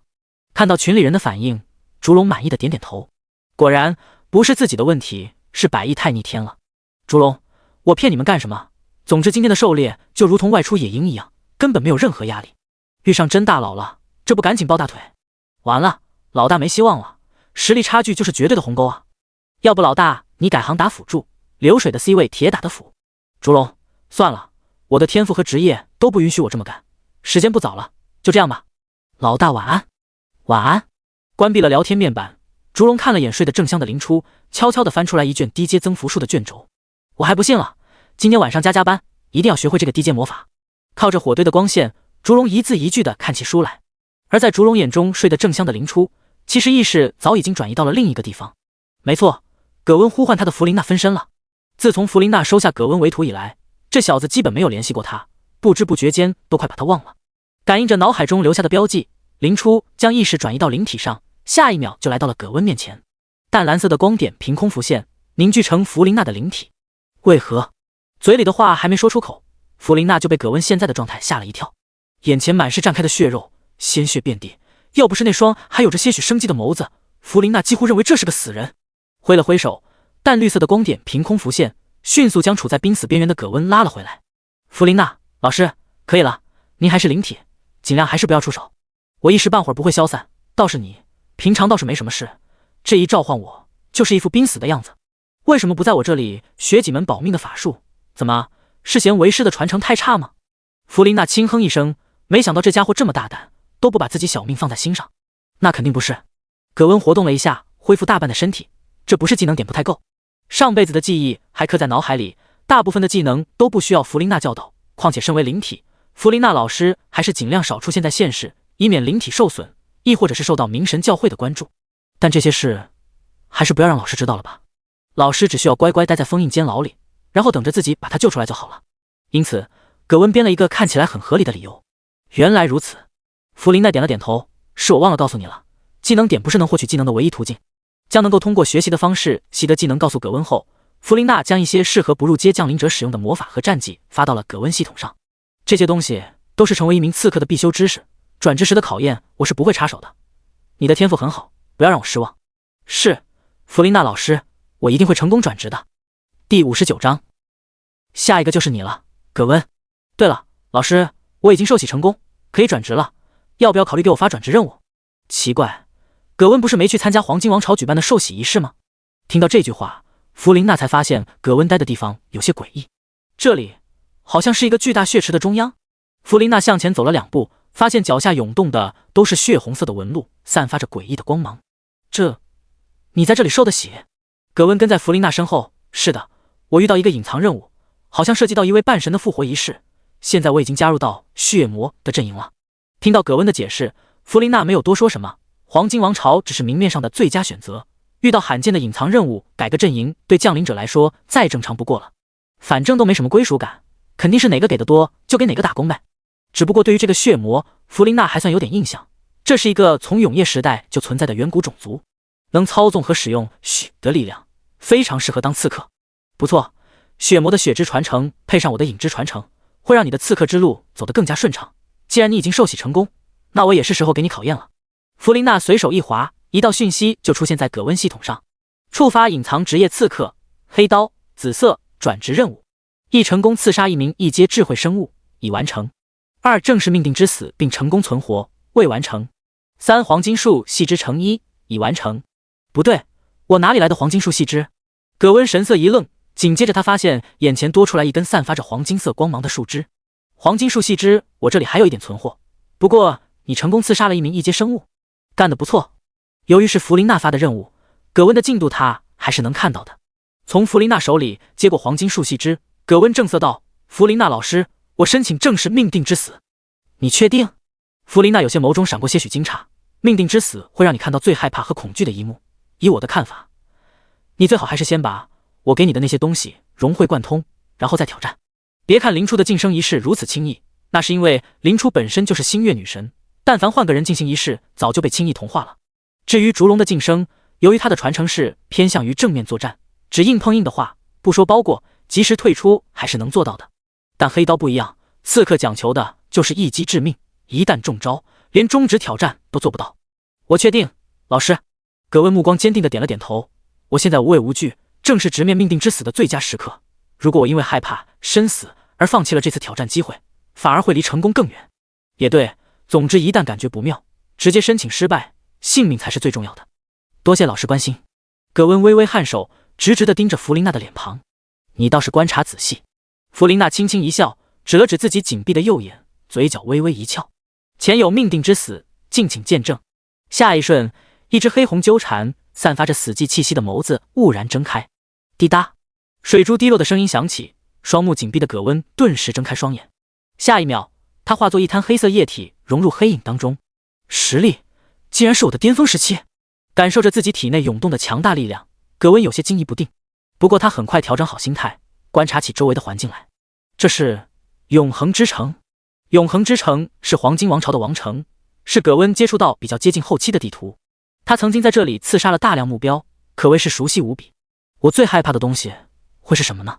潜伏在阴影中，葛温缓慢地移动着，阴暗的蠕动点 JPG， 哒哒哒，一阵明显的脚步声吸引了葛温。在这个由命定之死构造的虚拟世界中，能动的人基本就代表着目标。朝着脚步声移动，葛温很快地冲出了阴暗的小巷，来到了布满光明的街道上。阴影的减少使得葛温有些束手束脚，但还不至于让一个传奇刺客寸步难行。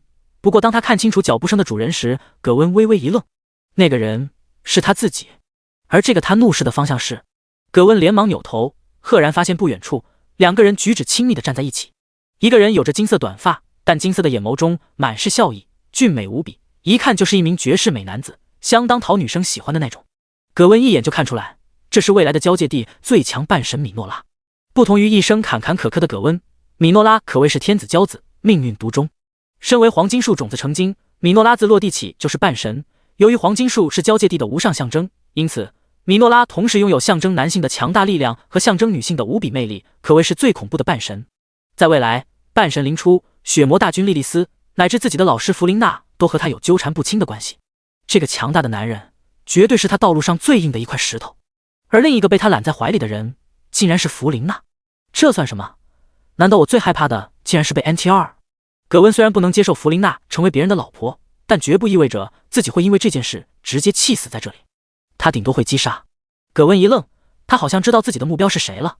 没错了，虽然神明实力强大无比，但他根本就没资格见到。唯有米诺拉身为最强半神，既强大到让他绝望，又并非无法战胜。自己重活一世，唯有打败米诺拉，才能有资格逆天改命，向诸神发起挑战。葛温思索期间，剧情却还在发展。米诺拉朝着葛温露出了一个笑容，然后一口咬在了弗琳娜的脖子上。明明前一秒还是言情剧，下一秒就变成了凶杀案现场。猩红的血珠在唇间滚落，又被伸出的粉舌舔了回去，如同破布娃娃一般被丢在地上的弗琳娜，喉间满是鲜血。明明有着传奇级别的实力，却根本无法止住流淌的鲜血。很好，自己不能最接受的两件事：老师嫁人，老师死去，统统被命定之死展现在自己面前。相比于知道这是虚假幻境的葛温，幻境中的葛温则完全忍不住了，掏出黑刀就要将米诺拉格杀当场。别过来，快逃！葛温！弗琳娜挣扎着抬起头，对着葛温嘶吼道：“保持距离！老师的提醒必有其深意，不能靠近吗？”可是黑刀刺客最擅长的就是近身刺杀。黑刀刺客手中的黑刀不仅是可成长的武器，同时还有着近乎离谱的加成，让一个传奇刺客去袭杀半神，本就难度重重。如果再失去黑刀的话，隐藏在阴影中的葛温神色凝重，脑海里在不停地思考着各种可能。宽阔的马路上，米诺拉与葛温相对而视，旁边就是弗琳娜逐渐冷硬的尸体。金发美少年将手抚在透着青筋的白皙脖颈上，比了一个割喉的姿势，眼神中满是蔑视。接下来就是你了，黑道葛温。第60章半神之陨，但是幻觉。混蛋，老师这么信任你，你怎么敢？葛温握着黑刀刀柄的手在不断颤抖，一步步的朝着米诺拉接近。吼吼，不但没有逃跑，反而向我走近了吗？身为一个刺客，居然要和别人打正面，足以看出现在的葛温已经失去理智了。看着沉默的葛温，米诺拉摊开双手，露出迷人且危险的笑容。那就抱着你的理想溺死吧！赤色的雷霆奔涌而出，直指奔袭而来的葛温。而隐藏在暗中的葛温不得不暂时放弃了思考。没办法，以他对米诺拉实力的理解，在这道雷霆下，自己绝无生还可能。一旦明面上的葛温死去，自己也会很快被发现，到时候只会更糟糕。绝对的危险，绝对的迅速。一道黑红色的刀芒划过，照亮了米诺拉有些迷惑的金瞳。两个葛温，哪怕是飞快做出了反应，自己的血条也足足掉了近1/20。闪现到另一侧的米诺拉不由得警惕万分。两个葛温，一个米诺拉成三角之势，一时间气氛变得微妙起来。虚拟葛温，你是？葛温，不要多想，我是自己人，做好本职工作。将黑刀指向米诺拉，葛温眼中闪过危险的光芒。这次的目标是半神。两人心有灵犀，一左一右隐匿在空间中，一时间场上只剩下米诺拉一人。真伤真是恶心。失去了两个刺客的身影，米诺拉也变得谨慎起来。哼，要一直隐藏下去吗？安静的街道上，米诺拉朝着某具凉透的尸体缓缓走去，哪怕是连老师的尸体都不在乎。空间狭缝中，虚拟葛温脸色微变，当即就要抢走地上的尸体，但立即被葛温拉住了肩膀。你冷静下来。葛温脸色阴沉，却又坚定地摇了摇头。现在不能动，动就是死。两人拉扯期间，米诺拉已经走到了弗琳娜尸体旁边。看到没有人出现，米诺拉将手掌插入尸体的腹部，疯狂汲取剩余的鲜血。哈哈，没想到吧，葛温，这就是我真正的计谋。你要是为了抢尸体出现，那就要死。如果你选择不动的话，你也会暴露位置。虚拟葛温神色莫名，葛温面露讥讽。区区激将法，绝对不可能将自己炸出去。自己的隐藏手段，米诺拉绝对不可能轻易破解。如我所料，弗琳娜的血很适合，真是非常美味呢。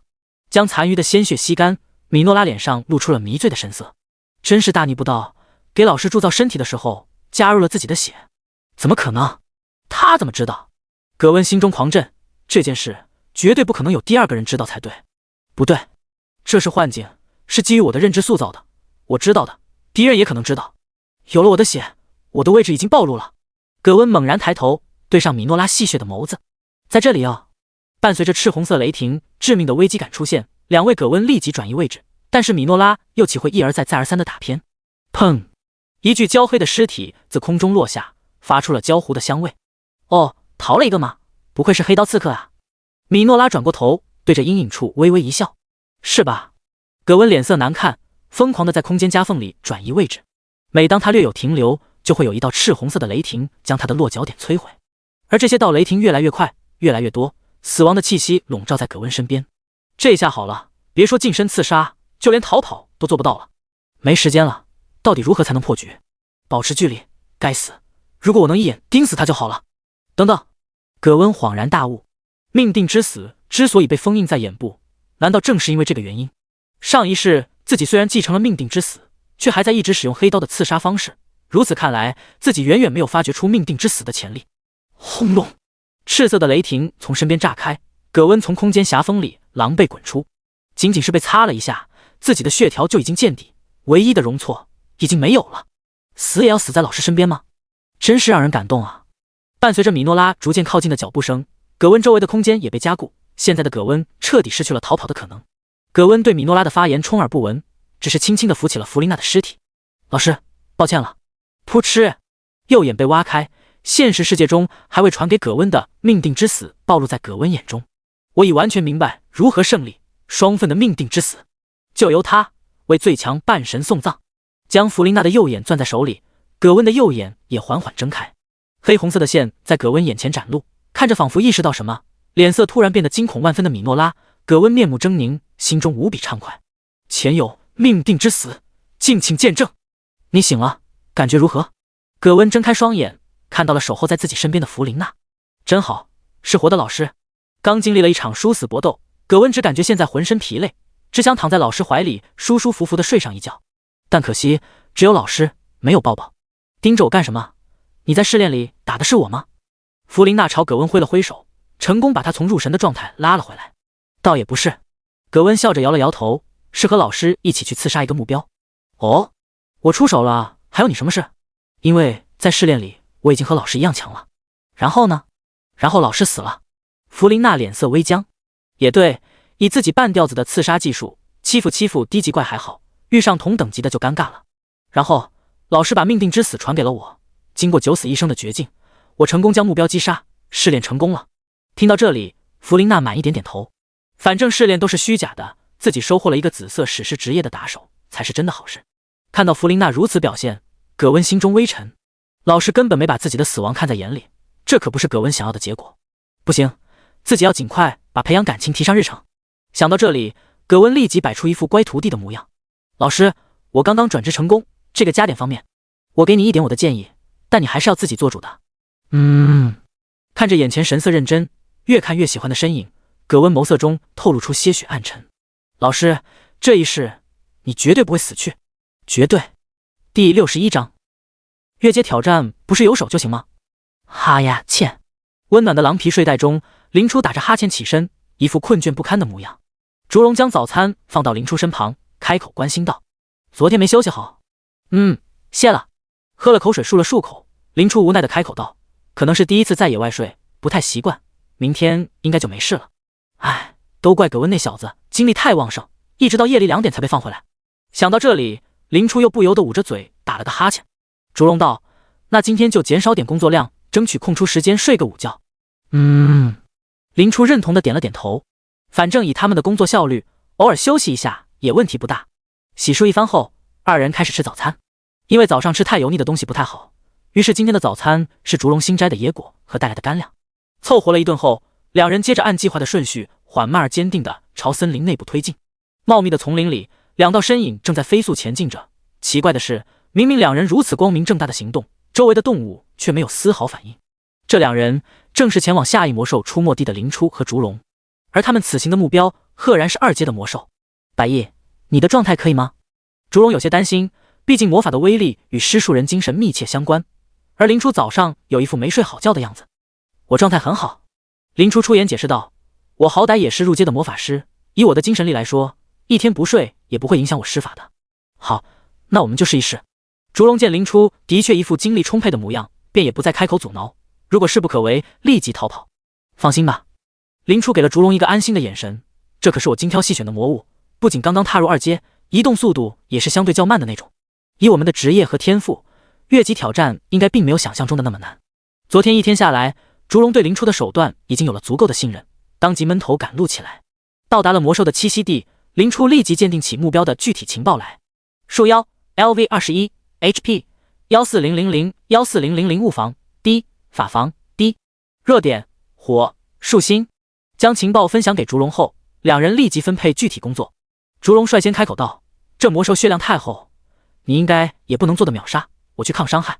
好不容易能有表现的机会，竹笼久违的兴奋起来，终于自己这个盾战士有用了。林初认同的点点头，那我负责输出。打开了星月女神的回忆，林初花10个技能点学习了新的高阶魔法研爆，主打的就是一个针对。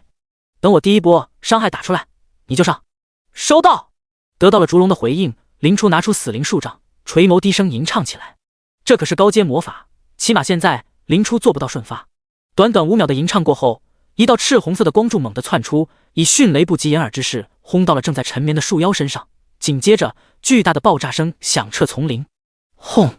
克制1622，克制456、357，克制52、41。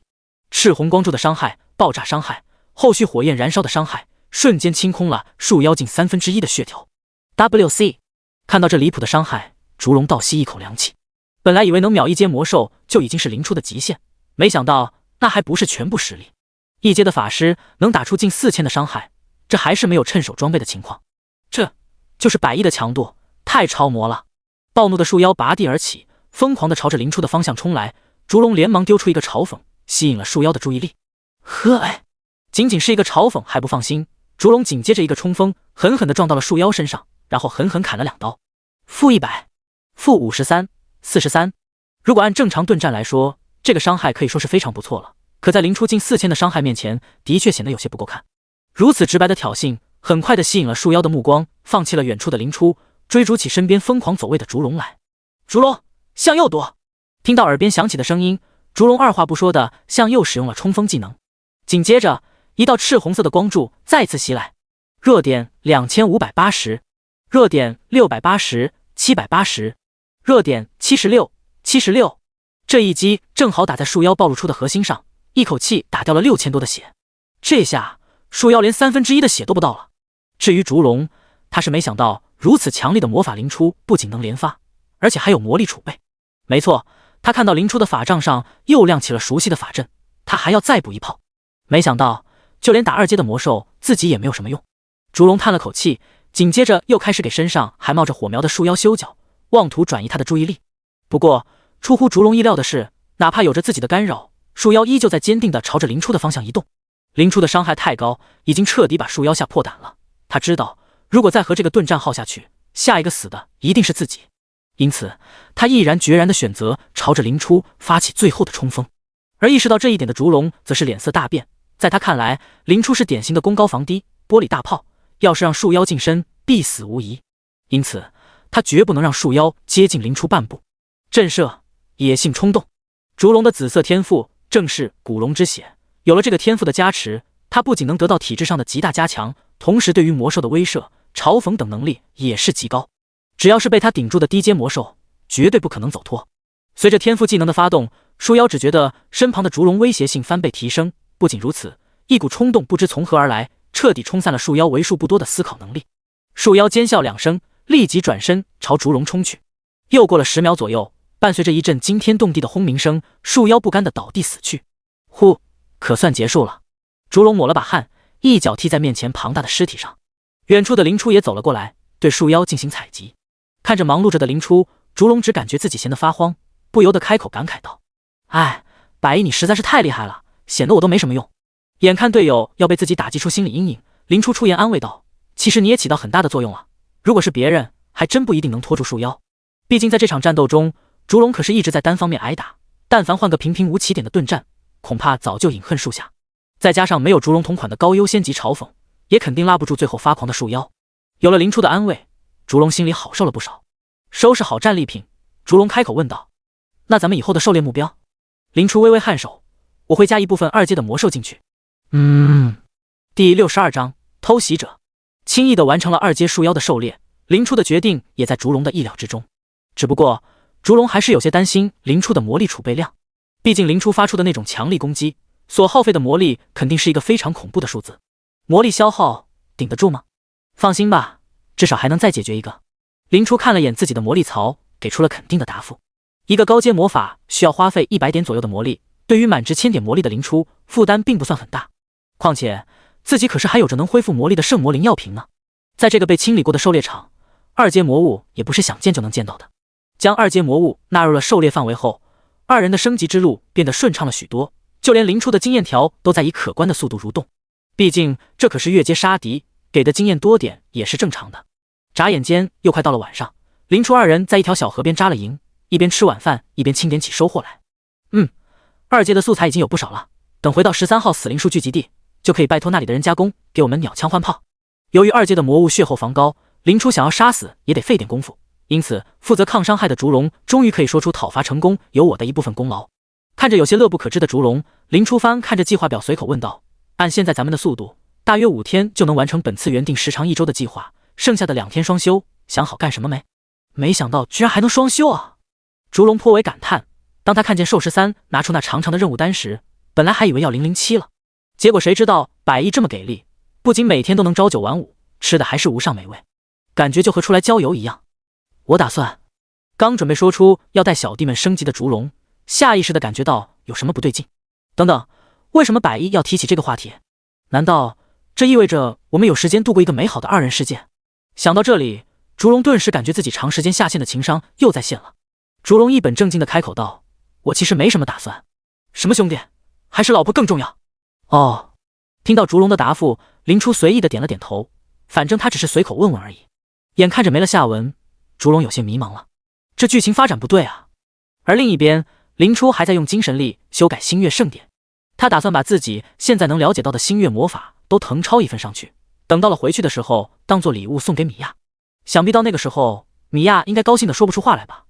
想到这里，灵初嘴角上扬，露出一个浅浅的笑。将今天的抄写任务完成后，灵初将星月盛典放回系统背包，起身朝着不远处的小溪走去。连着在丛林里跑了2天，哪怕再怎么避免，身上也有些脏了。好不容易遇到能洗澡的地方，不得好好泡一下。烛龙，我去洗个澡。哦。朝着烛龙打了个招呼，灵初钻进树丛里，消失不见。呆呆地看着灵初消失的地方，烛龙顿时感觉有些坐立不安。遇事不决，聊天水群。烛龙，百亿去洗澡了。拿下了。细缩洗澡。烛龙，就是普通的洗个澡，你们在想什么？把大伙叫来就这？没劲。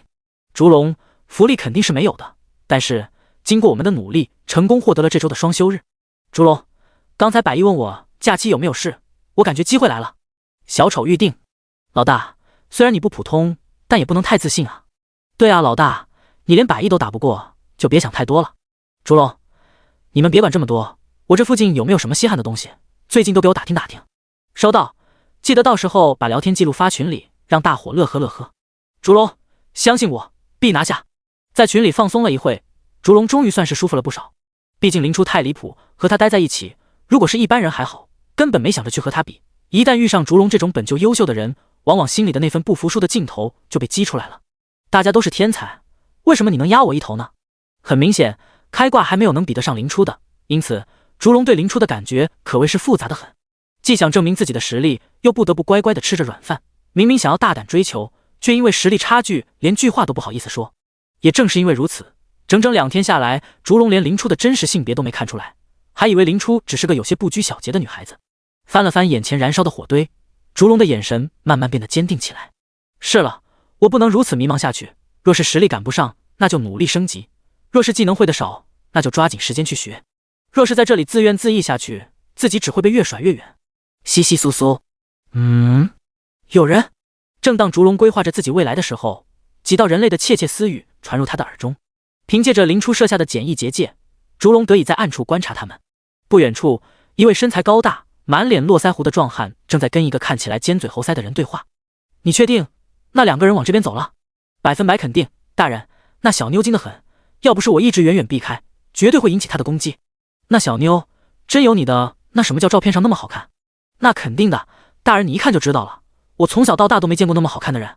最重要的是她的那种气质，我文盲说不出来，反正绝对是极品中的极品。她最好有你说的那样。络腮胡抽了抽鼻子，有些不放心的开口问道：你确定他们是降临者？在交界地，有些人能不能惹得起是看气质就能看出来的。也就是那些降临者以前干什么的都有，但因为刚刚降临的原因，都能被他轻易拿捏。这您放心，打擂台的时候我都看见的，2人都是降临者，是公认最强的2个人。第63章，美妙的误会。哼，最强也就是你们这些不知天高地厚的人才能说得出口了。络腮胡冷哼一声，显然是对这些很不屑。那是，领路的玩家连忙出言附和道：再强也肯定比不上您。听着这马屁，络腮胡的脸上也露出了满意的表情，顺手拍了拍他的肩膀：你干得很不错，这件事结束后，我举荐你进死灵教会。谢大人。这络腮胡是死灵教会的人，有着2阶的实力，此次出来就是为了截杀黄金王朝的新生力量。络腮胡出来找人的时候，正好遇到了被卫兵赶出飓风城的王涛。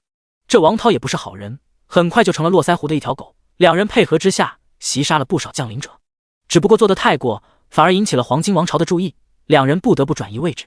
没想到这一转移，居然让他们碰到了被放出来历练的林初2人。就连络腮胡都没想到自己能有这么好的运气，要是杀了寿数的人，自己可是能拿下一大笔功劳啊！想到这里，络腮胡再也按耐不住，大踏步地朝着营地方向而来。至于被反杀，络腮胡不屑一笑，笑死，降临者才来了不到1个月，怎么可能成长到能与自己对抗的程度？降临者只是有好的天赋，并不代表他们能成长起来，而现在就是这些天才最脆弱的时候。络腮胡围着结界转了几圈，然后自信无比的一锤砸下，伴随着如同玻璃碎裂的声音传来，简易的营地顿时出现在2人面前。低级的手段也就能骗普通人了。大人力！王涛拍马屁的话还没出口，一股沛然巨力就轰击在了他身上。一阵牙酸的骨裂声响起，刚刚还活生生的王涛，下一秒就被撞得如同烂泥一般瘫在地上，进气多出气少了。而发出这一击的人，赫然是烛龙。他意识到2人来者不善，因此早早的做好准备，就等结界碎裂的那一瞬间，悍然出手，将较弱的1人击杀当场。看到小弟因为自己的大意唐突去世，络腮胡的面色不善起来。倒不是他对王涛有什么情谊，在他们这些邪教徒眼中，人的命比杂草还不起眼。不过这王涛引诱降临者出来送死，作为一个工具，可谓是相当不错。没想到就这样轻易的死了。哼，没想到还有点脑子。络腮胡举起足有人头大小的锤子，猛地朝着烛龙砸去。砰！一声爆响传来，烛龙及时躲开，倒是王涛的尸体被砸成了烂肉。不错不错，反应也快得很，比以前杀的好玩多了。络腮胡挥舞着锤子大笑出声，赫然是将烛龙当成了一碰就烂的玩具。相比于络腮胡的猖狂随意，烛龙就显得狼狈不已。锤头上传来的恐怖压迫感，让烛龙不得不连续躲避。砰！一声巨响传来，赫然是络腮胡的锤砸到了烛龙的巨剑上。还是太嫩，可惜你没机会成长了。络腮胡面露遗憾的摇摇头，手上招式愈发凌厉逼人。说到底，大部分降临者都是和平时代的人，战斗技巧怎么可能比得上杀人如喝水的邪教徒？烛龙能在力量和技巧都被压制的情况下周旋一会，已然是证明了他的天赋非凡。一锤将烛龙震飞，络腮胡大声喝道：你的小男友都快死了，还不出来吗？早就知道这里有2个人，络腮胡对于另一个没出现的人可是十分在意，不仅仅是因为消失的人是负责输出的法师，更是因为那是个美人。嗖嗖，几道破空声传来，锋锐的树毛飞速袭来，不过立即就被络腮胡砸落大半。耐不住了，出来让我看看吧，长得好看的话，说不定能饶你一命。他已经感应到另一个降临者就在这附近，如果他一直躲着的话，自己或许还好费一些功夫。没想到他竟然自己送上门来了。能施展出这等魔法的人绝非常人，只不过等级还是太低了，难成气候。自己作为一个狂战士，近身难道还能败给一个法师不成？想到这里，络腮胡猖狂地叫嚣起来。只不过下一秒，他就目瞪口呆地愣在了原地。拨开树丛，一个绝美的人映入络腮胡的眼帘。黑色的长发披散在背后，因为刚洗完澡的缘故，白嫩的脸上还有着些许水滴。此刻，他手里正握着一根散发着诡异气息的法杖，毫不露怯地与络腮胡对视着。这不是匆匆赶来的林初，还能是谁？好看，真是好看！王涛那小子可算是当了次人。色眯眯地盯着眼前的人影，络腮胡第一次后悔没参加死灵实验，好多长出几个眼珠，好把这话一般人映入脑海。林初冷冰冰的眸子扫过躺在地上的烛龙，最后盯在络腮胡脸上，出言讥讽道：“实力不高，胆子倒不小，真是什么人都敢来当杀手了。”虽然林初眼中的杀意毫不掩饰，但这副冷冰冰的样子倒是如同某种情趣一般，让络腮胡更加兴奋起来。呵呵，小妞真辣，我喜欢。络腮胡一脚将躺在他脚下的烛龙踹开，咧嘴笑道：“本来还想先杀了这小子，现在看来不需要了。我要在这小子面前让你狠狠地哭出来。白毅，这家伙等级太高，你快走！”原本还想装死偷袭的烛龙顿时起身攻击，同时怒吼出声，想让林初赶紧离开。络腮胡的肉身力量太过恐怖，仅仅是几个回合下来，就让烛龙感觉气血不稳，自己落败不过是早晚的事情。他现在唯一的想法就是尽可能的拖住络腮胡，尽可能的让林初逃出去。既然一定要死人的话，那就死自己一个吧。但很明显，林初既然站出来，肯定就不会有逃跑的念头。不说恐怖的面板，反正还有每天一次的复活，怂这个字在现在的林初眼里根本不存在。无视了烛龙的提醒，林初二话不说的抬起法杖咏唱起来。伴随着数道破空声响起，5、6根散发着寒光的木矛再次朝络腮胡袭去。络腮胡一边挥舞起巨锤，一边阴阳怪气道：“吼哟，还真是情比金坚啊！我就喜欢这样的。”白毅，你……眼看着林初不听劝，烛龙虽然很感动，但他知道这样只会招来更可怕的后果。络腮胡的话落到烛龙耳中，就如同往烈火中浇了一盆热油一般，立即让他狂怒起来。只要我还活着，就绝对不会让你碰白毅一根手指！伴随着一声怒吼，烛龙只感觉自己体内有什么限制被破开，无穷无尽的力量从四肢百骸中传来。下一秒，烛龙身形消失在原地，携带着恐怖的威势朝络腮胡冲去。络腮胡眼神微变，他竟然从这冲撞中感到了淡淡的威胁。不愧是天才，刚入一阶就能做到这种程度。如此快的速度，就连络腮胡也不能轻易躲开，毕竟他是主攻的体质方向，速度并不是他的强项。但是烛龙的等级太低了，他根本造不成很大的伤害。络腮胡也很明白这件事，当即尽可能做出了防御的架势，不过下一秒他就脸色大变。第64章劫后余生。无他，原本根本没被络腮胡放在心上的木矛，如同铁签插豆腐一般，直接将他的身体捅了个对穿。与此同时，烛龙也冲到了络腮胡身前，给了他狠狠一击。没想到络腮胡一番准备，竟然是恰好将2个攻击吃满了伤害。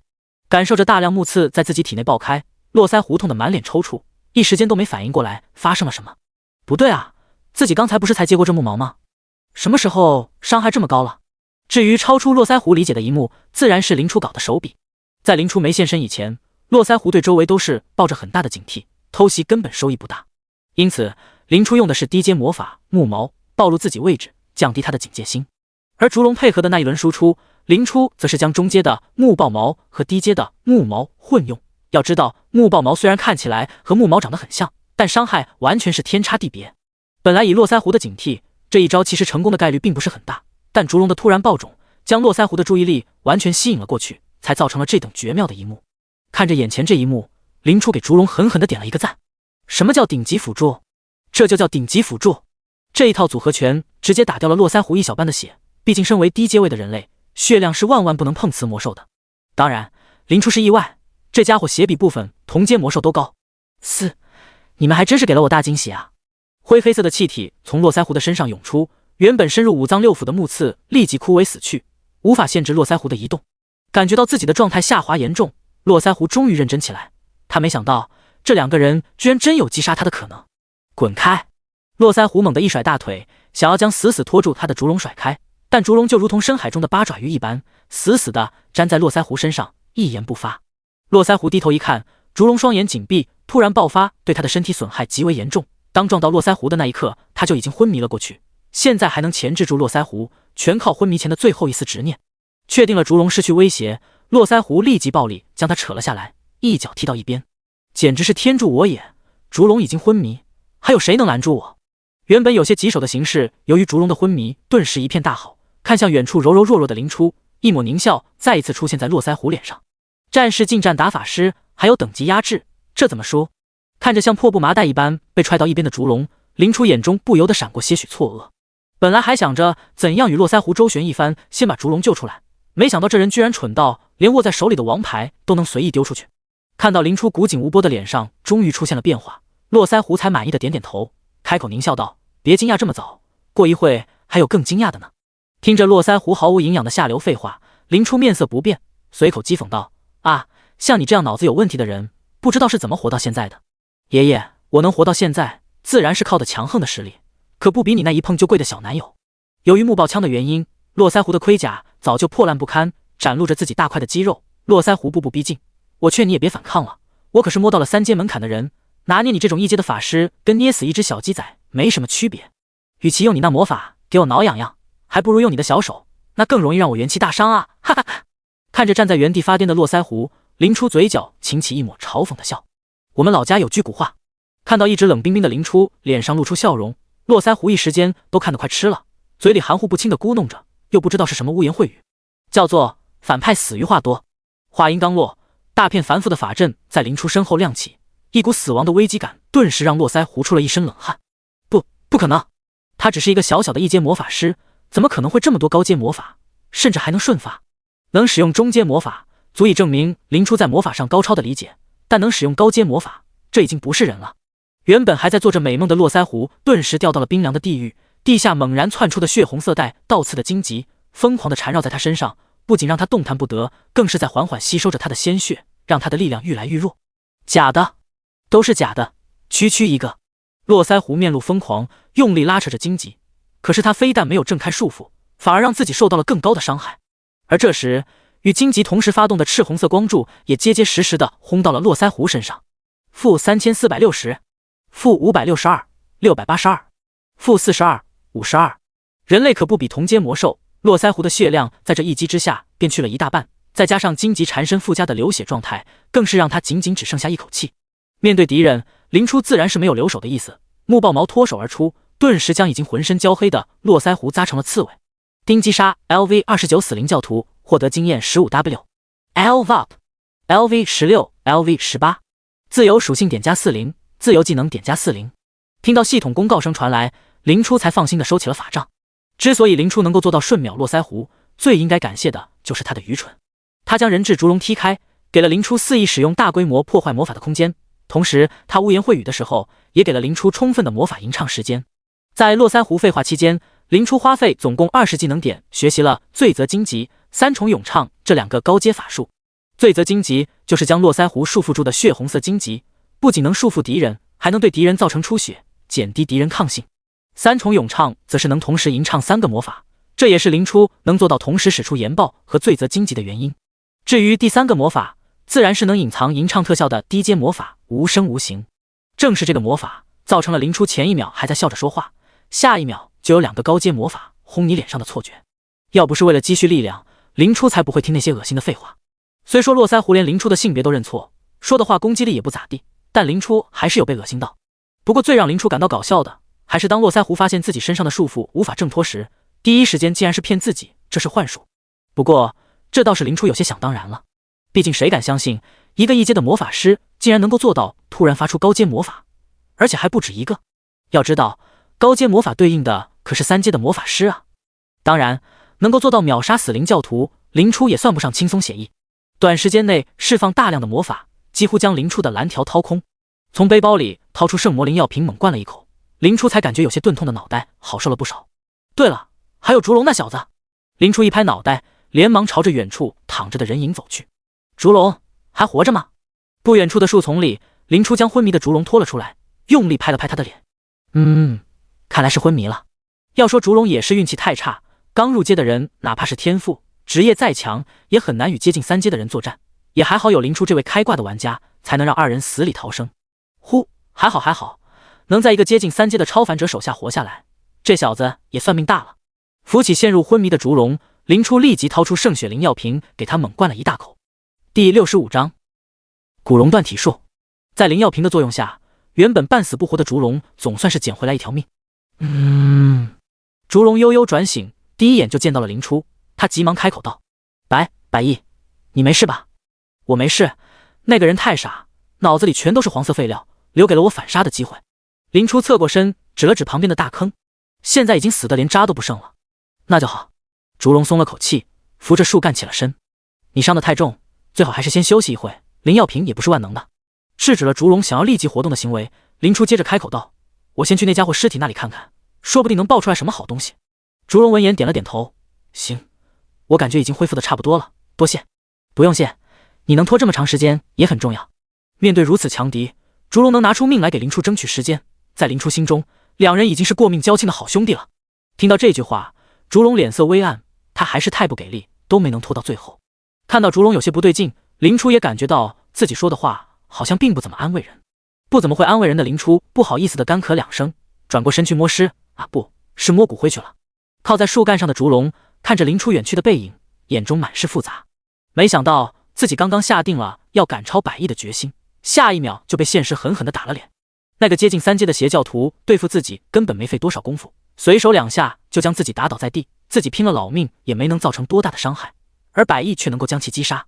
以前对付魔兽的时候，两人的差距还仅仅体现在伤害上，现在看来自己的战斗意识差的也不止一筹，又拖后腿了。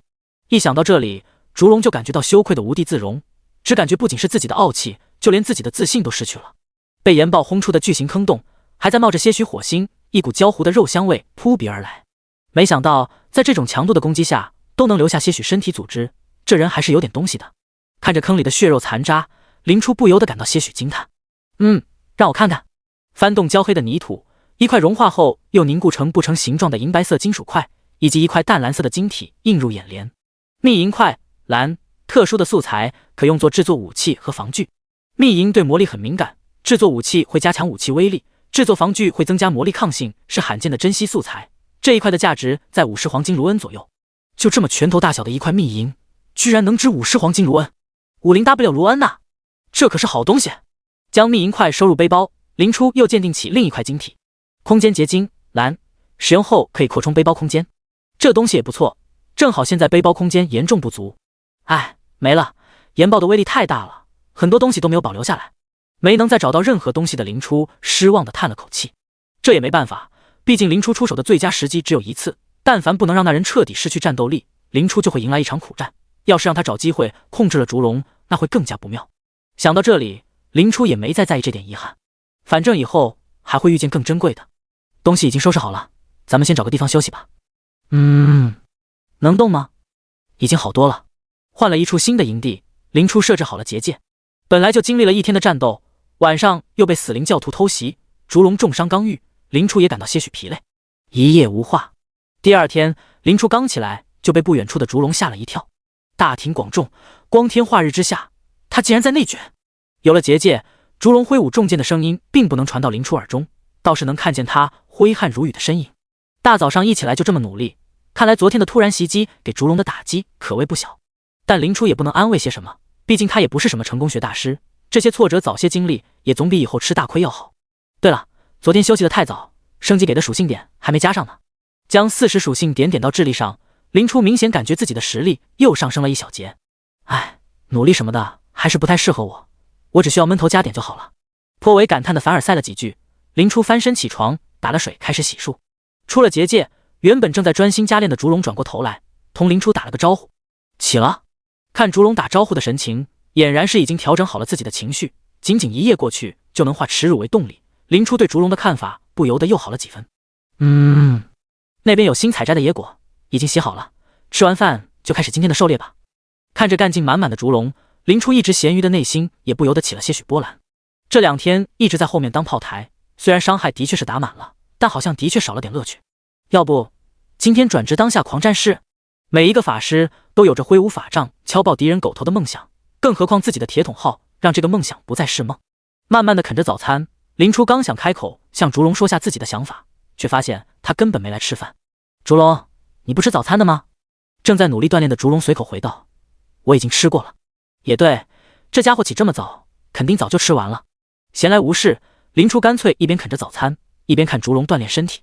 也不知道烛龙是从哪里学来的断体术，一招一式间大开大合，端地是一个霸气侧漏，再搭配上烛龙强健的肌肉和俊美的脸庞，就像是一头人形暴龙一般在丛林肆虐。不得不说，肉体搏杀的观感的确能带来很大的震撼，拳拳到肉的实感很容易让人热血沸腾，回到基因中那个野性蛮荒的时代。哎，可惜明明我是水桶加点，体质也算得上是远超常人，为什么就是没有如此强健的肌肉呢？看了看自己可以称得上是瘦弱的身体，林初无奈地叹了口气。其实现在的林初可以说是穿衣显瘦，脱衣有肉的类型，而且他那看起来不多的几块肌肉，能爆发出的力量可以说是惊人无比，但和烛龙的一身腱子肉比起来，就显得很不起眼了。而在另一边，注意到了林初关注视线的烛龙也不可避免的有些胡思乱想起来，不小心之下都做错了几个动作，一时间痛得他龇牙咧嘴，但为了维持自己为数不多的可靠形象，他还是咬咬牙坚持了下来。说来也是因祸得福，昨天晚上受到了巨大的打击，再加上鬼门关前走了一遭，烛龙的史诗天赋古龙之血也是成功的受到了刺激。现在烛龙正在修炼的断体术，正是隐藏在血脉传承里的东西。只要持之以恒的锻炼，烛龙就能不断的提升体质，直至达到传说中古龙的水准。而这才是史诗以上天赋真正的强大所在。史诗以上的天赋，相比于天赋，更不如说是一种传承。低级的天赋大多需要自己挖掘运用方式，普通人往往一辈子都不能将其完全发挥出来。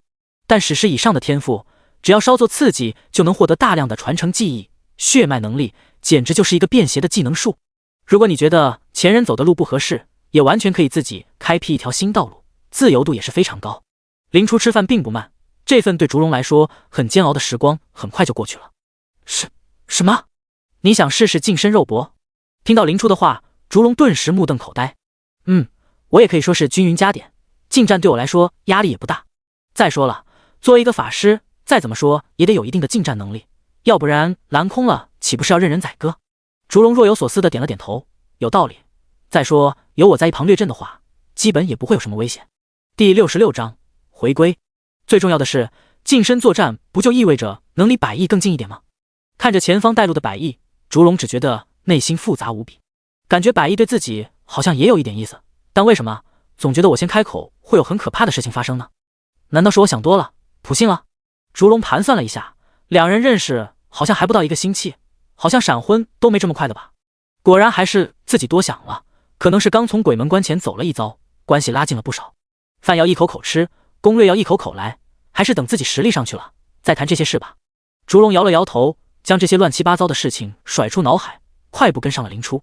唰，伴随着一道剑光闪过，魔兽的庞然躯体也随之倒下。临死之前，这只魔兽都满怀悲愤，明明他才是魔兽，为什么会被同阶的人类在肉身层次碾压呢？今天一上午遇到林初二人的魔兽都倒了大霉，相比于以往的见面秒杀，这刀刀割肉的手段让魔兽们死得凄惨无比。烛龙天赋专攻体质，浑身比特殊金属还要硬上几分，林初则是水桶加点，被打半天连盾都不带破的。两人在丛林里简直是比魔兽还魔兽。没想到百亿你身为法师，肉身强度还能这么高，尤其是你的护盾，简直是离谱至极啊！一上午下来，烛龙对林初算是有了新的认识，这让他愈发无地自容起来。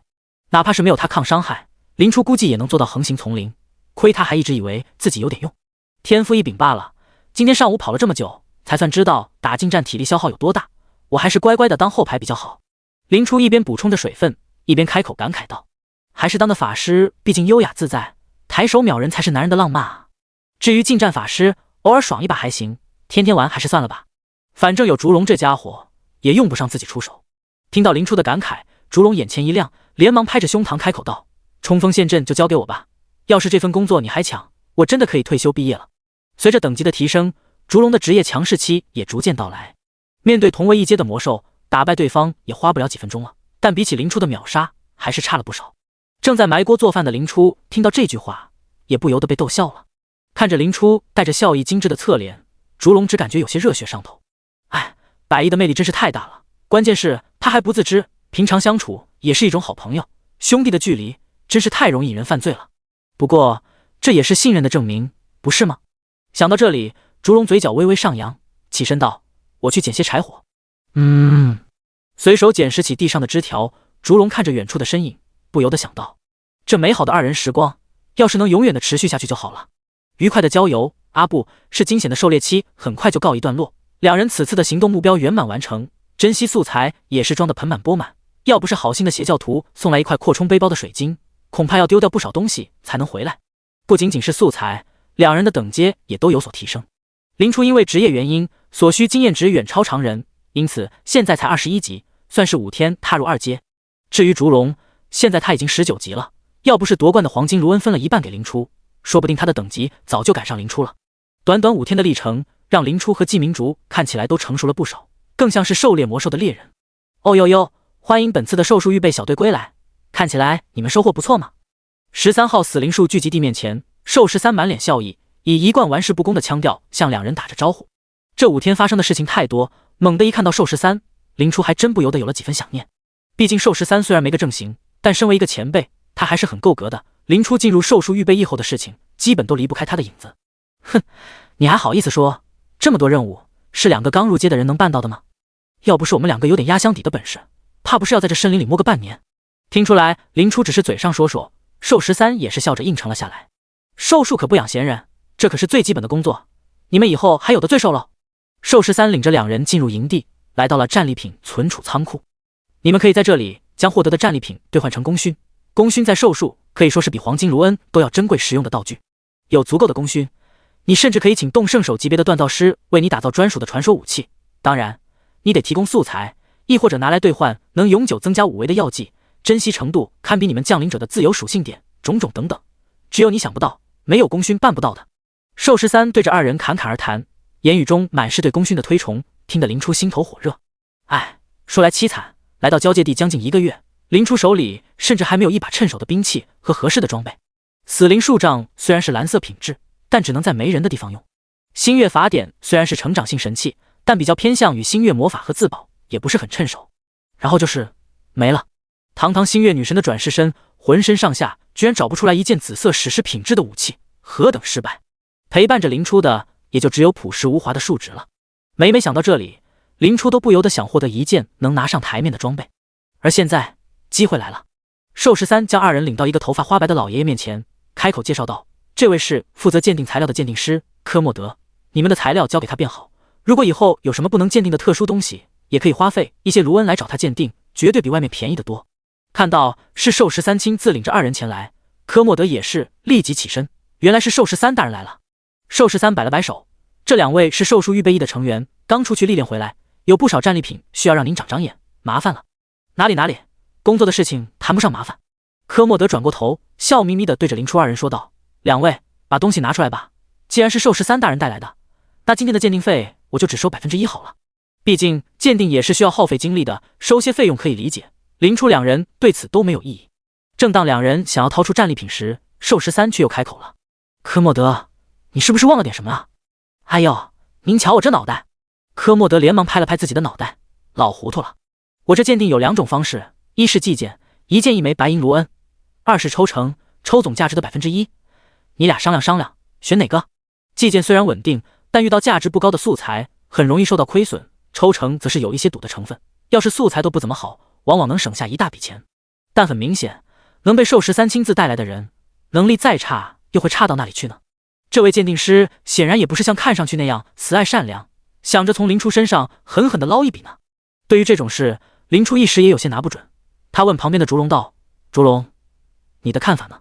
战利品虽然是自己占大头，但烛龙所占的那一部分也不小，有必要征求一下意见。”“我都行，你做决定就好。”至于烛龙，则是完全没有动脑子的意思。这5天下来，他已经完全被林初养废了。反正是林初的看法，肯定是对的，自己只需要无脑执行就好。第67章锻造。既然烛龙都表达完他的看法了，林初干脆就开口道：“这样，我将战利品分成2部分，一部分计件，一部分抽成，如何？”自己可是吃经验大户，卢恩还是能省就省啊。科莫德笑眯眯道：“可以，很多人都和你想法一样，只不过对没学会鉴定术的人来说，这些东西都相当于是一个个的盲盒，所谓的省钱也不过是看脸罢了。”当然，这些话科莫德肯定没有说出来，他只是空出位置来，静静地坐在旁边看着。打开系统背包，大量散发着奇异光芒的素材纷纷摆在了桌子上。只不过当科莫德看到这一幕，还没等林初分好类，他的脸色就立即冷了下来。寿十三大人，您怕不是在寻我开心？这些都是鉴定好的素材，随便找个人都能收入库中，何必叫我这个糟老头子来？听到这句话，在场的人都愣了一下，寿十三更是一脸无辜。我不道啊。林初，你什么时候找的鉴定师？林初摊了摊手，同样面露无辜。我自己鉴定的，垃圾素材这么多，我肯定不能什么都往背包里塞啊。你还会鉴定术？这不是有手就行吗？相比于一惊一乍的寿十三，烛龙就显得冷静得多了。毕竟他跟了林初接近1周，早就对林初什么都会一点的特性见怪不怪了。除非林初突然说自己是个男的，否则他是不会被惊讶到的。科莫德也对林初投去了惊异的目光，毕竟鉴定术这门手艺，将领者们一时半会儿也都是掌握不了的，除非有着鉴定方面的天赋。但很明显，林初是个战斗人员。几人大眼瞪小眼，终于接受了这是个意外的事情。你不早说，要是知道你已经鉴定过一遍了，我就不请鉴定师了。我还以为你这边要2次确认一下，交界地的规矩我也不是很懂。好啦，我的锅。寿十三举手投降，转过头对科莫德道：那请将这些素材转化成功勋吧，反正来都来了。哼，这点小事还得麻烦我。科莫德嘴上抱怨，手上可是不停，毕竟这也算是工作量的。让我看看，这些都是1阶的素材，你们收获不少啊。身为刚入阶的将领者，能做到这种程度已经是很厉害了。科莫德将这些素材分门别类的放好，然后转化为功勋点录入2人的系统。哦，这是2阶雷蝎的毒针，没想到你们竟然能狩猎那家伙，前途无量啊。拿起散发着淡淡蓝光的毒针，科莫德面露惊诧。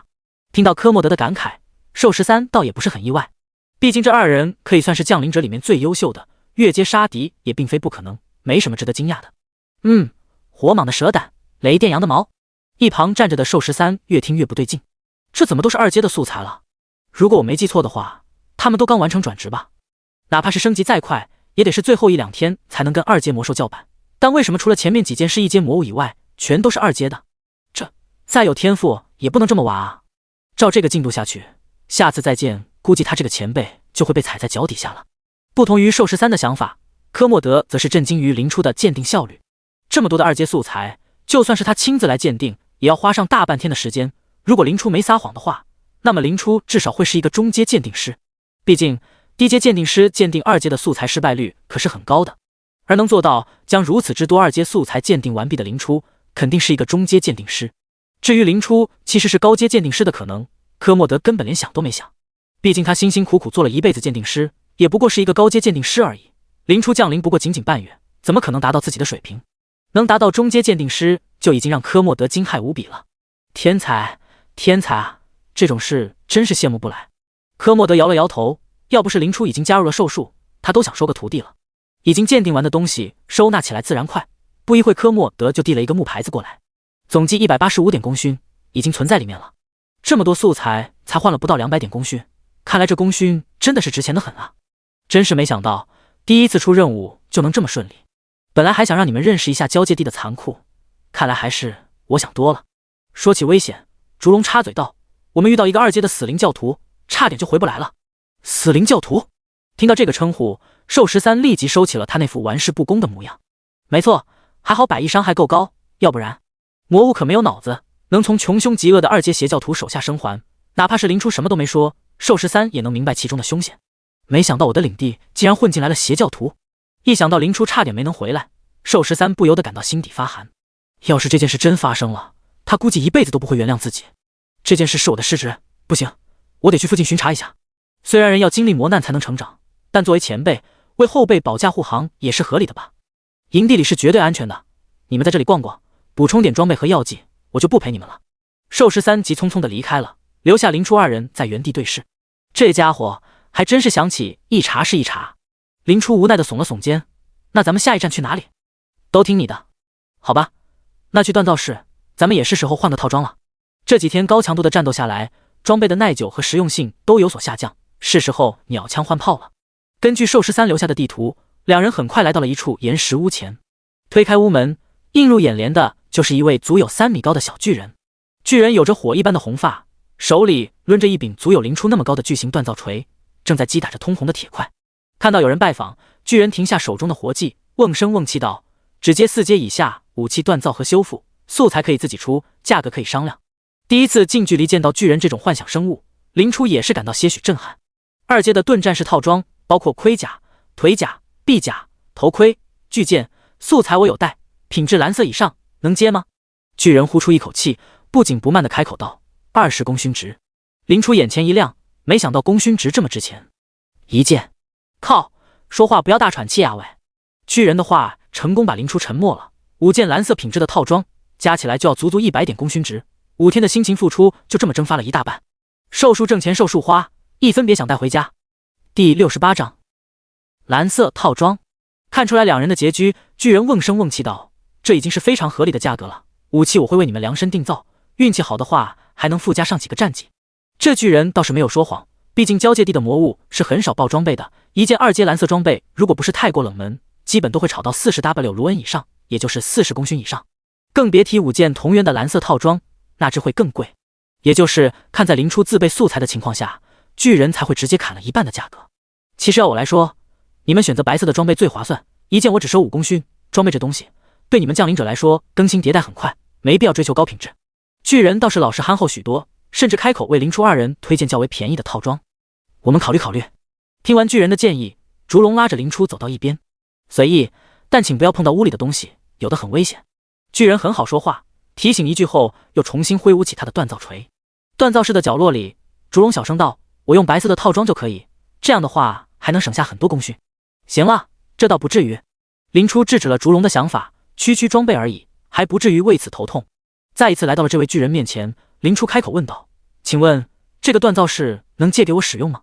既然请人锻造太贵，那完全可以自己锻造，反正只需要11自由技能点就能让自己成为高阶锻造师，打造2阶武器还不是轻轻松松。”听到这句话，巨人饶有兴趣地看了林初一眼：“这样吗？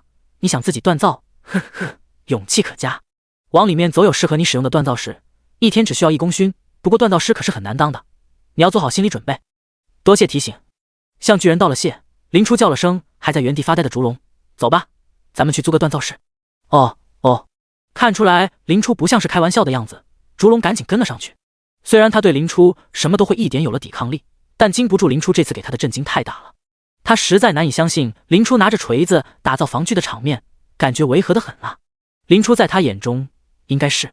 想到这里，季明烛不由得愣住了。在后方当炮台时，林初是一个优雅可靠的法师；在前方一起杀怪时，林初是一个英姿飒爽剑士；做饭时，林初是一个温婉贤惠的烹饪师；鉴定时，林初是一个博学多识的学者；上增益时，林初是一个贴心敏锐的辅助。林林总总，不计其数。林初不仅有百亿，同样有千面啊！明明寻常人能做好其中一点，就能引得无数人追捧，但林初在每一面都能有建树，都能深深地吸引住自己。自己从未看透过林初，每当认为足够了解时，总会发现新的惊喜。能遇上林初，真是幸运。烛龙心中默念一句，噙着笑踏入了铸造室。已经在调试设备的林初看着还站在门口的烛龙道：“磨磨蹭蹭干什么呢？快点进来！”“来了，有我能帮上忙的地方吗？”随手关上石门，烛龙搬起林初刚丢了一地的素材，总算是来到了火炉面前。林初指了指旁边的草纸道：“肯定有啊，把你想要的装备给我形容一下，实在不行画出来也可以。再不济，你可以在旁边那本交界地10年最热盔甲样式里面选一套。”顺着林初的目光，烛龙拿起一本厚厚的书，随手翻了2页，上面都是已经公开的盔甲样式和拆分成零件的模样。烛龙一时间有些选择困难：“我的盔甲以后再说，先打造你的法师套吧。”“你在逗我笑？”林初无语望天：“我的法师套用到的大部分是布料和兽皮，对应的是缝纫师职业，你就不用担心了。现在是专门给你打造盔甲，选一个吧。”竟然是先给自己搞装备。看着单手拎着巨锤的林初，烛龙心中一暖。在慎之又慎地选择了半小时后，季明烛终于敲定了一个较为简易的盔甲。虽然相信林初的实力，但这样的话起码能让林初不那么费劲。“行，你去干点简单的，一会听我命令就好。”盯着书页仔细研究了一番，林初立即起火开工。有了高阶锻造术的加持，哪怕是从未碰过锻造台，林初依然用得得心应手。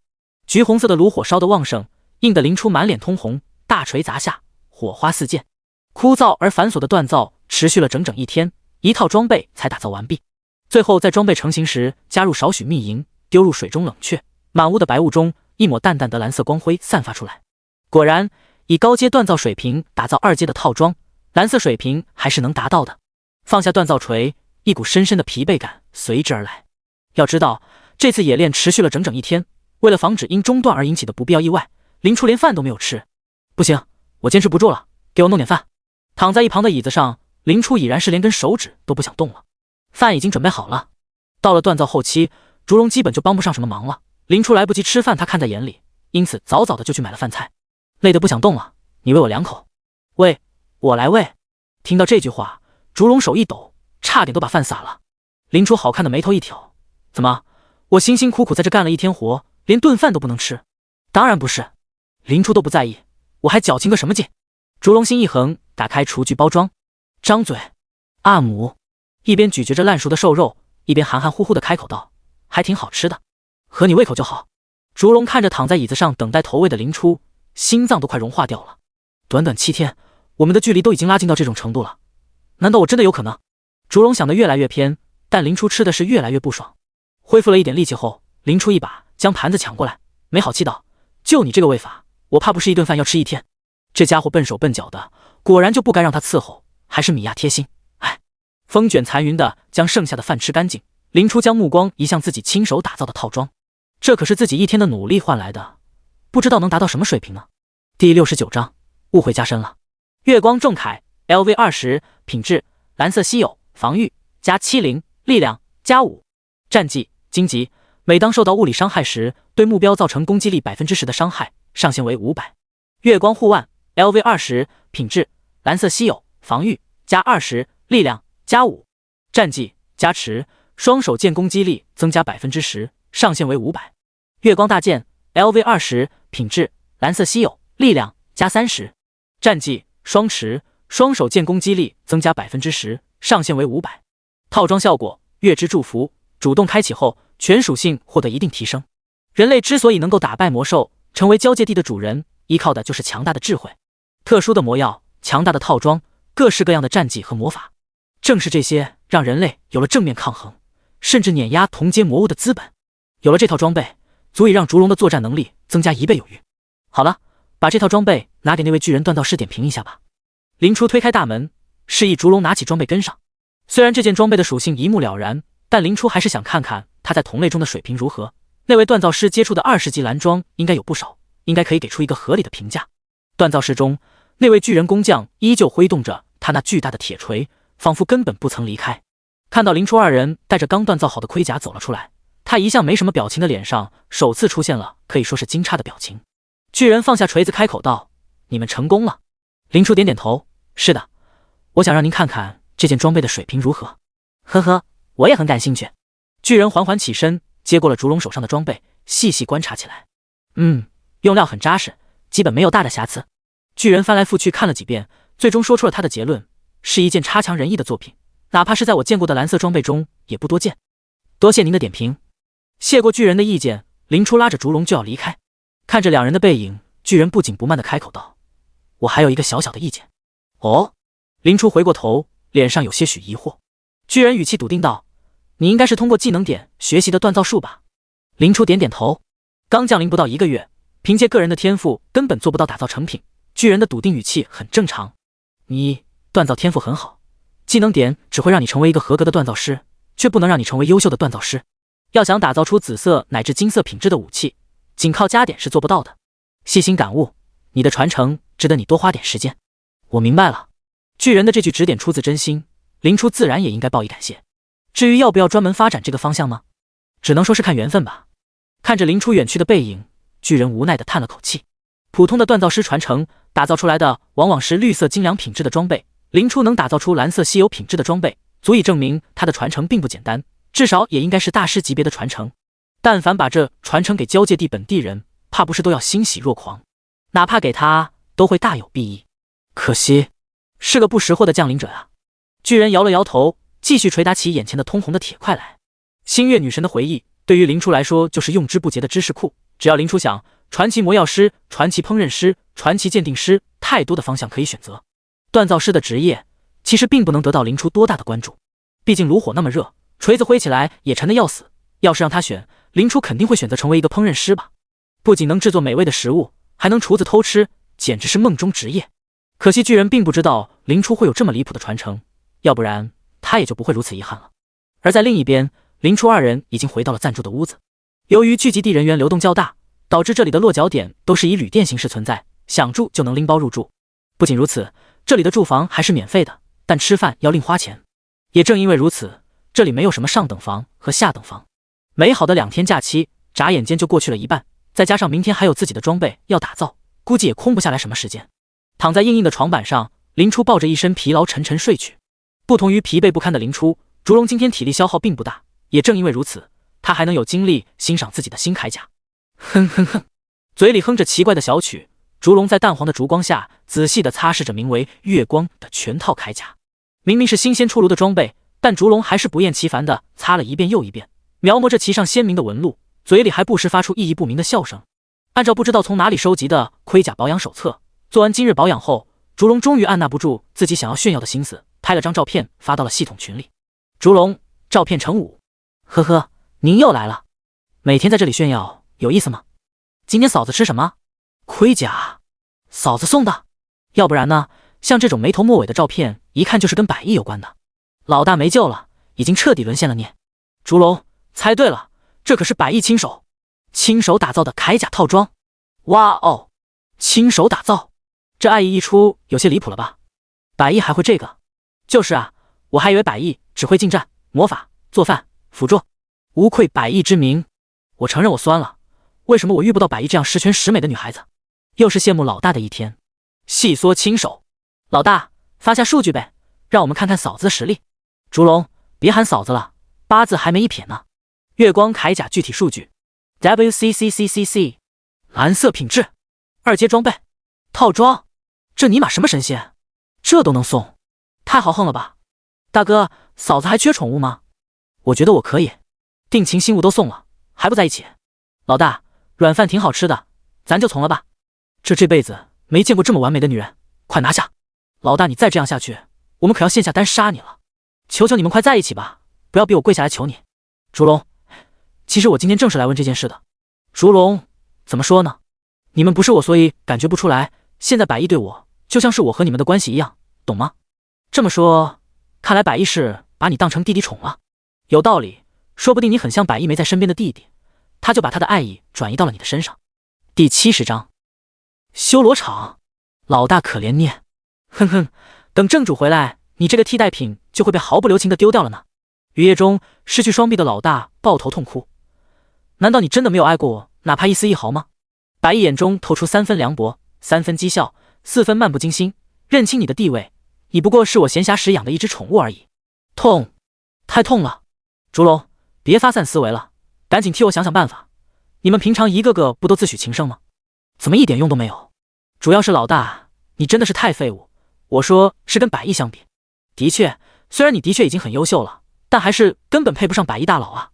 对啊，老大看开一点，就说今天送的这套铠甲，对于现在的玩家来说就是无价之宝啊，没有10万罗恩拿得下来，还不清，根本还不清。我感觉老大，你还是乖乖做百亿大佬的小弟吧，日久生情，等到百亿发现整个交界地的男人都配不上自己后，自然就会考虑你了。呼，将系统关闭，满脑子江湖的烛龙盯着角落里的盔甲，长长的出了口气。正如群里人所说，现在的他根本没有追求林初的资格。本来他以为随着等级的增长，终有一天他能将林初护在身后，到时候他就可以光明正大的说出那2个字。但是同样的成长期，林初长得比他更快更茁壮，让他难以望其项背。所以啊，他想明白了，自己以后会牢牢的守在林初旁边，自己得不到的别人也别想得到，也就是他要成为护花使者。林初是他难以触及的天花板，但对其他玩家他还没有怂过。不要怪我太自私。抚摸着冷硬的甲胄，烛龙神色莫名，我只是不想让你受到伤害。扣扣扣，哈呀！睡得正香的林初艰难地睁开双眼，啊，已经早上了，请进。揉了揉眼睛，林初有气无力地用御物术远程开门。吱呀，木门发出响声，端着早餐的烛龙应声而入。时间不早了，起来吃饭吧。哦，明显还没清醒过来的林初眯着双眼，呆呆地应了一声，缓缓地爬了起来。现在的林初发丝凌乱，睡衣也是散开大片，露出了腰肢大片白皙的嫩肉。但凡季明竹看上一眼，说不定就能发现林初其实是个男人的事实，然后想起这几天的心理波动，最后找块豆腐撞死。但很明显，烛龙自认是一个有原则的君子，他竟然低下头没去看。等到了林初洗漱完毕后，烛龙才开始盯着林初的侧脸发呆。正在吃饭的林初感受着一旁毫不掩饰的视线，内心有点惴惴不安。今天烛龙怎么回事？闲着没事盯着我看干嘛？虽然我长得的确有点娘，但这家伙应该还没到那种饥不择食的地步吧？得益于烛龙一直没有提林初性别的问题，林初早早的就把他归到了寿13等看出他真实性别的那一类人当中。不得不说，烛龙的预感还真是准确，他但凡暴露了自己的意向，现在迎接他的估计就是狂风暴雨一般的攻击了。察觉到林初的不对劲，烛龙也是及时的转移了视线，让正在干饭的林初大松一口气。对了，今天我要给自己打造一套装备，估计不会出门了。烛龙当即开口道：有什么我能帮忙的吗？林初摇了摇头，都是缝纫类的活，你根本干不了。烛龙低下头，有些失望的轻声道：这样啊，所以现在你已经自由了，今天再随便逛逛，放松一下心情也好吗？听到林初的建议，烛龙扯了扯嘴角，不说刚在外面郊游5天回来，对我来说，跟你在一起才最开心。这句话自然是不能说出口，烛龙乖乖的点了点头，拿起用完的餐盘就离开了房间。13号死灵聚集地不仅仅有受术的人，也有很多入阶的超凡者歇脚。因为靠近死灵树，聚集地周围危险无比，同样也是有着极高的收益，是强者的天堂，是弱者的地狱。在这里，受术的人地位极高，因此当烛龙出现在一家酒馆时，关于他的讨论声自然而然的多了起来。那个人，受术的，年轻有为啊，好帅气的小伙，不知道有没有机会能和他喝一杯呢？哼，见到别的男人就走不动道，昨天晚上没让你爽够。哎呀，人家只是随口说说而已，不要在意了。酒馆的角落里，一个身着黑色轻甲的男人望着众人的焦点，面露思索之色。季明竹，他也在这？也对，有林初的地方就有他，在这里遇见也不奇怪。黑甲男子正是刚来到这里的葛温。季明竹自然就是烛龙的本名，身为未来的传奇境强者，葛温对他还是印象颇深的。由于选择了血魔阵营，葛温接到了一个特殊的任务，而这个任务是要下副本。一个人是下，2个人也是下，一片未经开采的处女地，资源丰富无比，绝非一个人能吃下。因此，葛温就打上了林初的主意。这位大佬实力足够，人格方面也是绝对可以信任的类型，是队友的不二人选。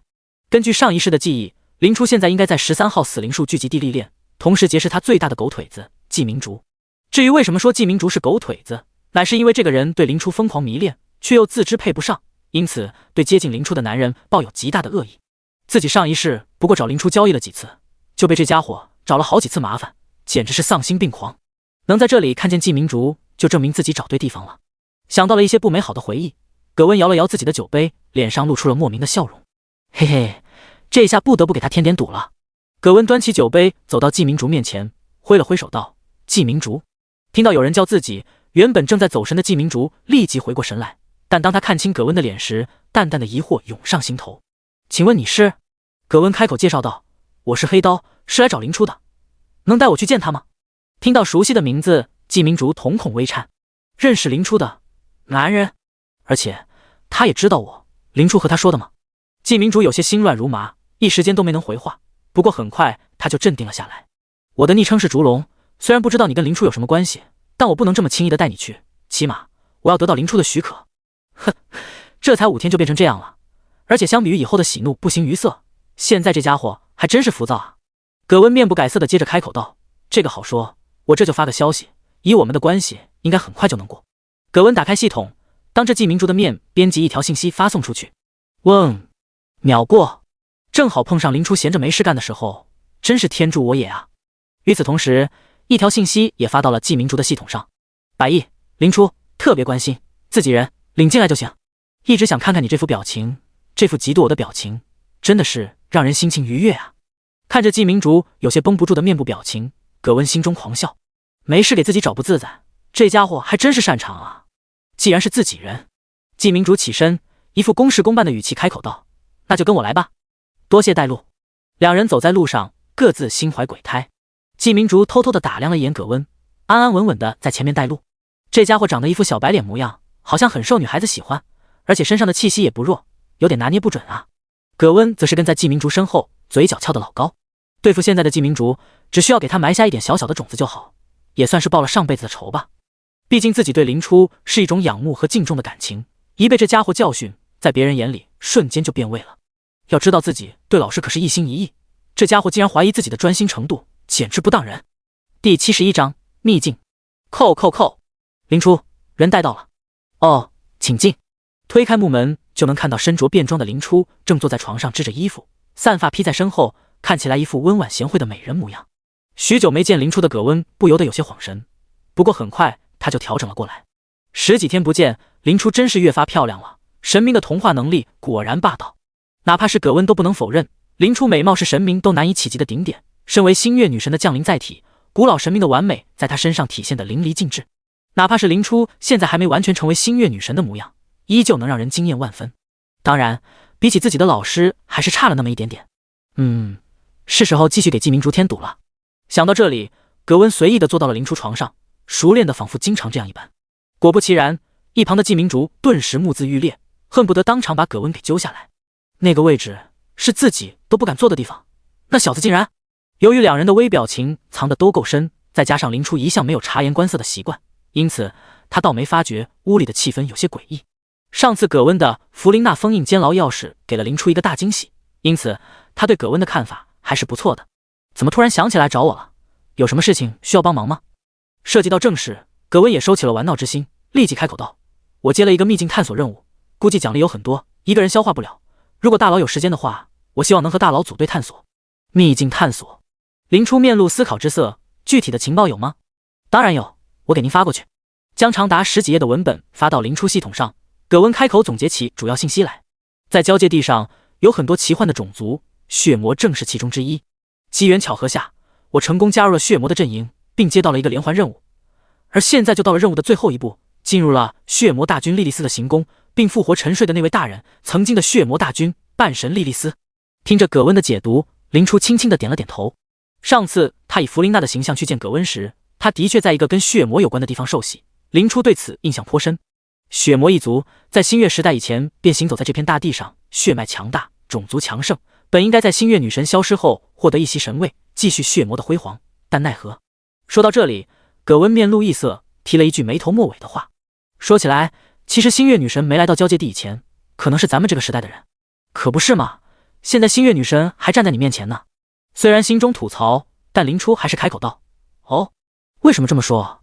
葛温轻笑道：因为在星月女神消失后的衰颓时代，规则发生大规模改变，原本只能被密营严重克制的血魔一族，不知为何突然对镰刀与锤子产生了特殊的恐惧，而且只需要将血魔们吊在高高的杆子上，就能够让生命力顽强无比的血魔死去。因此血魔一族在神战中惨败而归，纯血血魔近乎死亡殆尽，领袖血魔大军莉莉丝消失。不久后，盛极一时的血魔消失在交界地。镰刀与锤子，路灯吊死，吸血鬼，3个要素连起来，让林初愣在了原地。我靠，自己消失后发生了这么离谱的事情吗？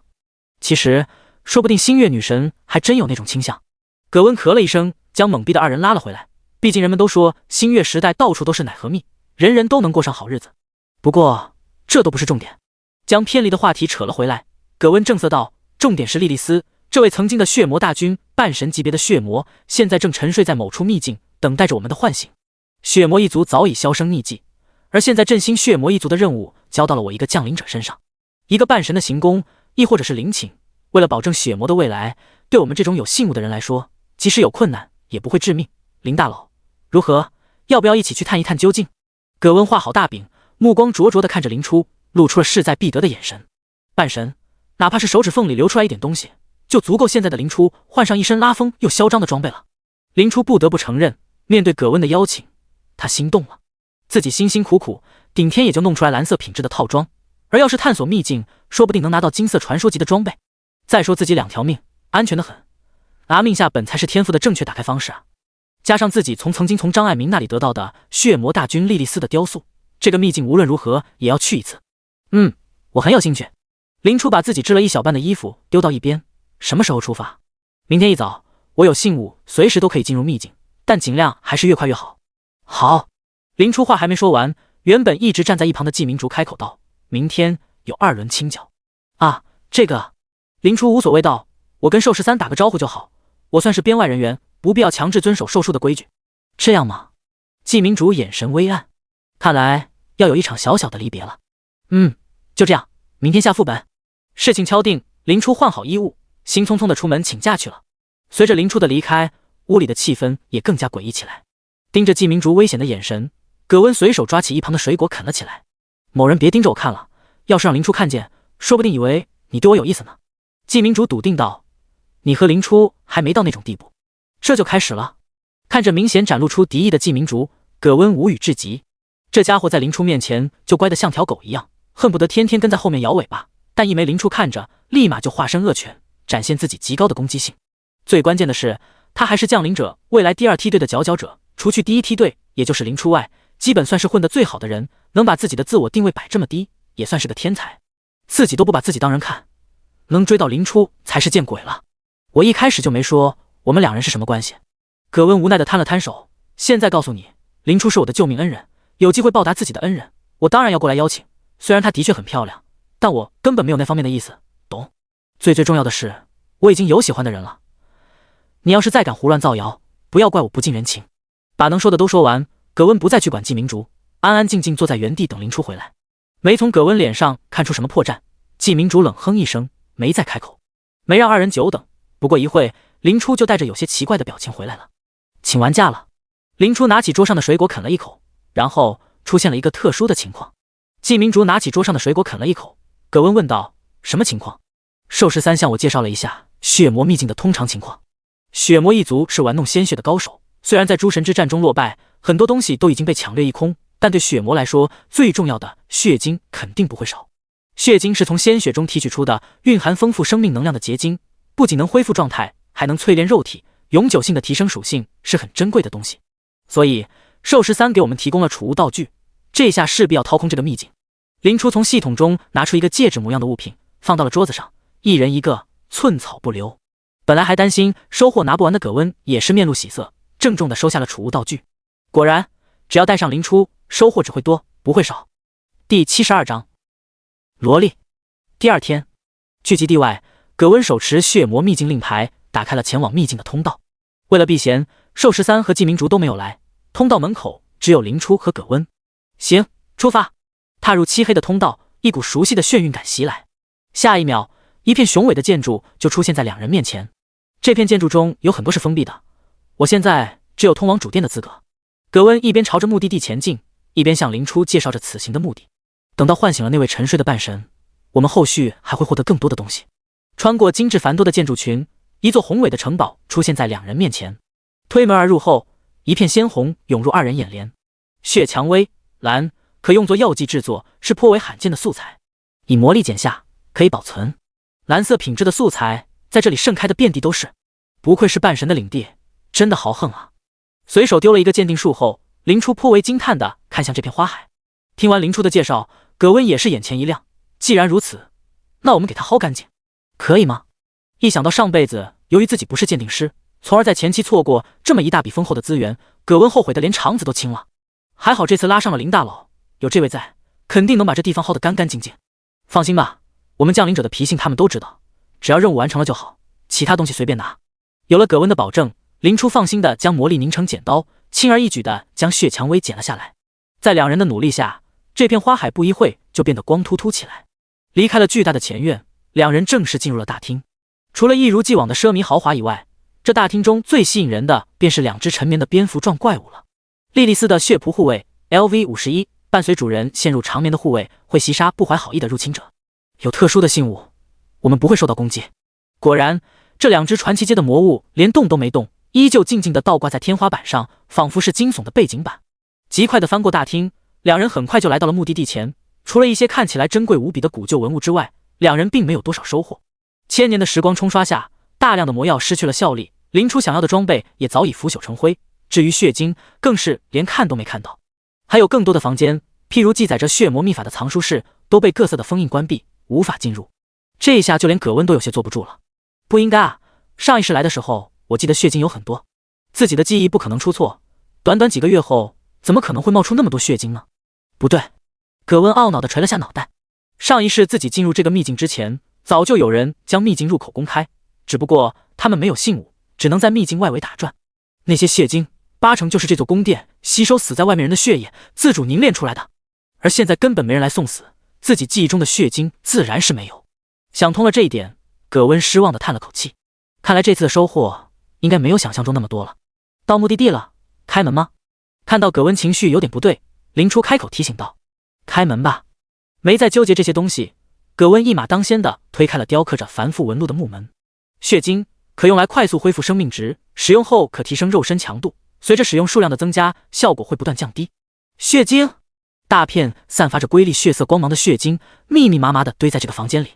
乍一看到这么多血晶，林初的眼神不由得火热起来。根据寿13的说法，这结晶可是价值10万倍于卢恩，有价无市的大宝贝。最重要的是，自从血魔消失后，血晶也无法正常产出，现在这东西有钱都买不到，摆在眼前的都是金山银山啊！葛温显然也是有些激动，毕竟这可是自己重生以来的第一笔财富。有了这些东西，这次就算是不虚此行了。我们需要大概1半的血晶来启动莉莉丝的唤醒法阵，至于另一半，就是我们的了。打开储物戒指，两人将大把大把的血色结晶塞进去，感受着金钱从手中流过的触感，真的是美妙无比啊！将眼前的小山搬了一半，看着逐渐显露出来的血色法阵，两人才意犹未尽地收回了贪婪的双手。行，那你就开始仪式吧。林初退到一边，示意葛温继续他的任务。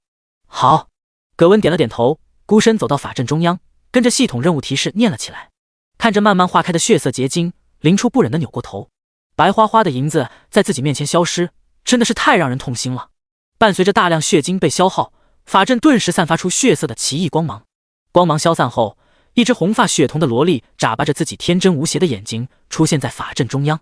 林初，这就是半神莉莉丝。看着眼前人畜无害的少女，林初不由得开口问道：“所谓的血魔大军，不应该是满脸骄傲的红发御姐吗？这只看起来就很弱的萝莉是什么鬼啊？”葛温有些头疼的点了点头：“是这样没错，真正的血魔大军早已经死了，这只是有着半神血脉的后代而已。其实这件事还是以后他才知道的，本来还担心莉莉丝在这小家伙身上复活，结果谁知道那家伙早就死得不能再死了。好吧，那你这是要扶持新的莉莉丝再次称王，精英养成？”葛温熟练地拿过一旁的衣物给小莉莉丝套上。没错，这就是我接到的任务主线，让血魔再次伟大。林初嘴角微抽，这交界地还真是什么任务都有。不过要是真能培养成功，这小子就能有一个半神级别的后台，说不定还能捡一个老婆，挺好的。还有，为什么你给这小家伙穿衣服这么熟练啊？葛温，你小子看起来挺年轻的，没想到已经当过孩子的奶爸了呀。仿佛是察觉到二人并无恶意，小莉莉丝只是眨巴着血色的眼眸，静静地望着二人。眼看着葛温已经将莉莉丝打包完毕，林初上前摸了摸小莉莉丝的脑袋，就要准备离开。但这时谁也意想不到的事情发生了。小莉莉丝牵上林初的手，脆生生地喊了一句：“妈妈！”原本被萝莉无害、外表迷惑的林初顿时留下满头黑线。别人也就算了，你一个半神后裔，最擅长玩血的血魔，连我是男是女都察觉不出来吗？念及莉莉丝年纪较小，林初蹲下身掐了掐她肉嘟嘟的脸蛋，嘴角扯出一个危险的笑容：“小莉莉丝，你应该叫我哥哥哦。”也许是有着睁眼认妈的特殊传统，莉莉丝固执开口道：“妈妈。”林初被笨蛋半神器晕点 JPG 第73章律法。看着有些绷不住的林初，一旁的葛温也难得的笑了出声，抱起莉莉丝对到葛温面前。林初没好气道：“你也说句话，再幸灾乐祸，小心我把你未来的大腿抱走。”还没等葛温开口，小莉莉丝就如同不嫌事大一般喊了一句：“爸爸。”这下不仅是林初，葛温也绷不住了。要是让老师听见这句话，那自己就完蛋了。这下不用林初催，葛温立即就开始上脸色。经过二人一番努力，终于把莉莉丝的错误观念纠正了过来。哥哥好吓人，还是姐姐好。莉莉丝挂在林初身上，哼哼唧唧地说着葛温的坏话。没错，虽然莉莉丝不喊妈妈了，但还是坚持喊姐姐，就像是认准了林初是女生一般，死活不肯改。算了，你想怎么叫就怎么叫吧，懒得管你了。怀里抱着莉莉丝，林初无奈地叹了口气。哄孩子真是个累人的活，就连葛温脸上都挂上不少疲惫之色。人也就回来了，还有什么事情吗？哦，还真有。林初想起什么一般，从系统空间里取出来血魔大军莉莉丝的雕像。这个小雕像好像能打开一个特殊的房间，我们找一找。看到林初手里的雕像，葛温也不由得感到些许诧异。没想到林初的气运这么逆天，这么早就能捡到与半神有关的道具。行，那我们一个个房间的试过去。领着莉莉丝，三人来到了第一个被封印的房间。可出乎意料的是，还没等林初拿出钥匙，小莉莉丝就轻而易举地推开了门。两人对视一眼，都能从对方眼中看到不可思议。小莉莉丝作为唯一的半神后裔，这里的房间应该对她不设防。最终，两人得出了这个结论。要知道，这些被封印的房间里面都是好东西啊！看着敞开的雕花木门，两人再次激动起来。第一间房应该是一个试衣间，很多看起来就品质不菲的套装不要钱一样摆在屋里，看得两人口水直流。林大佬，快鉴定一下。OK， 随手拿起一套衣服，林初当即甩了一个鉴定术上去。鲜血贵族长袍，紫色史诗，红色布上缀以金色刺绣的长袍，侍奉血魔大军的贵族们穿戴的防具。防御力加100，智力加30，敏捷加40。战绩：血色乐章，触发后每当击杀一人，全属性提升 1%， 最高叠加至 20%， 持续半小时。佩戴等级25。鲜血贵族长靴，要是足足数十套紫色史诗级别的衣物，仅仅是这一间房，价值就可谓是不可估量了。只可惜情况并没有二人想象的那么美好，除去仅有的3套紫色史诗品质的鲜血贵族套装外，大多衣物都只有稀有品质，看起来华丽无比，却并没有很好的属性。将属性最好的几套装备拿走后，两人又把目光投向了下一个房间。有了莉莉丝的协助，大量的血魔书籍被搬到了储物戒指里。葛温允诺，只要林初想，随时都可以借阅学习。不过林初自己的传承都没能吃透，想来也没时间去学血魔的东西。连开了3间屋子，全部都是各种类型的书籍。正当3人接着高歌猛进时，最后一个房间拦住了莉莉丝。这是唯一一个拒绝莉莉丝的房间。作为曾经的血魔大军，竟然有不让她进的地方。我有种预感，那个钥匙应该是开这扇门的。取出雕像，感应到门的雕像立即颤动了起来。是否选择使用血魔大军莉莉丝的雕像打开封印之门？是。雕像应声消散，原本刻满封印的门立即变得平平无奇起来。竟然真的开了！连莉莉丝都不能打开的门，竟然还真能被轻易获得的钥匙打开，就连林初也感到有些不可思议。这么重要的东西能沦落到外面，还真是离谱。没在意这些小事，林初3人推门而入。这血晶，映入眼帘的便是满屋的血色结晶，这里竟然还有这么多血晶。不，葛温上前拿起一块结晶，仔细观察了一番后，递给了林初。这不是普通的血晶，如果我没猜错的话，这应该是更高一阶的圣血晶。林初接过血色晶体，发现这个晶体的确红得更加深邃，散发着迷人的光芒。鉴定：圣血晶，功能和珍惜程度都远超血晶的珍贵晶体，即使对传奇阶的超凡者都有着明显的效用。使用等级限制40，的确是圣血晶，而且有等级使用限制。见林初连圣血晶都能鉴定，葛温也不由得惊诧万分。本来自己只是想让林初看一看，没想到还真能鉴定出来。现在林初的鉴定术就已经达到高阶了，那还等什么？赶紧装啊！打开储物戒指，两人的眼神瞬间火热起来。这可不在任务范围内，可是一个都不用留下的。两人抓起晶体就开始收集，但仅仅收集了10几枚晶体后，他们就不得不收了手，因为一道恐怖的气息正在这个房间里苏醒。怎么回事？难道这个屋里才是莉莉丝本人？我不到啊！两人将莉莉丝护在身后，当即就想快速离开。东西虽好，那也得有命享受啊！一道虚幻的血色人影从圣血晶堆中爬出，有气无力地出声道：“且慢！”虽然听起来是没什么威胁性，但人影散发的威压可是实打实的。周围的空气犹如泥潭一般，让人根本难以动弹分毫。见林初2人面露警惕，人影将目光投向了他们身后的莉莉丝，满意的点了点头，自顾自地开口道：“吾乃血魔大军莉莉丝的一缕残魂，即将消散在即，你们不必紧张。”林初开口道：“我们是接了任务来复苏你的，既然你还有一缕残魂，为什么不想办法重生呢？对于半神来说，这应该很简单吧？”莉莉丝摇了摇头：“我是因为对抗规则而死的，不可能再次复活了。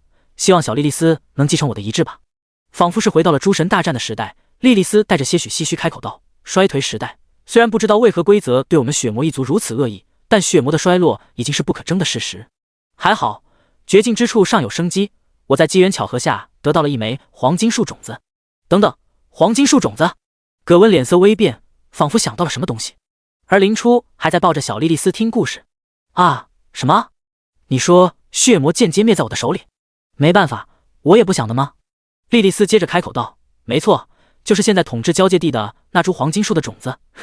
我能感受到，现在的黄金树已经大不如以前了，真是天助我也啊！”艾德琳依照黄金树固定下混乱的律法，并将其命名为黄金律法，而我凭借黄金树种子，却能够做到只有3柱神才能做到的事：修改律法。第74章，未来的半神。说到这里，莉莉丝的语气中透露出明显的骄傲，但那是需要代价的。为了让血魔一族重拾荣耀，我以自己的生命为代价培育黄金树种子，历经1000年时光，终于将血魔一族的克星从那奇怪的镰刀、锤子和路灯杆换了回来。也就是说，现在血魔已经再次成为了那个神秘强大、生命力顽强的种族。我相信，在小莉莉丝的带领和你们的帮助下，血魔一族肯定能再次辉煌。灵初，重铸血魔辉煌，吾辈义不容辞。葛温，能把小莉莉丝培养成半神就算成功。莉莉丝，哈哈，你们这些降临者还真是奇怪，但相信你们往往会有想象不到的意外收获。他已经算是一个死人，选择相信是他唯一能做的了。经过短暂的交流，两人也终于能放下戒心。当然，最重要的肯定还是因为根本反抗不了。莉莉丝接着开口道：“我留给血魔一族最后的礼物，即是有着成为三柱神潜力的黄金树之种。这些圣血晶正是用来培育黄金树之种的资源，因此不能让你们拿走。但激活的黄金树之种就要拜托你们了。”这一下不仅是灵初，就连重生的葛温都按不住内心的惊骇。三柱神级别的威力，交界地最强的力量，上辈子自己就这样白白的错过去了。我上辈子脸的是有多黑啊！要是有这东西，我还在交界地苦苦挣扎，神界我都能来去自如了。带着灵初来秘境，绝对是我这辈子做的最正确的选择。而在另一边，莉莉丝虚影已经开始融化圣血晶，催熟黄金树之种了。只要成功，血魔阵营将会获得一件能改变规则的大杀器，可以说是三柱神之下最高战力。小山般的圣血晶被消化吸收，原本被埋在最底下的一枚金灿灿的种子也开始散发出奇异的光芒。短短时间内，黄金树种子破壳、发芽、成长，一株仿佛纯金打造、接近2米的超小型黄金树就出现在众人面前。灵初也向其丢了一个鉴定树，血圣树，神血魔一族经过千年时光培养出来的圣树，有着能更改规则的神异能力，长时间接触可以使自身全属性缓慢增长。听到了灵初念出的鉴定信息，葛温也是大为震惊，不愧是诸神级的存在，简直是逆天无比啊！不仅仅能修改规则，甚至还能潜移默化地影响周围。全属性增长什么概念？哪怕是一头猪在圣树周围圈养个几千年，也能成为传奇魔兽。灵初不由得感叹道：不愧是血魔一族积累千年底酝养出的大杀器。呵呵，那是当然，自己搭上性命培养出的圣树，能引起这些小辈的震惊，让沉睡近千年的莉莉丝也不由得面露骄傲。毕竟这两人可以算是自己最后的见证者了。不过你这小家伙是怎么知道圣树的功能的？本来还想着自己亲口告知，没想到灵初竟然能鉴定出来，看样子这小家伙也不简单啊。听到莉莉丝的质疑，葛温也反应了过来。对啊，这圣树可是神级的物品，灵初怎么可能鉴定出来？其实灵初也有些迷茫，按理来说高阶鉴定术只能鉴定4阶以下的物品，圣树自己不可能鉴定出来才对。莉莉丝摇了摇头，看来你与黄金树有着不解之缘，因此才能轻易鉴定圣树。可惜我已经陨落了，要不然还能提点你几句。鉴定术不仅与等阶有关，同样与个人有关。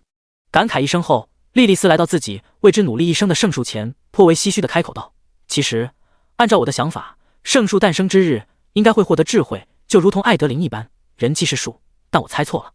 血魔一族专攻血液，对精神方面所知甚少，没能赋予圣树灵魂，倒也在我意料之中。不过如果你们有机会的话，尽可能去完善它吧。诸神级工具和诸神可不在一个层面。磨杀着黄金树的外皮，莉莉丝的身形愈发浅淡起来，仿佛随时都有可能彻底消散。好了，我的时间也不多了。莉莉丝回过头来，模糊的脸上依稀能看出她往日的绝美容颜。能进入这个房间，足以证明你们的实力和运气。那么我这里有一份紫色史诗品质的鲜血贵族转职书，你们谁要？这种传承性质的东西，已经是现在的他能拿出来最好的奖励。况且高品质的转职书向来是这些降临者们追逐的东西，想来也能让他们为血魔一族多出点力吧。葛温摇了摇头，我就算了，我的职业是史诗品质的黑刀刺客。林初同样摊了摊手，我的职业也不差，没有想改的意愿。看着纷纷推辞的两人，莉莉丝无奈一笑，没想到有一天鲜血贵族的转职书也会沦落到没人要的境地。看样子你们都有各自的机缘，那我就不强求了。将转职书放在圣树旁边，莉莉丝化作血色光点，纷纷然然地散开。一位跨越千年的半神终于在今天彻底消失。姐姐，我感觉心里好难受。小莉莉丝呆呆地看着易散的光点，眼角有大滴的泪水滚落。那是因为你真正的妈妈刚刚去世。替莉莉丝擦了擦眼泪，林初轻声安慰道：莉莉丝是一位很伟大的半神，小莉莉丝要向她学习哦。小莉莉丝用力握了握自己的小手，我听到了妈妈的愿望，我一定要把这株树培养出灵魂。好，小莉莉丝要加油。林初正在安慰莉莉丝的话被葛温听在耳中，一抹灵光顿时在他脑海中炸响。米诺拉不就是黄金树种子成精了吗？自己上一辈子仅仅做了血魔的任务，却并没有加入血魔的阵营，但他也知道血魔有一株非常珍惜的圣树，圣血。米诺拉也正是血魔最强大的战力，再加上圣树的特性是提升周围人物的全属性，怪不得林初、老师等人会轻易的被他吸引，原来是有提升全属性的这么离谱的增益。这株黄金树幼苗正是未来的米诺拉，现在的黄金树苗如此脆弱，自己可以轻易毁掉它。只要没了米诺拉从中作梗，自己绝对是老师的最佳选择。一股邪恶的念头从葛温心中升起，立即一发不可收拾起来。正在葛温盯着圣树神色莫名时，林初还在安抚着刚刚诞生的小莉莉丝。那姐姐，如果我真的能让圣树有了灵魂，你能教我如何培养它吗？当然可以啦，到时候莉莉丝就会有一个听话的弟弟喽。对，既然我决定在血魔阵营发展，那我就可以干涉米诺拉的发展方向。听到林初的话，葛温幡然醒悟。其实以葛温的脑子也根本做不出自毁长城的事情，只不过涉及到弗琳娜有些应激而已。想到这里，葛温站到黄金树面前，脸上露出了莫名的神情。第75章归来。米诺拉呀米诺拉，上辈子你让我吃了这么多扁，这下你可算落到我手里了。你要是再敢打老师的主意，腿都给你打断。不，葛温眼前一亮，圣树可是无性的，只要他引导得好，米诺拉甚至可以分化成女性。这下我看你还怎么跟我抢老师。血圣树作为莉莉丝留下的底牌，自身已经与血魔一族绑定，成为了特殊物品，林初和葛温都无法将其带走。但是值得开心的是，圣树已经深深扎根血魔秘境，在小莉莉丝接触到圣树后，已经能够操纵血魔秘境了。也就是说，这个秘境已经被固定下来，成为三人的私有物品。这里将会成为血魔一族现在的起点，未来的圣地。饶是葛温闻言，都顿时惊愕不已。也就是说，在众多降临者还在某些组织里拼命干活时，自己已经成为一方统领，有了自己的领土。如果有这个落脚点，自己上一世也不会被追杀的上天无路下地无门，最后被明神教会抓了起来。林初果然不愧神明宠爱之人，带来的运气加成实在是太离谱了。葛温稍微平复了一下心情，连忙开始动手彻底封闭血魔秘境，防止外人进入。林初也拉着莉莉丝去帮忙，凭借着中阶阵法师的能力，修复一些小漏洞还是没问题的。至于大型的漏洞，血魔秘境自然有自动修复功能，只需要提供能源就好。修复好几个因为年久失修而产生的漏洞后，这片秘境暂时不存在被发现的可能。值得一提的是，在找漏洞方面，葛温不知为何突然十分在行，而且这家伙没事就蹲在圣树旁边絮叨东西，不仅是莉莉丝，就连林初都不让靠近，还美其名曰胎教。在这里帮了2天忙，风景看腻了的林初也提出了辞行的想法。这里虽然能获得全属性提升的增益，但由于圣树太小，带来的增加可以说是微乎其微，远远比不上打怪升级。再加上莉莉丝因为升阶的原因需要陷入沉睡，没错，半神给铺好的路就是这么离谱，想升级睡一觉就好了。失去萝莉的林初顿感无趣，毕竟又不像穿越前能打游戏，两个大男人面面相觑也挺没意思的。了解到林初想法的葛温也很干脆地答应了这件事，毕竟他也是有很多任务要做的，只不过被突如其来的莉莉丝和圣树绊住了手脚。现在圣树一时半会儿没动静，莉莉丝陷入沉睡，也是时候提升等级了。反正二人的气息早已被圣树牢记，随时都能回来，因此倒也没有太过伤感。于是在离开2天后，林初再一次回到了13号死灵聚集地的外围。要想打怪升级，季明竹是为数不多的好帮手。站在茂密的丛林中，林初干脆给季明竹发了个消息过去：白夜，林初，秘境探险完了，我现在在聚集地外面，你在哪？消息刚发过去，季明竹的回复就立马到了：竹龙，季明竹，我也在聚集地外击杀魔兽，位置是……哦吼，秒回啊！看着系统面板上的坐标，林初动身赶了过去。而在另一边，失去林初的季明竹也第一次感受到丛林的残酷。首先，没了最大的输出，一阶的魔兽再也不能秒杀，往往需要费几十秒的功夫才能解决掉。其次，没了侦查，仅靠兽树提供的魔兽消息不仅要花钱，而且并不准确，毕竟魔兽是会移动的。这2天下来，季明竹在这方面可是吃了不少亏。再然后是休息，没了林初，不仅伙食水准大幅度下降，就连睡觉都得睁一只眼闭一只眼，还有许许多多的不便之处，简直是说都说不完。2天下来，季明竹只觉得自己都变了一个人。不过林初的离开也并非全都是坏事，至少有了死亡的威胁，季明竹的进步飞快，他那紫色史诗级天赋的潜力也真正的爆发出来。季明竹可以骄傲地说，现在的他可以打2天前的他。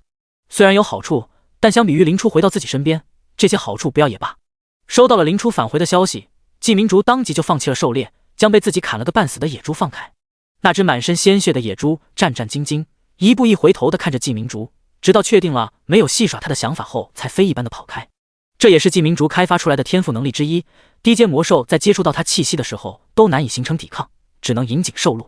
满脸兴奋的在原地走了几个来回，季明竹突如发现了身上大片的血迹，这可不行，要是让林初看到我的这副狼狈模样，估计自己在林初心中的评分又要下降了。能和林初打好关系，季明竹认为他这张帅脸居功甚伟。毕竟林初十项全能，想成为他的队友要求并不高，想要长期的留在他身边，就一定要有一技之长。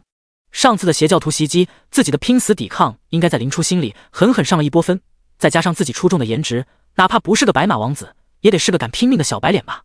想到这里，季明竹连忙就近找了附近的小溪去清洗一番。林初按照季明竹留下的坐标，不紧不慢地赶着路，正沿着一条小溪走时，河流中一道熟悉的人影映入林初眼帘。这不是季明竹吗？秉持着大家都是男人的想法，林初无比自然地想要先走过去打个招呼。季明竹，我回来了。听到这句话，原本正在洗澡的季明竹顿时浑身一颤，连忙朝着声音传来的地方转过头去。只见离溪流不远处的树丛中，一身血色长袍的林初正在笑着朝他挥手。短短2天不见，季明竹没由来的感觉林初又漂亮了几分。也许是穿上了贵族服饰的原因，现在的林初看起来就仿佛是从画中走出来的血魔贵族一般，优雅中又有着些许摄人魂魄的魅力，再加上灿烂的笑容，简直是能够轻易的让人沦陷其中，无法自拔。至于林初身上穿的是一身男装，这倒是没引起季明竹的注意，毕竟好的装备可遇而不可求，穿不同性别的服饰倒也不算罕见。不如说这件男性服饰让原本过于柔美的林初显出几分英气，更引人瞩目了。季明竹呆呆地盯着自己看，林初倒没觉得有什么，毕竟自己可是刚刚换了一身超厉害的装备，没有这种震撼羡慕的表情反而少了点什么。想到这里，林初朝着还在发愣的季明竹挥了挥手，笑道：“2天不见，认不出我来了？”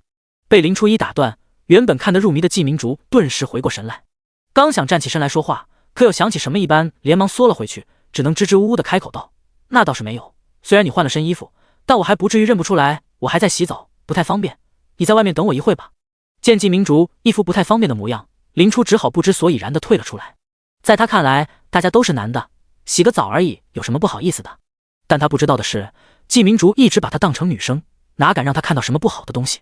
随意找了个树杈，林初就坐在上面等季明竹洗完。众所周知，男人洗澡是很快的，因此林初没等一会，穿了便装的季明竹就从树丛里钻了出来。看着不远处坐在树杈上来回晃悠双腿的林初，季明竹的视线再一次被全部吸引住了。不得不说，林初的绝美容颜再搭配上无忧无虑的气质，几乎没有人能不被吸引住。再加上林初可以说是季明竹的初恋，又加上了堪称无敌的初恋滤镜，简直是时时刻刻轰击着季明竹的防线。也还好，季明竹也不是那种小头支配大头的人，他艰难地从陷阱中爬了出来，朝着林初露出了笑容。欢迎回来，洗完了。听到季明竹的声音，林初立即回过神来，下了树杈。第76章假期。这次秘境收获不少，诺，给你带的土特产。将林初远远抛过来的晶体握在手里，季明竹下意识地看了一眼。有了林初的鉴定，季明竹很快就获得了血晶的讯息。这么珍贵的东西，眼看着季明竹下意识的就想推辞，林初无所谓的开口道：“这次收获不少，这个算是我的小礼物吧。不过以后要是再想要的话，就得花钱买了。”这次血晶的收获，林初和葛温平分。现在林初手上足足有近1000块普通血晶，8块圣血晶，区1块血晶还真算不上什么。有了林初的制止，季明竹也把他的话咽了下去。只不过知道血晶价值的他，还是心脏狂跳。不仅仅是可以购买血晶的承诺，更多的是因为这份免费的礼物。季明竹已经想好了，等到他实力上去，那一套甲胄和这枚血晶一定要好好珍藏下去。正好也快到了中午，为了庆祝林初重回队伍，林初打算亲手做一顿饭犒劳自己。虽然要庆祝的人亲自动手做饭不太好，但奈何季明竹手艺实在是太差，让他做饭就一点庆祝的感觉都没有了。因此季明竹负责提供食材和柴薪。跟了林初1个星期，季明竹也算知道什么东西好吃，什么东西难吃，因此这2天专门捕获了不少好吃的魔兽。喜欢好吃的是季明竹发现林初为数不多的爱好，自然尽了自己的全力去收集。这一顿饭吃得很满足，尤其是季明竹都感动得快要哭出来了。天知道没有林初的这2天，自己吃的是什么东西。肉不是烤糊就是太嫩，又没有林初的秘制酱料，简直可以说是难以下咽。就像是天天吃5星餐厅的人，突然让他去垃圾桶里翻别人吃剩的汉堡，这谁顶得住啊？吃完饭，两人继续魔兽清理计划。因为有了新的装备，一阶魔兽除了肉类鲜嫩的几种外，其余的对两人来说已经不再是目标。2阶魔兽开始遭了殃。短短3天，原本1周的指标就已经完成了。13号死灵聚集地，不愧是降临者中的天才，简直是刷新了我的世界观。看着气息已经逼近3阶的2人，兽13直呼不可思议。降临者因为有系统的缘故，升级往往飞快，但相比于同阶的交界地人，他们家的技能点和属性点只能让降临者称之为平庸。因为同阶的交界地人往往出生入死许多次，学会的各类技能或许不多，但绝对能增加他们的战力。而降临者的技能点只能让他们学会极少的几个技能，大部分降临者脱离系统技能点后便失去了学习能力，很难战胜同阶的交界地人。战力过低，又让他们无法挑战更高阶的魔物，无法击杀魔物获得大量的经验值，就无法升级提升战力。这个死循环会困住大部分降临者，让他们始终徘徊在第3阶以下。只靠系统是走不长远的，这是不可争议的事实。但林初和季明竹两人不仅在短短2周就接近了3阶，而且战力方面也是远超常人。在兽13看来，他们就算放在交界地中也是绝对的天才。一个是飓风城周围数百处生村的新人王，一个是兽医前辈看好的后辈，果然没让人失望啊。兽13满意的点了点头，向众人说起了下一步的企划。你们的成长我都看在眼里，相信不久后你们就能正式加入兽术。既然你们对低阶的魔兽已经有了充分的理解，那么下一步是时候直面我们兽术的死对头死灵。死灵术是极可怕的邪恶之物，由于其特殊的侵蚀性，一般4阶的人类强者都不敢掠其锋芒。别看你们现在升级挺快，其实3阶才是漫漫长路的开始。因此在这段长长的进阶之路期间，死灵术的信仰者，也就是死灵教会会是你们的死对头。死灵教会信奉死灵术，他们会想各种办法破解黄金王朝的镇压，将被封印的死灵术救出来。兽术的主要成员会坐镇死灵术封印处，不可轻易移动，因此那些在远程捣乱的死灵教徒就要交给你们了。兽13手掌一翻，从他的储物戒指里拿出来一大堆资料递给两人。死灵教徒往往会召唤死去的亡灵对敌，亡灵十分难缠，往往只有黄金树类的祷告才能给予其致命打击。当然，如果你们选择冥神的死亡祷告也不是不行。说到这里，兽13看了林初一眼，其实在很久以前，星月祷告才是最优解，只不过星月女神根本不靠谱，所以才被放弃。林初，要是你有把握的话，用星月祷告或魔法也未尝不可。哦，没想到星月祷告会对亡灵有克制作用。这个消息连林初都没反应过来，露出了相当有趣的表情。见林初点了点头，兽13轻咳一声，继续他的讲话。总之，想要对付死灵教徒，对付死灵是你们的必修课。接下来我会给你们1周的假期。假期？林初和季明竹相对而视，都能从对方的眼中看到不可置信。其实兽术的任务量多到可以说是吓人，要不是林初和季明竹异于常人，现在应该还在森林内猎杀魔兽呢。因此听到这个几乎不可能存在的词汇，两人都有些许震惊。嘿嘿，当然也不是让你们闲着的。兽13无情地打断了两人的幻想。你们要在这1周内学会能对亡灵造成不可再生伤害的祷告或技能。1周后我会给你们找一些涉及到亡灵的历练场地。总之兽术的节奏可是很快的。林初和季明竹收起手中的资料，认真地点了点头。好了，兽13指了指不远处的传送点，去享受你们的假期吧。好耶。第77章瑟瑟。经过传送法阵，两人很快回到了飓风城。那么林初摆了摆手，我去星月教堂了，再见。季明竹点了点头，路上小心。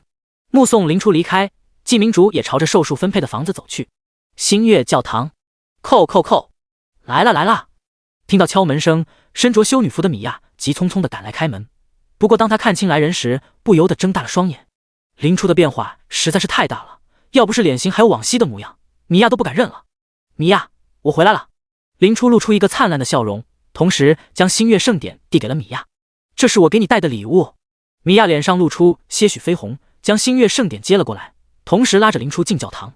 虽然林初看上去跟郊游刚回来差不多，但米娅还是颇为担心林初的安全。将红茶和甜点摆好，米娅关切道：外面这么危险，你一定过得很辛苦吧？在外面可没那么多时间去搞烘焙，因此林初毫不客气的一口一个小面包，满不在意的说道：在外面除了不能吃到米娅亲手做的甜品外，倒也没什么不好的，食材都是现杀的，新鲜的很，也没有很超模的敌人，不至于连打都打不过。总而言之就是非常简单。那就好。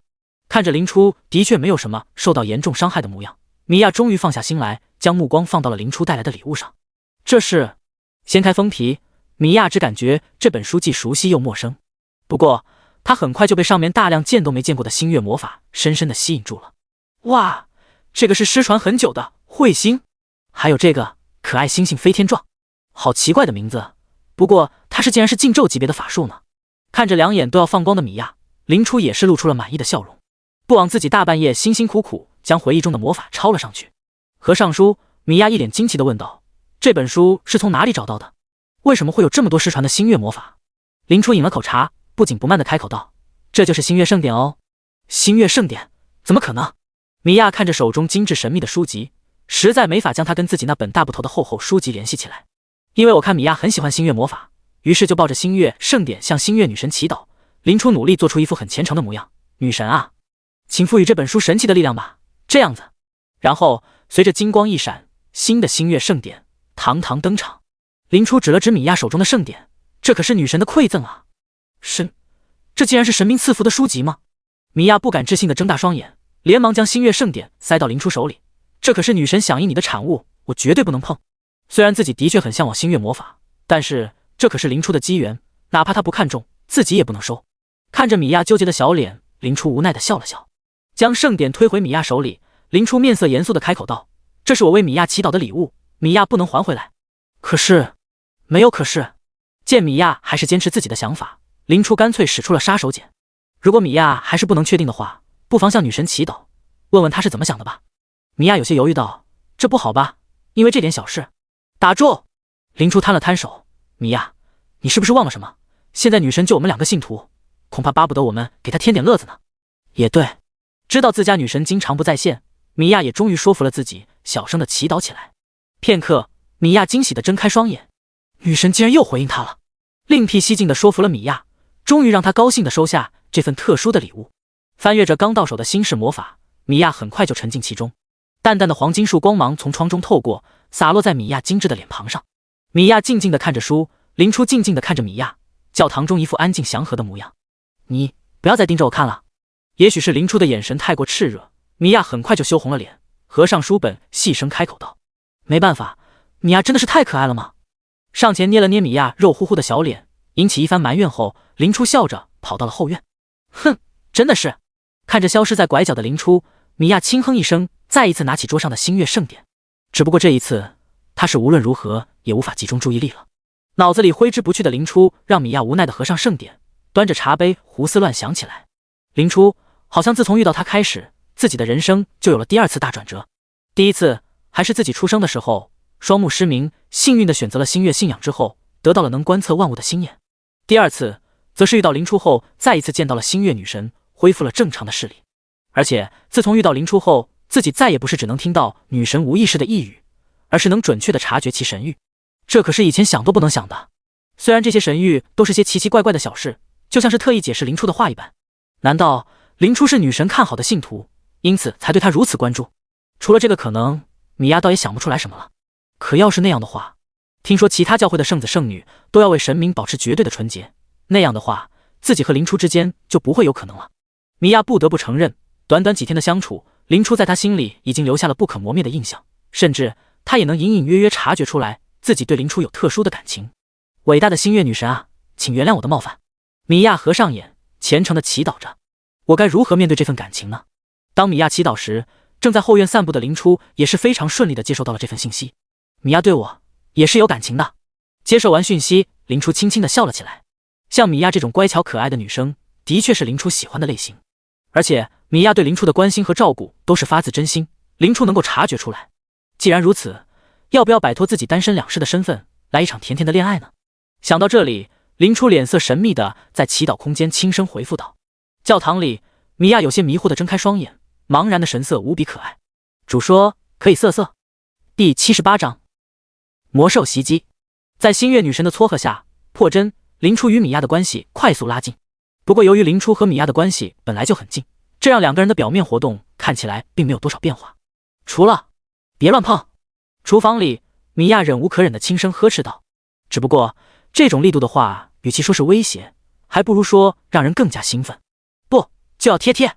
林初厚颜无耻地将头埋到米娅的发丝中，一副死猪不怕开水烫的模样。我要做饭，我可以帮忙，手别乱碰，可以瑟瑟。有了寿数和星月教堂的双重掩护，林初终于敢大胆地使用星月魔法了。不仅如此，黄金树祷告林初学起来也非常快，明明每一个字都懂，但连起来就不懂。更离谱的是，这还真的能释放出来。自己毫无诚意地念着枯燥的祷告词，黄金树就自然而然地将力量借过来了。这种事情简直是闻所未闻。毕竟林初可是星月女神的信徒，按理来说黄金树就是不厌恶她，也不应该如此配合才对。但事实就是如此，林初也就没有深究，只能将其归结于正神阵营都能借用黄金树的力量。假期仅仅过去了一小半，林初就将寿13给的那些祷告学了个遍。除了每天逗一逗米娅外，林初可以说是无所事事。本来还想拉着季明竹去外面打个怪放松一下，结果发现这货由于实在学不会黄金树祷告，跑到黄金树教堂去进修了。林初只好孤身一人出了飓风城，准备回221出生村。至于为什么突然回村子，乃是张爱民一次突如其来的请求。由于毗邻微风森林，再加上附近的死灵树死亡，原本因为畏惧死灵树而逃走的魔兽们纷纷返回，甚至开始袭击村落。本来这还是给狩猎队送肉的好事，但自从一阶魔兽出现后，狩猎队的压力立即倍增。由于一阶超凡也是超凡，黄金王朝一直严格把控受洗人数，没有受洗就不能转职达到一阶，很难与魔兽抗衡。现在221村也不过仅仅50余名一阶超凡者，至于2阶的更是一个没有。随着魔兽的增多，221把控的安全区域越来越少，甚至出现了明显的减员。更糟糕的是，有人观测到2阶魔兽出现的痕迹，这下可让张爱民慌了神。要是2阶魔兽带领着兽潮冲击出生村，他没有任何把握挺下来。为此，他广发消息，想要联合周围的出生村一起抗击兽潮。林初作为张爱民能联系到的最高战力，自然也是收到了消息。反正在飓风城闲来无事，林初干脆就答应了下来。毕竟张爱民的那个雕塑可是让林初获得了一个了不得的宝贝，现在拉他一把倒也算合理。骑着租的马匹，林初晃晃悠悠地朝着221出生村赶去。好久没有回去了，不知道那个地方变成了什么样子。作为自己发家的地方，林初对那里还是有些感情的。艳阳天那么风光好，红的花儿是绿的草，我乐乐呵呵向前跑，踏遍青山人未老。嘴里哼着不知名的小曲，221的轮廓已经出现在林初眼前了。不得不说，李如虽然太迷恋和贪图权力以外，其他事情倒也算得上是好手。起码引进种田就是一件功在千秋的大好事。打猎往往要看运气，稳定的粮食产出才是大多数人的选择。由于林初的铁血镇压，致使221新手村的黑恶势力人没有敢与以张爱民为首的秩序组织对抗，为新手村的和平发展争取了宝贵的时间。要知道，即使是现在，大部分的出生村往往还是处在内乱和暴力中，根本无法正常生存。暴力的漩涡一旦陷入，就难以自拔。因此，和平稳定的221不仅养活了自己村的玩家，甚至还有余力吸纳来自其他出生村的逃难者，让221的规模更加庞大。尤其是得知林初加入兽术后，许多飓风城的贵族也对221照顾有加，很多政策都是一路绿灯，让221飞速发展起来。但快速的发展必然代表着隐患，外乡人虽然少，但也逐渐开始接触221的统治层。罗刹等黑恶势力虽然忌惮林初，不敢随意闹事，但也可以说不会看张爱民脸色行事。同样的，221如此快速的发展，也引来了许多其他村子的恶意，尤其是那些彻底被黑恶势力占领的村子，他们可不管你有没有黄金王朝的人站台。难道为了一个小小的村子，黄金王朝还会真的派人打过来不成？因此，现在的221看似风头无两，实则风雨飘摇，外忧内患。一旦有了一个导火索，很多矛盾就会爆发，让村子元气大伤。而现在的兽潮就吸引了不少心怀歹意的降临者。前方是221出生村，还请下马不行。刚刚接近221，就有巡逻队的人将林初的马拦了下来。在黄金王朝中，如非特殊情况，人类聚集地内是不能骑马的，这也合乎常理。因此，林初翻身下马，将马牵在了手里。谢谢您的配合。见林初如此配合，巡逻队的玩家也不由得松了口气。毕竟以林初的打扮和载具，绝对不是他们能惹得起的人物。要是对方实在不配合，他们也没什么办法。不过，当巡逻队的队长看清林初的脸时，他顿时不可置信地睁大了眼睛，惊声道：“百亿大佬，是你吗？”这支巡逻队的队长正是原本住民中的一员，甚至在篝火晚会救人那天也跟在了林初身后，因此对林初印象非常深刻。因此，哪怕是林初几乎可以说是换了副面孔，他还是察觉出来林初与以前的些许相似，带着激动问了林初的身份。是我回来看看，顺带解决一些麻烦事。林初嘴角微翘，没想到见到的第一个人就认识自己，今天的运气还真是不错。既然如此，要不我带您去找张村长？在林初杀伤力十足的微笑下，巡逻队的队长感觉自己说话都有些不利落了。林初摇了摇头，我一会去找他，先在村里随便逛逛，你们忙就好，不用管我。是。没想到百亿大佬竟然回来了，这下村里的危机要迎刃而解了。巡逻队长有些激动地行了一礼，目送着林初离开。虽然他并不清楚林初现在的等级和战力，但林初站在这里，就让他们心中重燃了信心。覆灭恶狼，吊打罗刹，种种事件早已让原本233村的将领者们无条件相信林初。他们坚信，一旦林初开出技能，一切都会好起来的。第79章，小弟。目送林初离开后，巡逻队的人立即凑在一起讨论起来。什么？他就是百亿？你们不说百亿大佬是男的吗？这怎么看都是个漂亮的女孩子吧？原来他就是百亿啊！嘿嘿，我终于知道为什么233的那些人这么推崇他了。虽然百亿的名号在村里算是无比响亮，几乎可以说是最强者的代名词，但是大部分人还都是没有见过他的真面目，仅仅知道百亿是个非常俊美的男人而已。所以当他们第一次接触到林初时，才会如此不敢置信。这叫俊美？这明明就是祸国殃民的美人！有队员实在按耐不住内心的好奇，不由得向他们队长问道：队长，你确定百亿大佬是男的？当然，这可是公认的事实。作为百亿的狂热粉丝，队长面色不善，对这种怀疑自己纯度的言论嗤之以鼻。提问的队员满脸神秘道：公认的事实就一定是事实吗？你和百亿大佬一起上过厕所吗？一起洗过澡吗？队长神色微僵：那倒是没有，毕竟我和百亿大佬的差距太大，平常根本接触不到。这不就对了？队员双手一拍，有没有一种可能，百亿大佬本来就是女人，只不过为了自己的安全和清静，才故意说自己是男人的？队长，你摸着自己的良心问问自己，别说男人，你见过比百亿大佬更漂亮的女人吗？没有。在场的人没有任何一个能昧着良心说出见过这两个字。单论颜值，林初就足以秒杀大部分人，再加上那让人如沐春风的气质，真的无人能够比肩。可是队长还想着挣扎一下，在篝火晚会动乱的时候，我就跟在大佬后面，那时候还能看出来大佬有喉结的。队长，这就是你不懂了。队员嘿嘿一笑，且不说有很多方法能伪造喉结，就说刚才百亿大佬可是没有喉结的。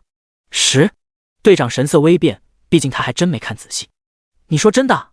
那队员仿佛想起什么一般，脸上露出莫名的神色，随即信誓旦旦道：绝对没看错，自从某件事情后，我看人一般都先看喉结。啊，众人面面相觑，只能给这个送上安慰的眼神。那这么说，百亿大佬其实是女的？没跑啦。将大部分脸隐藏在宽大的魔法师帽下，林初倒也没能引起特别离谱的轰动。毕竟当大部分人注意到林初身上价值不菲的装备时，就已经下意识地低头让路，即使有几个胆子大的，顶多也就只能看到半张脸。没错，短短半月过去，黄金王朝的阶级就已经开始深入将领者的生活。武力成了地位的象征，来自飓风城更是人上人。要不是张爱民还坚持着一部分底线，恐怕奴隶买卖这种事情都会发生在明面上。围着221转了一圈，林初也算是对这里有了更进一步的了解。田地大量开垦，出生村的面积扩大了不止1倍，以及他的房子还在原地。不仅如此，他甚至还看见几个负责清扫房屋的人从里面走出来。有权又有权，住房不用烦啊。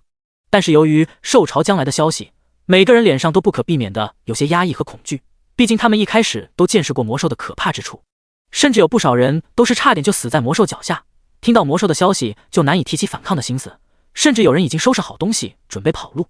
普通人是恐惧，而221的超凡者们则是严肃和认真。长期与魔兽作战的他们只会寄希望于自己手中的剑羽毛，哪怕是遇到了不可战胜的敌人，他们也不会轻易的束手就擒。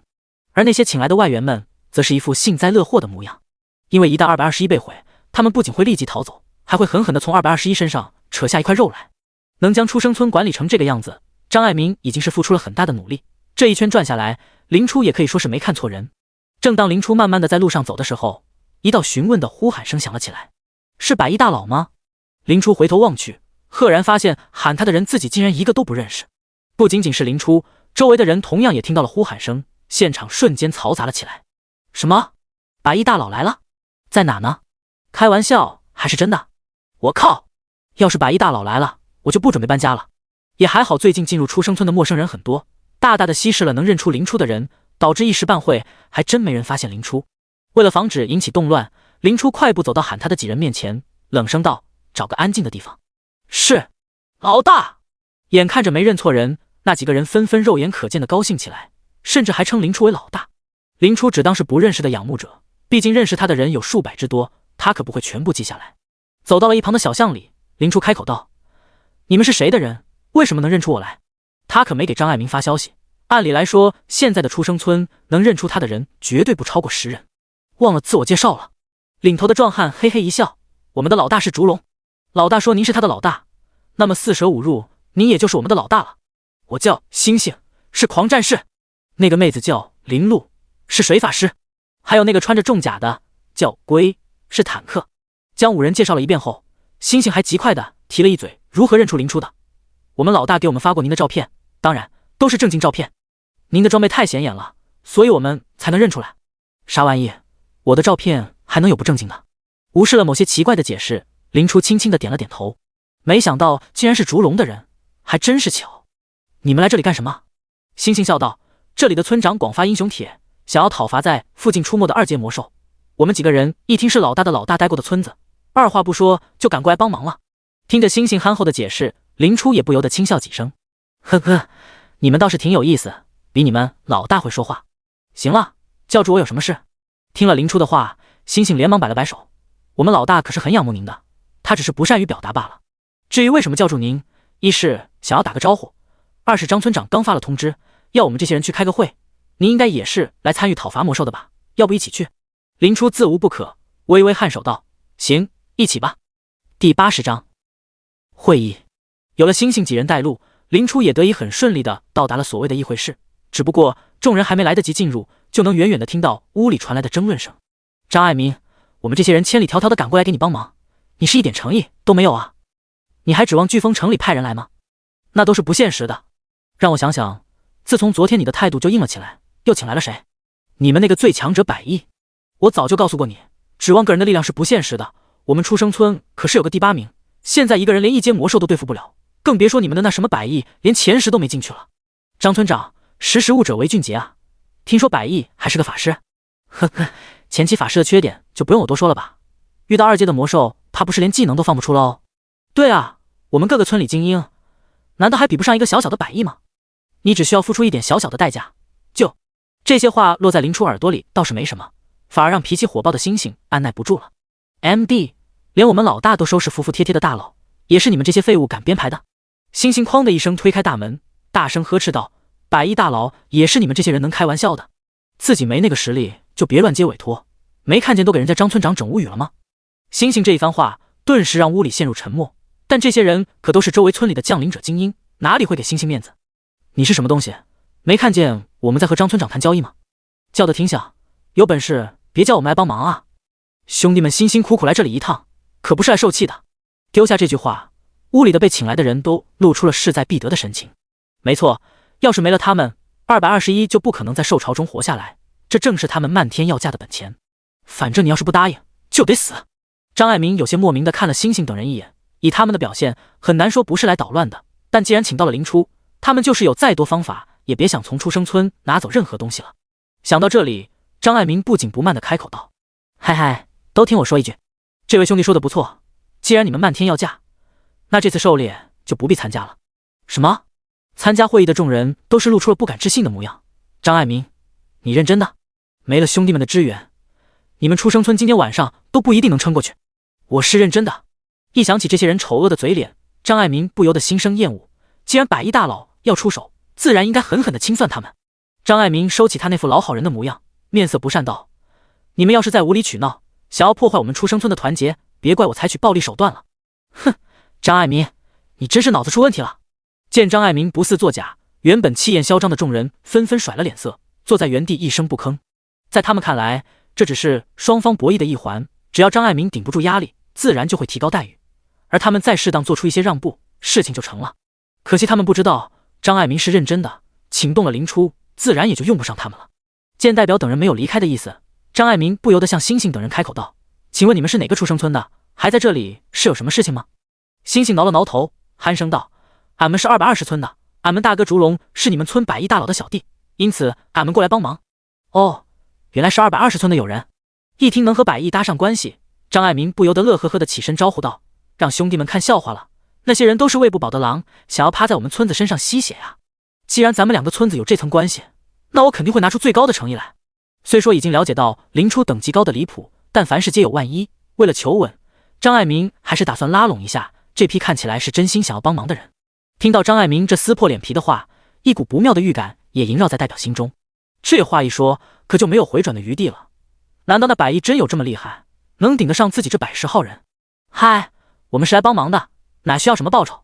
星星面露豪爽，不在意的挥了挥手，只要有个睡觉的地方，再加上几顿饭便好。开玩笑，百亿大佬可是蓝色套装都随手送人的存在，他们老大跟在林初身边可是吃了不少福利，怎么好意思要酬劳？看着星星等人的模样，张爱民一时半会倒也拿不准了。众所周知，免费的才是最贵的，星星等人的做法倒是让张爱民心里更加没底了。这话一出，不仅是张爱民迷茫，就连各村代表们都纷纷笑了起来。这220的人怕不是被张爱民请来演戏的，这么离谱的话都能说出口。怎么，张村长认为我的关系不够硬？就在这时，一道悦耳的声音传进了众人耳中，让大家都愣了一下。片刻后，张爱民方才不确定的开口道：“百亿大佬，你来了。”听到林初出声，星星等人立即让出道路，露出了一直站在后面的人。林初摘下宽大的法师帽，朝着张爱民笑道：“怎么，半月不见就不敢认了？”法师帽一摘，原本还在吵吵嚷嚷的众人皆是惊愕无比。不是说百亿是个男人吗？这个漂亮优雅的法师是谁？在场的众人都没想到，在221被传得天花乱坠的百亿，居然是一个美人。这下，所有人的心思都活络起来了。本来以为221的资源已经是让人眼馋无比，现在看来，百亿才是最宝贵的东西啊！要是能抱得美人归，别说是少要几份资源，让他们倒贴彩礼钱也不是不行啊！想到这里，不少开口抨击张爱民的人都心生后悔。这要是在百亿心里留下了不好的印象，那可就完蛋了。别说是别人，就连张爱民看到林初都不由得愣了愣神。无他，林初的变化实在是太大了，要不是林初主动出声，张爱民都不敢乱认。也好在他也是接触过林初的人，并没有像其他人一般沉浸在林初的美貌中不可自拔。但张爱民还是激动地开口道：“百亿大佬，欢迎回家。”第81章2阶魔兽。小鸡仔，回家吗？这也算是没差。林初上前2步，当即就有一个眼尖的小伙子把自己的位置让了出来，还殷勤地奉上了茶水。张爱民乐呵呵道：“没想到半个月不见，你的变化居然有这么大，我都快要认不出你来了。在外面混得好，衣服什么的都换了一套，乍一看变化的确很大。”林初抿了口茶水，对此不置可否。不说这些，张爱民面露激动：“你一回来，算是给咱们出生村喂了颗定心丸，这下可算是把这个村子保下来了。可惜你成长得太快，我们都没什么能帮上你的。”说到这里，张爱民不由得面露愧色。自从降临到交界地以来，自己这一帮人都是靠着林初的帮助才走到现在，没想到如今还是要靠林初支撑，自己也真是够失败的。说这就见外了。林初耸了耸肩，且不说这是我降临的村子，就说张老哥，你也给了我不少好东西啊。至于魔兽问题，对我来说就是举手之劳，算不上什么大事。听到林初的话，张爱民汗颜无比，他还以为林初说的是自己帮他抢救屋子、请客吃饭那种小事，要知道哪顿饭能请来一个2阶的强者呀？拍了拍张爱民的肩膀，林初自信满满道：“哎，张老哥，你也不用妄自菲薄，总之这事就交给我吧。”好，既然林初都不在意，张爱民也就没再矫情。其实他也知道林初就是这种性格，没那么多弯弯绕绕的，可比那些一句话3个坑的女人好伺候多了。没错，在见到今天的林初后，就连张爱民都认为林初其实是女的。没办法，现在林初的外表真是太有迷惑性，除非林初亮剑，否则没人会认为他是个男人。眼看着林初和张爱民的寒暄告一段落，原本趾高气扬的代表们也纷纷放低了姿态。先把百亿的实力放在一边，就单论颜值，百亿都能够拉起一支追求者的讨伐队伍，到时候还有他们什么事？没想到百亿你回来的这么快，既然这样，那我们也卖你个面子，这次围剿我们只要原来1半的资源就好了。就是啊，我们辛辛苦苦来一趟，也不能什么收获都没有吧？林初冷哼一声，面露不善道：“既然诸位一开始就没有诚意，那么现在也不用多说了。”林初毫不留情的话让众代表脸色微变，这百亿看起来不像是想要和他们动脑子的人啊。谈判博弈最怕碰到人掀桌子，而林初明显就是那种人。这态度一摆在这里，各村代表们顿时意见有了分歧。一部分是要步步为营，争取从张爱民那里打开缺口，另一部分则是华贵投降，根本不想着资源，争着跑到林初面前表现去了。林初的这副外貌对血气方刚的年轻人杀伤力真的是太大了，更不必说来的人大部分都是实力强横年轻人，场面一度变得混乱不堪。最后由于张爱民油盐不进，谈判派愤然离席，林初一再声明自己是纯男人，强行将舔狗派轰了出去。一场闹剧就此暂时落下帷幕。空旷了不少的会议室里，讨伐二阶魔兽的会议正式开始。林初敲了敲桌子，神色自若地开口道：“来吧，先介绍一下目标。”“好，小陈，你给百亿大佬介绍一下。”张爱民点了点头，指派了陈非凡介绍。因为有着潜行和鉴定的天赋，陈非凡也是成为了出生村的眼睛，地位不可谓不高。陈非凡起身，缓了缓有些激动的情绪，拿起手中的资料开口道：“这只二阶魔兽是狼形魔兽，等级在23，血量在2万左右。”将大致的情况做了介绍后，陈非凡有些窘迫道：“我的鉴定技能等级低，只探测出来这些情报。”“很好，你先坐下吧。”张爱民望向林初，饱含期待的开口道：“什么样？咱们村能拿下吗？”“相信归相信。”林初摸了摸光洁的下巴，面露沉思之色。2万的血，在二阶魔物里面也算是少了，那这就意味着他擅长的方向应该是速度和攻击，不太妙啊。这些不到2阶的人能撑下来吗？要不然我一个人去。看到林初面露思索，张爱民也跟着紧张起来。能让林初面露难色，难道真的是我太相信林初了？哎，也对，超凡前跟超凡后完全是2个不同的层次。林初虽然在10级前很强势，但10级后还真不一定能继续辉煌下去。更何况同阶的魔兽往往能碾压同阶的人类，看样子还是我拖大了。正当张爱民想着花些代价把那些离去的人请回来一部分时，林初开口了：“这个魔兽血量偏低，想来是偏向速度和攻击型，你们就不用派人去了，我一个人就行。”淡淡的话在众人耳边响起，却无异于投下了一枚大当量的炸弹。尤其是张爱民，前一秒他还在想着找外援，下一秒林初就告诉他能单杀。见众人都是呆呆的没有反应，林初也是叹了口气道：“本来要是个输出低一点的，说不定还能让你们上去玩一玩，但这个就算了吧。要是被他秒了，我可就不回来。”明明是天灾一般的2阶魔兽，在林初眼里却如同随手就能掐死的小鸡仔，甚至险些沦为练兵工具。如此大的落差，不由得让众人目瞪口呆。星星率先回过神来，大笑道：“既然如此，那俺要去。俺可是狂战士，能抗能打，一时半会绝对死不了。”鬼也瓮声瓮气道：“我能抗。”一时间，很多对自己有自信的人都纷纷表示能上，负责打远程的法师更是踊跃报名。林初无奈地摊了摊手：“你们有没有听我说话？我说你们不能去，我一个人就好。”张爱民开口道：“百亿，你可是法师，一个人去岂不是显得我们太怂，连个抗伤害的人都拿不出来？再说，以后也不能每次遇到这种事都得麻烦你，让他们提前接触也是好事。好吧，既然如此，随你。”张爱民所言非虚，林初也勉强能接受这个理由。虽然讨厌无辜的人在自己面前死去，但林初也不希望自己养出来一堆巨婴，勉强说服了林初。看着眼神热切的众人，张爱民肃声道：“还有你们，虽然准许你们与百亿大佬并肩作战，但绝对不能有逞强怕死之人。这次要去的人，统统要签生死状，死了不要赖别人。”“是。”第82章，这么说你很有哦。221村内旅馆，被张爱民邀请过来的外援大多住在这里。小小的房间里，被赶出来的诸位代表正在烛光下开会。哼，张爱民欺人太甚，哪怕是那百亿是2阶法师，想要杀2阶魔兽也是妄想。哎，老张也是聪明人，怎么这时候脑子就犯浑了呢？生意是可以谈的嘛。要我说，肯定是那个叫百亿的女人仗着自己有几分姿色妖言惑众。张爱民这么大年纪还被一个娘们牵着鼻子走，真是一箭射进天灵盖，脑子进屎了。嘿嘿，别看那个百亿一副清纯模样，指不定。砰！眼看着话题越跑越偏，终于有人忍无可忍地拍桌子怒喝道：“我看你们这样子也清醒不到哪里去，这回我不参加了，你们就继续做吞并221的美梦吧。”有一个人打头，房间里的代表顿时稀稀拉拉地走了一小半。哼，一群小崽子，一看就是被迷了眼。明天肯定会有一战，到时候看看那小妞有几把刷子吧。在林初的介入下，原本铁板一块想要吞并221的联盟崩成2块，一部分人依旧想要彻底吞并221，另一部分则是打算化身雇佣兵赚一趟路费了。张村长，真的不考虑一下了？221议会室里分离出来的一部分人来找张爱民商议讨伐魔兽的事情，却得到了出乎意料的消息。张爱民笑眯眯地拒绝道：“不必多言，我们已经做好了狩猎2阶魔兽的准备，不需要别人的帮助了。当然，您能有这份帮助我们的心意，我们还是很感谢的。以后的村落交易，我们会优先考虑。”张爱民为人处事也算是圆滑，并没有刺激这些人，反而是将其尽量劝服为盟友。毕竟他没有超强的实力，势力就是很重要的助力。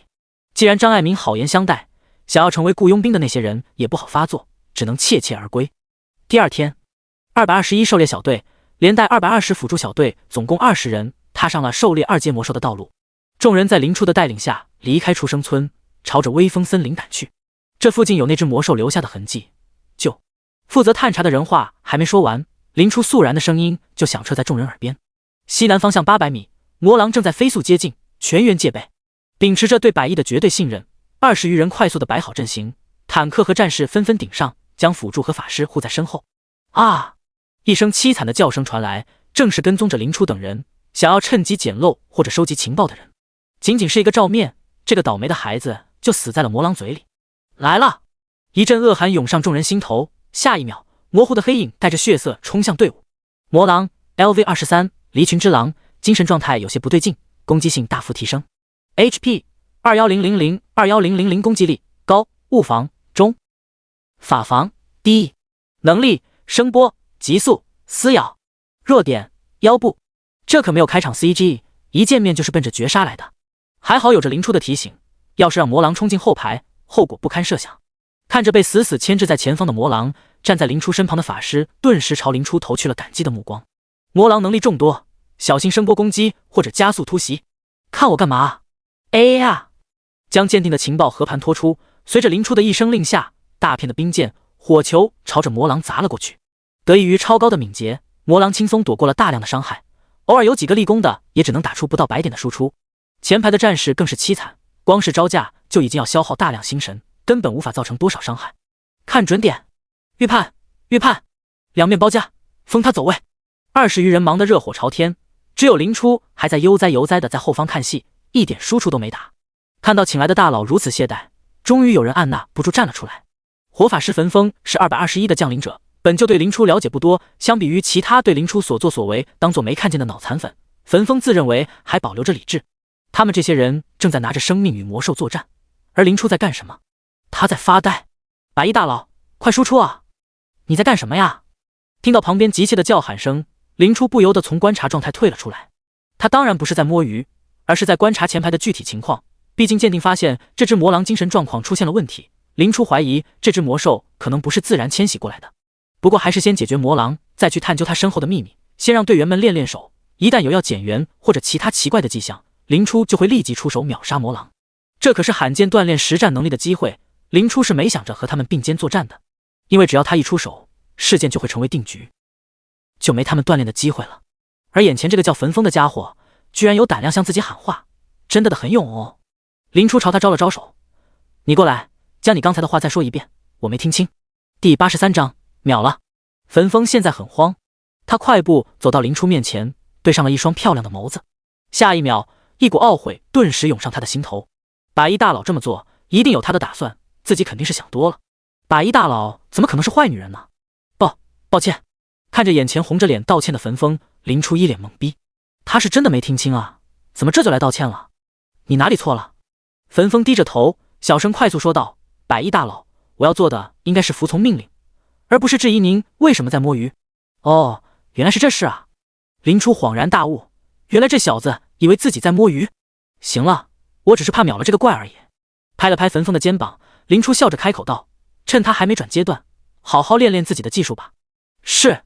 对上林初明媚的笑容，焚风逃也似的回到了施法点，心脏还是狂跳不止。这下真是丢死脸了，没看到这么多人都没质疑大佬的决定吗？你哥这发什么癫啊？猛地晃了晃脑袋，焚风长出一口气，将目光放到了魔狼上。专心打怪，专心打怪。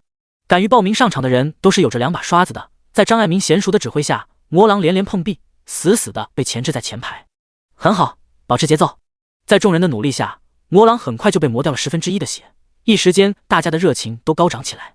好像用不到百亿大佬出手，我们就能解决这个目标，这就是团结的力量。不过还没等众人高兴多久，让人防不胜防的事情发生了。魔狼仿佛玩够一般，猛地狂吼一声，可怕的声浪下，哪怕是众人有所防备，都不由得头昏脚软起来。尤其是正在施法的法师，吟唱被打断，让他们受到了不小的反噬，一时间都回不过神来。趁着阵型暂时瘫痪的时刻，魔狼就如同有智慧一般，直接朝着后排奔去，完全无视了前排东倒西歪的战士们。他想偷后排。意识到这一点，原本处在前排的战士与坦克们纷纷丢出嘲讽和挑衅技能，但魔狼实在是太快了，他就像用了闪现一般，刚刚还在前排肆虐，下一秒就离后排只有1步之遥。这突发事件不仅让前排焦急万分，后排的法师更是面色惨白。要知道，以他们的小身板，怕不是连魔狼的一个平 A 都接不下。果然不对劲，为了防止伤害太高，魔狼仇恨转移，林初甚至没有出手。按理来说，魔狼会被前排吸引，直到血条减半。可是现在魔狼却突然转而攻击后排，周围有人在操控他吗？你们快后撤，这里交给我！林初冷静的低喝声响彻在众人耳边，人们立即如梦初醒般疯狂向后退去。这次来参与讨伐的人大部分都出自军部，撤离的整齐划一，倒没让林初多担心。看着直面魔狼的林初焚风，不由得担心道：百亿大佬也是法师，他打近战能行吗？我们应该去给他争取时间。服从命令。旁边队友虽然也是这样想的，但他明显更愿意相信林初。在众人担忧的目光下，魔狼彻底贴到了林初脸上。而这时，林初却还在不紧不慢地吟唱着这魔法。虽然仅仅看着法阵就能察觉出危险的气息，但吟唱还没有完成啊！同阶的法师被近身，这种危急的情况顿时牵扯住了众人的心脏。砰！狼爪狼牙毫无悬念地落下，紧接着一阵梦幻般的光魔亮起，将这必杀的一击稳稳地拦在了外面。负1588、1046，未破防。看到林初头顶上冒出来的2个数字，在场的所有人都纷纷松了口气。还好，百亿大佬有护盾。虽然林初暂时安全，但这高额的伤害依旧让众人心惊胆战。刚刚魔狼在前排肆虐的时候，伤害最多也才500，要是这狂化的攻击落在前排身上，怕不是也能将其重伤。而百亿作为一个法师，他的护盾能撑得住几下，只能寄希望于百亿大佬的法术能击退魔狼，然后让赶来的前排拉走仇恨。但百亿能撑到前排赶回来吗？看着面色平静、低声吟唱的林初，众人都不由得提心吊胆，生怕那层薄薄的膜碎掉。罪责荆棘研报，输出控制老2样，但却百试不爽。血色的荆棘轻易地束缚住攻击的魔狼，赤红色的光柱同时近距离轰击到魔狼腰部。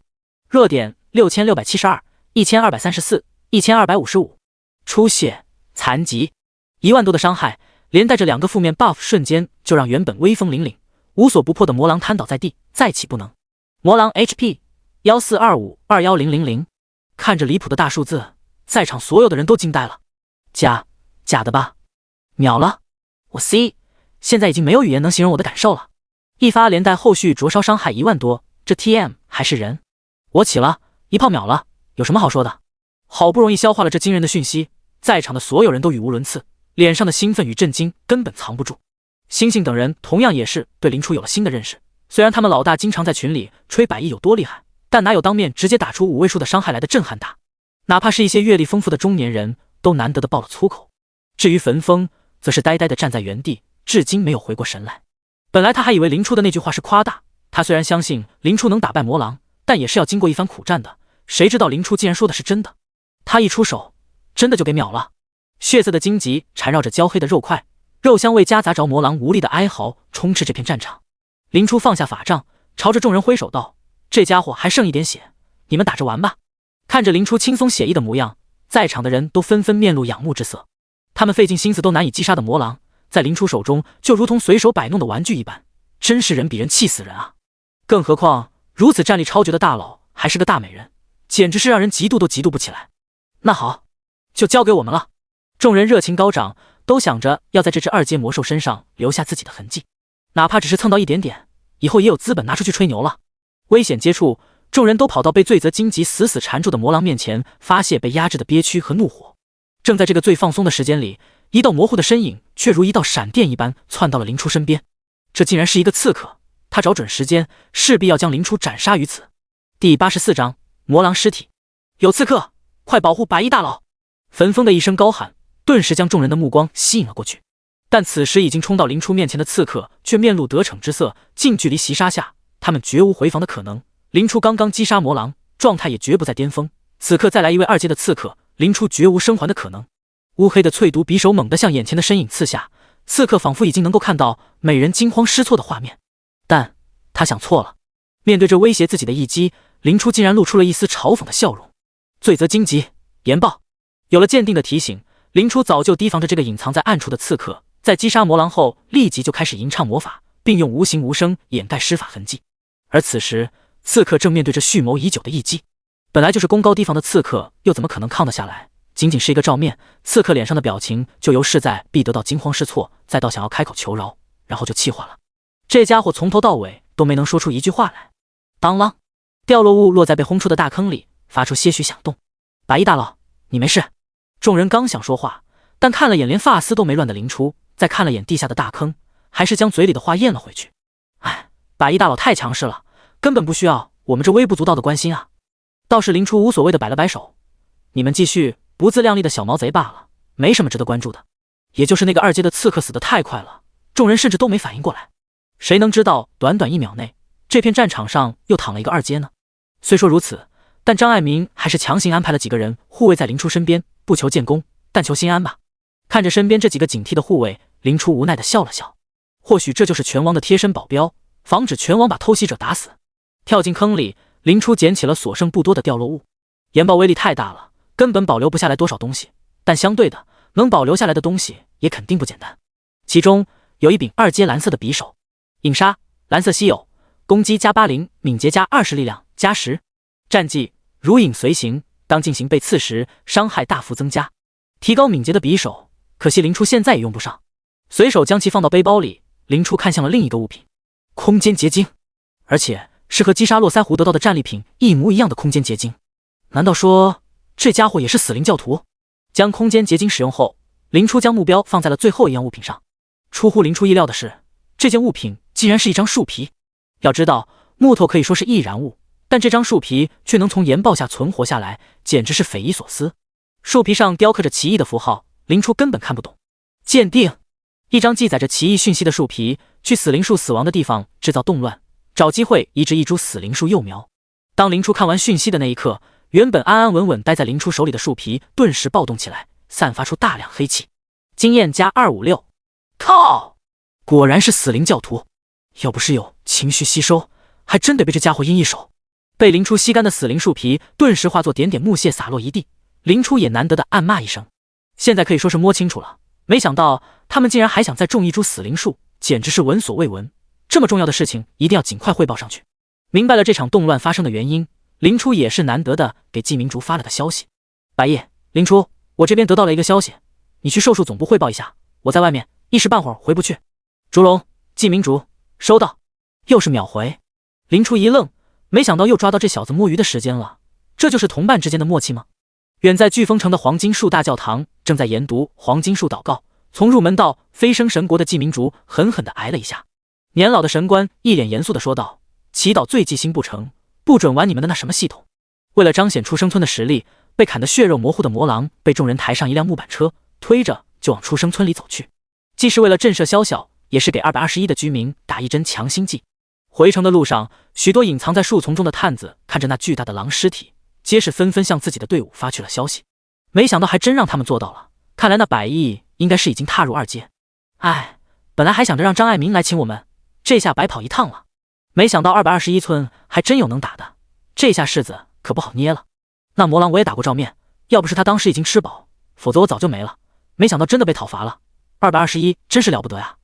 哼，怕不是用了什么陷阱或是秘密武器，毕竟飓风城里威力强大的道具也不少，近距离观察的探子都没回来，他们也是怕暴露吧。消息一出，有人不屑，有人失望。由于一开始魔狼进场顺带杀了不少隐藏的探子，导致现在还活着的那些探子都没见到那高达5位数的一击，要不然他们可就不会像现在这也仅仅是惊叹一下了。乃像现在，甚至还有不少人想着暗戳戳宣扬谣言，污蔑221和百亿的形象。不同于那些阴谋论先质疑的人，当魔狼尸体被抬入出生村的那一刻，221那些最普通的群众们都欢呼起来了。1个月下来，他们早就把221当成了第2个家，而现在威胁家园的魔兽消失了，让他们如何不高兴？第85章庆功宴。跟随着队伍的讨伐者们接受着来自大众的赞美，纷纷都有些不好意思起来。毕竟他们才打了1/10的伤害，要不是林初悍然出手，他们能不能回来还不好说呢。至于领队的林初，则是受到了最高的欢迎的赞美，不仅仅是因为超强的实力，还有那可以称之为完美的容颜。虽然林初用宽大的魔法师帽将大部分的脸都遮住了，但还是不能阻挡众人的幻想，甚至因为这犹抱琵琶半遮面的打扮，让许多人都更加兴奋起来了。再加上不知道从哪里传出来百亿大佬其实是超漂亮的女孩子的谣言，让场上的氛围一度失控。要不是护卫队尽全力拦截，怕不是早就有狂热粉丝冲上来要签名。隐藏在魔法帽下的林初听着外面那些奇奇怪怪的呼喊声，也是颇为无语。但他也知道，以自己现在的颜值，摘了帽子估计没人会认为他是个男人，还不如就这样混过去，说不定还能让一半人认为自己是帅气逼人的隐藏大佬。毕竟幻想才是人类最在行的东西，至少在那些女孩子眼中，自己绝对是白马王子。至于那些男人嘛，爱造谣就让他们去吧。等到我能换肉身的时候，定然要捏出一身肌肉，狠狠地让你们破防。正当林初幻想着自己成为交界地彦祖时，意想不到的事情发生了。不知道哪里突然刮来一阵妖风，竟然刮起了林初的法师帽。由于这只是不入阶的清风术，根本无法对人造成伤害，因此星月护盾根本就没有想要开启的意思。再加上林初正在走神，还真让这阵风得逞了。感觉到法师帽要被吹走，林初下意识地去扶了一下，但是已经晚了。仅仅是那惊鸿一瞥，就让半条街的人呆呆愣愣地站在原地，再也发不出声来。兄弟，你咋不出声了？看见什么东西了？被挤在后面的人拍着前人的肩膀，急切地开口问道。我……被拍的那人脸上满是兴奋，根本连话都说不出来了。我什么我？看到啥了？被挡住的人愈发急切，他已经明白自己错过了一个惊天大瓜，现在心痒得很。那结巴的人愣了愣，无比真切地说道：我恋爱了。撤！人山与人海安静了足足10余秒，随即便如同山崩一般尖笑起来。狂热的人们疯狂前压，简直比那些超级明星的见面会都要疯狂10倍、100倍。不仅仅是那些观众席的人，就连负责护卫的士兵都有想要叛变的趋势。一时间，阵线彻底崩溃，无边的人潮涌了过来，简直如同丧尸看到了仅存的人类。看着疯狂的人群，众人皆是哭笑不得。不过想起林初那张完美无瑕的脸，又纷纷释然了。连他们这种精英都得愣神片刻，更不用说这些普通人了。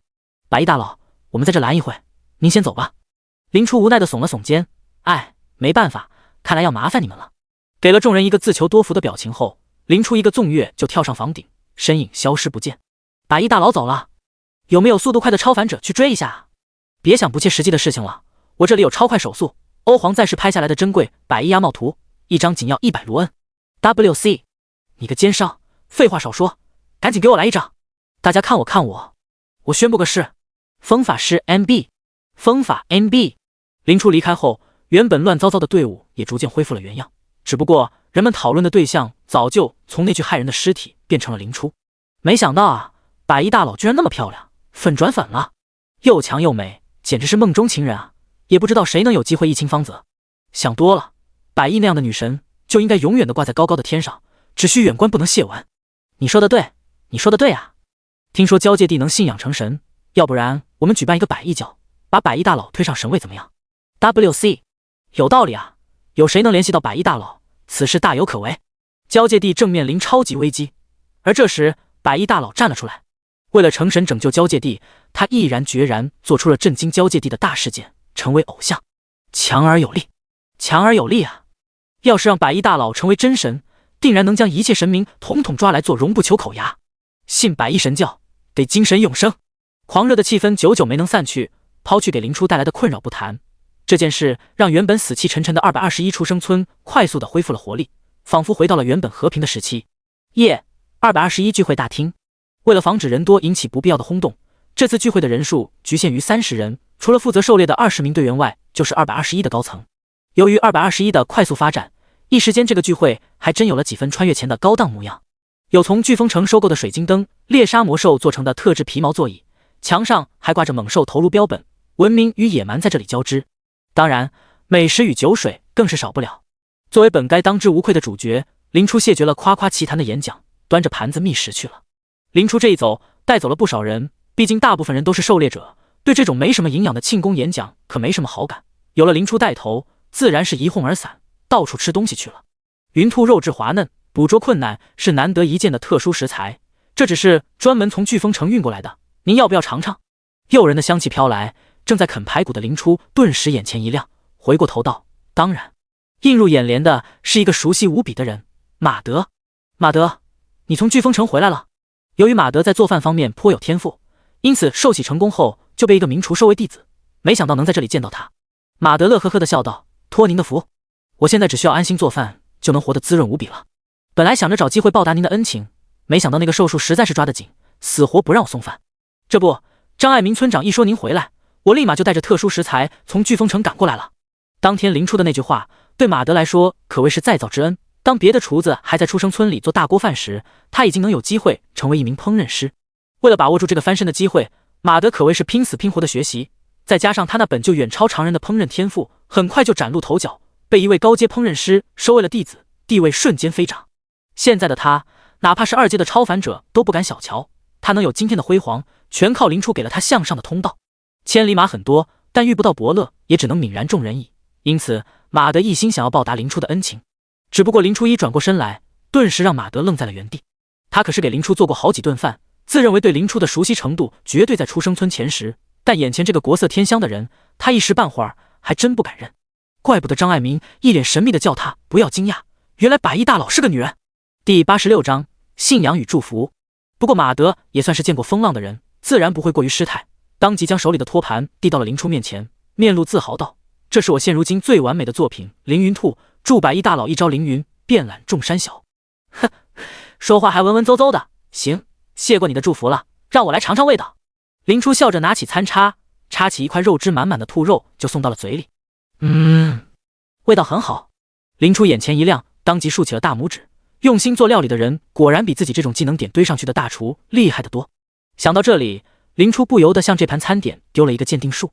凌云兔1阶，紫色史诗，使用后恢复1000 HP，100 MP， 攻击加80。好家伙，居然是紫色史诗品质的料理！马德，你还真是了不得呀！眼看着林初吃得满意，马德也是露出了大大的笑容。今天的宴席基本都有我的手笔，您就敞开了吃，不够我再做。拍了拍自己的大肚腩，马德乐呵呵地回厨房去了。吃着珍稀的紫色料理，林初舒服的都眯起了眼睛。果然，享受美食就是享受人生啊！马德告退后，又有人来到林初身边打招呼。最重要的是，这是一个女人。林小雨端着新鲜的水果，看着林初的完美的容颜，不由得局促了几分。百亿大佬，这是我催生出来的水果，请您一定要尝尝。林小雨作为233村唯一幸存的蓝色天赋者，自然也是去参加了受洗仪式。虽然他的不擅长战斗，但是他坚信自己的天赋能用在造福大众上。转职成功后，林小雨一心发掘自己的天赋，大大提升了221村的农产品产量。现在他在村里的地位简直是高的离谱，毕竟他一个人就能养活数百人。伴随着等级的增加，这个数目还会不断增加，就连张爱民也要敬他3分。能达到现在的地位，林小雨自然也是对林初充满感激。如果不是林初将他从罗刹手中救出来，恐怕他已经不在人世了吧。再加上后来林初扶持张爱民当上了村长，原本非战斗人员也能有受洗的名额，要不是经历了受洗，自己的天赋也不能彻底的发挥出来。说来羞耻，林小雨其实想过向林初自荐枕席，毕竟他那么强大温柔，简直是所有少女的梦中情人，只不过造化弄人，谁能想到半个月后，原本俊美帅气的林初突然变成了大美女，甚至让他自惭形秽。既然自己不能送出去，那么林小雨只能选择拿出凝聚着自己心血的水果来表达自己的心意。这些都是我细心照顾、特殊培育出的果实，有着种种不可思议的功效。虽然对您来说可能帮助很小，但我相信总有一天我会培育出更完美的灵果的。林小雨目光灼灼地说出心中的宣言，他想向林初证明他的天赋并不废物，只有废物的人没有废物的天赋。拿起清洗干净的水果，林初再一次发动了鉴定。星星浆果1阶，白色普通， HP 恢复100。不同于野外的星星浆果，这些浆果凝聚着培育者的信念，有着特殊的功效。看着眼前紧张的少女，林初将浆果丢到嘴里，一口咬下，酸酸甜甜，很好吃。起身拍了拍林小雨的肩膀，林初开口鼓励道：“我相信你能做得更好，加油！”有了林初的鼓励，林小雨激动的脸色通红，能得到偶像的认可，顿时让他徜徉在甜蜜的海洋里。我会继续努力的。见林小雨小跑着离开，林初轻轻笑了笑。作为233唯一幸存的蓝色天赋者，落在林小雨身上的压力曾经让他喘不过气来。毕竟有一句话叫做能力越大，责任越大。出生村有很多人都希望出现一个强大的天赋者带领他们狩猎魔物，在没有林初出现的日子，这份期望就落在了林小雨身上。可惜林小雨并没有卓越的战斗天赋，而他当时的等级也注定他无法催生大量的果实。林初也曾经在聊天群中见到有人抱怨林小雨享受着庇佑却不干实事，想来那些话对一个敏感女孩的打击也很大。后来林初横空出世，覆灭恶狼，带着233的人走出森林，落在林小雨身上的恶意言论也少了很多。不过更惨的事情发生了，到达221那天晚上的聚会，林小雨因为优异的长相被罗刹的人掳走，要不是林初及时赶到，恐怕就要被玷污。想当初林初救出那批人时，还曾经因为林小雨一副崩溃的模样，误以为自己来晚了。没想到那个柔柔弱弱的女孩子，现在已经成长成这副自信的模样了，改变的还真是快啊！看着消失在拐角处的背影，林初不由得在心中感慨道：葛温和林小雨只是一个小小的缩影，林初早已在潜移默化中改变了无数人的命运，这也是林初为什么人气高的离谱，甚至被称之为女神的真正原因。可以说，没有林初就没有221的今天。这场宴会能进来的人并不多，但林初还是陆陆续续收到了很多礼物，还有更多的人只能在房间外默默地为林初献上祝福，希望他能走得更好更远。这些纯净而又美好的祝愿落在林初身上，就如同春雨润物细无声一般，让林初脑海中残破的神格在不知不觉地修复了几分。而对此事一无所知的林初，还在徜徉在美食的海洋中无法自拔。抱着烤得焦香四溢的羊腿，林初幸福地眯起了双眼。毕竟至始至终，林初也不过是一个有着超凡能力的普通人罢了。晚上宴席刚散，林初也打算跟着人流离开，去自己的家睡上一觉，第二天回飓风城。百亿，能留一下吗？张爱民面色严肃，似乎有要事相商。能，但是我还要回去睡觉，尽量说快点吧。林初捂着嘴打了个哈欠，一副困倦不堪的模样。张爱民点了点头，不会耽误多长时间。跟着张爱民来到他的办公室里，一枚散发着淡淡光芒的金盒正躺在桌面上。林初饶有兴趣地捏起来看了一眼，运气不错，这是魔狼的金盒。没错。张爱民点了点头，叹了口气道：今天请你过来，正是与这枚金盒有关。不就是一枚普通的金盒，这有什么好叹气的？将金盒丢回桌上，林初无所谓地开口道：这玩意我见过不知多少了，你想要的话拿着就行。在外历练的时候，基本每天都要杀进10头2阶魔兽，什么金盒没见过？金盒而已，对现在的我来说也用不上。张爱民摇了摇头，上前将这枚金盒捏起。金盒里面的能量往往混乱无序，很难被利用，往往会被用作炼金等方面。2阶的金盒的确对现在的221没什么用。上次的寿喜仪式我也去了飓风城，这件事你还记得吧？第87章离别。林初点了点头，的确，当时咱们还坐的同一辆马车，怎么了？张爱民道，说起这件事还和你有关。林初面露疑惑，跟我有关？没错。张爱民接着说道，由于你以一己之力整合了2个出生村，如此和平安逸的出生村简直是飓风城眼中最完美的下属领地。为了让我们乖乖地为黄金王朝生产粮食和各种资源，飓风城给出了贵族的头衔。只要能击杀2阶魔兽，上交一枚2阶金盒，就可以获得男爵的贵族身份，封地就是本人所在的出生村。有了贵族的身份，就可以在飓风城内招募超凡者守卫封地，下次遇到这种魔物兽潮的时候，也能提高坚持下去的可能。而且黄金律法也可以在出生村内实施，各种无法无天的事情也可以得到抑制。张爱民的一番话听得林初频频点头。有了爵位，就相当于受到黄金王朝的庇佑，对于现在脆弱的出生村好处可不小。我觉得不错，你是怎么想的？张爱民苦笑几声，哎，我叫你来就是想问问你的主意。你也知道，我在蓝星上也是以服务人民为宗旨的，现在叫我当贵族，真是感觉对不起自己半辈子的坚持啊。没想到张爱民竟然是在对这件事苦恼。林初只是个普通人，很难与张爱民共情，在他看来，只要自己活得开心就好，对别人只能说是顺手就帮一下，不顺手也不会正义感爆棚，把自己丢到一边。对于张爱民这种舍己为人的精神，林初只能说是钦佩。林初沉吟片刻，开口道：张老哥，说实话，现在世界都变了，肯定不能指望在这里改天换地。既然如此，我的看法是因地制宜，最好不要跟整个世界反着来。听到林初的话，张爱民也是认真的点点头。我也是这么想的，但我就是怕几10年后变成自己讨厌的那种人啊。林初，你能不能答应我，如果我真有一天成为那种扒皮吸血的贵族，你亲自动手了结我？张爱民的这番话连林初都不由得感到动容。林初笑道：行，我答应你。就凭张老哥这句话，我就认定你这个男爵了。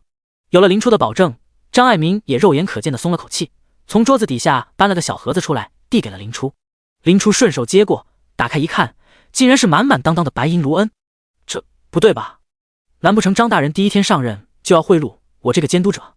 看林初一副迷惑的模样，张爱民无奈的摇了摇头。这是请你出手的佣金啊？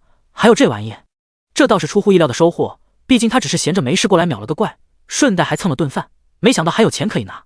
你呀你，看着林初的确没有收钱的模样，张爱民不由得开口道：林初，你就是太好说话了，在这个世界这么善良是要吃亏的。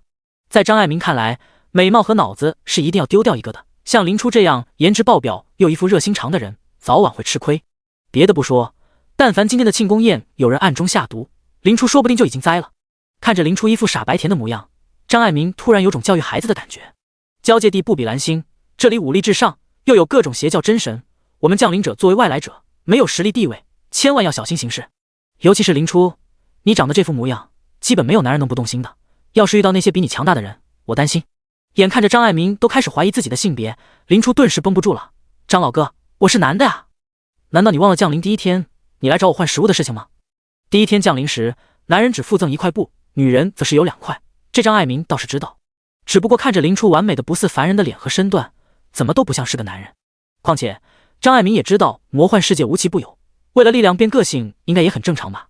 哎，这孩子为了获得力量居然付出了这么多代价，而且还没仗着武力作威作福，简直是交界地的一股清流啊。无外乎出生村的那帮小崽子整天喊林初女神，想到这里，张爱民不由得苦口婆心地劝解起林初来。张爱民晓之以情，动之以理，但林初听着这些大道理，仿佛又回到了上学被老师教育的时候，头都有些大了。停！林初连忙将这和卢恩抱在怀里，我拿就是。今天施法耗费了太多精神力，我要去睡觉了，拜拜。眼看着一溜烟跑开的林初，张爱民无奈地叹了口气，现在的年轻人啊。林初抱着盒子回到自己在221的家，无声地叹了口气，这娘话也太可怕了，就连张爱民都对自己真男人的身份产生了怀疑。将卢恩盒放到桌子上，林初取下宽大的魔法师帽挂在一旁，对着镜子露出了精致的容颜。这张脸的确没什么说服力，算了，就这样吧。看着镜中的人，林初也不能硬骗自己这是一位猛男，就当是把自己的男人气概拿去换实力了吧。想了半天，林初也只能如此安慰自己。半晌后，林初躺在床上盯着今天缴获的匕首发呆。林初又不是刺客，自然不会用这东西，之所以花精力在匕首身上，是因为有一个人需要他，那人正是自己弗琳娜分身的徒弟黑刀葛温。作为紫色史诗级别的职业，黑刀刺客最拿得出手的东西，除了精湛的刺杀技巧外，就是一柄紫色成长型武器黑刀。紫色史诗级的品质只不过是他的点缀，成长型3个大字才是重点所在。这柄武器是能够跟着主人一起升级的，上限是半神级别的武器。如此武器，就连现在的林初都有点眼馋，毕竟他现在都没有用得顺手的武器。奈何黑刀是和职业绑定的，林初也只能望洋兴叹。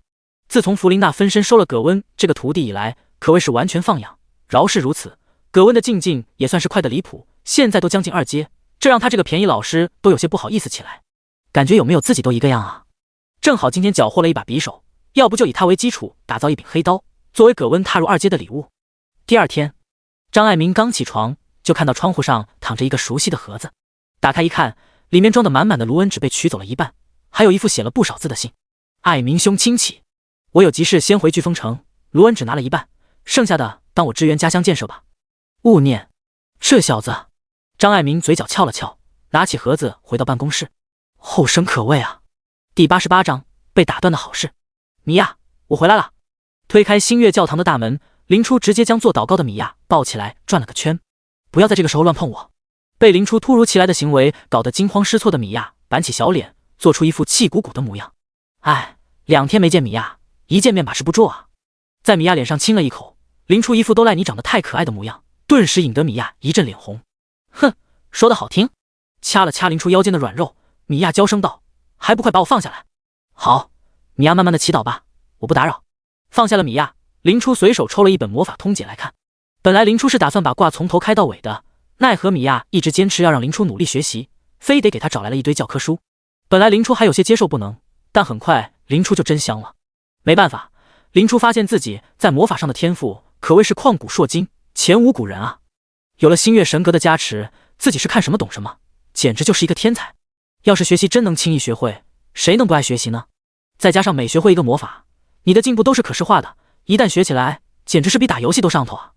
自从发现自己的天赋那天起，林初就养成了每天必看1小时魔法书籍的好习惯，对魔法可谓是有了基础的理解。在这个没有网络的交界地，书籍成了林初新的慰藉。随手翻开一页，林初很快沉浸在魔法的世界中。米娅做完例行祷告，转头就发现了正在练习魔法的林初。淡淡的蓝色光芒从林初葱白的指尖流出，在空中勾勒出奇异的阵法，显得美轮美奂。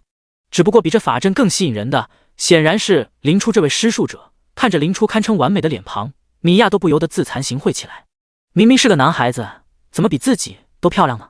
呆呆地看着林初的侧脸，米娅不由得想入非非。怎么盯着我看？察觉到米娅的视线，林初微微一笑，露出迷人的笑容。米娅连忙晃了晃小脑袋，支支吾吾地开口道，都怪你了，明明是个男孩子，却长得比人家都漂亮。听米娅说起这件事，林初也不由得郁闷起来。本来还以为星月女神的影响会潜移默化地改造自己，但没想到自己才2阶就已经有了星月女神5成的美貌。自己的男性性征好像除了2弟都已经消失不见，真是让人苦恼得很。如果自己只是一个超高颜值的帅哥，也许还不会这么麻烦，连出门都要戴着宽大的魔法帽。毕竟被一堆漂亮小姐姐盯着，可以说是享受，但要是被一堆不很少的大只佬盯上，那就不太妙。哎，没办法，这八成就是被女神注视带来的后遗症吧。林初无奈地摊了摊手，这也算是事实。哎，是这样吗？想到自家那根本不靠谱的神明，米娅也不由得愣了一下。怪不得林初一直要坚持在星月寿喜台受洗，原来他早就被星月女神盯上了。神明的做法难以理解，更无法抵抗。米娅难过的低下头。林初变成这个样子，应该也是对女神有怨言的吧？怪不得他如此不把女神放在眼里，毕竟是女神把他变成这个样子的，心中有所怨言也实属正常。看到米娅又在胡思乱想，林初不由得开口宽慰道：“其实现在这样也挺好的，毕竟要想获得力量，肯定会付出代价。等我达到英雄或者传奇阶的时候，直接重塑一个身体不就好了吗？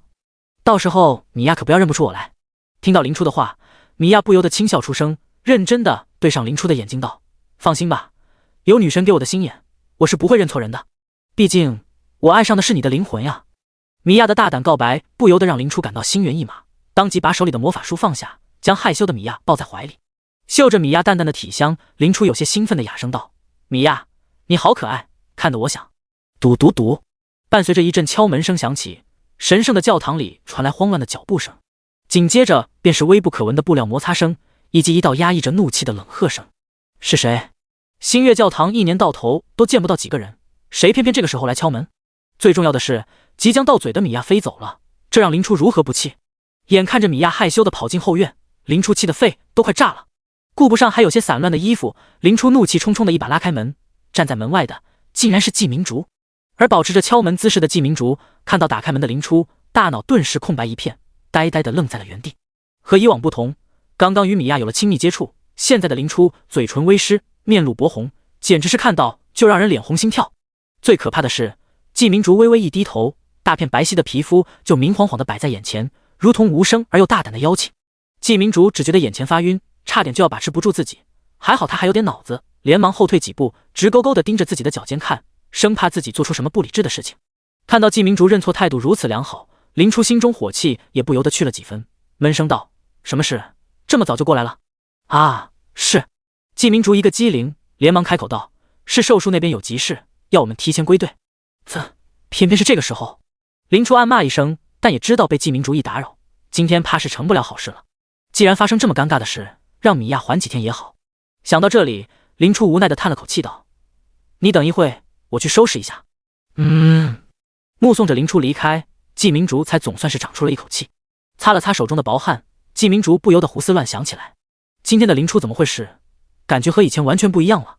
如果说以前的林初是圣洁温柔的天使，那么刚才的林初就是诱人犯罪的恶魔，如此反差简直是太让人兴奋了。闭上眼睛，那面含薄怒的表情，一张一合的红唇，凌乱的衣衫，仿佛就如同小猫挠人一般，勾得人心痒无比。最重要的是，那惊鸿一瞥让季明竹看到了不得的东西。林初好像没穿那个。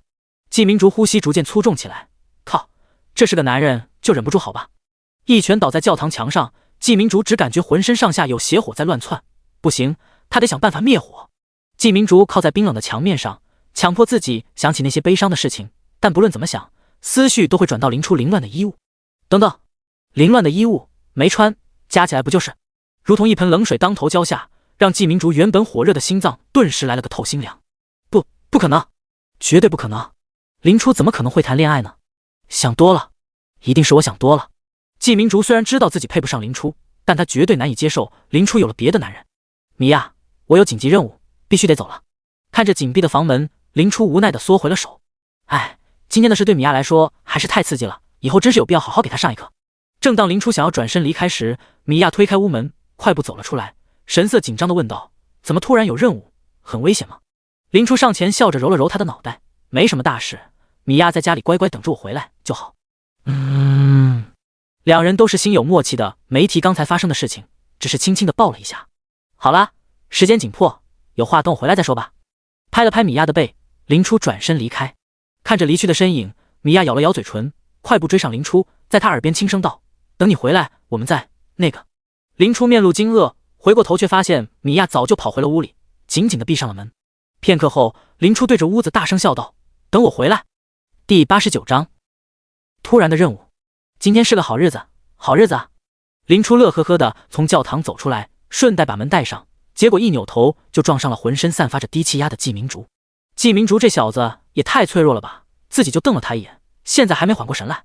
走到季明竹面前，林初挥了挥手道：“嘿，走啦！”看到眼前的林初，季明竹才勉强回过神来，机器人般跟在了他的身后。靠！这家伙死气沉沉的，搞得我浑身不自在啊！往前走了几步，林初终于忍无可忍的停了下来，转过身去想要开导一下这个心理脆弱的队友，但没想到的是，季明竹就如同行尸走肉一般，还在直愣愣的往前走，一头撞到了林初身上。这一个突然袭击，还真把林初撞了个趔趄。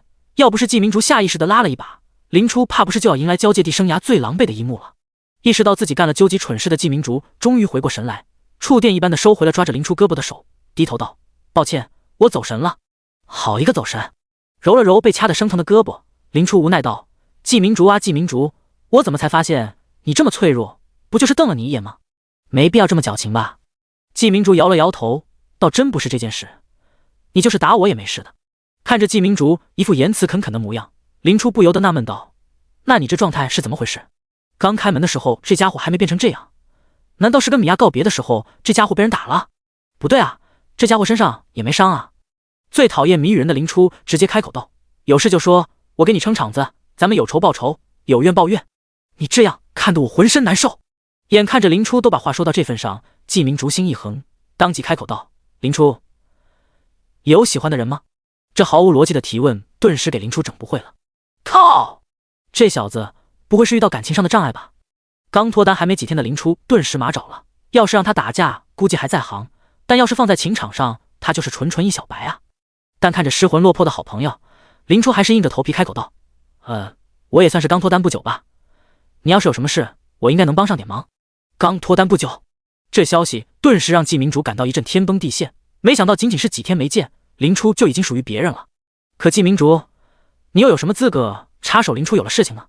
想到这里，季明竹顿时感觉心里闷闷的，浑身上下都提不起来一点力量。看着脸色难看了不止1倍的季明竹，林初心里顿时咯噔一下。糟了，这家伙不是刚失恋吧？自己这刚脱单的高贵现充身份刺激到他了。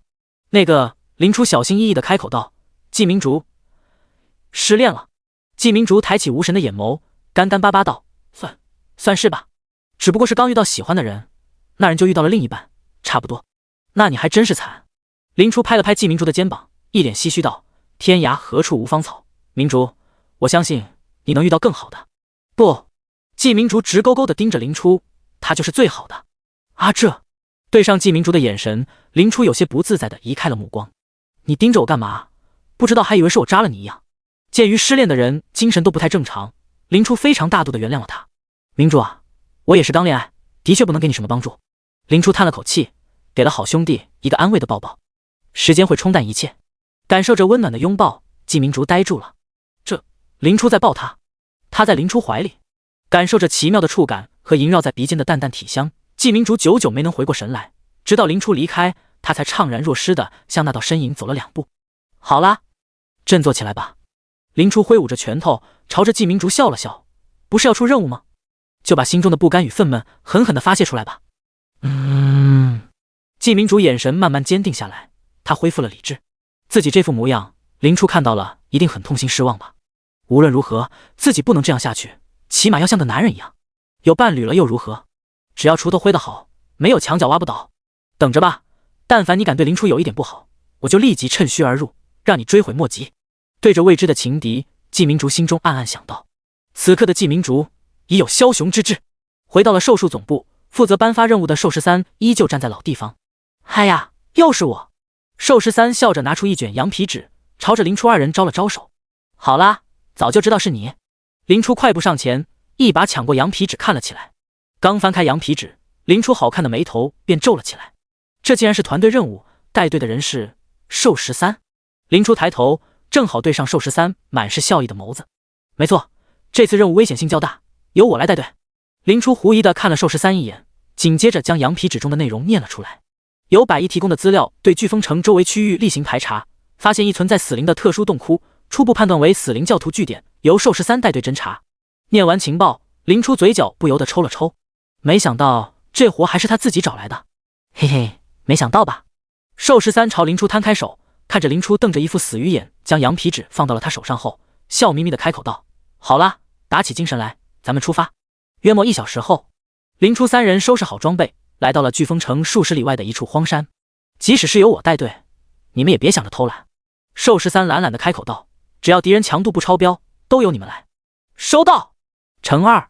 看着远处昏暗无光的山洞，3人立即开始了本次任务。好黑啊，能开个灯吗？洞窟内伸手不见五指，烛龙小心翼翼地开口问道。没办法，寿十三和林初都会夜视魔法，这下又到了季明烛的劣势区间了。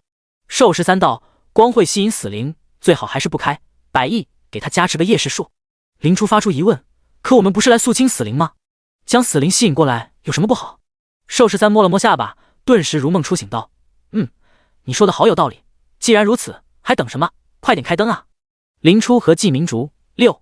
早就习惯了寿十三时不时就要抽风2下的林初叹了口气，直接发动了低阶星月魔法星辉。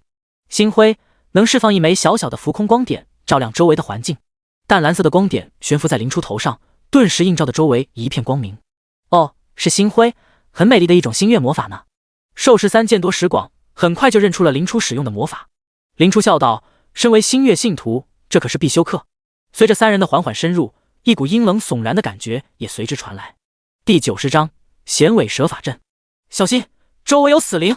林初低喝一声，立即做出防御姿态。季明烛也随之眼观八方，提防着可能出现的敌人。吼！一声沉闷的低吼声传来，一坨巨大的阴影出现在星辉的照射范围中。之所以说是一坨，乃是因为这阴影完全都是各种人类、兽类的魂体堆叠起来的，仅仅是看上去就让人有一种恶心的不适感。只不过出乎众人意料的是，还没等林初等人发动攻击，仅仅是星辉的光芒就让死灵不适的扭动身体，血量也缓慢的下降起来。死灵 LV 18 HP 8750 8800，状态迟缓，全属性降低，压制。寿十三有些惊诧道：“早就听闻星月魔法对死灵特攻，没想到竟然这么显著，仅仅是低阶的魔法就能压制一阶的死灵。只是如此强力的魔法，为什么没有大范围推广呢？”一抹疑惑出现在寿十三心上，但很快就被他压了下去。这是碰都不能碰的话题。死灵分外难缠，起码物理手段对其来说收效甚微。好在有林初的星辉在，给了季明烛大量的试错时间，这一只死灵2人轻易的被解决掉。经验加3230。死灵死亡时蕴含的各种情绪也被林初的天赋吸收，化作了一笔不菲的收入。寿十三看到那股消失在星辉中的黑烟，只认为是被驱散，也没有多想。有了林初的强力压制，洞穴探索变得无比简单，3人几乎是一路虐杀，很快就发现了通往第2层的通道。还有第2层，众人面面相觑，也只能接着往下走。本来还以为会遇到更高阶的死灵，却不曾想依旧是1阶的普通货色。这些死灵在外界来说或许是了不得的强大存在，1阶中绝对的巅峰，就连2阶的魔兽都不敢轻易招惹，但在林初2人面前就如同待宰的牲畜，根本没有反抗之力。2层的肃清行动依旧顺利，但很快3层的入口就出现在众人眼前。嘎呀！一道痛苦的嘶吼声响起，第1只2阶死灵隐恨于此。出现2阶的死灵越往下越强，还能有几层？没办法，继续深入吧。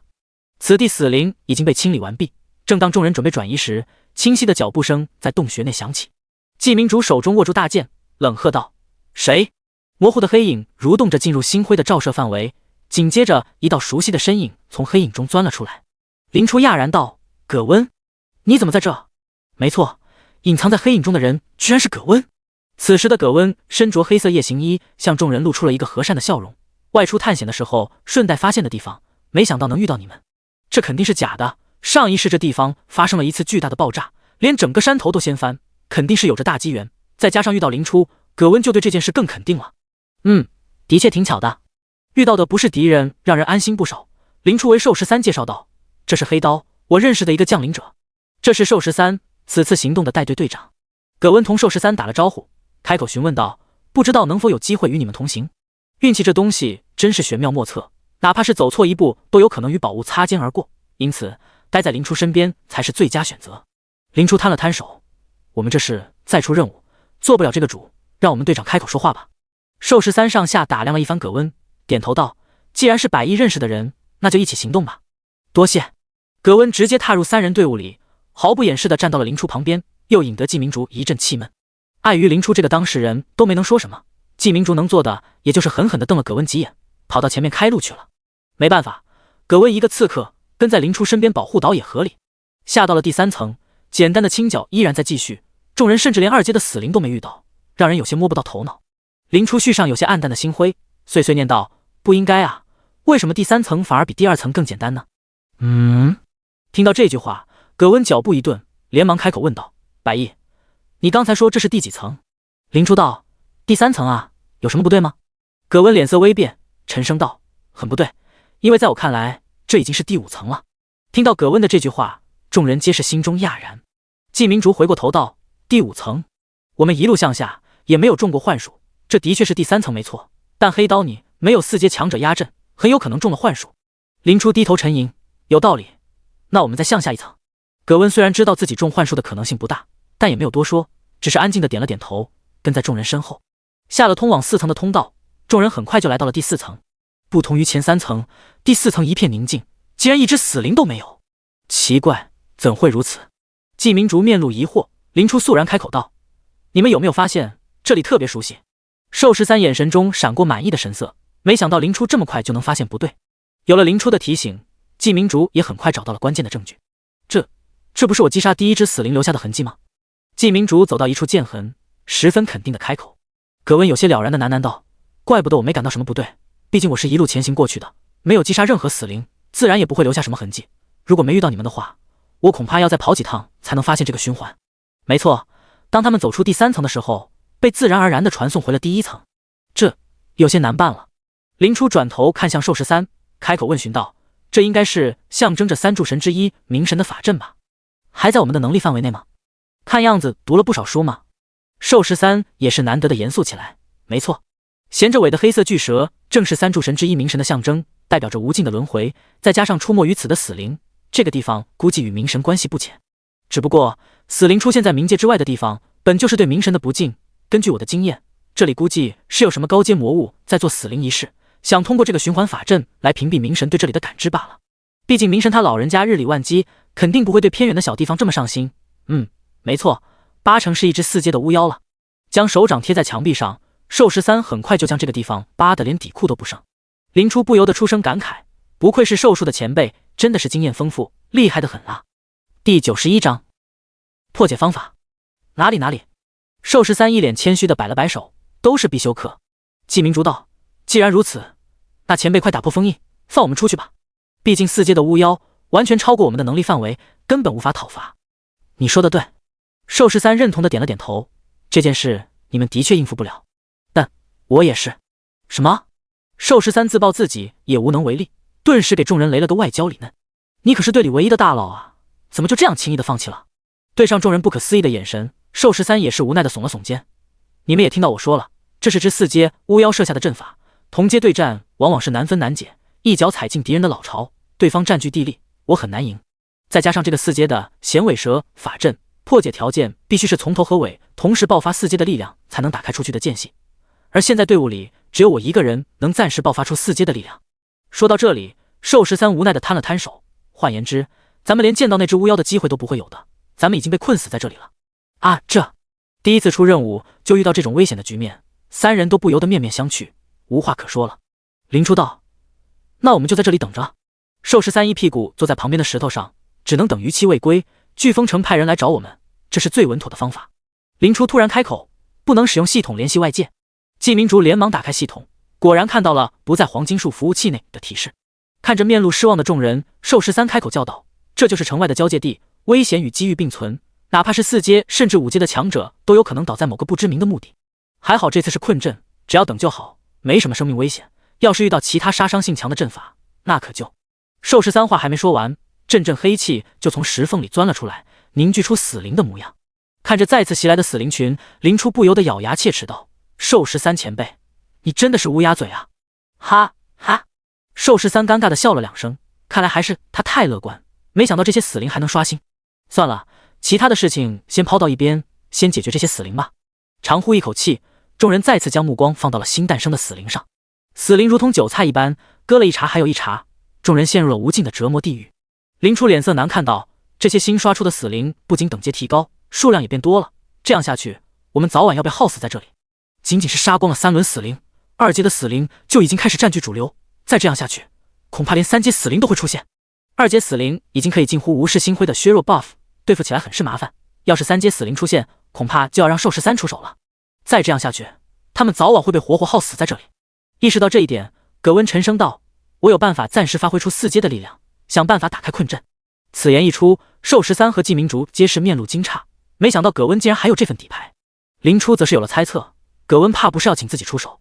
果然不出林初所料，葛温接着开口：“我能请老师出手，只有一次机会。”兽13没有深究的打算，毕竟每个人都有自己的秘密，能破解难题才是最重要的。好，那我去3层攻击地下，你们3人在这里攻击天花板。兽13果断敲定计划。与此同时，林初开口道：“烛龙跟着兽13前辈去3层，我们在同一个区域内，系统还能联系，一会同时出手就要靠你报时间了。”季明竹有些急切道：“我和兽13前辈一离开，没有了前排能撑得住吗？不如你和兽13前辈去3层。”林初打断季明竹，毫不犹豫地开口道：“我没问题，如果烛龙你来守1层的话，怪太多了，你拦不住。”林初说的没错，季明竹擅长对单，一旦遇到怪海就不妙了。而林初对单对群的能力都不缺，在这里显然能发挥出更大的作用。季明竹死死攥着拳头，但也知道现在不是矫情的时候。他快步走到葛温面前，恶狠狠地开口道：“要是林初出了意外，我绝对不会放过你。”葛温冷笑道：“注意你的态度，还有，不用你说，我也会做到的。”哼！季明竹举起巨剑，转身朝第3层杀去。没了季明竹在前面抗伤害，数只体型庞大的死灵顿时摇曳着自己虚幻的身躯袭来。星月领域，星月领域高阶禁咒，按照释放的魔法力量，在周围形成一个能大幅削弱敌人、增幅己方的领域，每3秒对领域内的敌人造成1次判定，随即施加禁锢状态，持续2秒。星月领域是难得的多阶魔法，强力与否全看输出的魔力值，而以林初现在的状态，这个领域甚至能对3阶死灵造成影响，相当于高阶魔法领域。领域一经展开，死灵顿时如同开始放慢动作一般，威胁性大幅下降。葛温心中一喜，没想到现在的林初就能发挥如此给力的作用，简直是相当于即将4阶的法师。虽然林初表现强力，但葛温也不由得担忧起林初的消耗来。高阶魔法烧魔力值，连4阶法师都皱眉，更别提现在还没3阶的林初，一旦魔力值耗空，法师可就相当于废了呀。林初，你这个领域能撑多久？林初头也不回道：“最低半小时，最高2小时。WC， 这么持久？”林初自信的回答顿时让葛温呆在了原地。普通的2阶法师能施展高阶法术都已经是天赋异禀，没想到林初不仅能轻易的施法成功，还能如此持久。唉，天才之间亦有差距啊。林初之所以能如此自信的打包票，自然是因为他就是星月女神本人。星月类的魔法不仅消耗大幅减少，伤害同样能大幅提升。要不是现在3柱神死死的看着林初的本体，他早就直接向本体借力量，连消耗都免了。听着在耳边响起的呼唤，林初也只能降低施法频率，将大部分注意力转移到弗林娜芬身上。淡淡的蓝色光芒从葛温的右眼飘落，很快就凝聚出一个宛如真人般的幻影，正是弗林娜。老师！弗林娜缓缓睁开左眼，打量了一下四周后，将目光转移到了葛温身上，衔尾蛇封印。出不去了。葛温一脸惭愧道：“学生对自己太过自信，结果误入险境，不得已请老师出手搭救。”弗林娜抬了抬手，片刻后又把手放了下去。身为老师，保护你的安全是应当的。能叫我出来，另一位4阶应该已经准备好了吧？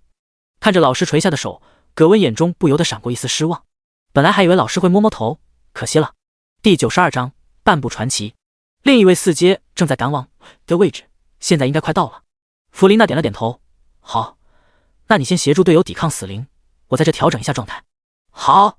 看着远处险象环生的林初，葛温这才反应过来自己在这里浪费的时间有些多，赶忙过去支援。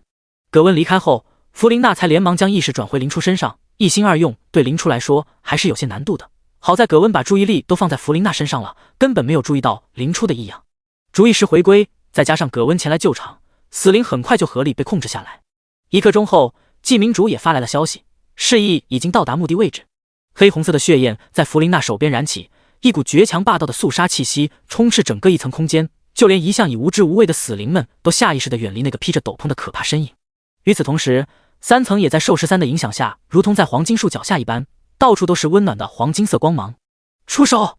伴随着2道异口同声的提醒，2道远超寻常4阶的攻击狠狠地砸在阵法核心上。顿时，当整个衔尾蛇法阵都颤动起来，空间也崩裂出无数蛛网一般的黑色缝隙。快走！弗林娜一马当先踏入空间裂缝中，葛温拎着林初紧随其后，另一边寿十三也拖着季明竹钻了进去。哐当，重物落地的声音响起，顿时打破了天然溶洞的宁静。空间裂缝的转送可不如传送阵稳定，除了寿十三和弗琳娜外，众人皆是身形不稳，好像坐了一趟刺激的过山车一般。寿十三看向突然多出来的弗琳娜，强者的直觉告诉他，这个女人很危险。飓风城寿数骑士第13席，见过阁下。弗琳娜同样回礼道，在下只是一名普普通通的超凡者，能见到寿数骑士实乃幸事。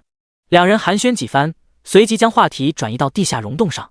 弗琳娜开口道，我这具分身持续时间有限，既然无法返回地面，那就应该加快探索才是。寿十三自无不可，当然我们尽快。溶洞宽旷且宁静，完全没有死灵出没的样子，只不过这副宁静到让人更加心生警惕。沿着粗糙的石板路向下走，众人终于来到了最深处。湛蓝的光辉星星点点地从地下升起，绘制出一幅完美的梦幻画卷。绘卷正中央乃是一个巨大华丽的祭台，看到祭台上供奉的雕塑，林初顿时愣在了原地，不由得失声道，寿父星月女神像。没错，隐藏在死灵巢下的洞窟中竟然供奉了星月女神的雕像。寿十三低声道，事情变得糟糕起来了，竟然是信仰堕落女神的巫妖。啊呀呀，没想到现在的年轻人这么识货。伴随着如同木板摩擦的声音，一道身影缓缓浮现出来，干瘪枯瘦的身躯，眼眶中熊熊燃烧的灵魂之火，手中握着白骨铸成的法杖。毫无疑问，这是一只巫妖。巫妖 LV 49 HP 123万123万，这是一只只差一步就能踏入传奇的巫妖。骤然看到这高达100万的血量，就连林初都不由得心生绝望。靠，这拿头打呀！弗琳娜虽然有着4阶的攻击力，但灵体状态不能持久，全力输出下怕不是连10分钟都撑不住。至于寿十三，他连4阶都没达到，虽然有着4阶初级的战力，但面对半步传奇的巫妖，完全就是送菜啊！仿佛是拿捏准了众人，巫妖自顾自地开口道，不得不说，你们来的可真是时候。在我苦心孤诣数十年，终于即将获得无上神器的时候，你们来了。说到这里，巫妖发出刺耳的尖笑声，结，但凡你们能早来一天，我半生的等待，半生的努力都将化作泡影。但女神保佑，偏偏是今天，你们成了绝佳的观众，你们将见证一位传奇巫妖的诞生。不仅仅是传奇巫妖，有了那件东西，我会是半神，甚至成为真神。数十年的地底生涯早已让巫妖有些疯疯癫癫，他迫不及待地向众人宣泄着自己的兴奋，自己的成功。那么随我一起见证吧。作为奖励，我会把你们的身体炼成食尸鬼，灵魂化作死灵。巫妖念动繁复的咒语，一座散发着不祥气息的牢笼从天而降，瞬间将众人罩在其中。季明竹开口道，现在好像不太妙，怎么办？寿十三没有开口，但声音却传到每个人的脑海里。没办法，这只半步传奇的巫妖恐怕只有兽医前辈才能对付，我只有1击之力，恐怕对他造成不了什么伤害。弗琳娜道，我能出10招，1不保证打中，2不保证打死，这具分身太弱了。一会打开牢笼后，我尽可能的拖住巫妖。寿十三，你带他们走。这只巫妖有自己的目的，取走封印在这里的神器后，应该会快速转移，只要隐藏的够好，未必不能保下一条性命。以现在的情况，的确也没什么好办法，众人只能认同了这个计划。刚出新手村就遇到后期大 boss， 这谁顶得住啊？即使情况已经危险到这种程度，林初5人的态度却可以说得上是诡异的冷静。林初是因为有复活，寿十三则是早就把生死置之度外，弗琳娜是灵体，想跑随时能跑，葛温则是早就知道季明竹能活下来，肯定会发生转机，因此也是一点都不慌。只剩下可怜的季明竹，发现人人都不害怕死亡，于是也冷静下来了。现在的人类还真是让人不爽。被5双眼睛盯着的巫妖顿时感觉自己就像是一个小丑，连他没什么皮肉的脸上都能看出几分愤怒。毕竟巫妖往往是惧怕死亡的智慧生物转化而来，自从他们成为巫妖那一刻起，对于短命种的人类可以说是蔑视。而现在林初等人的态度，完全就是在打他的脸。本巫妖堂堂半步传奇的强者，既然会被你们这些弱小生物看不起，难道他们还有底牌？第93章神器。想到这里，巫妖当即就要抬手彻底杀死林初等人，但下方逐渐开始松动的封印让巫妖放弃了这个想法。拿到神器才是要紧事，至于这些虫子，一会再杀也无妨。巫妖不放心的再次加固了封印，随后便来到寿父星月女神像前，低声祈祷起来。全知全能，沉睡于混沌中的星月女神啊，您虔诚卑微的信徒，今日就要打破邪恶的封印，让您的神器复现荣光。听到这虔诚无比的祈祷声，原本正处在牢笼中的林初心神微动，这地方封印着我的神器，这操作空间很大啊。反正自己有第二条命，要是能在这里取回一件神器，那可就赚大了。与此同时，受缚星月女神像上涌出大量灰黑色的气体，浓郁的近乎化成液状。这些看起来充满不祥的气体飘落在地下，疯狂地腐蚀着地表。地面出现大面积的溃散，一股强横霸道、神圣无比的气息跨越层层阻碍，瞬间降临在众人身上。就是这个，绝对的力量，绝对的强大。巫妖匍匐在星月女神像下，无比癫狂地吼叫着，完全就像是一个疯子。而牢笼里也发生了意外情况，当那股神气的气息涌入到牢笼里后，季明竹的状态就开始变得格外不对劲。竹龙，你怎么了？现在的季明竹抱着脑袋，痛苦地跪倒在地，甚至开始发出无意义的嘶吼。林初想要过去扶他一把，却被毫不留情地推开，这一推甚至将林初的星月护盾打出来了。寿13面露严肃道：“离他远点。”竹龙现在情况不太对，为了防止季明竹突然出手伤人，寿13亲自将他镇压了起来。看着不断扭动的季明竹，葛温喃喃道：“这下可不妙，竹龙不知为何失去意识，这下我们没法隐藏起来了。让我试试。”林初远程施展镇定术，依旧没能对季明竹有任何帮助。不应该啊，为什么竹龙会在这个关头出问题？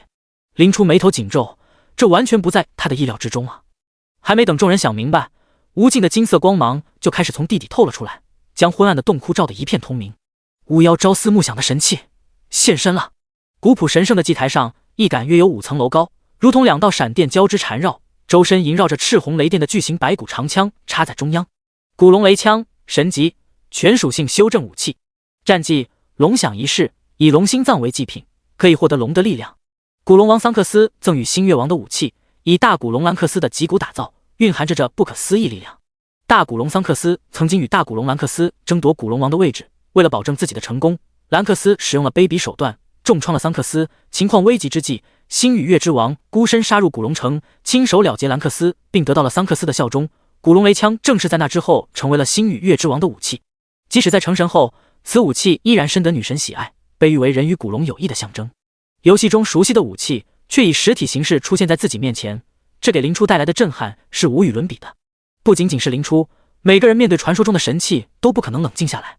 如果说雷枪如此震撼的外表让人心生膜拜，那么这件神器的作用就让人可以为之疯狂。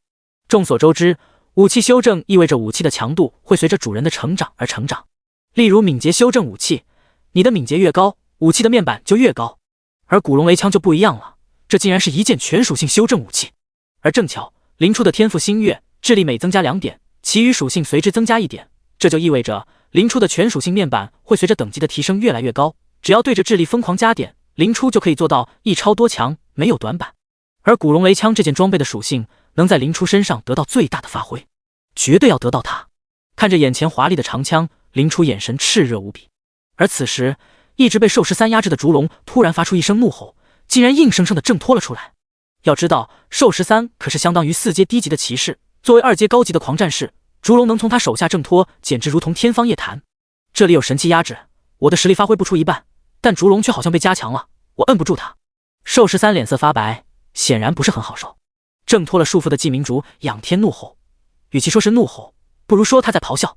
没错，季明竹像一条人形古龙一般，正在疯狂咆哮。与此同时，一股浓重的龙威也从他身上散发出来，足以令弱小的魔物胆寒。但在场的人都不一般，没怎么被这龙威影响到。看着失去理智的季明竹，众人纷纷防备起来，生怕被他突然袭击。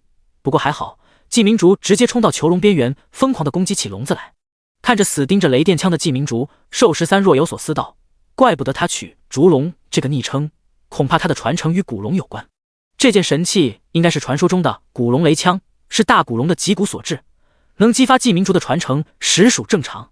在这短短几分钟内，巫妖就已经一步一叩首，快要接近雷电枪了。眼看着雷电枪就要落入巫妖手中，林初不由得急忙开口道：计划赶不上变化，竹龙是带不走了，我有能保命的方法，你们先走，我看看能不能救他一条命。听到林初这堪称玩笑的决定，寿13脸色都阴沉下来，怒吼道：别乱开玩笑，这可是星月女神的神器，别说你有什么保命的手段，除非真神出手保你，否则你见不到明天的太阳。相处这么久，林初还是第一次看见寿13发怒，这让他不由得愣了一下。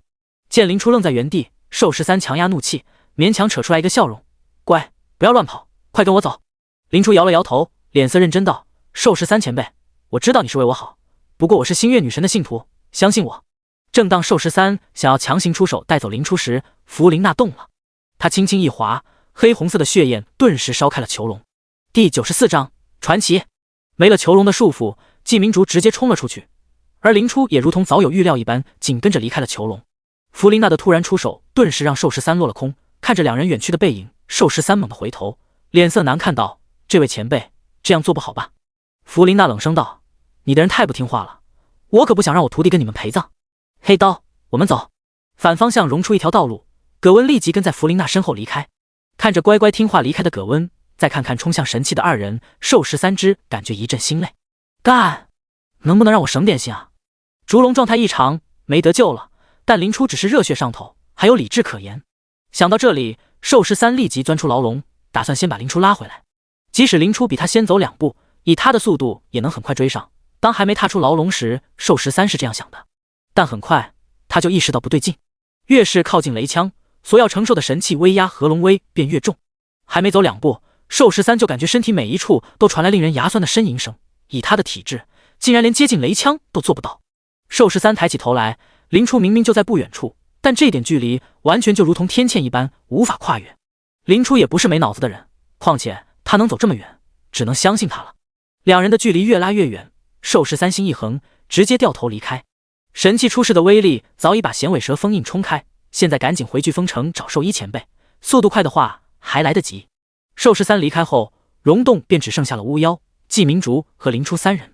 由于有着古龙血脉，再加上与林初相处时间较长的原因，古龙雷枪给季明竹带来的威压并不算大，一时间跑得比林初都快。随着距离的拉近，季明竹身上的龙化也越来越明显，肌肉愈发膨胀，将身上的铠甲都撑破，层层叠叠的厚重龙鳞布满全身，身躯更是从1.9米直接蹿到了3米。不仅如此，季明竹的双眼也早就变成了金黄色的树瞳，尾椎骨也延伸出来一截，赫然就是一条尚未成型的龙尾。总之，现在的季明竹已经失去了大部分人的形态，逐渐向龙人的形态接近。如此大的动静，自然也引起了巫妖的警觉。他回头一看，立马就被马上就要超过他的季明竹吓了一跳。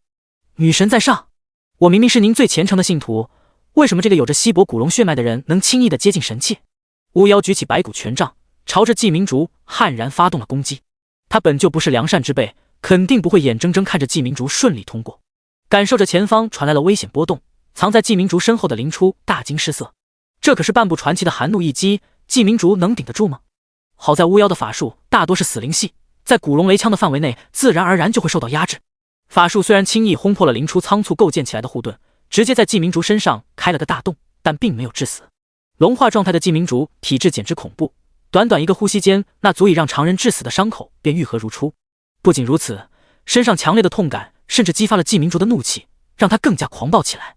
相对的，隐藏在季明竹身后的林初也暴露在了巫妖的视线中。看着在神器领域内如履平地的林初，巫妖一脸懵。如果说季明竹身负古龙血脉，古龙雷枪的压制不是很明显的话，那林初又是个什么情况？他明明就是一个纯种人类啊！算了，不管你是什么东西，敢抢我的东西就必须死！季明竹，给我咬他！眼看着巫妖仇恨转移，林初毫不留情的一脚将龙化的季明竹踹了过去。正好这家伙现在肉的一批，正是用来拖延时间的最佳选择。也不知道是听到林初的命令，还是仇人相见分外眼红，季明竹二话不说就与巫妖打成一片。现在的季明竹有着3阶低级的实力，恢复能力更是高到可怕。巫妖虽然即将传奇，但一时半会还真不能摆脱季明竹的干扰，只能眼睁睁地看着林初接近古龙雷枪，个屁呀！巫妖好歹是半步传奇的高手，虽然身体被季明竹缠住，但他本来就是个法师啊。季明竹拼尽全力，也只是为林初争取了3秒不到的时间。巫妖硬扛着伤害，嘴里念出晦涩难懂的咒语，一股死亡的危机感顿时笼罩在林初心头。这一招能秒我？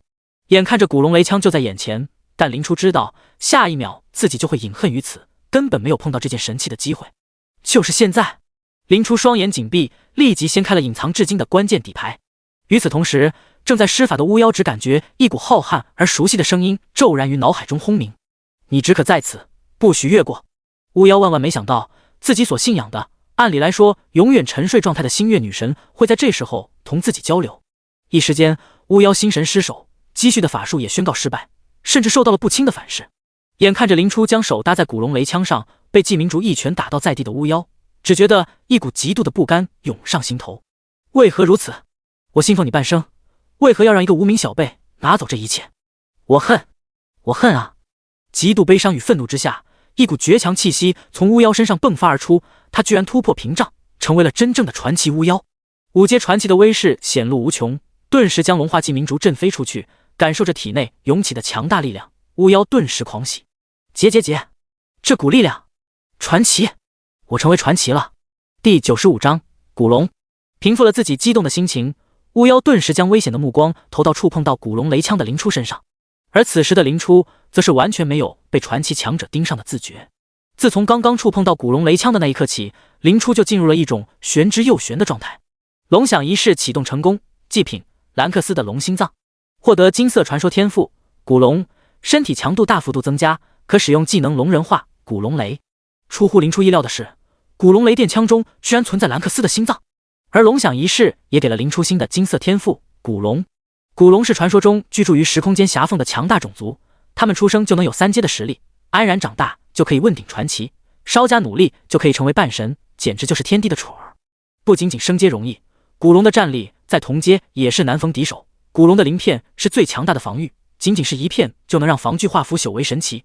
古龙的雷电是最强大的武器，一旦发动便会引起腥风血雨。如此强大的种族自然也有缺点，那就是数量稀少。大多数古龙都居住在时空间狭缝中的古龙城里，很少出现在交界地。交界地人口中的龙则大多是古龙的下位种、飞龙，亦或者由于渴望龙的强大力量，由其他物种转化为的土龙。飞龙与土龙在古龙面前简直可以说是小孩与之大人，即使如此，击杀他们依然是荣耀与力量的象征，这也能看出古龙的逆天与强大。在林初的印象中，古龙城一共也就50余条古龙，至于半神境的大古龙，更是只有兰克斯和桑克斯2条。而现在，林初通过龙响仪式成功获得了兰克斯同款血脉，这也就意味着，哪怕是在古龙中，他也会是最顶尖的2条之一。打开系统面板，也能看出古龙血脉带来的巨大提升。降临者林初100亿，等级 LV28， 职业星与月之神， HP 5W5W 5W5W， MP 5K5K， 体质500，力量500，灵巧212，智力414，精神212。作为一个法师，林初的力量与体质居然直接超过了智力。不仅如此，现在林初的体质也能完虐同阶魔兽，拉出去当野外 BOSS 都算超模的那种。古龙的体质果然是强横无比。虽然林初脑中想过了很多，但在现实中也不过瞬间而已。当林初睁开眼时，正好对上刚突破传奇境巫妖的双眼，那灵魂之火中毫不掩饰的恶意顿时让林初为之胆寒。没办法，虽然现在的林初可以说是同阶无敌，越阶挑战也并非难事，可传奇境的巫妖整整比林初高了3个大段啊！现在的林初顶多只有3阶高级的战力，远远不是5阶初阶巫妖的对手。但是已经拿到古龙雷枪的林初已经满足了，哪怕是巫妖现在杀了他，林初也完全可以通过复活带着古龙雷枪安然离开。唯一的缺点就是看了眼远处的废墟，因为同样拥有了古龙血脉，林初能够轻易感知到季明竹的位置。一旦巫妖发现神器消失不见，季明竹一定会被拉出来泄愤吧，说不定会被炼成傀儡，永生永世受折磨。短短几天的相处，林初早已将季明竹当成了能托付后辈的队友，无论如何自己也要尽全力拖延时间将他救下来。看着面目狰狞的巫妖，林初轻抚足有5层楼高的巨型白骨长枪，朗声道：区区巫妖可敢与我一战？结，连3阶都不到的小家伙，你怎么会说出这种让人笑掉大牙的话来？是一旁的神器给你的勇气吗？即使你侥幸碰到了他又怎样？他的主人可是星月女神，你以为他会轻易的化作你的力量吗？你如果识相的话，就应该乖乖离开那里，尽快停止你那玷污神器的做法。巫妖面露讥讽，他说的不错，强者的武器往往有着灵性，绝对不会轻易的让别人使用自己的力量。尤其是星月女神的武器，恐怕连寻常半神都无法得到她的认可，就连巫妖也只是想先取走她，然后花时间慢慢的磨。但巫妖无论如何都想不到，站在他面前这个不到3阶的人会是传说中的星月女神。取回自己的武器，自然不需要通过什么考验。面对巫妖的嘲讽，林初不由得笑出了声。虽然现在可能打不过传奇，但能打传奇的脸也不错。于是在巫妖难以置信，甚至能称为崩溃的目光中，足有5层楼高的白骨长枪迅速改变形态，短短一个瞬间就变成一杆约莫2米的长枪，乖乖地躺在了林初手中。林初挥舞了一下长枪，将枪尖对准了巫妖，面露嘲讽道：“如何？这怎么可能啊？”巫妖失魂落魄地跪倒在地，他无法理解为什么星月女神的武器会愿意委身于一个不到3阶的弱小人类。不，只要杀了你，一切都还不晚。就算林初天赋异禀，能得到神器的认可，那又如何？只要林初成了死人，一切不就又回到了起点？而在这短短时间内，林初身上也发生了巨大的变化。伴随着古龙雷电枪的认主，原本枪中残余的些许神力也随之注入到林初体内。虽然仅仅是神力残余，但对于血肉之躯的林初来说，依旧是不可承受之重。当神力进入体内的那一刻，林初顿时感到了身体的升华和无尽的温暖，但随后便是山崩海啸般的疼痛感袭来。这股痛感深入骨髓，林初拄着长枪也勉强没让自己倒下。即便如此，现在的林初也是汗如雨下，近乎将衣物浸湿。看到林初这副凄惨的模样，巫妖不由得大笑了出来。哈哈哈，果然，有些东西哪怕是白给，都是弱者承担不起的。而现在的林初，为了维持身体的稳定，已经下意识地开启了刚刚获得的龙人化。古龙血脉身为金色传说天赋，自然是有着很大的挖掘空间。而在这些神力的刺激下，属于古龙的强横开始真正的显露出来。现在的林初，双目早已转化为如同黄金般璀璨而又威压的树瞳，原本及腰的黑色长发也悉数转化为白色，白金色的龙角如同王冠一般，为一向看起来温和的林初增加了威严与压迫感。脊椎骨后也延伸出来一条白金色的龙尾，散发着足以让人胆寒的气息。现在的林初一眼看去就如同龙族女皇，高贵且强大。至于为什么是女皇，那自然是因为由于星月神格的影响，林初的实力越强大，越会接近星月女神的模样。现在得到神力加持的林初等级一路猛涨，自然也在不知不觉间更换了性别。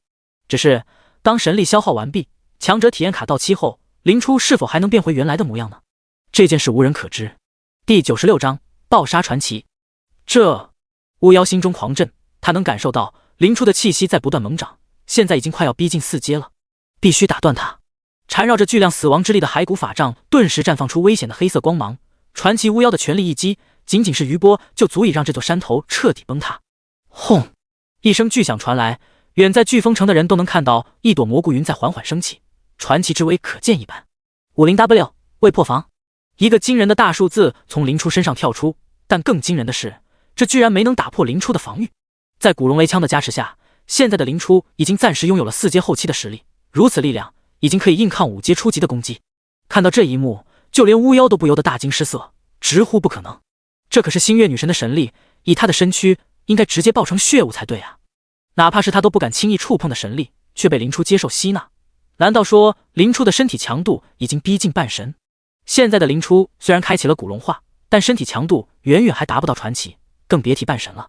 能在神力灌体中活下来，纯粹是依靠神格的帮助，大半的神力都被林初脑海中的神格吸走，林初因此才能维持现在的状态。硝烟散去，一道身着白金色龙鳞轻甲的绝美身影缓缓浮现。浩瀚的龙威席卷全场，就连巫妖都感到了深深的威胁，不敢肆意移动。一时间战场上安静无比，可以说是落针可闻。哗啦，突如其来的翻动声响起，林初脚下突然拱起一个土坡，紧接着便是一条手臂钻了出来。不到半秒，季明竹拖着他那伤痕累累的躯体从土里爬了出来，安详地躺在了林初的脚下。要知道，林初的强者体验卡时间可是有限的，龙威也应该作为关键时刻打断施法用。之所以跟巫妖干瞪眼这么久，又放出了关键的龙威，目的就是让被埋在废墟下的季明竹爬出来。由于古龙血脉过于霸道，仅仅是一丝就让季明竹失去了理智。对于失去理智的龙人，以现在林初的血脉纯度，可以随意操纵。只要林初想，自然可以让季明竹清醒过来。这是哪？轰！又是一道惊天动地的响声传来。本来想拖时间的巫妖意识到自己被耍后，当即恼羞成怒的出手，凭借着星月护盾，这一击也被轻松接下。而原本还有些迷糊的季明竹，也在这惊天动地的响声中迅速清醒过来。WC， 这里有2个大佬在打架，要不是眼前这位出手，光余波都能震死我。意识到这一点的季明竹当即就要起身，但浑身上下如同被泥头车撞了数十回的痛感，让他连动动手指都做不到。这也是为什么林初先命令他上来，再让他恢复理智。毕竟要是让季明竹在地下恢复理智，恐怕他连爬出来都难。现在的季明竹只能乖乖的躺在林初脚下，除了欣赏风景外什么都做不到。好在林初没让他久等，毕竟星月护盾也是有上限的，尽快把季明竹送走才是要紧事。季明竹，回去之后去新月教堂告诉米娅，我不会有事。一道清冷动听的声音响起，顿时让季明竹呆在了原地。这谁？这不会是林初吧？没有听到季明竹的回应，林初好看的眉头不由得皱了皱，但他很快就反应过来，季明竹可能已经失去了说话的能力。林初低下头，刚想要确认一下季明竹醒没醒，却发现自己根本看不到季明竹，也看不到自己的脚尖。林初看着眼前的一片雪白，怔然片刻，随即后退了一步。满身血污的季明竹这才映入眼帘。得益于林初现在好的过分的身材，季明竹视野一直被巨大的邪恶所蒙蔽，直到现在才看到林初的脸。这也让他确认了眼前绝世美人的身份。虽然现在的林初变化很大，但不过是相比于原来更加成熟迷人。由于神力灌体带来的巨大破坏，林初原本装备的衣物早已被破坏殆尽，取而代之的是片片白金色龙鳞形成的贴身鳞甲。只不过由于龙人化的原因，林初的身体强度已经与同阶古龙无异，这些龙鳞与其说是防护，不如所说是起到装饰和掩盖的作用。也正因如此，这些龙鳞仅仅覆盖住几个重要的地区，露出了大量白嫩柔韧的肌肤。那盈盈不堪一握的腰肢上的傲然存在，也成功拼上了最后一块完美的拼图。在季明竹眼中，虽然平板的林初也称得上是绝色，但现在的林初才算是美得让人窒息。看着脚下有些呆呆愣愣的季明竹，林初再次重复一遍刚才的话后补充道，如果听明白了，眨2次眼。林初的声音听上去高贵优雅，让人忍不住就要听从。季明竹回过神来，连忙眨了2下眼睛。很好。得到了季明竹的答复，林初随手一划，一道漆黑的空间裂缝就出现在旁边。古龙一族对空间十分敏感，从古龙城建在时空间狭缝中就可见一斑，这也是为什么4阶的林初能轻易撕裂空间定点传送的原因。深深看了眼季明竹，林初一脚将他踹了进去。从挖出到送走季明竹不过10余秒过去，在这段时间里，巫妖也没有闲着，星月护盾在他凌厉的攻势下终于宣告破裂。而没有了后顾之忧的林初也终于可以全力发挥自己的实力。手中长枪一挥，大量赤红色的雷电迸发而出，发出了近乎龙啸般的凄鸣。前一秒林初还在拿着龙枪在远处虎视眈眈，下一秒一股极致危险的感觉便扑面而来。巫妖只来得及侧了侧身子，林初便已经跨越重重空间攻到了他的面前。快，太快了！本来巫妖就不擅长近战，一旦被林初近身，那还了得。再加上巫妖刚刚成为传奇，许多传奇手段都还没有熟悉，可以说是传奇最低的那一档。仅仅是一个照面，前一秒还信心满满的巫妖顿时惊出了一身冷汗。该死，要不是你有神器相助。面对巫妖的嘴遁，林初则是无悲无喜，只管大开大合的挥动手中龙枪，免得巫妖狼狈逃窜。弱点 13W 第97章信徒。一道赤红色的龙雷轰到了巫妖身上，顿时跳出一个堪称恐怖的伤害。巫妖看着自己被轰烂的右腿，面露狠厉。经过这几次交手，巫妖也算是看出来了，林初仗着自己血厚抗性高，直接跟自己以伤换伤，再这样下去，自己还真可能被其活活打死，根本拖不到神力消散的时候。要想打倒林初，必须从精神方面入手。以前没有针对林初的灵魂，主要是忌惮残余神力的威胁，但现在林初的气息已经有所下降，估计那残余的神力已经消耗的差不多了。没想到自己这个传奇巫妖对付一只临时提升上来的4阶人类都要费尽心力，到底谁是越阶挑战啊？巫妖凝聚起自己传奇阶的浩瀚精神力，化作饱含死亡气息的精神死矛，直接朝着林初攻去。如此一击下，哪怕是传奇巅峰的强者都需严阵以待。且不说巫妖专攻灵魂，精神力远超同阶，精神攻击更是威力骇人，其上附带的死灵气息更是如同复古之躯，一旦沾染便是痛不欲生。如此强力的手段，别说是一条强行拔到4阶的古龙，就算是一条真的4阶古龙也要饮恨于此。能逼我使出如此手段，冥神面前你也可以自傲了。巫妖操控着精神死矛，毫无阻碍地闯入了林初的精神之海里，简直是顺利的不像话。果然，这家伙只是体质拉了上来，精神简直孱弱无比，连稍微延缓我的攻击都做。还没等巫妖开始幻想，眼前的一切便彻底夺去了他的心神。当一开始进入林初的精神之海时，巫妖只是看到了一望无际的黑暗，本来他还以为是林初的精神太过孱弱，在精神死矛进入的那一刻就崩溃消失，但很快他发现自己错了。巫妖的意识依附于精神死矛上，沉入了黑暗。这黑暗并不是虚无，而是如同海水一般暗流汹涌。被不知何处的暗流卷入，巫妖只觉得眼前一阵恍惚，自己就来到了另一处地方。浩瀚而又死寂的宇宙中，无数的星河流转生灭，唯有端坐于神位上神明永恒不变。如此震撼而又骇人的一幕，直接击碎了巫妖的心灵。他呆呆地抬着头，僵在了原地。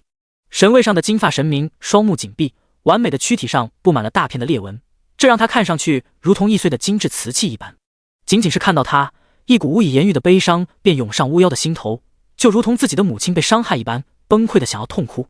而在此时，原本紧闭双眼的神明仿佛察觉到什么一般，缓缓地张开了他的双眼。当对上那双暗金色眸子的一刻，巫妖的精神体瞬间崩溃。呲！如同火上被浇了一盆冷水一般，现实世界中巫妖眼眶里的火焰迅速的缩水暗淡下去，几乎到了濒临熄灭的程度。100W， 高达100万的伤害从巫妖头上跳出，预示着他濒死的现状。就连林初都不由得赞赏一声，这家伙是真的会挑攻击手段。有着神格护体的他，几乎不可能会被神级以下的精神攻击伤到。要不是他神格损伤太重，恐怕这只巫妖连逃出来的机会都没有。啊，是您。即使已经濒死，巫妖脸上却依然流露出堪称狂热的神情。震撼过后，便是深深的狂喜。常年供奉受父星月女神像的他，自然不像那些供奉隐秘女神像的信徒，连女神的模样都不知道。眼前的人，毫无疑问的是女神的转世之身啊！怪不得他能够轻易的拿起古龙雷枪，原来他就是女神本人。巫妖匍匐在地，卑微而恭敬的开口道：“伟大的星与月，请原谅您卑微信徒的冒犯。”面对这突如其来的华贵，就连林初都不由得有些愕然。我不承认你是我的信徒，也不需要你的信仰。传奇强者可都是活成精的老东西，林初可不会往自己手下塞这种把握不住的狠角色。出乎林初意料的是，听到这番话，巫妖并没有失望或是失魂落魄，反而开口道：“母神啊，众人皆说您是仁慈之神，但当您离开后，您的神国分崩离析，您的子民水深火热。现在您的神躯受损，您想要重新登临神位，定然会有层层阻碍。不仅仅是妄图取代您的叛徒，星空之外的外神也非良善之辈。吾等信徒虽然残忍嗜杀，背弃您的期望，但总有一天，您会需要我们的力量。您卑微的信徒，等待着成为您手中利剑的那一天。”看着匍匐在自己脚下的巫妖，林初神色莫名，这家伙竟然还挺虔诚的。不错，我承认你说的我有些心动。林初将龙枪对准巫妖的脑袋，嘴角微翘。现在你可以滚了。长枪刺入，最后一丝灵魂之火也被熄灭。但林初知道这家伙还没有死，因为巫妖的灵魂被封存在一个叫命匣的道具里面，只要不摧毁命匣，巫妖就称不上死亡。巫妖干瘪的躯体彻底散架，意识消失前，巫妖再次开口道：“衔尾蛇法阵失效，这里应该已经被冥神发现了，请尽快转移。”击败传奇巫妖，经验加 70W。LVUP， 当前等级 LV30， 获得骸骨法杖。骸骨法杖，紫色史诗，法术攻击加 1W， 智力加200，精神加100。战绩：骸骨侍从，每当击杀有实体敌人时，有几率从敌人的尸体中召唤出骸骨侍从，继承原主80%的数值。死灵之主，死灵类魔法伤害获得提升。限制等级41。好装备，可惜不能装备。不论有没有冥神要来的消息，尽快转移都是林初会做的。只不过当他想要离开时，脚下莫名一顿。等等，现在我可是43级，按理来说可以装备这只法杖的。握着冰冷的法杖，林初将目光转移到某传奇巫妖的尸体上。虽然巫妖最让人头痛的是各种层出不穷的奇异术法，但这好歹是只传奇巫妖，再不济也能打得过4阶吧。想到这里，林初毫不犹豫地将法杖对准巫妖的尸体，发动了骸骨侍从。第98章白给的眷属。嘎啦嘎啦，一具骨架直接挣脱了本就不多的皮肉束缚，直挺挺地站在了林初面前。不错，居然成功了！看着面前的骷髅，林初满意的点点头，命令他跟在自己身后，当即就要转身离开这个马上就要迎来冥神的地方。只不过空间裂缝刚刚划开，一道阴冷危险的目光就锁定了林初。是谁？林初手下一顿，转过身去，只见某处阴影中，一条黑鳞金铜的小蛇吐着蛇腥，缓缓游了出来。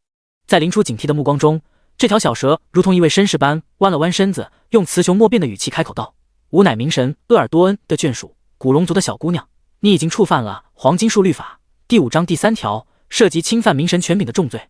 现在还请跟我去冥界走一趟。”虽然突然出现的黑蛇是冥神眷属，并不算是奇怪，毕竟这可是冥神要来清场的地方，肯定要提前勘察一下，要不然人人都能通过召唤死灵引来冥神，那岂不是要乱套？黑蛇的出现，林初能理解，但要去一趟冥界，这还是算了吧。林初冷声道：“我可没有在这里搞什么死灵实验，你要是想抓人，就去找曾经待在这里的巫妖。如果你觉得有些困难，我还可以提供这具骷髅给你研究一下，这是那只巫妖用过的躯体。”黑蛇颇为人性化的摇了摇头：“我可没那么多时间浪费在你们身上，你还是乖乖跟我走一趟。”反正以你的血脉纯度，也就是走个过场，龙神打个招呼就出来的事情，没必要这么大费周章吧？哼，这可是三柱神，我去了可就不一定能回来了。林初毫不犹豫地拒绝道：“我还有重要的事情，同样没时间浪费在你身上。”哼，现在的小辈还真是惹人讨厌。黑蛇冷哼一声：“难道你家里人没教过不要乱用鉴定术吗？”没有收获想要的讯息，林初心中微沉。毕竟他现在的状态很差，随时都有可能跌回三阶，到时候这只黑蛇可能就会直接出手将他打包带走。本来还想着拼一把，没想到连鉴定都被截断，不愧是三柱神的眷属，明显比那只巫妖难搞得多啊。呵呵，以我的血脉纯度，很少有需要注意的地方。事到如今，也只能靠这深龙血哄骗一下这只蛇了，希望能把它忽悠走吧。不得不说，林初现在的形象绝对是高傲威严的代名词，从他嘴里说出的这句话相当唬人。至少现在，这只黑蛇好像真的被镇住了。对上林初那双仿佛纯金铸就的树瞳，黑蛇下意识地转过了脑袋，低哼一声，不愧是古龙一族的小鬼，傲得可以。黑蛇撕开身旁的空间，从里面叼出一张金色的纸。既然如此，那就在这张纸上留个印记，我好带回去交差。仿佛是怕林初还要还嘴，黑蛇又补充道：“这是最后的让步，就算你是龙神的女儿，也不能拒绝。”意识到这是黑蛇的底线，林初也只好点了点头。呈上来。黑蛇也没有多说什么，一个闪烁就到了林初面前，让人不由得暗暗心惊。林初甚至都没有发现他是如何过来的，还好没开打，要不然自己绝对不是对手。确认了这只是一个证明自己纯路人的条约后，林初当即就要调动精神力，想要在上面留下自己的印记。但当精神力透体的那一刻，黑蛇猛地绷直了身体，但金色的树瞳中溢满了惊喜的神色。黑蛇直接一尾巴将那张金色的纸抽到一边，摇头晃脑地谄媚道：“啊呀呀，您怎么不早说？早知道您是某位伟大存在的分身，又怎么会发生这么不愉快的事情呢？您是古龙族的第二位龙神，刚才多有冒犯，真是失敬啊！”看着在自己面前卑微如泥土的黑蛇，林初微微一愣，很快就反应了过来。因为有星月女神的神格，自己的烙印会有神灵的气息，再加上黑蛇先入为主的认为自己是古龙，自然而然的就认为自己是新生的古龙神了。虽然这只是个美妙的误会，但林初不介意利用这个误会顺利脱身。无需多言，你也是例行公事。林初冷声道：“既然如此，我便离开了。”请稍等。黑蛇激动地开口道：“那个，有话快说。”林初顿住脚步，眼中满是不耐烦。这位尊贵的冕下，不知道我能否有幸成为您的神使，传播您的神谕呢？看着这条黑蛇，林初不由得感到些许疑惑。这家伙不应该是明神的眷属吗？怎么想着来效忠我？仿佛是察觉到林初的疑惑，黑蛇当即卖惨起来。冕下，身为明神的眷属，您是不知道我过得有多惨，每天都要满交界地乱跑，每天都要吃不知道哪里冒出来死灵。我们在明神眼里就是纯纯的工具蛇，过的日子比飓风城贫民窟里的人都不如啊！黑蛇蠕动着他那细长的身躯，哭的是声泪俱下，简直是听者伤心，闻者落泪。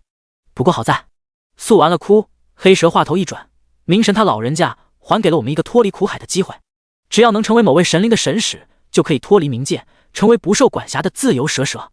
这位冕下，像您这样高贵优雅的龙，就应该有一位鞍前马后的神使啊！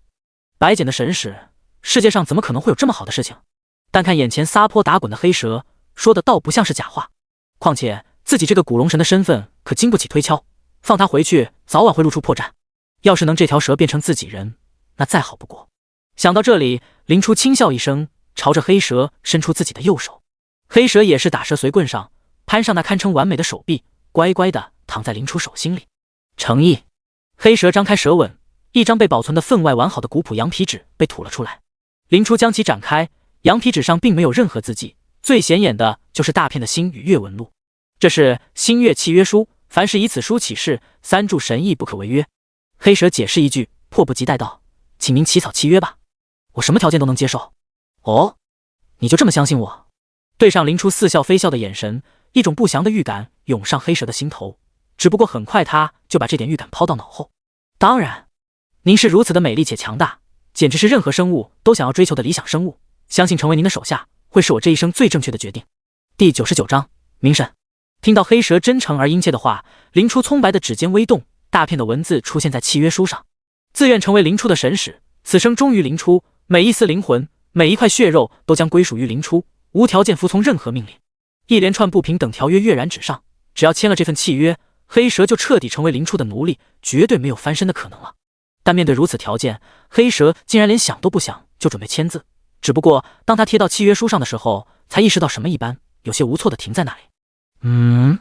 有什么问题吗？感受着体内飞快消失的力量，林初不由得开口问道：“快签啊！再不签我就要露馅了。”黑蛇回过头来，不好意思的开口道：“那个，我没有名字。”没名字？林初一愣，没想到居然是这个原因。那我赐给你一个名字。黑蛇激动的点了点头，荣幸之至。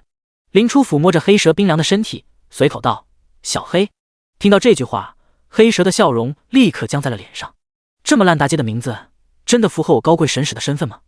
好在林初也意识到这个名字的确有点不太好，转而又开口道：“那就布莱克。”虽然大体意识没变，但听上去好多了。为了防止林初又想出什么惊世骇俗的名字，黑蛇连忙点了点头：“那我以后就叫布莱克了。”将自己的新名字烙印在星月契约书上，璀璨的星月标记浮现。布莱克感觉到自己的灵魂链接到了一位古老而又衰弱的神明身上。等等，是不是有哪里不对劲？黑蛇猛地一惊，当即睁开眼睛。在完成契约的那一瞬间，彻底松了一口气的林初也终于无法维持4阶的形态，跌回了3阶初级的水平。如果仅仅是这样，布莱克倒也不会多难受，毕竟主人的位格在那里摆着，大不了自己多出点力，说不定还能搭上这位神明复苏的第一辆快车。最让他难以接受的是，他的主人居然从身材诱人无比的白发御姐变成了一只白毛萝莉。不，为什么会这样？而此时的林初看着失魂落魄的布莱克，终于露出了阴谋得逞者的狞笑。哼哼，真是抱歉，让你失望了呢。林初嘴角微翘，但很快他就意识到了不对劲。低下头，林初脸上的笑容顿时消失殆尽。我的声音什么时候这么女性化了？以前他的声音只能说是中性，完全不像现在这么轻盈动听啊。意识到不对劲的林初立即低下头。我二弟呢？虽然在刚才林初早已经变成了女性形态，但由于神性压制住人性以及会变回来的想法，并没有引起林初很大的反应。但是现在意识到自己可能变不回去的林初顿时慌了。不会吧？感受着胸前沉甸甸的软肉，虽然没有刚才那么雄伟，但也是不容小觑。林初伸出手，顺着光滑柔韧的小腹向下，终于还是没能够摸到熟悉的二弟。看着失去高光的主人，布莱克不由得开口安慰道：“主人，你的痛苦我懂，但现在我们还是抓紧跑路吧。冥神很快就要对这里进行清除了。”不，你一点也不懂。林初悲鸣一声，软软的瘫倒在地。这条蠢蛇，他根本不知道自己失去了什么。还有，拖着我走，我站不起来了。听到林初的命令，布莱克体型瞬间膨胀起来，化作一条足有20米长的巨蛇，将林初驮了起来，飞速朝着林初撕开的空间裂缝游去。一人一蛇刚踏入传送门，一条仿佛能吞天噬地的巨蛇便从地下浮现，缓慢而又坚定地吞噬着周围的一切。冥神鄂尔多恩。当看到这条巨蛇的那一刻，一股明悟感涌上林初心头，这正是冥神的躯壳。伴随着鄂尔多恩的出现，布莱克怪叫一声：“糟了，周围空间在波动！主人，您能加固一下传送裂缝吗？”躺在巨蛇背上的林初无奈地翻了个白眼。现在的他连动下手指都费劲，就算是他能动，没有4阶的实力也不可能加固空间裂缝。不能，现在的我连动都动不了。看着周围肆虐的空间风暴，布莱克心一横，当即开口道：“冒犯了，主人。”还没等林初反应过来，庞大的蛇躯就把林初缠了个结结实实，直直地撞进传送裂缝里。传送裂缝闭合，一人一蛇一骷髅消失不见。半小时后，冥神鄂尔多恩消失不见，原本的小山也变成了一个巨型天坑。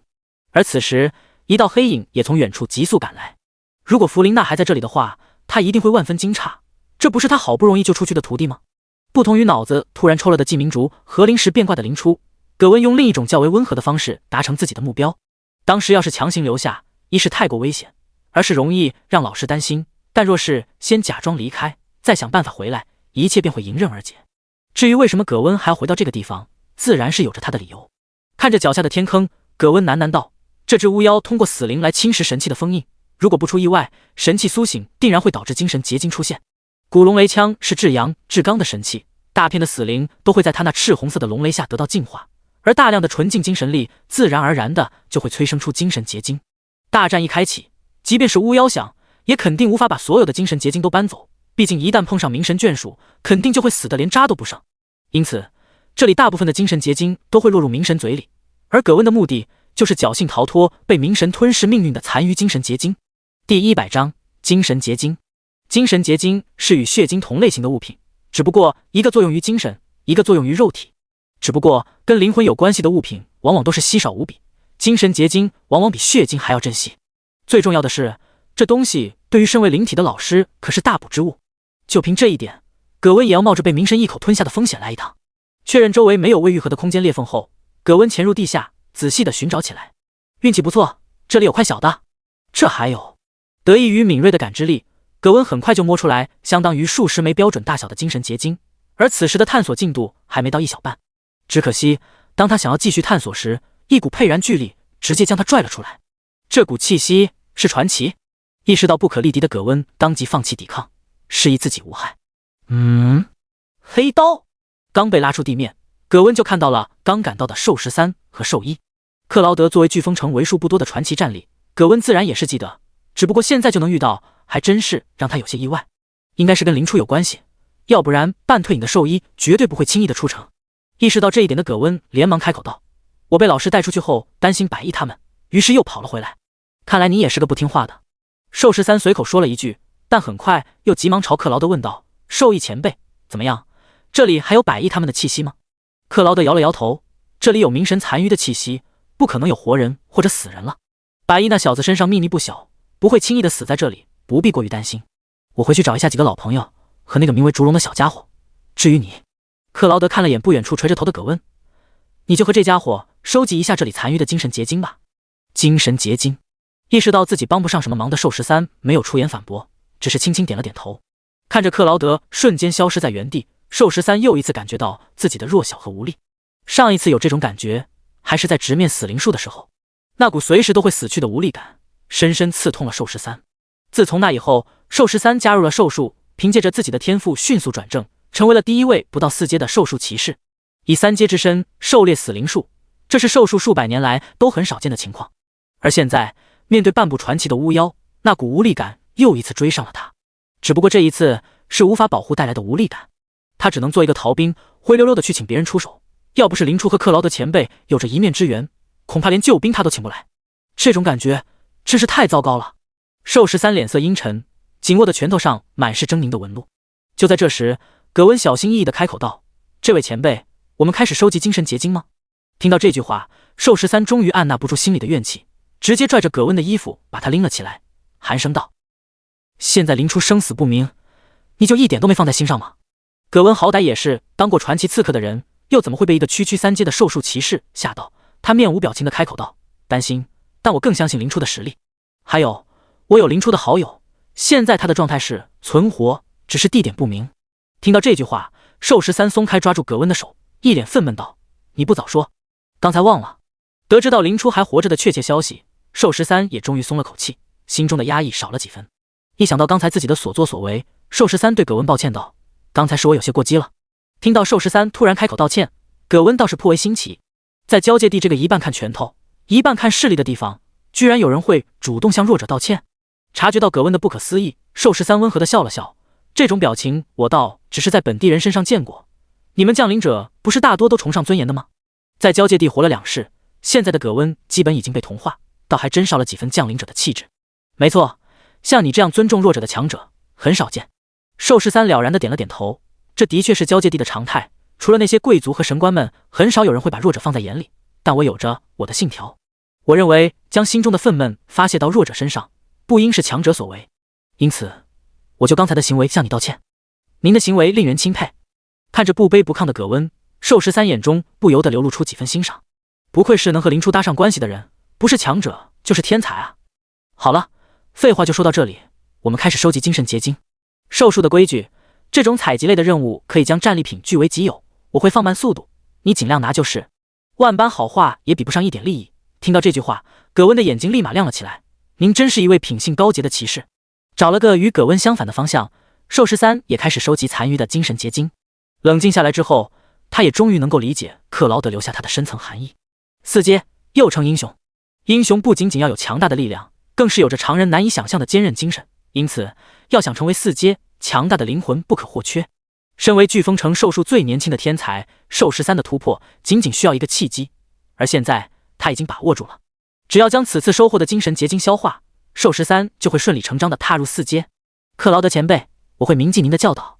还有，林初，一定要活着回来啊！拾起一枚散发着瑰丽光芒的透明结晶，寿13神色坚定。